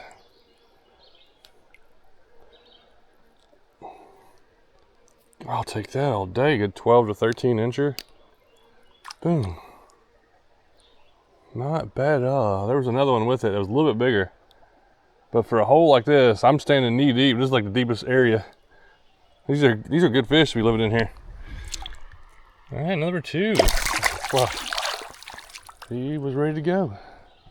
So this is the Max 4 crawl. It's made out of a Laz something material. I have to look it up again. I can't remember. Real stretchy material. Same material as I believe same material as the Nico products.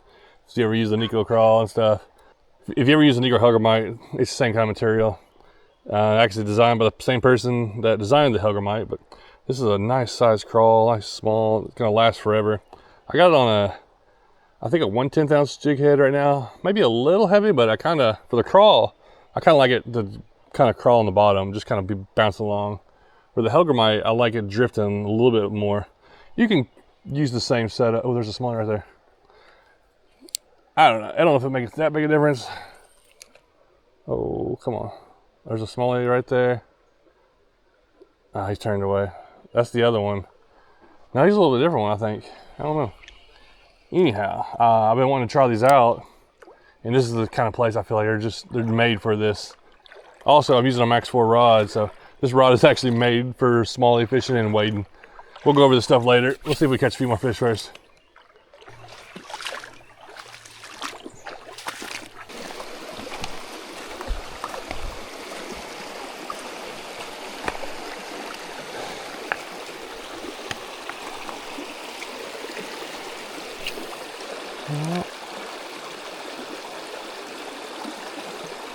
Yeah. Oh, not bad. Oh, dude, he's thick. He is thick. Oh, it doesn't even look very deep up there.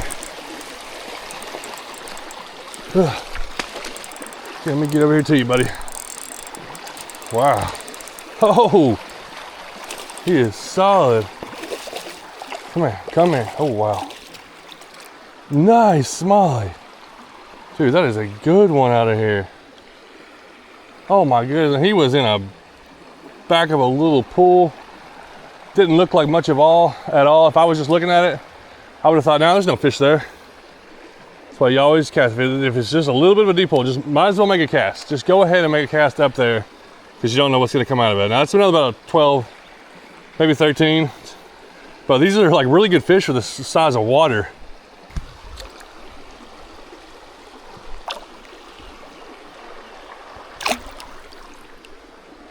Back he goes. Scared a minnow. A lot of good, healthy sunfish in here.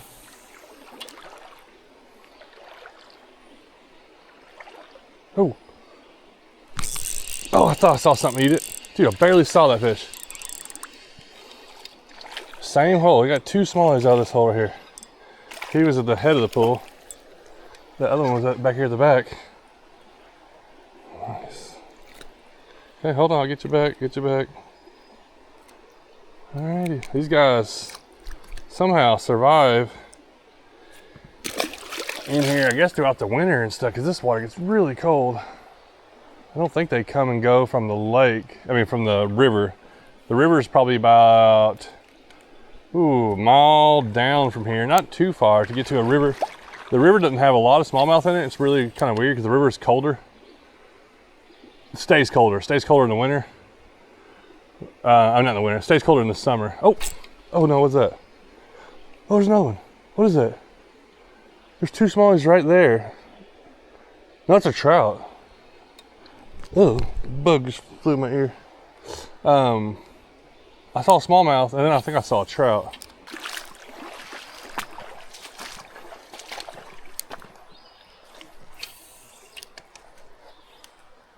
There's one. Dude, they're like flying over to it. I'll cast and I'll just see a blur come across and just pick it up. This water's so clear, I'm definitely trying to stay back and cast, but I can just back far enough where I can cast up there. These fish can see something coming to their hole. Getting a little bit smaller, but they're still eating. Nice.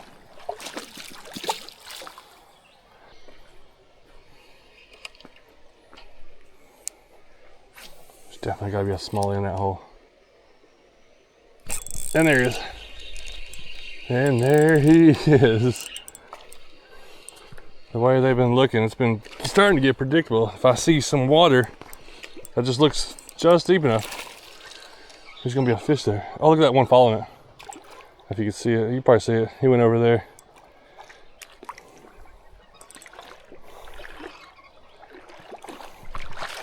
All right. That's a good one.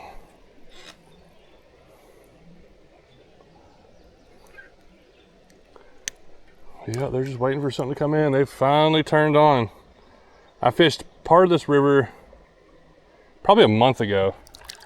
And not this river, this creek, about a month ago. And I didn't get a single bite. is a different area, but I thought there should have been fish there.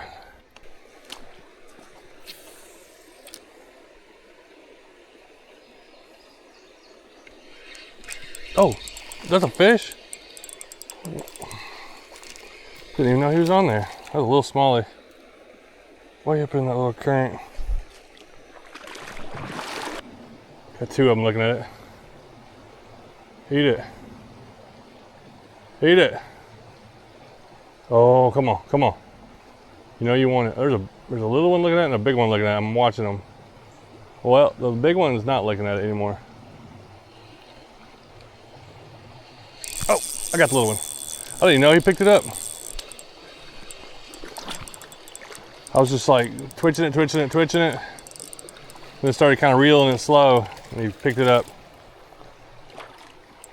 These two are sitting in a hole. The other one's sitting right there. He's a little bigger than this one. I just saw one back there that I didn't catch. So I'm not catching them all. I think I'm seeing more as the sun comes out. It's getting sun's out. I can see fish. Sometimes that makes them a little bit tougher to catch. I don't know. Sometimes they just eat. And they're just gonna eat no matter what. Oh, you want it? Got him. Got the other one. Nice. He went airborne. Oh, he's in a rock. Get out of that rock. I had to watch that fish. I'd never seen it. I'd never caught these fish. I had to twitch it right by him. How does he do? Oh man, that's a nice one. He's probably 14-incher. Get some power. These are mountain river fish. These guys are strong, and they have to be strong to survive.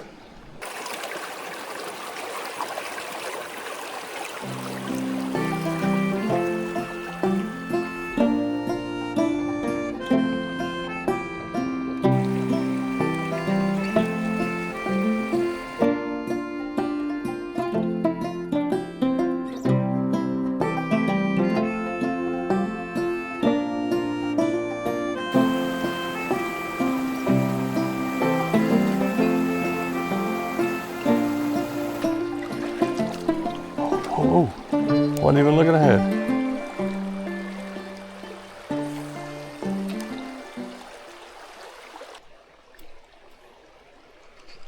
Oh, look at this trout, look at this trout. I got it. Where'd that trout, did he come out? Oh no, he's not on my line. Where did he come from? I was twitching the crawl and he came out and I hammered it. I've seen a few of them today. I don't know where this one came. I never saw this one.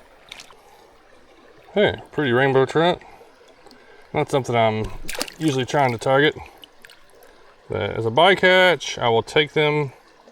They do fight pretty good, and they're pretty aggressive.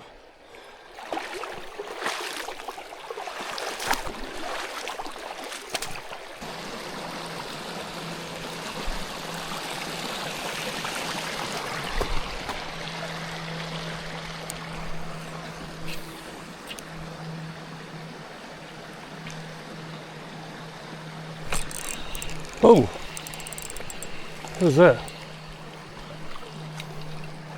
That's a little smaller. I thought it was a trout for a second. It's real dark right there. I couldn't see how deep it was, but I could see this big pool coming up. I knew there'd be something here. Well, I didn't know. I was hoping. A little smallmouth. I didn't seem to want to care for it.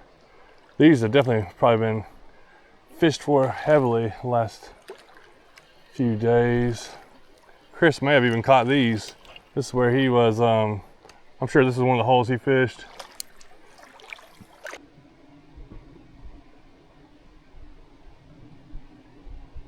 That one's not, oh, there's two of them there. It's not like real big, probably 13, 14. Pretty solid though. Well, these minnows coming up through here. Yeah.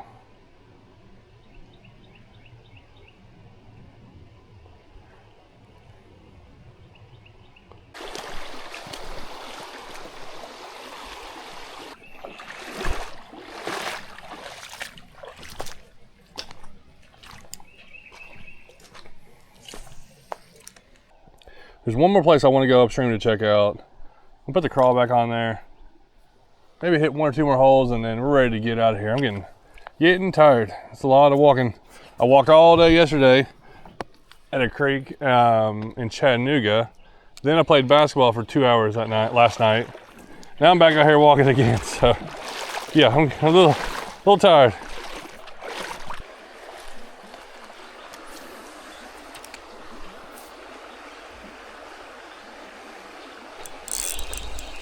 There's something.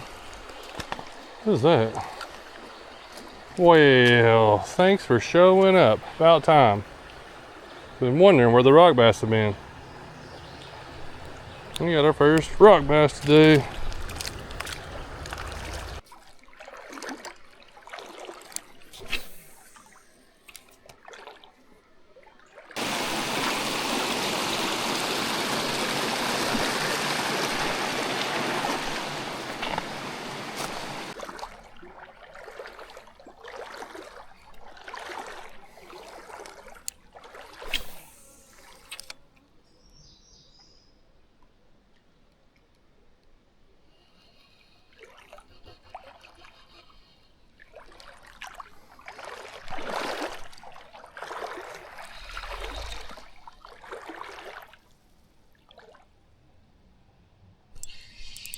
There's one.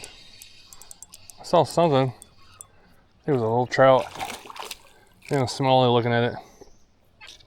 Well, it's kind of been a minute since I had a smallie. I was gonna turn around and I was like, well, let me go. I want to go get 1 or 2 more fish. I bet it's been 20 minutes since then, at least. The holes of the deep holes have been getting deeper and like longer, and those get harder to fish. I think the fish just have more room and more food.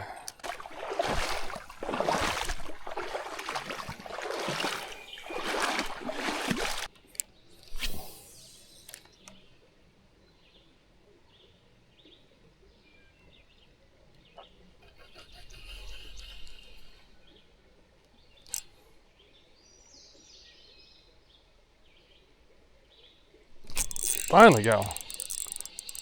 Watch these 2 or 3 fish nibble at it and let go 3 or 4 times. That one finally decided to hold on to it. This hole is so crazy. I remember I have been here before and it was just like roaring through here. It's so low. The more I think about it, the more I realize how low the creek is. It's just really, really low, especially for a springtime where it's usually just kind of roaring through here. This would look like in the, what it would be like in the like fall after a long hot summer. I've been able to get several today by just like I'm just doing tiny little twitches to get that little thing to just kind of jerk and like look, and that seems to have gotten us good reaction from them, either bites or actual hookups. So a lot of them actually caught that way.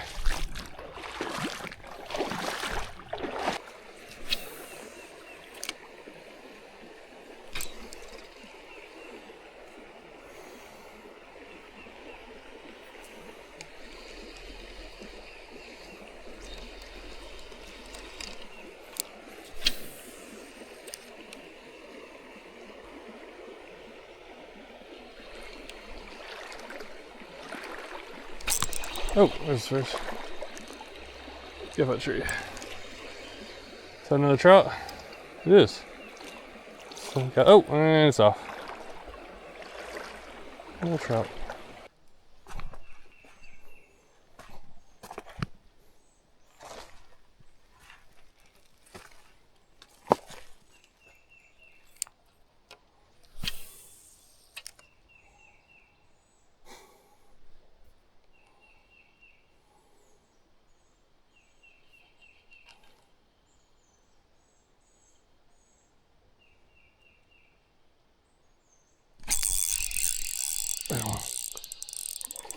What? That may have been on the bed, I'm not sure. Well, this is probably gonna be our last one. So thank you, Mr. Smalley. saw it. I think it was on a bed. I can't tell.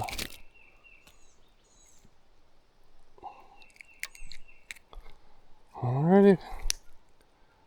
Been a good day out here. A lot of walking.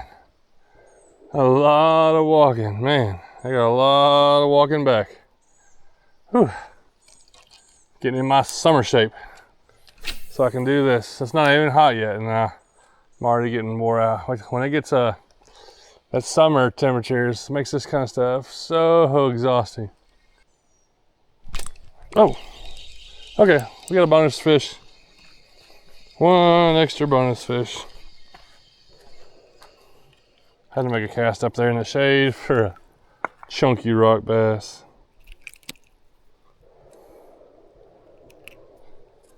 Oh, he's fat. Oh.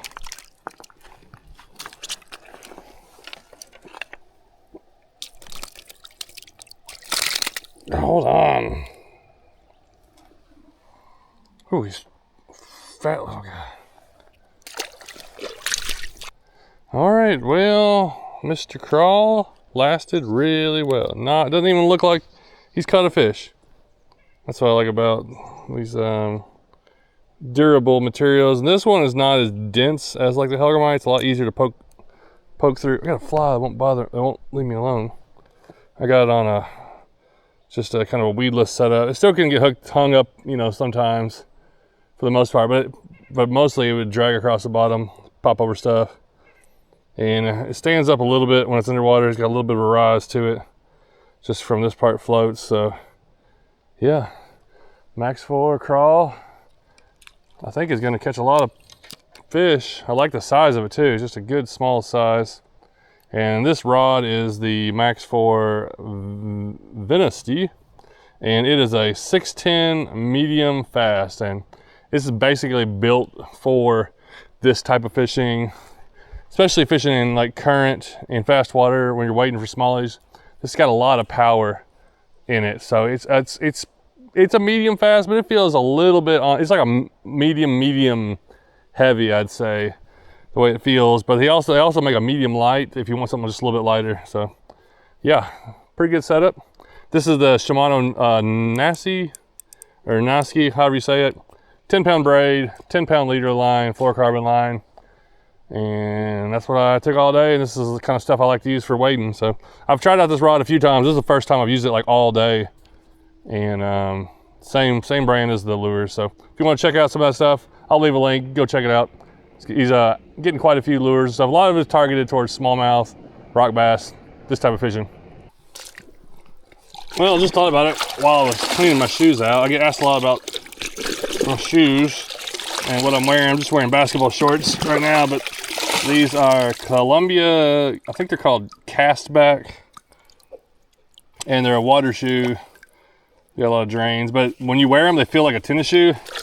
So it's a shoe you can wear, and you're like, even if you don't want to get wet, but if you do want to get wet, it's nice, really comfortable. It's, you know, very cushiony. I've worn it all day. I've worn them a lot. I've had like 3 pairs of these. So yes, I have not found a pair of water shoes that don't wear out as much as I fish. So I mean, I've been walking for over 3 hours in rocks today, and then I'm about to walk back on the road, and I'll do that, you know, sometimes once a week, you know, throughout the summer. So yeah, nothing's gonna last. The bottoms are gonna wear out, the soles are gonna wear out, but they will last a lot longer than non-water shoes. So I don't get any money off of them or anything. Maybe one day I'd like to work with Columbia. Columbia makes a lot of really good outdoor gear that's not too expensive. So I'll look it up on Amazon if you want to look up the pants, shirts, shoes. They got a lot of good stuff out there.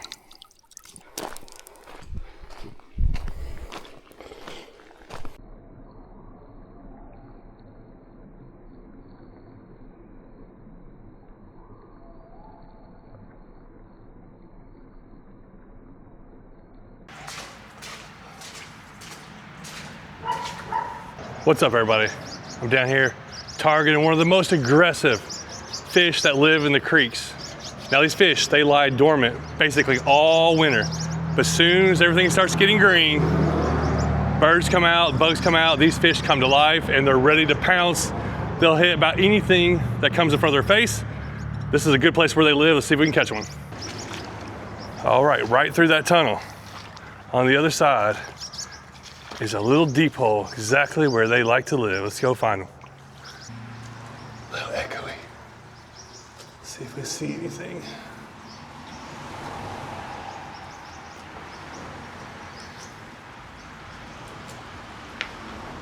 I don't see any right now.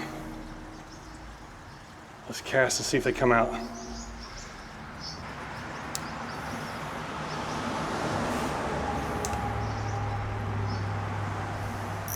Oh, I see one. He's coming. Got him. First cast. Is it the target species?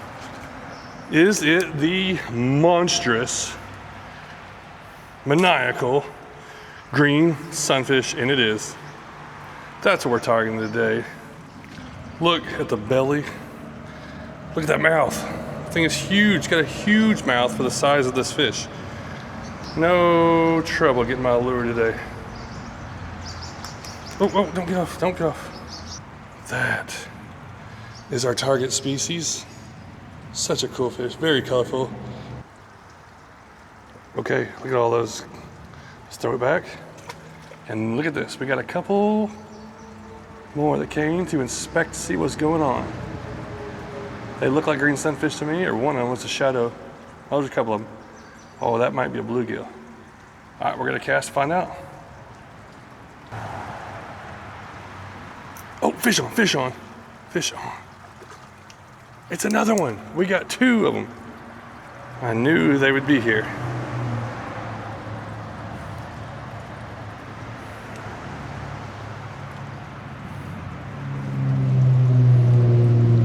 We got our second one. Look at the mouth.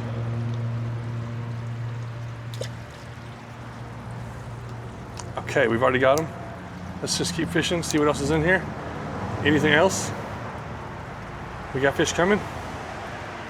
Nope, turned away. Okay, let's skip it up under that tree. Oh yeah, there we go. See what comes over there. Oh, fish on. We got something different. Let's see here. This is a creek chub. Okay, that's a real creek chub there. Let's get misidentified a lot of times for shiners and stuff. They are also a very aggressive species in creeks. They got to eat as much as they can because they compete with everything else in here.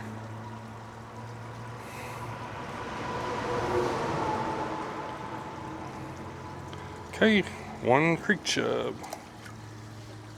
Oh, I'm like squatting down right here. It's kind of hard to do that. Let's stand here and, bad cast.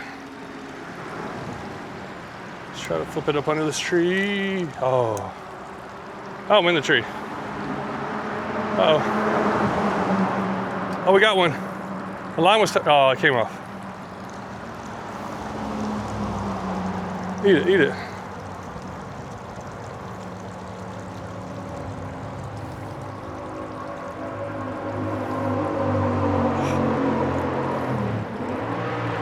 Check this out. Oh, look at them going for it.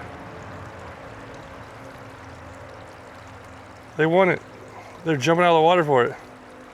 This thing is, hold on, let's lower it down a little bit. You can't really see. Oh, there we are. Can you see? There's a whole bunch of them right there looking at it. Oh, we got one. Oh, it came off again. Oh, we got another one. Oh, it came off again. Look at that. Those were a bunch of fish. They were jumping out of the water for it.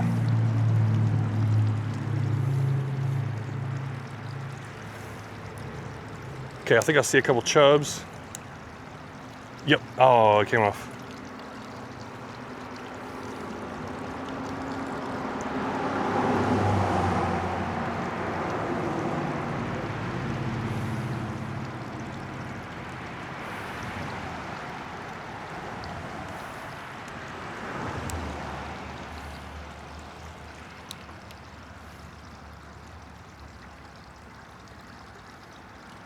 Go, go. What is it? Oh, yes. Oh, wait. This may be something different.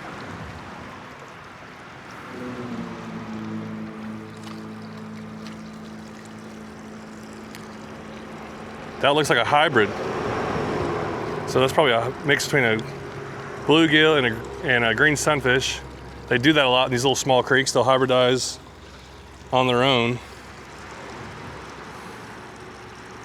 So their mouth is not as big. Yep, that's a cool one. All right, let's get down in the creek so we can fish the back of that pool.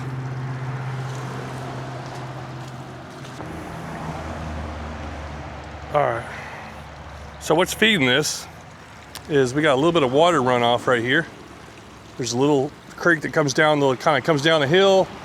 I think it's like a spring, kind of goes by a couple of ponds. So lots of things can get flushed into this, and this is like a deep pool for this creek. So it just because of the bridge there. Ooh, this water's a little chilly. The way that it is, it just causes a little bit of a nice little kind of spillway action in a deep pool to hold quite a few fish. Oh.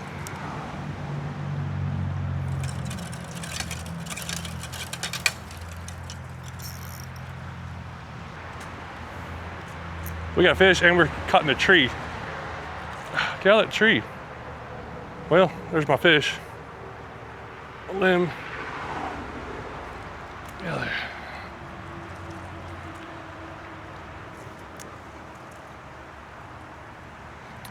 Little green sunfish. But for that guy, look how big his mouth is.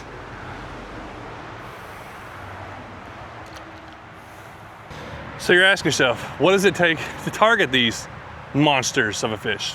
You know, I got the right setup here. 6 foot ultralight lose rod. We got a Cast King 1000 size reel. We're using 4-pound mono, the Trout Magnet mono, and the lure of choice is the old Trout Slayer. And this is the Arms Family kit.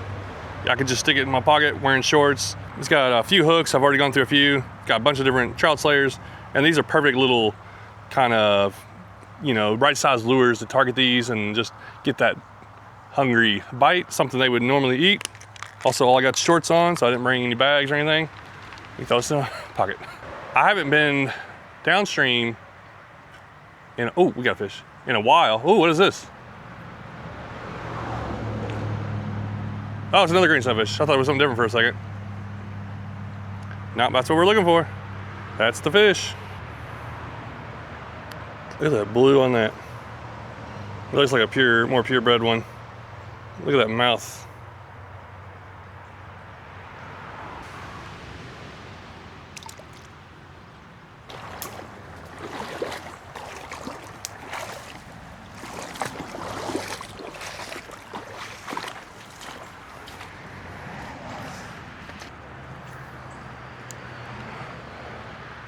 Oh yeah, figured I'd get a few more coming back through. What is that? Another chub. A lot of chubs in here.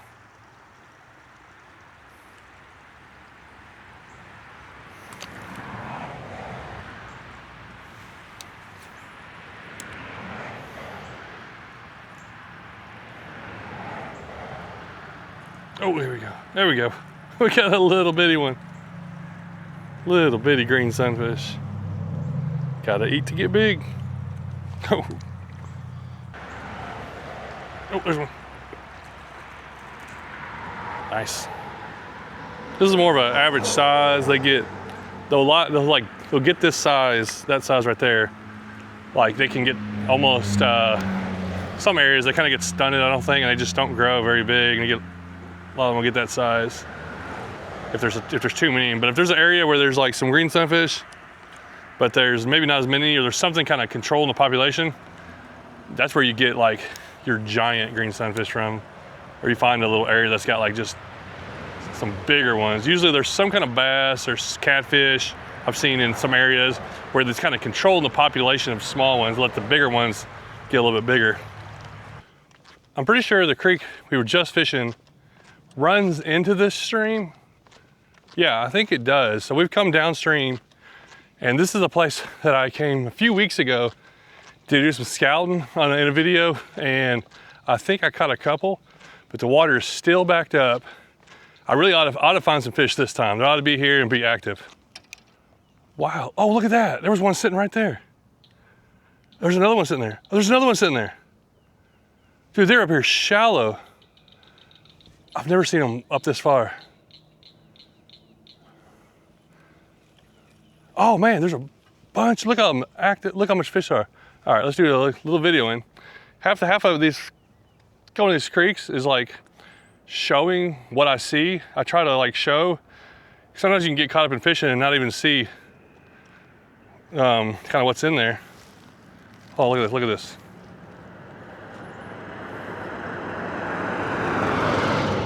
Look at that little bass right there. We got a truck go by. There's several fish down here. There's several fish down there. There's so many fish in, oh my, look at that. I've never seen this many fish in here. This place is exploding. Look, there's a pond over here that's backed up. There's all this water backed up. Most of the time, this isn't even underwater. There's a little bass right there. All right, we're gonna fish our way through here. Got it, got one. What is it? Dude, little largemouth. Look, there's so many little fish. Like, that's what's crazy about these little places. The population, I feel like, just explodes when you get a new backed up waterway. The little fish can just spread out, and they're eating little bugs and gonna, you know, grow, and then they'll get washed out at some point. Usually when a big flood comes or something. But this waterway is not, like, they at some point, whatever is causing the dam downstream might get taken out, and everything just will get washed downstream, or will die, or, dude, these fish, they're not super aggressive. Ah, getting like a nibble or two, and they're running away.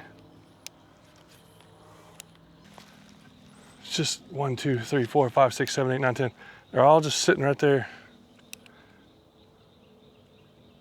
They're not really aggressive. All right, this is the other side. There's fish there, bluegill there, in that hole there, over there, under the moss and grass. Look how much stuff there is in here. Like, there has to be just so much, like, just little food that they're eating. I just can't get any of these. There's hundreds of fish in here. Like, literally hundreds of different bluegill, little bass, and I just can't get them to eat the thing. They're probably going, yeah, I can see them way down there. All the way down through here, there's just backed up water. It's crazy. Well, there's a lot of times when you find, like I said, you find these stagnant areas, slow areas, they don't eat as much, but also like an area like that, I think the abundance of food is just too much. So let's go somewhere downstream where there is some current. I think it may connect still, it may be a branch. We're gonna try another spot. All right, let's go with a different color slayer here. Panfish slayer, let's try that purple. These are 1/32 ounce jig heads.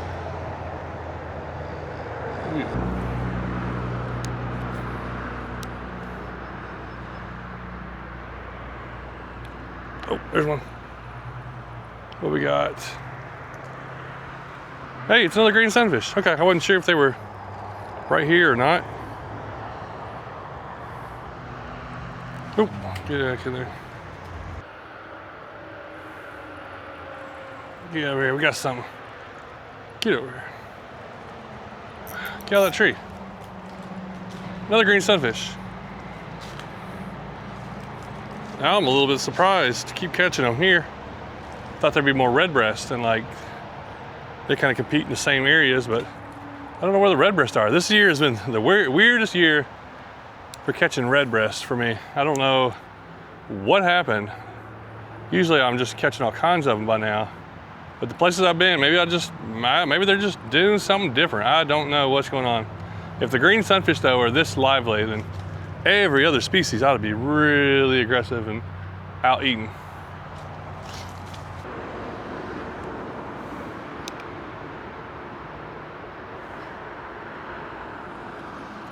There's one. Another green sunfish.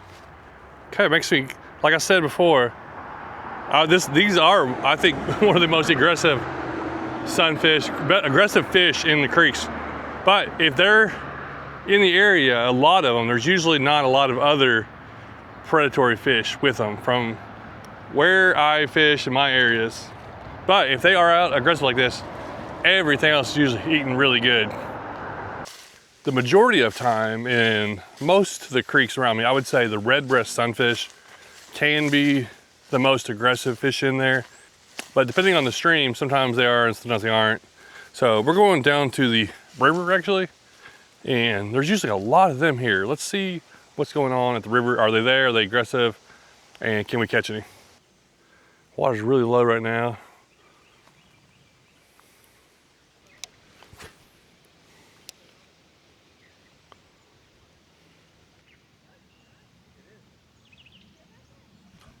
Oh, we got something. What do we get? We got something. Hey, maybe a contender in some areas, but maybe that is your most aggressive fish of the creek. Rock bass is a good contender. I was hoping to find red breast here, but I haven't seen them.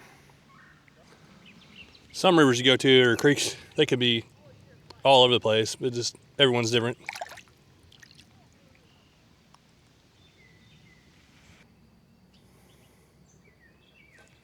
Got one. What is it? Let's see here. Is that a green sunfish? It is. Where are the red breast?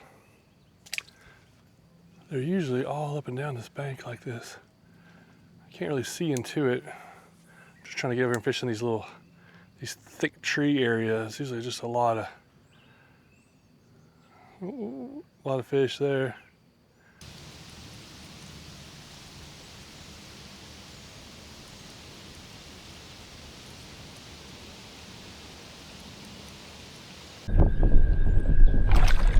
Goodness, big one.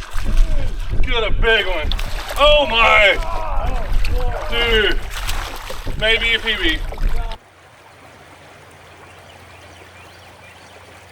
What an awesome morning it is out here, early April, doing some creek fishing for some big smallmouth. This is a really nice creek, good flow to it. It's kind of low right now. And it varies, but we got Trey back there and Chris back there somewhere else. And we got 3 of us kayaking about 10 miles. So we may have to move along, but we got started early. There's definitely potential for my PB in here. I've been trying to break that PB. I just broke my shoal bass PB a few days ago, a 21 incher. If I could get a 21-inch smallmouth, that'd be my PB for that. I don't know if I brought a scale, but hopefully at least we can go by length. Let's get after it.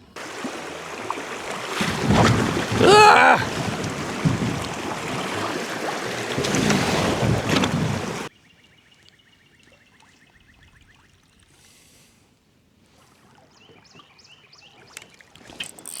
There's one.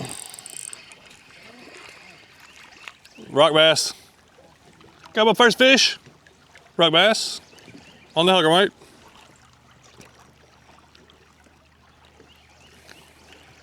Man, it's what a peaceful, beautiful day. I love springtime fishing. It's not too hot. Feels just right.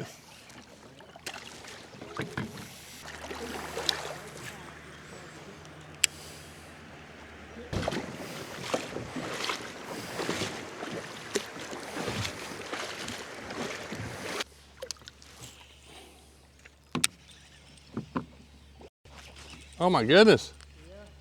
I don't know if it's sunfish or rock bass. It's all like they're just grabbing it. I didn't want to have to do it. Okay. Well, I got one that time. What is it? It's a little smallie. Okay, there's a topwater hit. I've had like 4 or 5 hits. Little smallie there. That's on a little Dara Buzz on my BFS setup. Wasn't sure how aggressive these fish are gonna be. It's just kind of figuring it out. I think they're all doing different things right now. All right, making a change. Spinnerbait, I'm gonna throw it on my just straight braid rod. We'll loosen it a little bit where I don't pull too hard.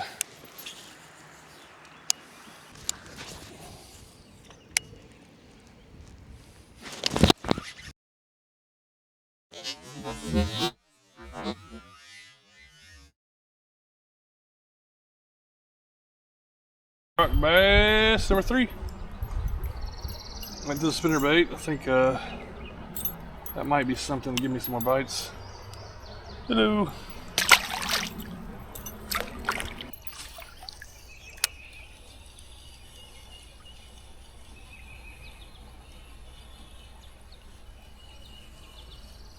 Eat it. Gotcha. I watched this rock bass follow it all the way out here. He's dark. He is very dark. Good. God, he's big. Yeah, he's a nice one. Wow, that's a pretty rock bass. He hammered the spinnerbait.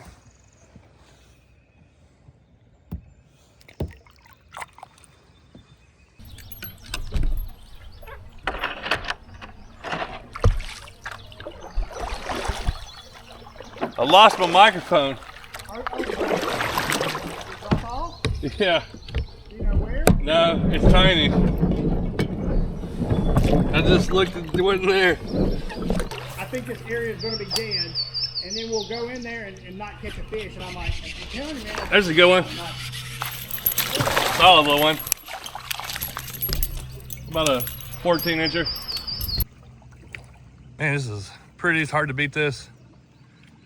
Just kind of going down the stream. Got a little deep water. There's a little smallie there. Nice, about 12 incher. There's a pretty fish there. There we go. Okay, I'm tying this lure on. I paid $120 for this lure, so I better get some fish out of it. Micro Boss, I believe it is.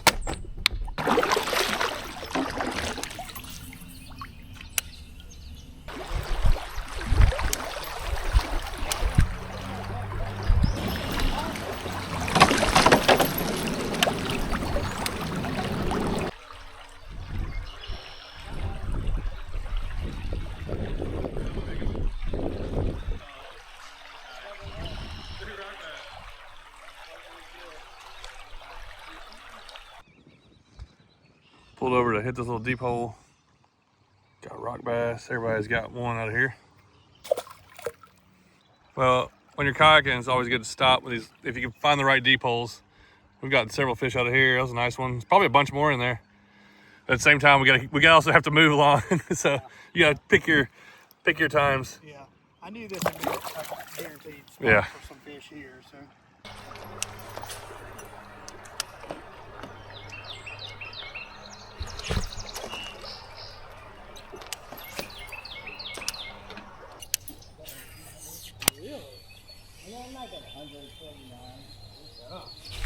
There's a good one.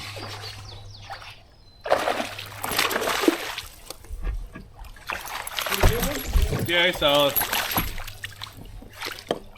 Oh, Oh, you got it? came off in the net. Nothing too big, but it feels good. We're working our way up. Can't catch all the big ones right now. See? Got it. Yes. You got it? We got one on the glide. Yeah. I watched him eat it.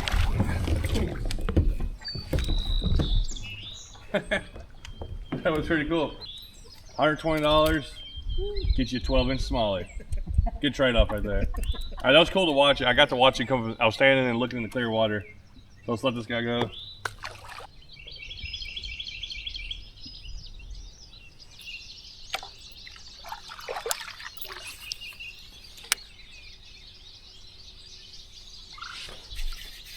What? We got here? Another rock bass. Dude, rock bass are hammering today. The smallies still seem a little bit sluggish. But that's why you keep on going.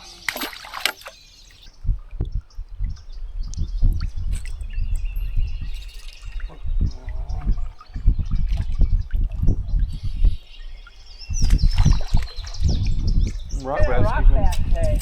I'm gonna outdo you by numbers with rock bass. They didn't say it's been a rock bass day. I thought. Oh, Well, that area that we just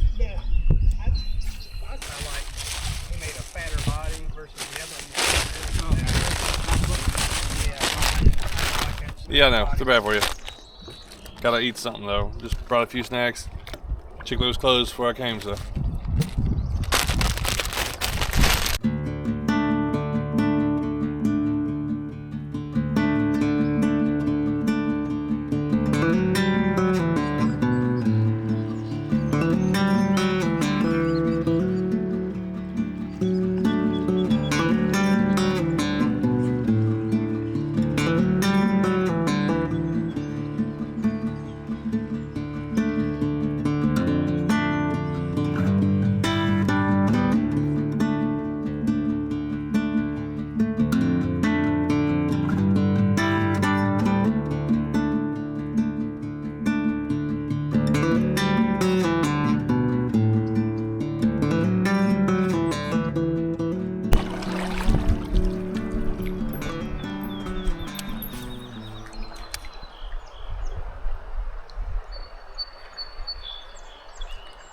The little guys are aggressive. I feel like the little fish are chasing bait.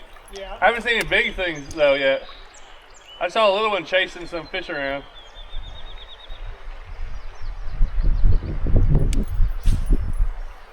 It's the after lunch fish time.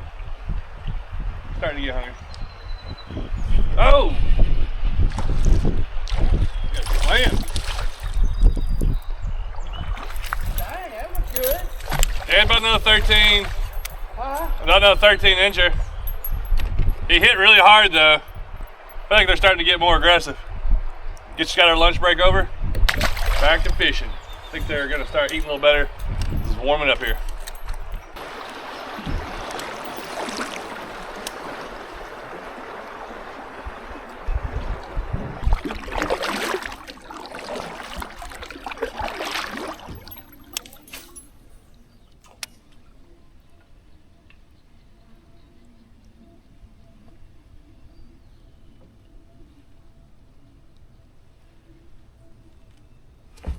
There we go. That's a good one. Really good one. Stay on, stay on, stay on. Yeah. Yeah, I got going.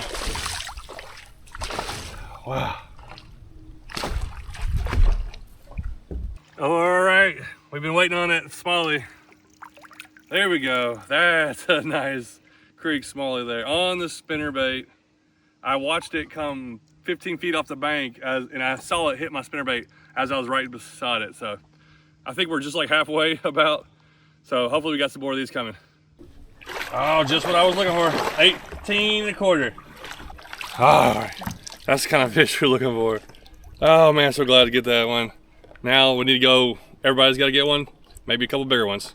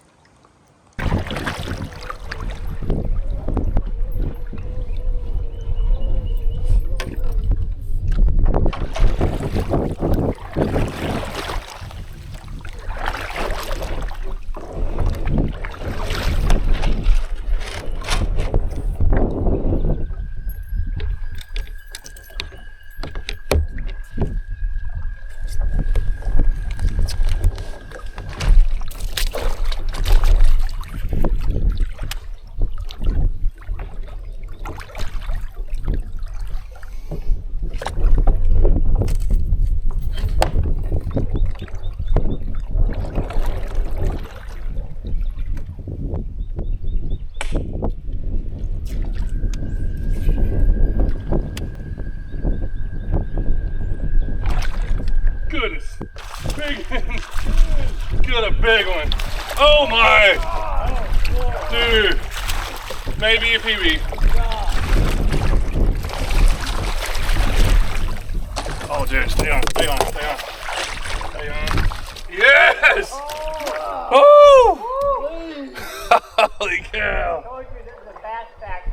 Oh man. Well, there's a big one. Check this monster out. Man, this is gonna be close to being one of my longest fish. We got out the drag. I threw in this little deep pocket right here with the swag, 6-inch swag.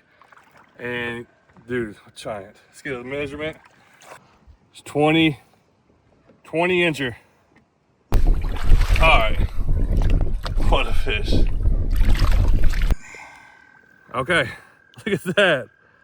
Man, this is a special place. I'm glad we came out here. We've been out for like 4 hours and it kind of was slow. All of a sudden, the last 20 minutes I've caught 18 and a half or 18 and a quarter and then a 20 incher.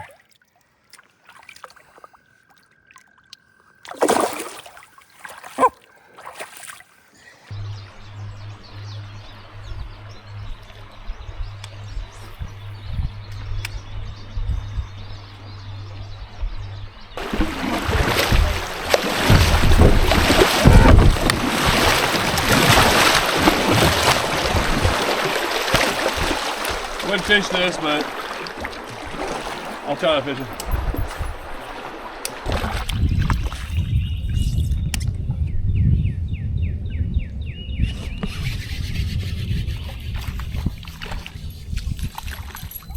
Rock bass coming back. Coming in.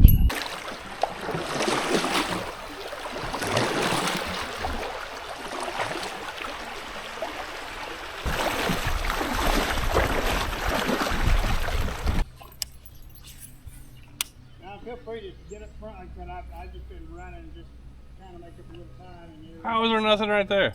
I know. I thought I made the perfect cast around the corner, around the bend of it.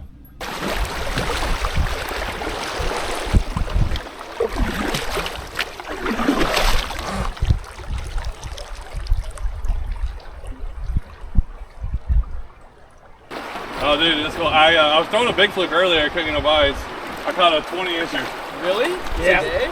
Yeah. Today. Last fish I caught on a swag. Oh, swag? And then I ain't got nothing since then. Oh, that's a big one. Oh, that one? Yeah. Nice. Hit that thing fast.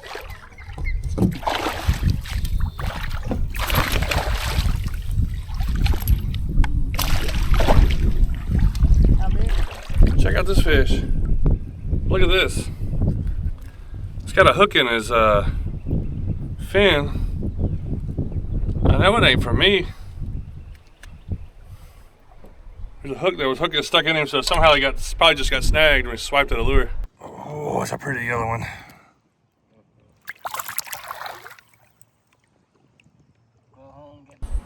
I was trying to. Oh, look at that! Look at it! Oh, look at it! yeah. There's like a whole bunch of little ones right there. Got it.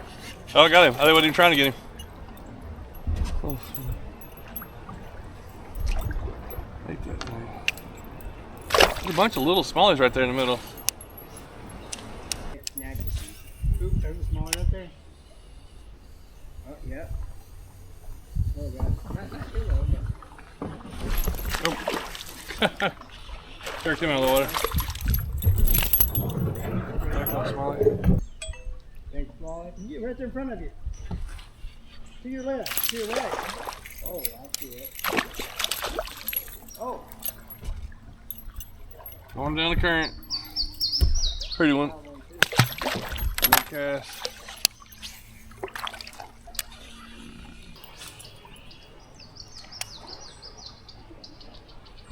We got one area that is going to get tough, and it's that one area that has to drop off. What now? That one area that has to drop off. These little ones are eating. Oh, We're seeing tons of little ones, but I think the females are all getting on beds. So we're not having, I don't think we're catching as many of those. We're seeing a lot of them. They're just starting to do their thing. Oh, look at that big one. Big one. Look right here in front of you. He's right in the shade line. Going right. Oh my gosh. That's a good fish.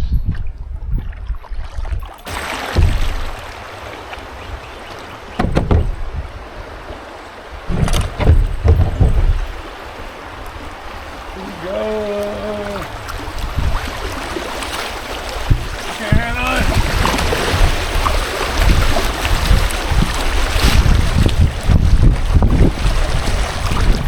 Ah, no, nice smallie. Oh! Oh! Oh my goodness! Wow. You see that one? Yeah. Man! I saw that. How'd he come That off? was nice. Yeah, He that hit was as soon as it hit the water.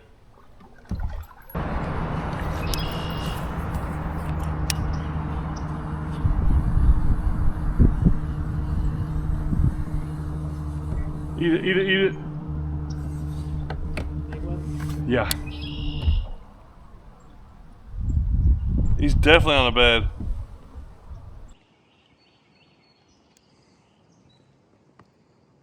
Oh, she's right there.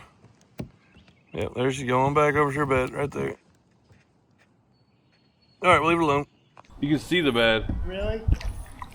If that's his bed. He followed my bait like he was gonna eat it. I think he was just chasing it away.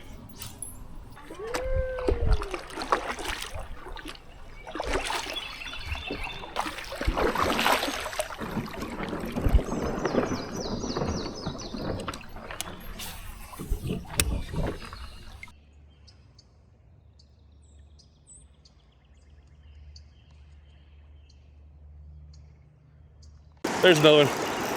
Oh my goodness, get out of there. What's up, everybody? We're at a smallmouth river. I decided to stop here because I'm on the way to Virginia. This is in Northeast Tennessee. Busy little area. Hopefully I can get in here and catch some of these smallmouth. Looks like it might be raining soon also. I've been here before and had really good days. Let's try it out today.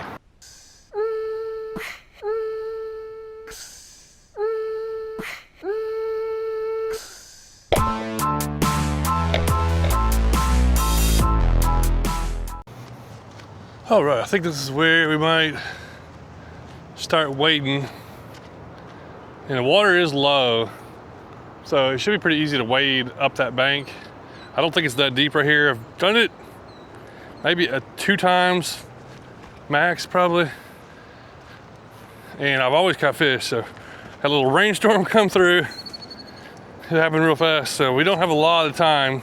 Supposed to be getting to a meetup tonight for a tournament. Possibility to be smallies anywhere here.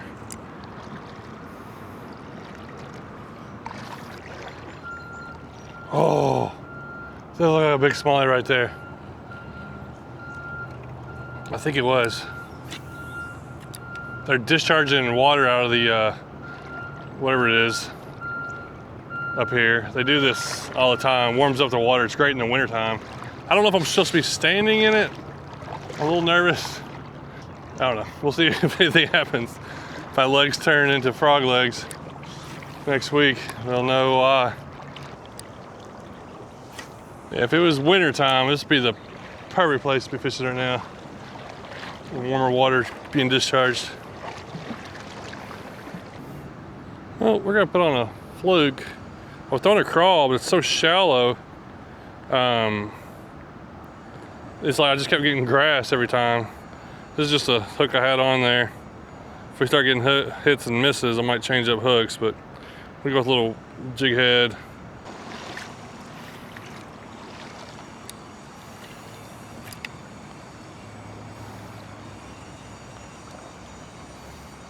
There's one. Oh yeah. Yes. There's a little pocket right ahead of me. Cast up ahead of it and he came out. Smoked it. That's what we're looking for. These guys are river smallies. Good, healthy fish. This is what I'm heading to Virginia for, to go fish for tomorrow. But yeah, up here in Northeast Tennessee, they have some nice ones. Oh my goodness. This guy's not stopping. Oh my, that's a nice smallie right off the bat. Probably 16, 17 incher. Woo-hoo.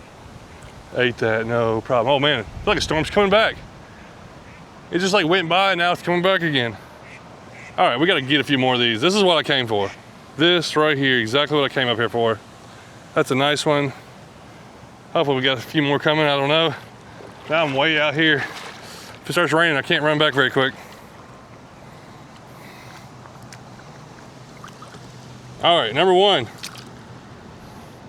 Big ol' strong river smallmouth.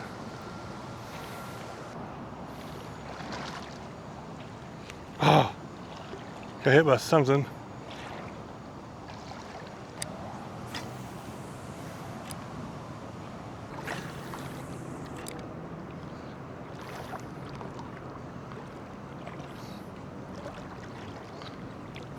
There's one. Just fanning as I'm going up to my deep spot. Oh, it's not a bad one. Dude, I think it's solid. I don't know if it's bigger than the last one or not. A little smaller, but nice. Come on up. Good. Goodness. Like, I don't have a river around me where I can just wade like this for smallies. There's a couple creeks I can wade for like largemouth and spotted bass. But just, that's where you gotta go drive around different places. You're not gonna have the perfect place right at your own house. A lot of times you gotta go search for it and go look for places out there, explore them. It's worth the drive.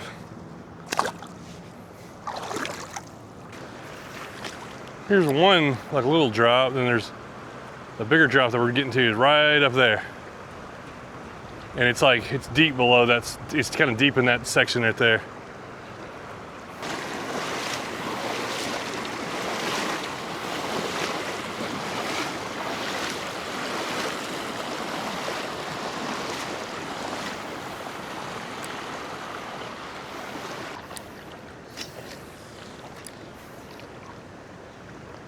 Oh, where did that smallie come from?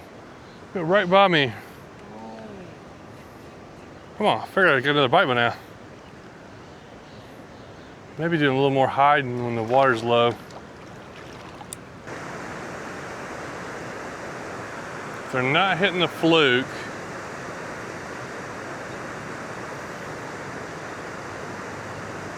let's go with the old standby for smallmouth river fishing. Yep, just an eco helgramite. This is the mud bug. Oh yeah. We better get some bites now.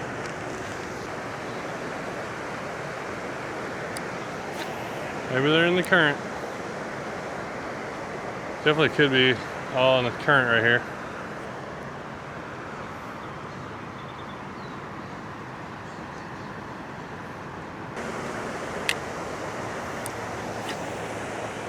Come on, that ought to be a fish right there. Something, just pick it up.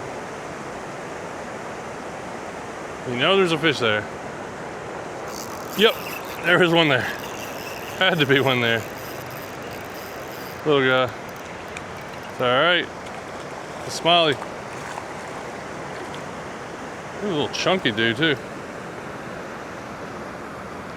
Over there in the shade. Well, there's one on the helgramite. Let's see if we can pick up a few more here.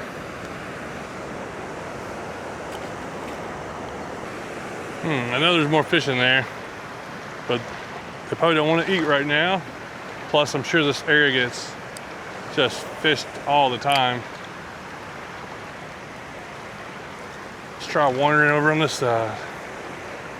There's one. Oh, he's little. I felt his thump though. Felt the thump.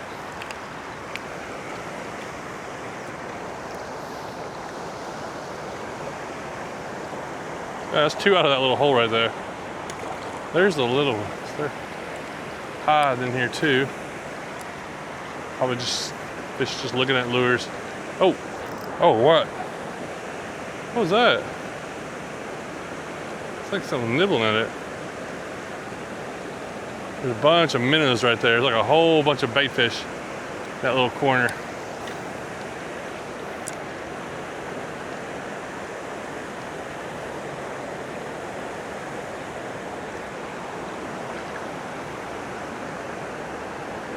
Uh-oh, there's one.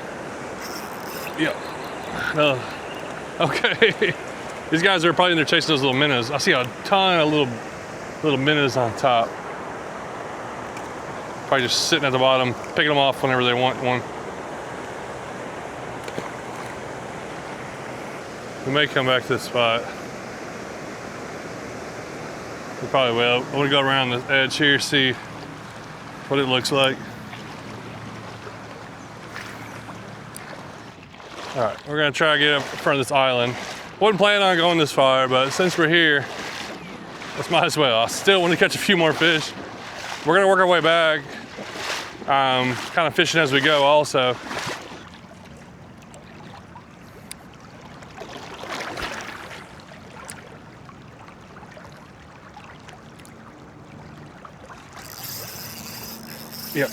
Yep, that's one. He was off that bank. I had to get the cast on that bank. Makes me kind of want to go down this bank now. Oh, he's out in the current. He's not giant, but he's got me in the current. I gotta get him out of it. It's getting dark over here with the sun going down. Let me get out here in the light, see if he stays on here. Oh, he's pretty strong. Might be a good fish. He's wearing me out. I know that. My arm's getting tired. Yeah, he's solid. There we go. There we go. I'll take that. These guys just keep on kicking. Keep on kicking.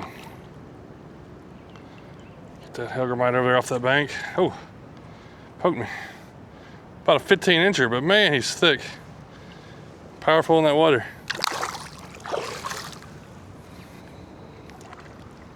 Okay, this is like a swift area, so sometimes when the water's low, you can still find areas that replicate when the water's up, and that's what this little area is. When I came over here, I was like, this is a deep, swift run.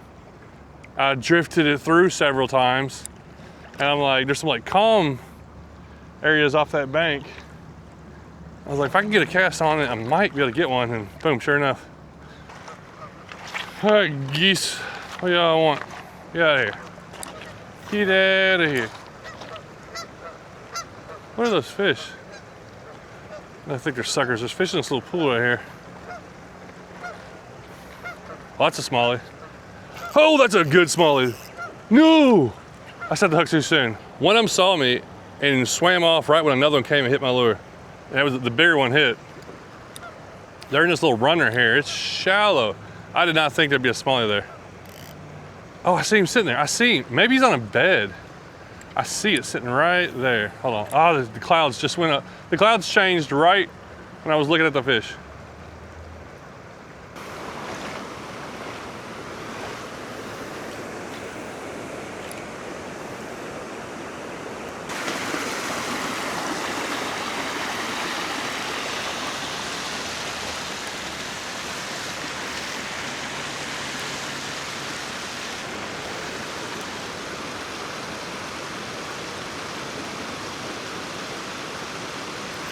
There's one. I watched that fish come out and get it.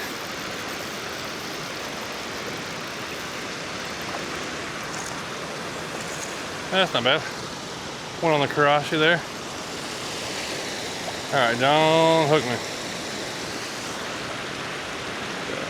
Watch out for these hooks. I saw one over there. I think it was actually garden fry. I think there's a little mix of stuff going on here still. Oh, there's one right there.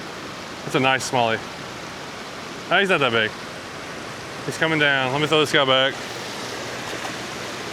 Where'd he go? I lost track of it.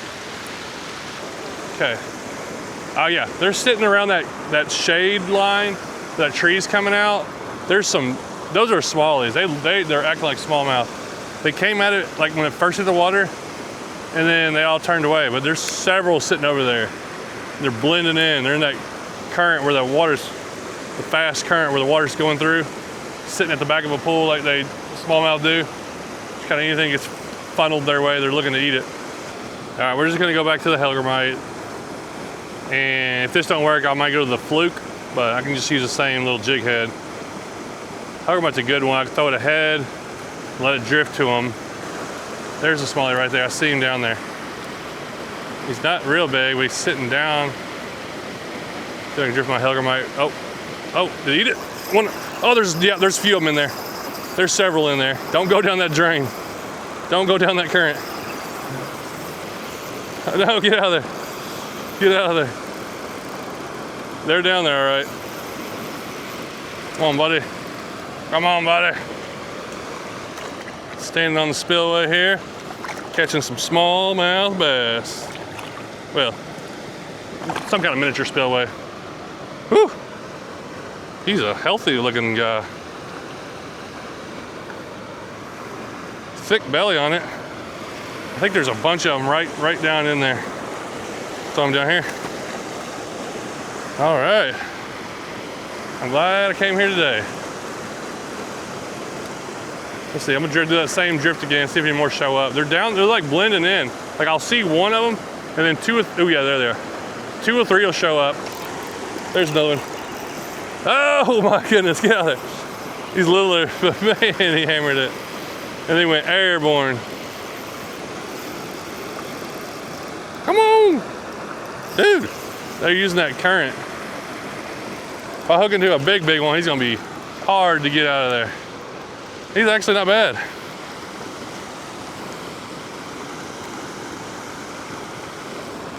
Whew. These guys are healthy. All right, how many? They must be loaded up sitting there. Found the eating spot. I feel like that's fishing for you. You just gotta find where they're eating. You can find them sometimes where they're not eating. Oh. Something followed it. But if you can find where they're eating, you can have a good day fishing. Kind of wish I could get over there. I want to cast up under that tree. This is pretty cool here. This water is ripping through here. That's fast current. Whew. Beautiful view, beautiful day out here. A couple more and we're gonna head back. It's already later than I wanted it to be, but you know, gotta catch them. Smallies come first.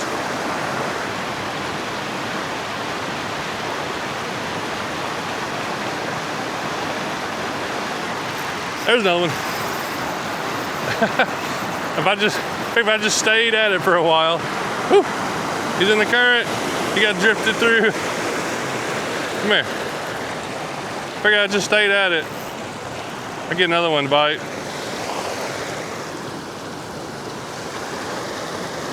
I didn't get that big one down in there.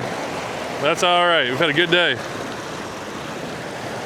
It's a good quality smallmouth. Some people live their whole life not even catching a smallie.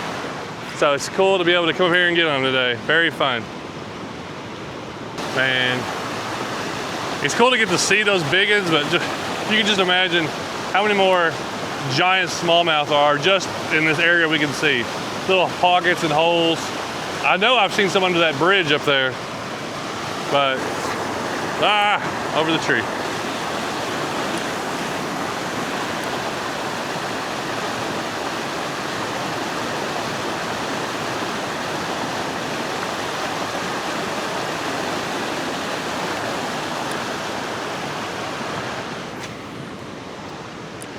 Whew. All right, we got a long way back to walk.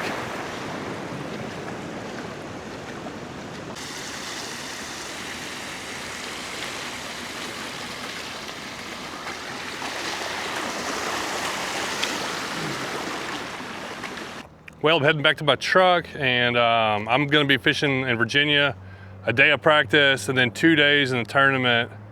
And I like doing that, it's fun, but sometimes 2.5 hours, 3 hours waiting is way more fun. It's just, this was just a great time. I love when these little trips like this work out. And this is the kind of trips I like doing. I like doing little waiting trips where, 2 or 3 hours. If I can catch fish in that amount of time, usually I'm ready to, do something different. Kayaking, I can kind of go longer and go all days. And in tournaments, I kind of push myself a little bit harder, but this right here is still one of the most fun things to do. Thanks for watching.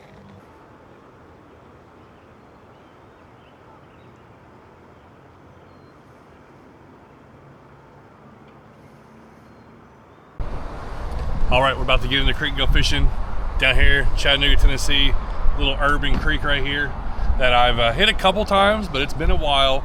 So I'm going here with a few lures. I got a few bug creature style lures, real kind of small, kind of targeting bass, panfish, whatever we catch. And it looks really cool. You wouldn't think this creek's in the middle of Chattanooga. So let me get my water shoes on, my backpack, a water, a couple lures and hooks, and we're gonna get in here and check it out.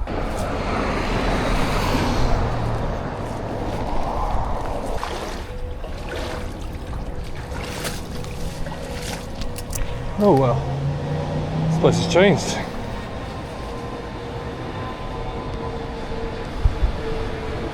Take a look at, gotta take a look around, see if there's anybody camping out. Look at this creek though. Look at all this, whatever this stuff is in it. Look how clear this looks. Gravel, rocky, all this. This is kind of, I'm like, it's just, you wouldn't think there's a place like this right in the middle of businesses and houses and busy roads. It's just, oh, there's a nice little bass right there. See? Where'd he go? He's hanging out right there. Yeah, there he is. That's the kind of fish we're looking for, just little largemouth. Look at that guy, he's sitting right here. He's coming back down. Probably 8-10 incher. Look over there, there's a little hole over there. Stream's got a good little flow to it. All right, I'm gonna put on a little cricket here, or Rebel Hopper Flex Series. We're probably gonna go through a few different lures, but the goal is catch bass and panfish. So maybe some lures that can kind of be multi-species lures. All right, let's get it over there. A little deep pocket in the shade. Something ought to come over and hit that pretty good. Oh, there we go. First fish. Did not take long to get us a beautiful red breast. Real bright colored.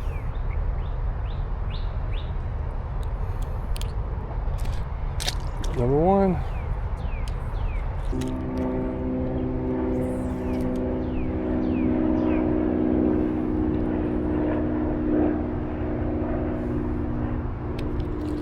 Oh, there's one. Okay. There's number two. Another red breast. Haven't seen any bass hit yet. I know they're in here. We already seen one, and we know there's probably more in this little deep hole. This deep pocket's probably 2 foot deep. Current coming through. A lot of shade. A lot of grass. Yeah, that's kind of area that can hold some surprisingly good fish sometimes, or maybe just a lot of fish. All right, let's work our way up this creek, and man, like, this is knee deep with a good amount of current flowing. So this is a good water supply.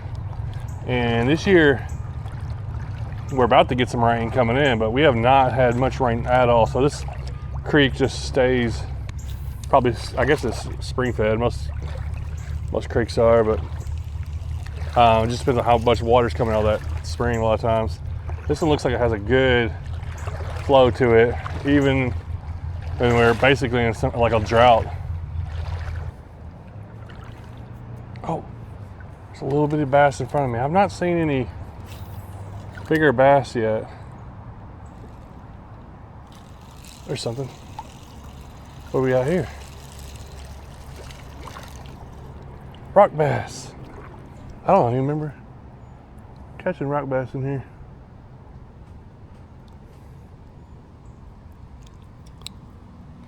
Yeah, another species.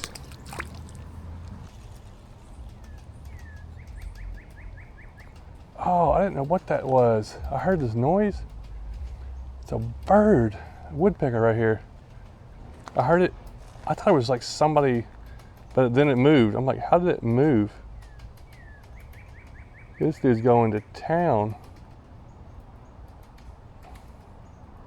I thought it was a car rattling because I heard it on the other side of the creek a second ago. Then I hear it over here. I'm like, what is going on? Well, I guess it's some kind of woodpecker. That's a little one though. He is hammering away on that. I have not seen the bass that I remember seeing before. And maybe because the water, now I can really tell it's a lot lower. Well, the birds are loud in here. We're just definitely getting the full nature. Got airplanes going over, cars going by, birds, fish. Just a cool little area right in the middle of town. Oh, that's a good one right there. Oh, there's definitely some over here. They were in this slack area in the shade over here. Okay, I see those bass. I don't know what they are doing. Those bass I saw coming up, they're still sitting in the same spot, looking at the bank. So to me, I feel like they're looking for a little bitty bait fish. Let's see if we can get the dragonfly close to them. And what do? Right over top of them.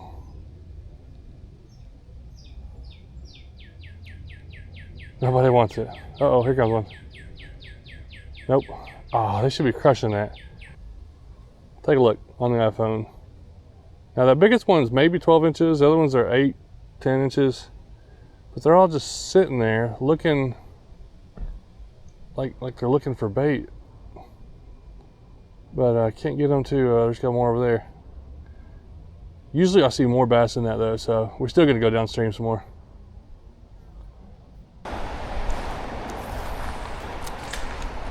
Oh, we got hammered.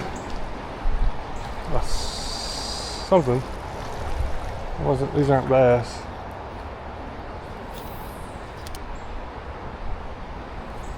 There's a fish. There is the fish. What is it? Well, there we go. We got our first largemouth. Had to come down here. I got a little Great Lakes Finesse, little creature bug. I wanted something a little bigger on there. See if I can get the bass to bite. Those ones back there still wouldn't bite it. I get down here and boom, right away.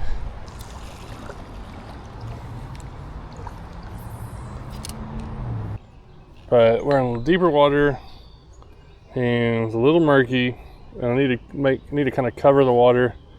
I feel like there could be a fish coming out anywhere. I've seen some sunfish, but there's gotta be bass in here.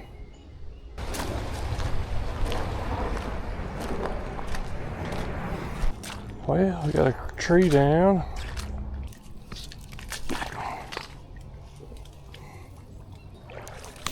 Well,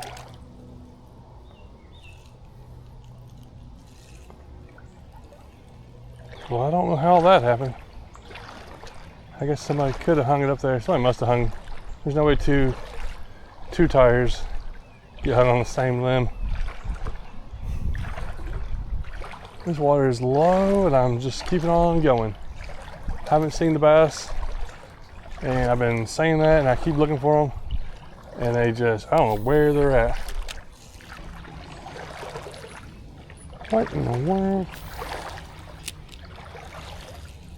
Now we got 2 dumpsters down here. How? Oh, that was a good hit. I was getting a little bit deeper right here. How did they get here?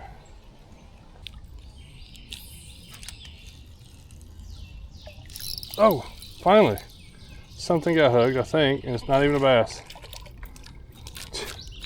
I've been waiting this whole section getting hammered by little fish. Throwing this little spinnerbait. And does a bass come out? No. But finally got a nice red breast.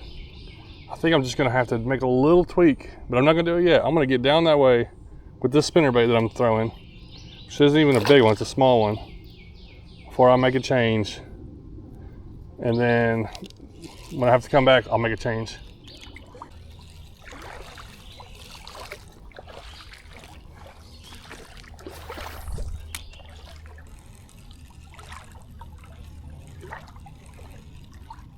Oh my goodness, where did he come from?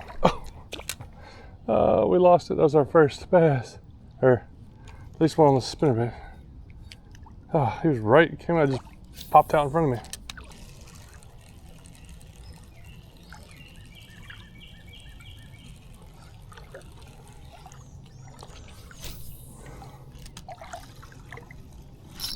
There we go, finally something solid. And it's a red breast. It's all right. I guess I'll take them. I will take them for today. Just never know what the next thing's gonna be.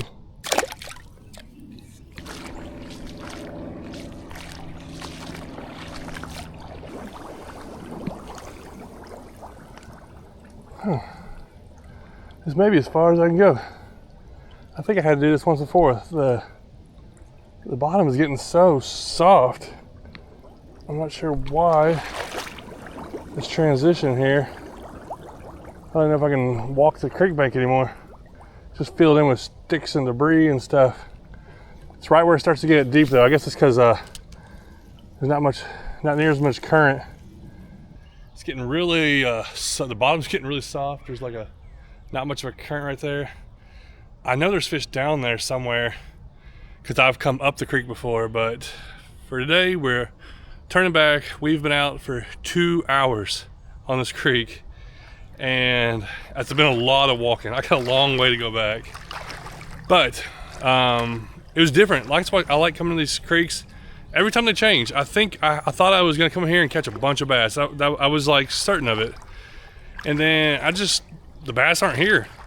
There's a few, but usually there's just a bunch of 12, 13, 14 inchers. And it's just totally different. But sometimes it takes a while. Sometimes they might get in here in the summer. Summer rains, and then the fall, and they move up and they grow. These fish grow pretty quick. In a year, a lot of bass grow from about 1 inch to 8 inches in like a year. So I think from 8 up, I think 12 or something like that.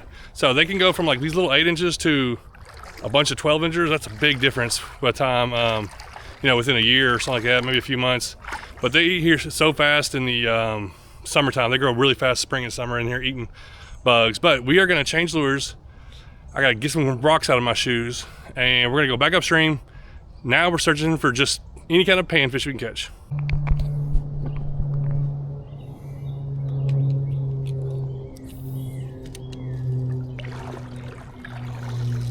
And let's get this thing started. First cast, little rock bass. Wow, we're in a little shady area. Got the Z-Man, I forget what this is called, flashback. It's a mini chatterbait, 1/16 ounce. The 1/16 ounce one has the smallest hook. You can get the flashback in 1/8 ounce, has a little bit bigger hook. Depends on what you're wanting to use it. And so this 1/16 ounce with a little bobby garland on it can catch a lot of fish, and it still can cast it fine with either on a light or ultralight setup. It works really good. Boom, too easy, too easy. I was set on trying to catch the bass, but now that we're going back upstream, I'm gonna catch everything. Get here in the sun where you can see this sunfish, another red breast, just an average size one. There's probably 1,000 of these between here and the truck. That's 2 different species coming back so far. Red breast and rock bass. We'd already caught those 2 species, but we'll see what else we've got. A largemouth, rock bass, red breast. Let's see what else we can get.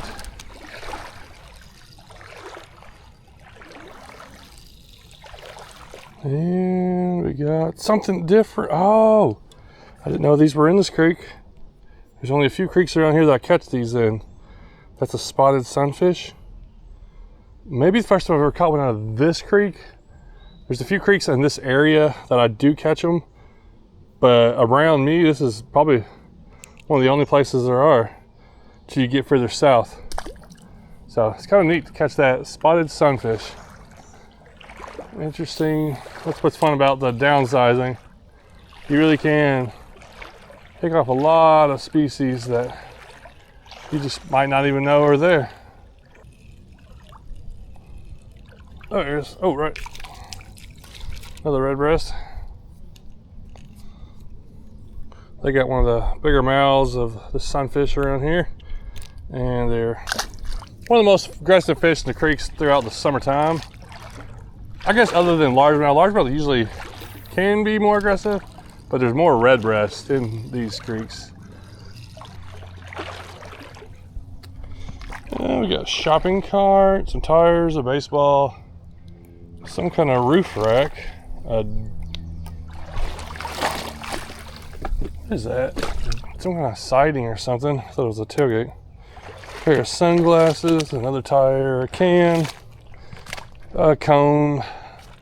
All these things, things that run out of people's houses and off the road, and whenever it rains, just things are gonna get funneled down in here. That's just part of streams that live in towns. It's almost impossible to, I guess it is impossible to keep everything out of it because all the roads that cross over, just all the houses around. It's not intentional most of the time, I don't think. Oh, sink it in, goodness. Had a bass on and I was in a sinkhole.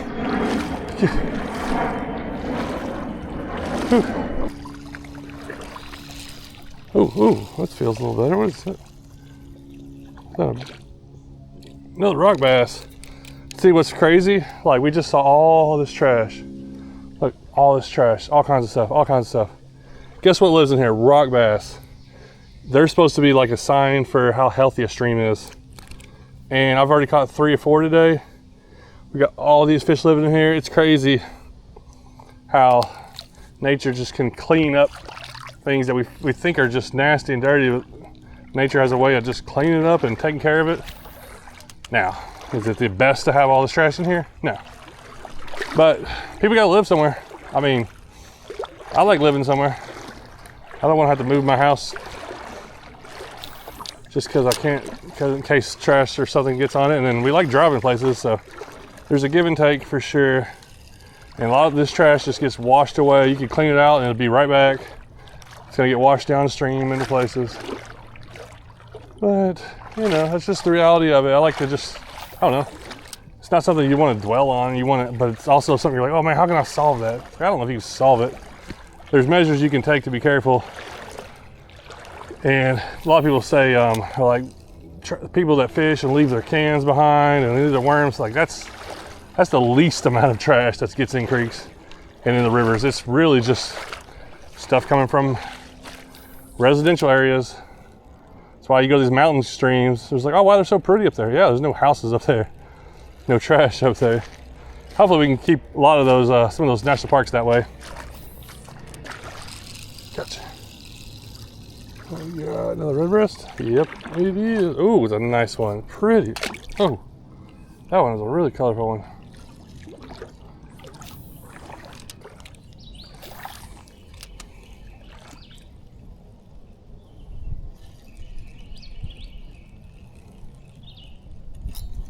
Ooh, what's that? What's that? There's a bunch of little fish in that little hole. Kept getting pecks. Little largemouth. These are the guys I think that in about the fall, they're probably twice the size of this. Just by eating in here. There's so much little stuff for them to eat. They can just feast. Oh, there we go.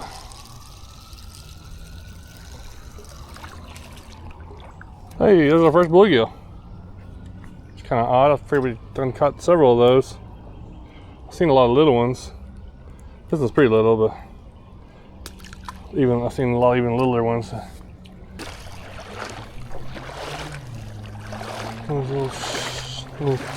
Some of these are little mosquito fish.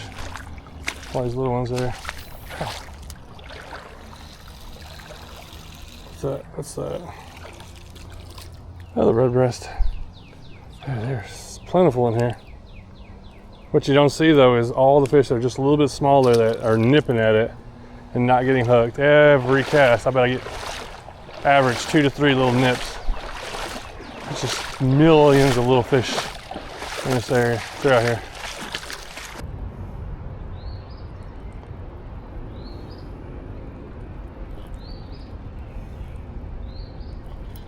I saw you. Dude, another species, right? Yeah. That's a red ear. So another sunfish species. Right here, almost back to the bridge. I was just thinking here about how if I come back, that's a pretty healthy one. Little guy. If I come back here in say 3 months, May, so June, July, August, middle of August or end of August, how much bigger all these fish are gonna be. Like everything is gonna be probably 10 to 25% bigger. Like some of the fish aren't gonna get any bigger, but a lot of these sunfish are probably gonna be bigger. They're gonna grow at least say half an inch or more. These bass are probably gonna grow 2 or 3 inches.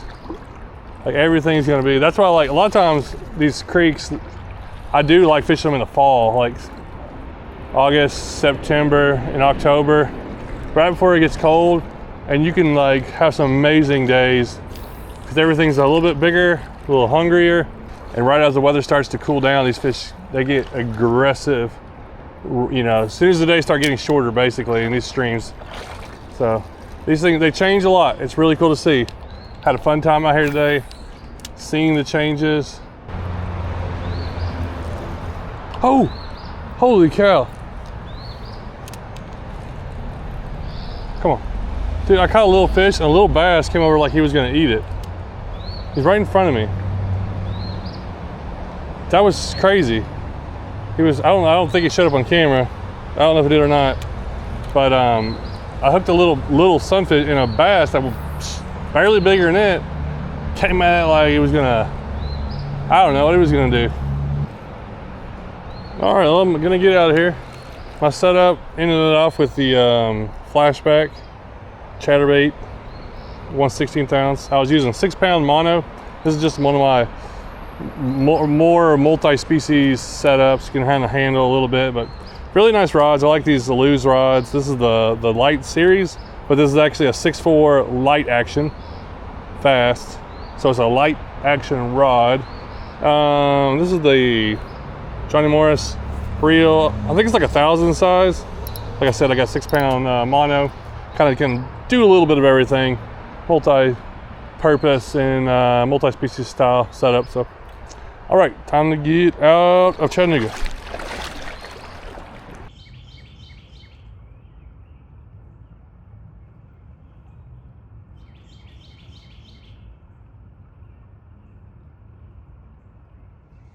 Good morning in March. It's gonna be a beautiful day today, and I'm doing, I think this may have become my favorite way to fish. I definitely get the most excited about it. Now, wade fishing is always gonna be a special place in my heart when you can get a good day of wade fishing, but my favorite thing I think is now just kayaking these small flowing rivers, no motor, no electronics, no nothing. You just float along with a paddle, and I'm taking 3 fishing poles, trying to just catch whatever we catch as we float through there. There's definitely some good smallmouth in here, but I've never fished this in March. It's also been several warm days, so that could get things going too. So I am pumped up, excited. I got Matt from Engineering Hook Sets gonna be going with me today. He's gonna be taking the shoalie. Hopefully we both can get on some fish.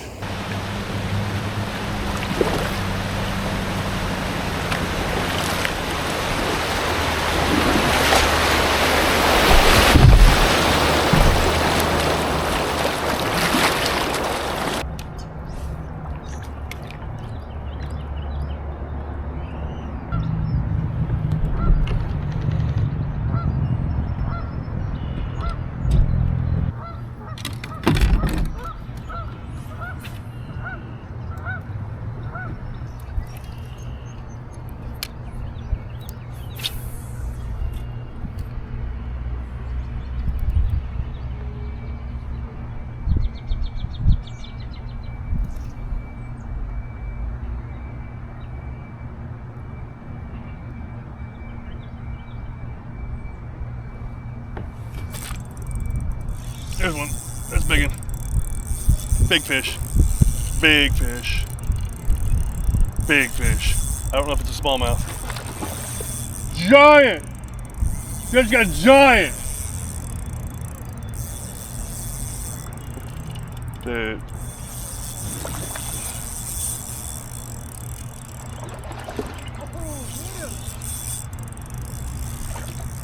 He's in the current.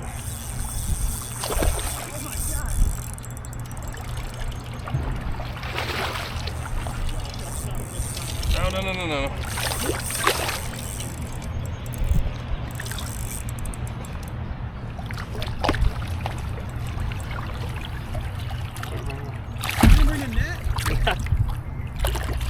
Nice. Dude, that's a tank. Boom. Look at this. Look at that smallie. That's the Nico Helgramite right there. Just drifting it over here. Picked it up. Golly. It's 19. Well, 18.75. Boom. 18.75. Get started here. I'll put him back in.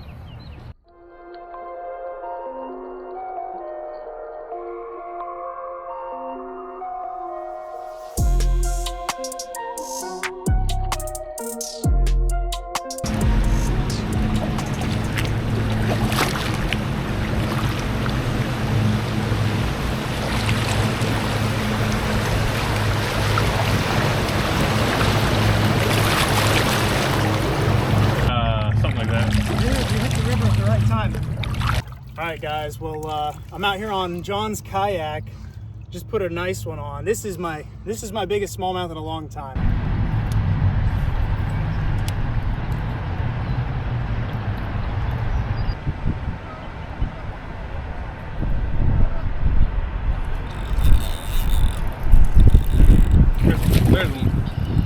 There's one. Nice. Well, there's my first one on a moving lure. Little pulse thing. I can't remember what it's called. It's a little like top chatterbait thing. I've been trying it a little bit here recently. I just got it. So there's second smallie. Matt's got 2 and I got 2. They've kind of been spread out so far. We haven't really got it. We're trying to really still dial it in. Small ones, but I mean there's lots of big ones up there. I don't know if I feel like that was like a trophy. yeah, people catch a lot of 20s there. I think my biggest is probably like 18 from there. I think I've kayaked it twice. I think twice. There we go. That's good. Oh, hold on there, buddy. Hold on. Oh, that's nice. Dude, he's fat. I was just like slow rolling this little thing. That's a good. All right, there's number 3. We got we're getting close to this little spillway, and I think it'll be fine. Hopefully, we get some fish under spillway. It's a really cool area. Nothing crazy of a day, but these are good quality fish. That's probably 15 incher, but he is fat. 14 and a half, 15. Can't remember the name of this thing, the pulse thing, and I got a Yum pulse swim bait, so the pairs really good. I'm just kind of slow. This is a 1/2 ounce. Got it on my spinnerbait rod. Just kind of slowly working it.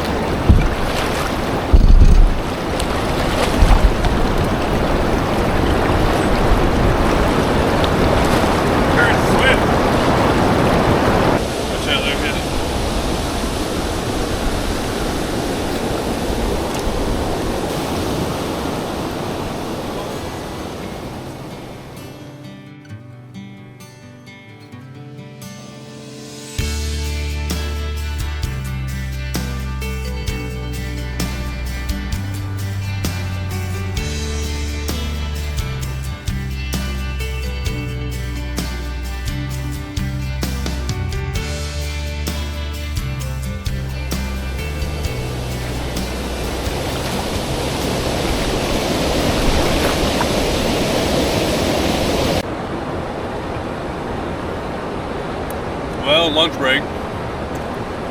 We got down to the spillway, or the little Lowhead Dam, and not a bite down here. Usually a place you can get fish. Maybe it's just too early. Matt brought me this burrito I had earlier, and it's pretty good from Bucky's. Bucky's breakfast burrito, yeah, pretty solid.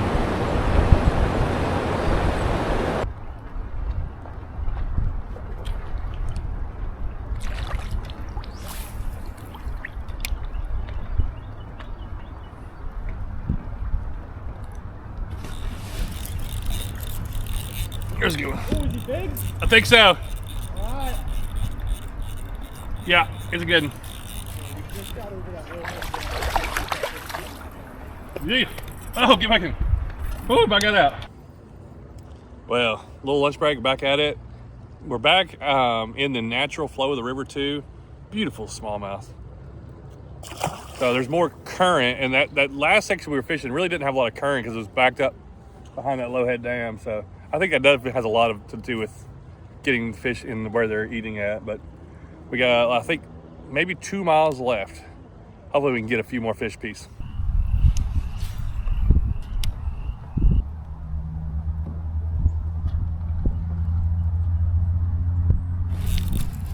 Oh, I got thumped, but I don't know what it was.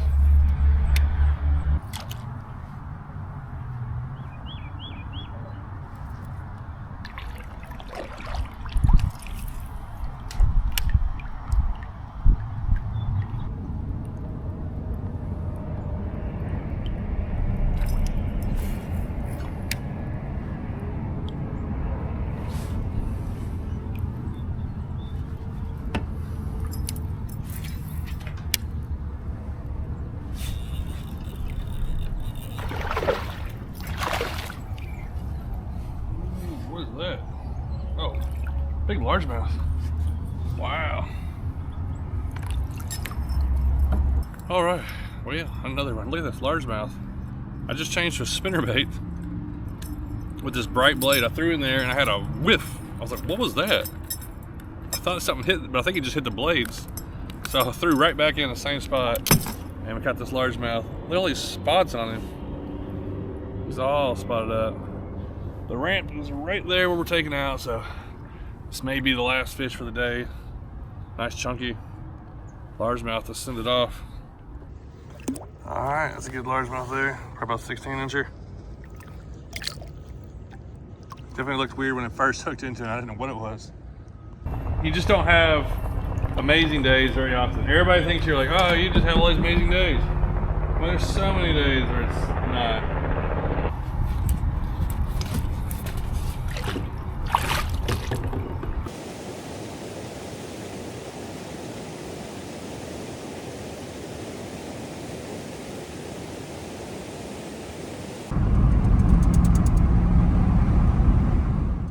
All right, doing some bank fishing, maybe a little wading today. Beautiful day out. It's another one of those places where I'm not sure if the fish are there. And when I say there, I mean, are they there and they're eating? They're always in here, but are they like getting active and eating yet? Because if they are, it can be a really fun day. Got the bluegrass bug tied on and uses a lot of like smaller, medium-sized bass. That's what we're gonna try to find.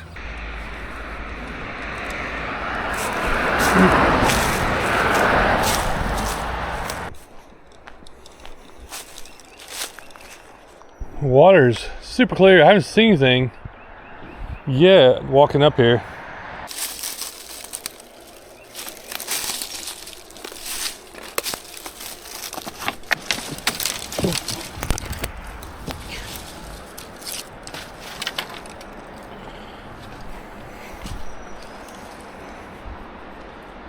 Okay, super clear. Huh, usually I see, oh yep, there they are, I see some.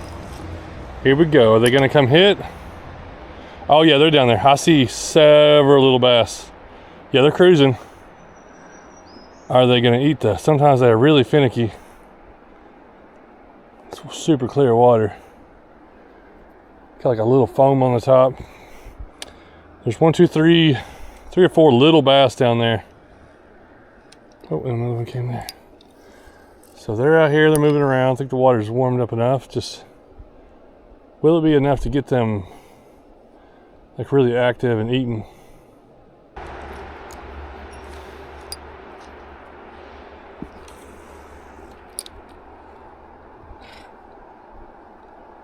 Oh, yes! Dude came over and slammed it. I was pulling it across the rock.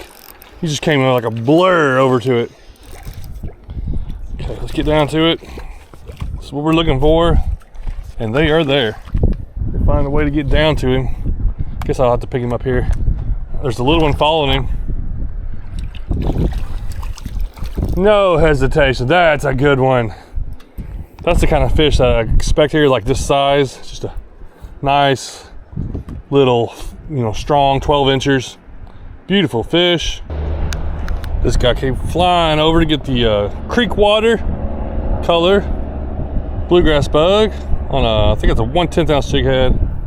Number one, little smallie. A lot of these fish, I think it feels like maybe a true smallie. Some of these fish in here are mixed.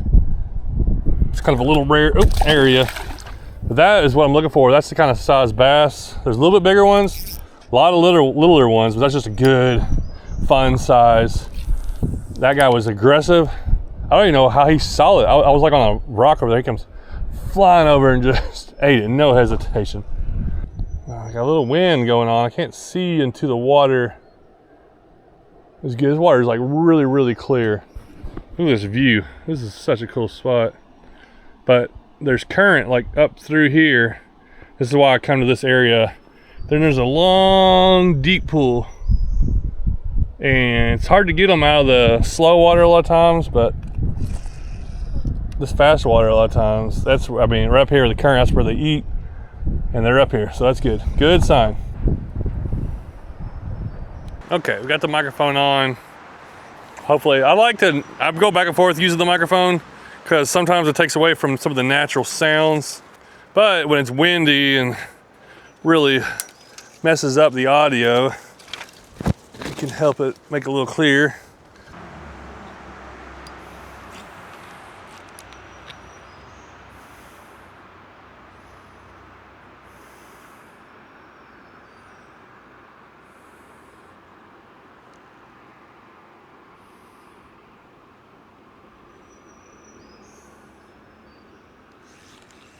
Oh, I thought I had a hit. It was real faint. I got one. Okay, number two.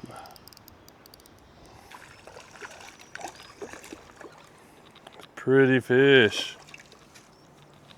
Ooh, splashed me a little bit. He's fat. That one looks like it might be a little more mixed. It's got some weird blotch patterns. And he's got a tooth patch. So yeah, that one's definitely got some kind of, it's mixed with spotted bass.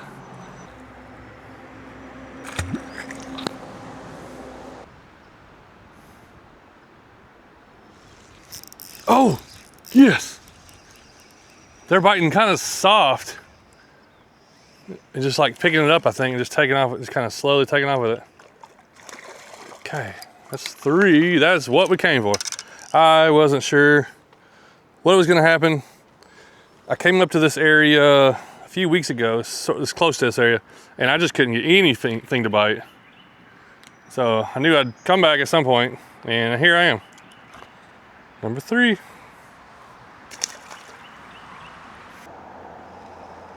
Oh, he's right there. There's little ones. I see little fish right here. It's so funny. This water is like, where I'm looking is like 10 foot deep, and I'm just looking at the bottom like it's, like you can't even, oh, there's one. I just saw one cruising. He looked, and he ate it. He ate it. What a catch. I watched that one cruising by, throw in front of him, and he just picked it out while it was falling.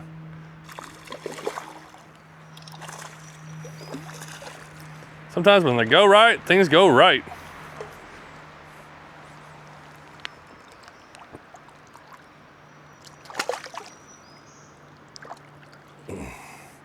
Now you can definitely tell that one is an Alabama bass. But like I said, I think most of these fish in here are mixed. Oh, there went a good one right there.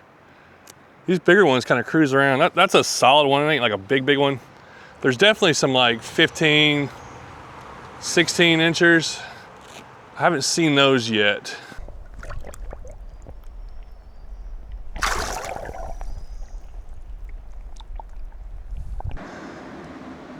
He's about to eat it. He's about to eat. Got it. Good one. Nice. Oh yeah, that's a good one. Oh, he's thick.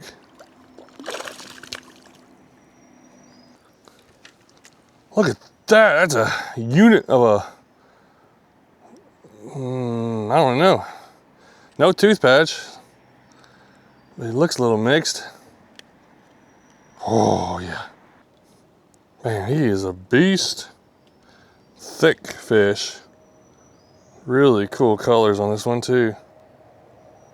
That's a good one. That's probably close to 15 inches.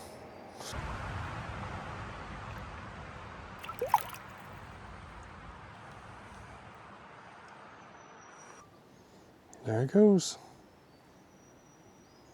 That's a really good one for this area.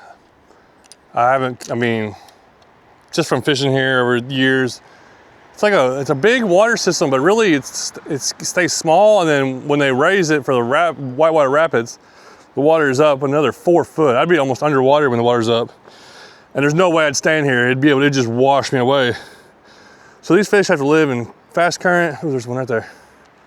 Fast current, and then sometimes just real slow. I feel like it stunts their growth or something. I just don't know what exactly is going on.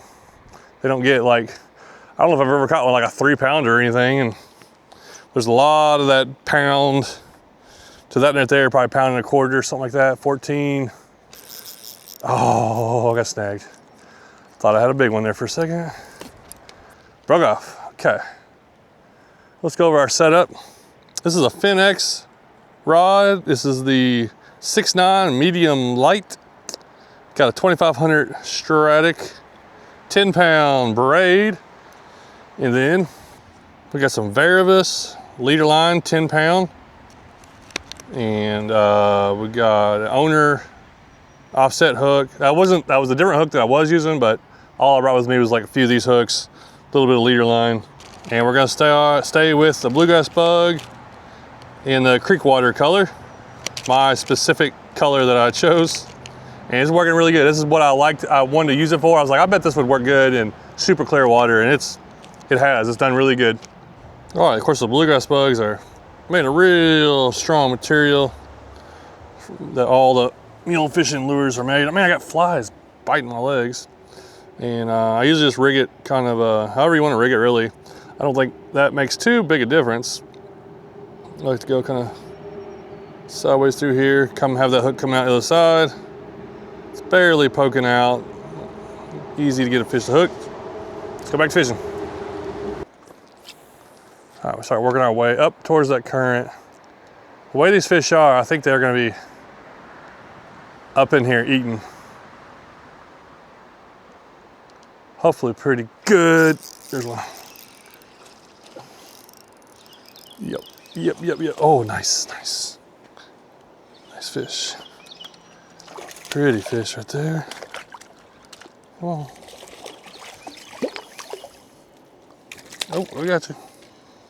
Oh yeah, I've been missing these kind of fish. Yes, you can go a lot of times to the lakes and stuff and catch them, but I just like them, catch them out of this shallow, clear water places. There's another one right there following. I probably followed this one up.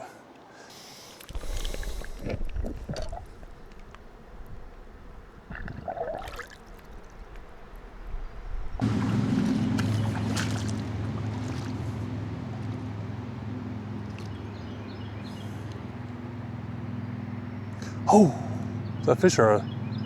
No, it wasn't a fish. Seeing things over here.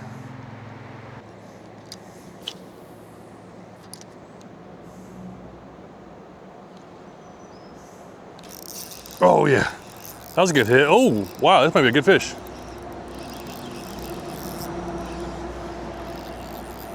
Yeah, dude, it's strong. These guys are so strong. I live in this current. Oh, okay. That was a good hit. Let's find a place to take a look at him. Dang.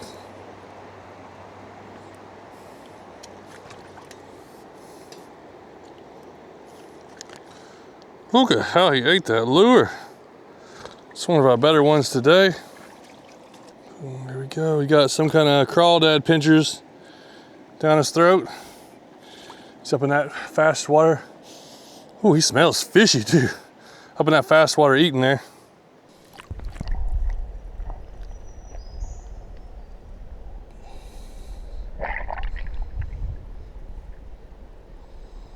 This springtime of year, today is actually first day of April. So April Fools on those fish. They thought they were gonna Get an easy meal? Nah, it's a fake. Oh, what in the world? These fish are hitting top water.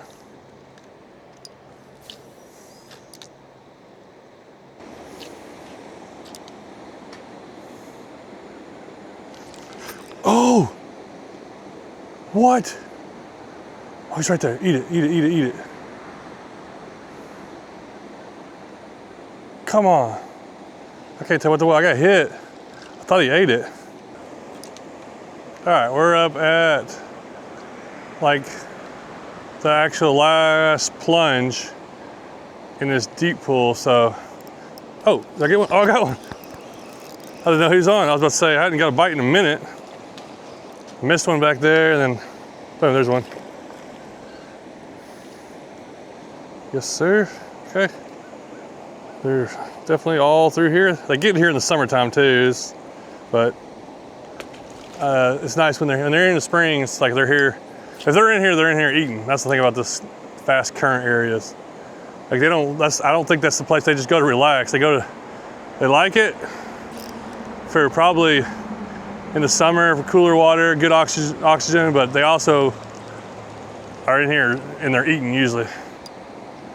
Chasing bait fish and everything else that's up in here. Oh my, eat it. I don't know if he thinks it's a crawl, like there's kind of biting it and spitting it out.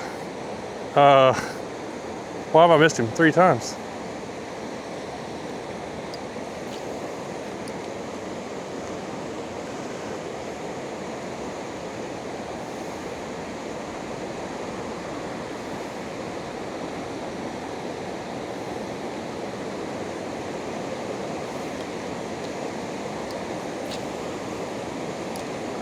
Over in that little pool over there.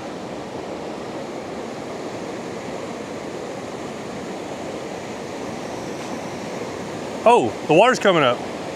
Holy moly. All of a sudden, good thing I'm by the bank. I gotta get out of here.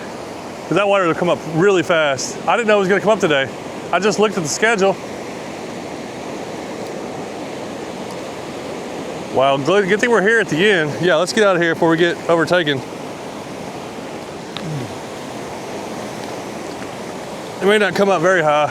Luckily the road's right there. We can get out. You gotta be careful around these areas. There's a lot of warning signs. Look how fast it changes. I was just standing right down there and over there. It's getting muddy. The thing was, usually it's gonna get muddy before it comes up. I didn't see any mud. So whatever the release is probably like a clear water, but it just stirs up the mud and stuff. It may not go very high. How about the fish? This current gets these, probably bait fish just, there we go. All out of whack. Wow, it changes so fast.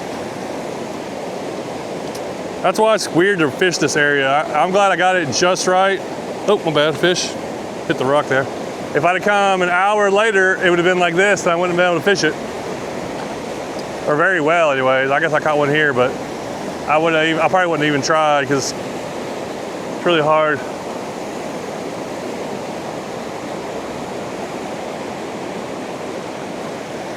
It's funny, I'm looking downstream and it hasn't even affected downstream yet, really.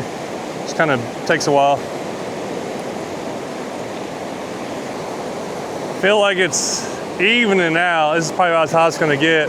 This is not like super high, but definitely a good flow. Just think of all these fish that are in here and they just go down in these rocks or on the banks or something to get out of this current, because it goes up and down about every day like this.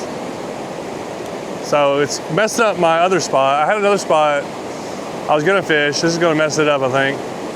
But we caught a bunch today. We might try 1 or 2 more areas. We'll drive around, but yeah, it's funny how fast this stuff changes. All right, I gotta crawl out of here now. Hope there's no snakes waiting on me.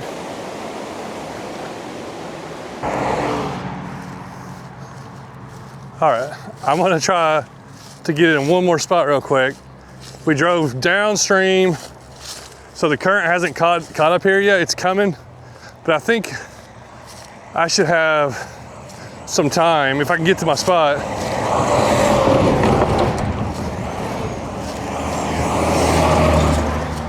I don't know if I can get down there because of the briars and weeds, but I may have 20, 30 minutes before the water catches up.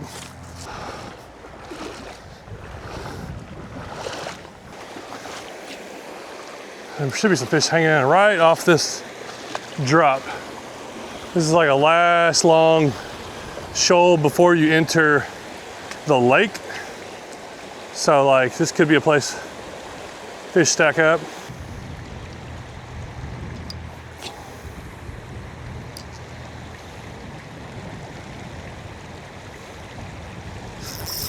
There's one. I hadn't took off with it. The line just went tight. Finally got one. Oh, there's like 2 or 3 followers over there. Oh, there's several followers. There we go. That's a fat Alabama bass. Now we're down kind of more towards the lake. That's what's in here. Some largemouth in here too, but most of these guys. Whoa, chubby little dude. There were several more over there. There were so many fish over there. This size, could not get the bite. All right, water hasn't come up yet. Throw it back. Throw it back over here where I saw those other ones.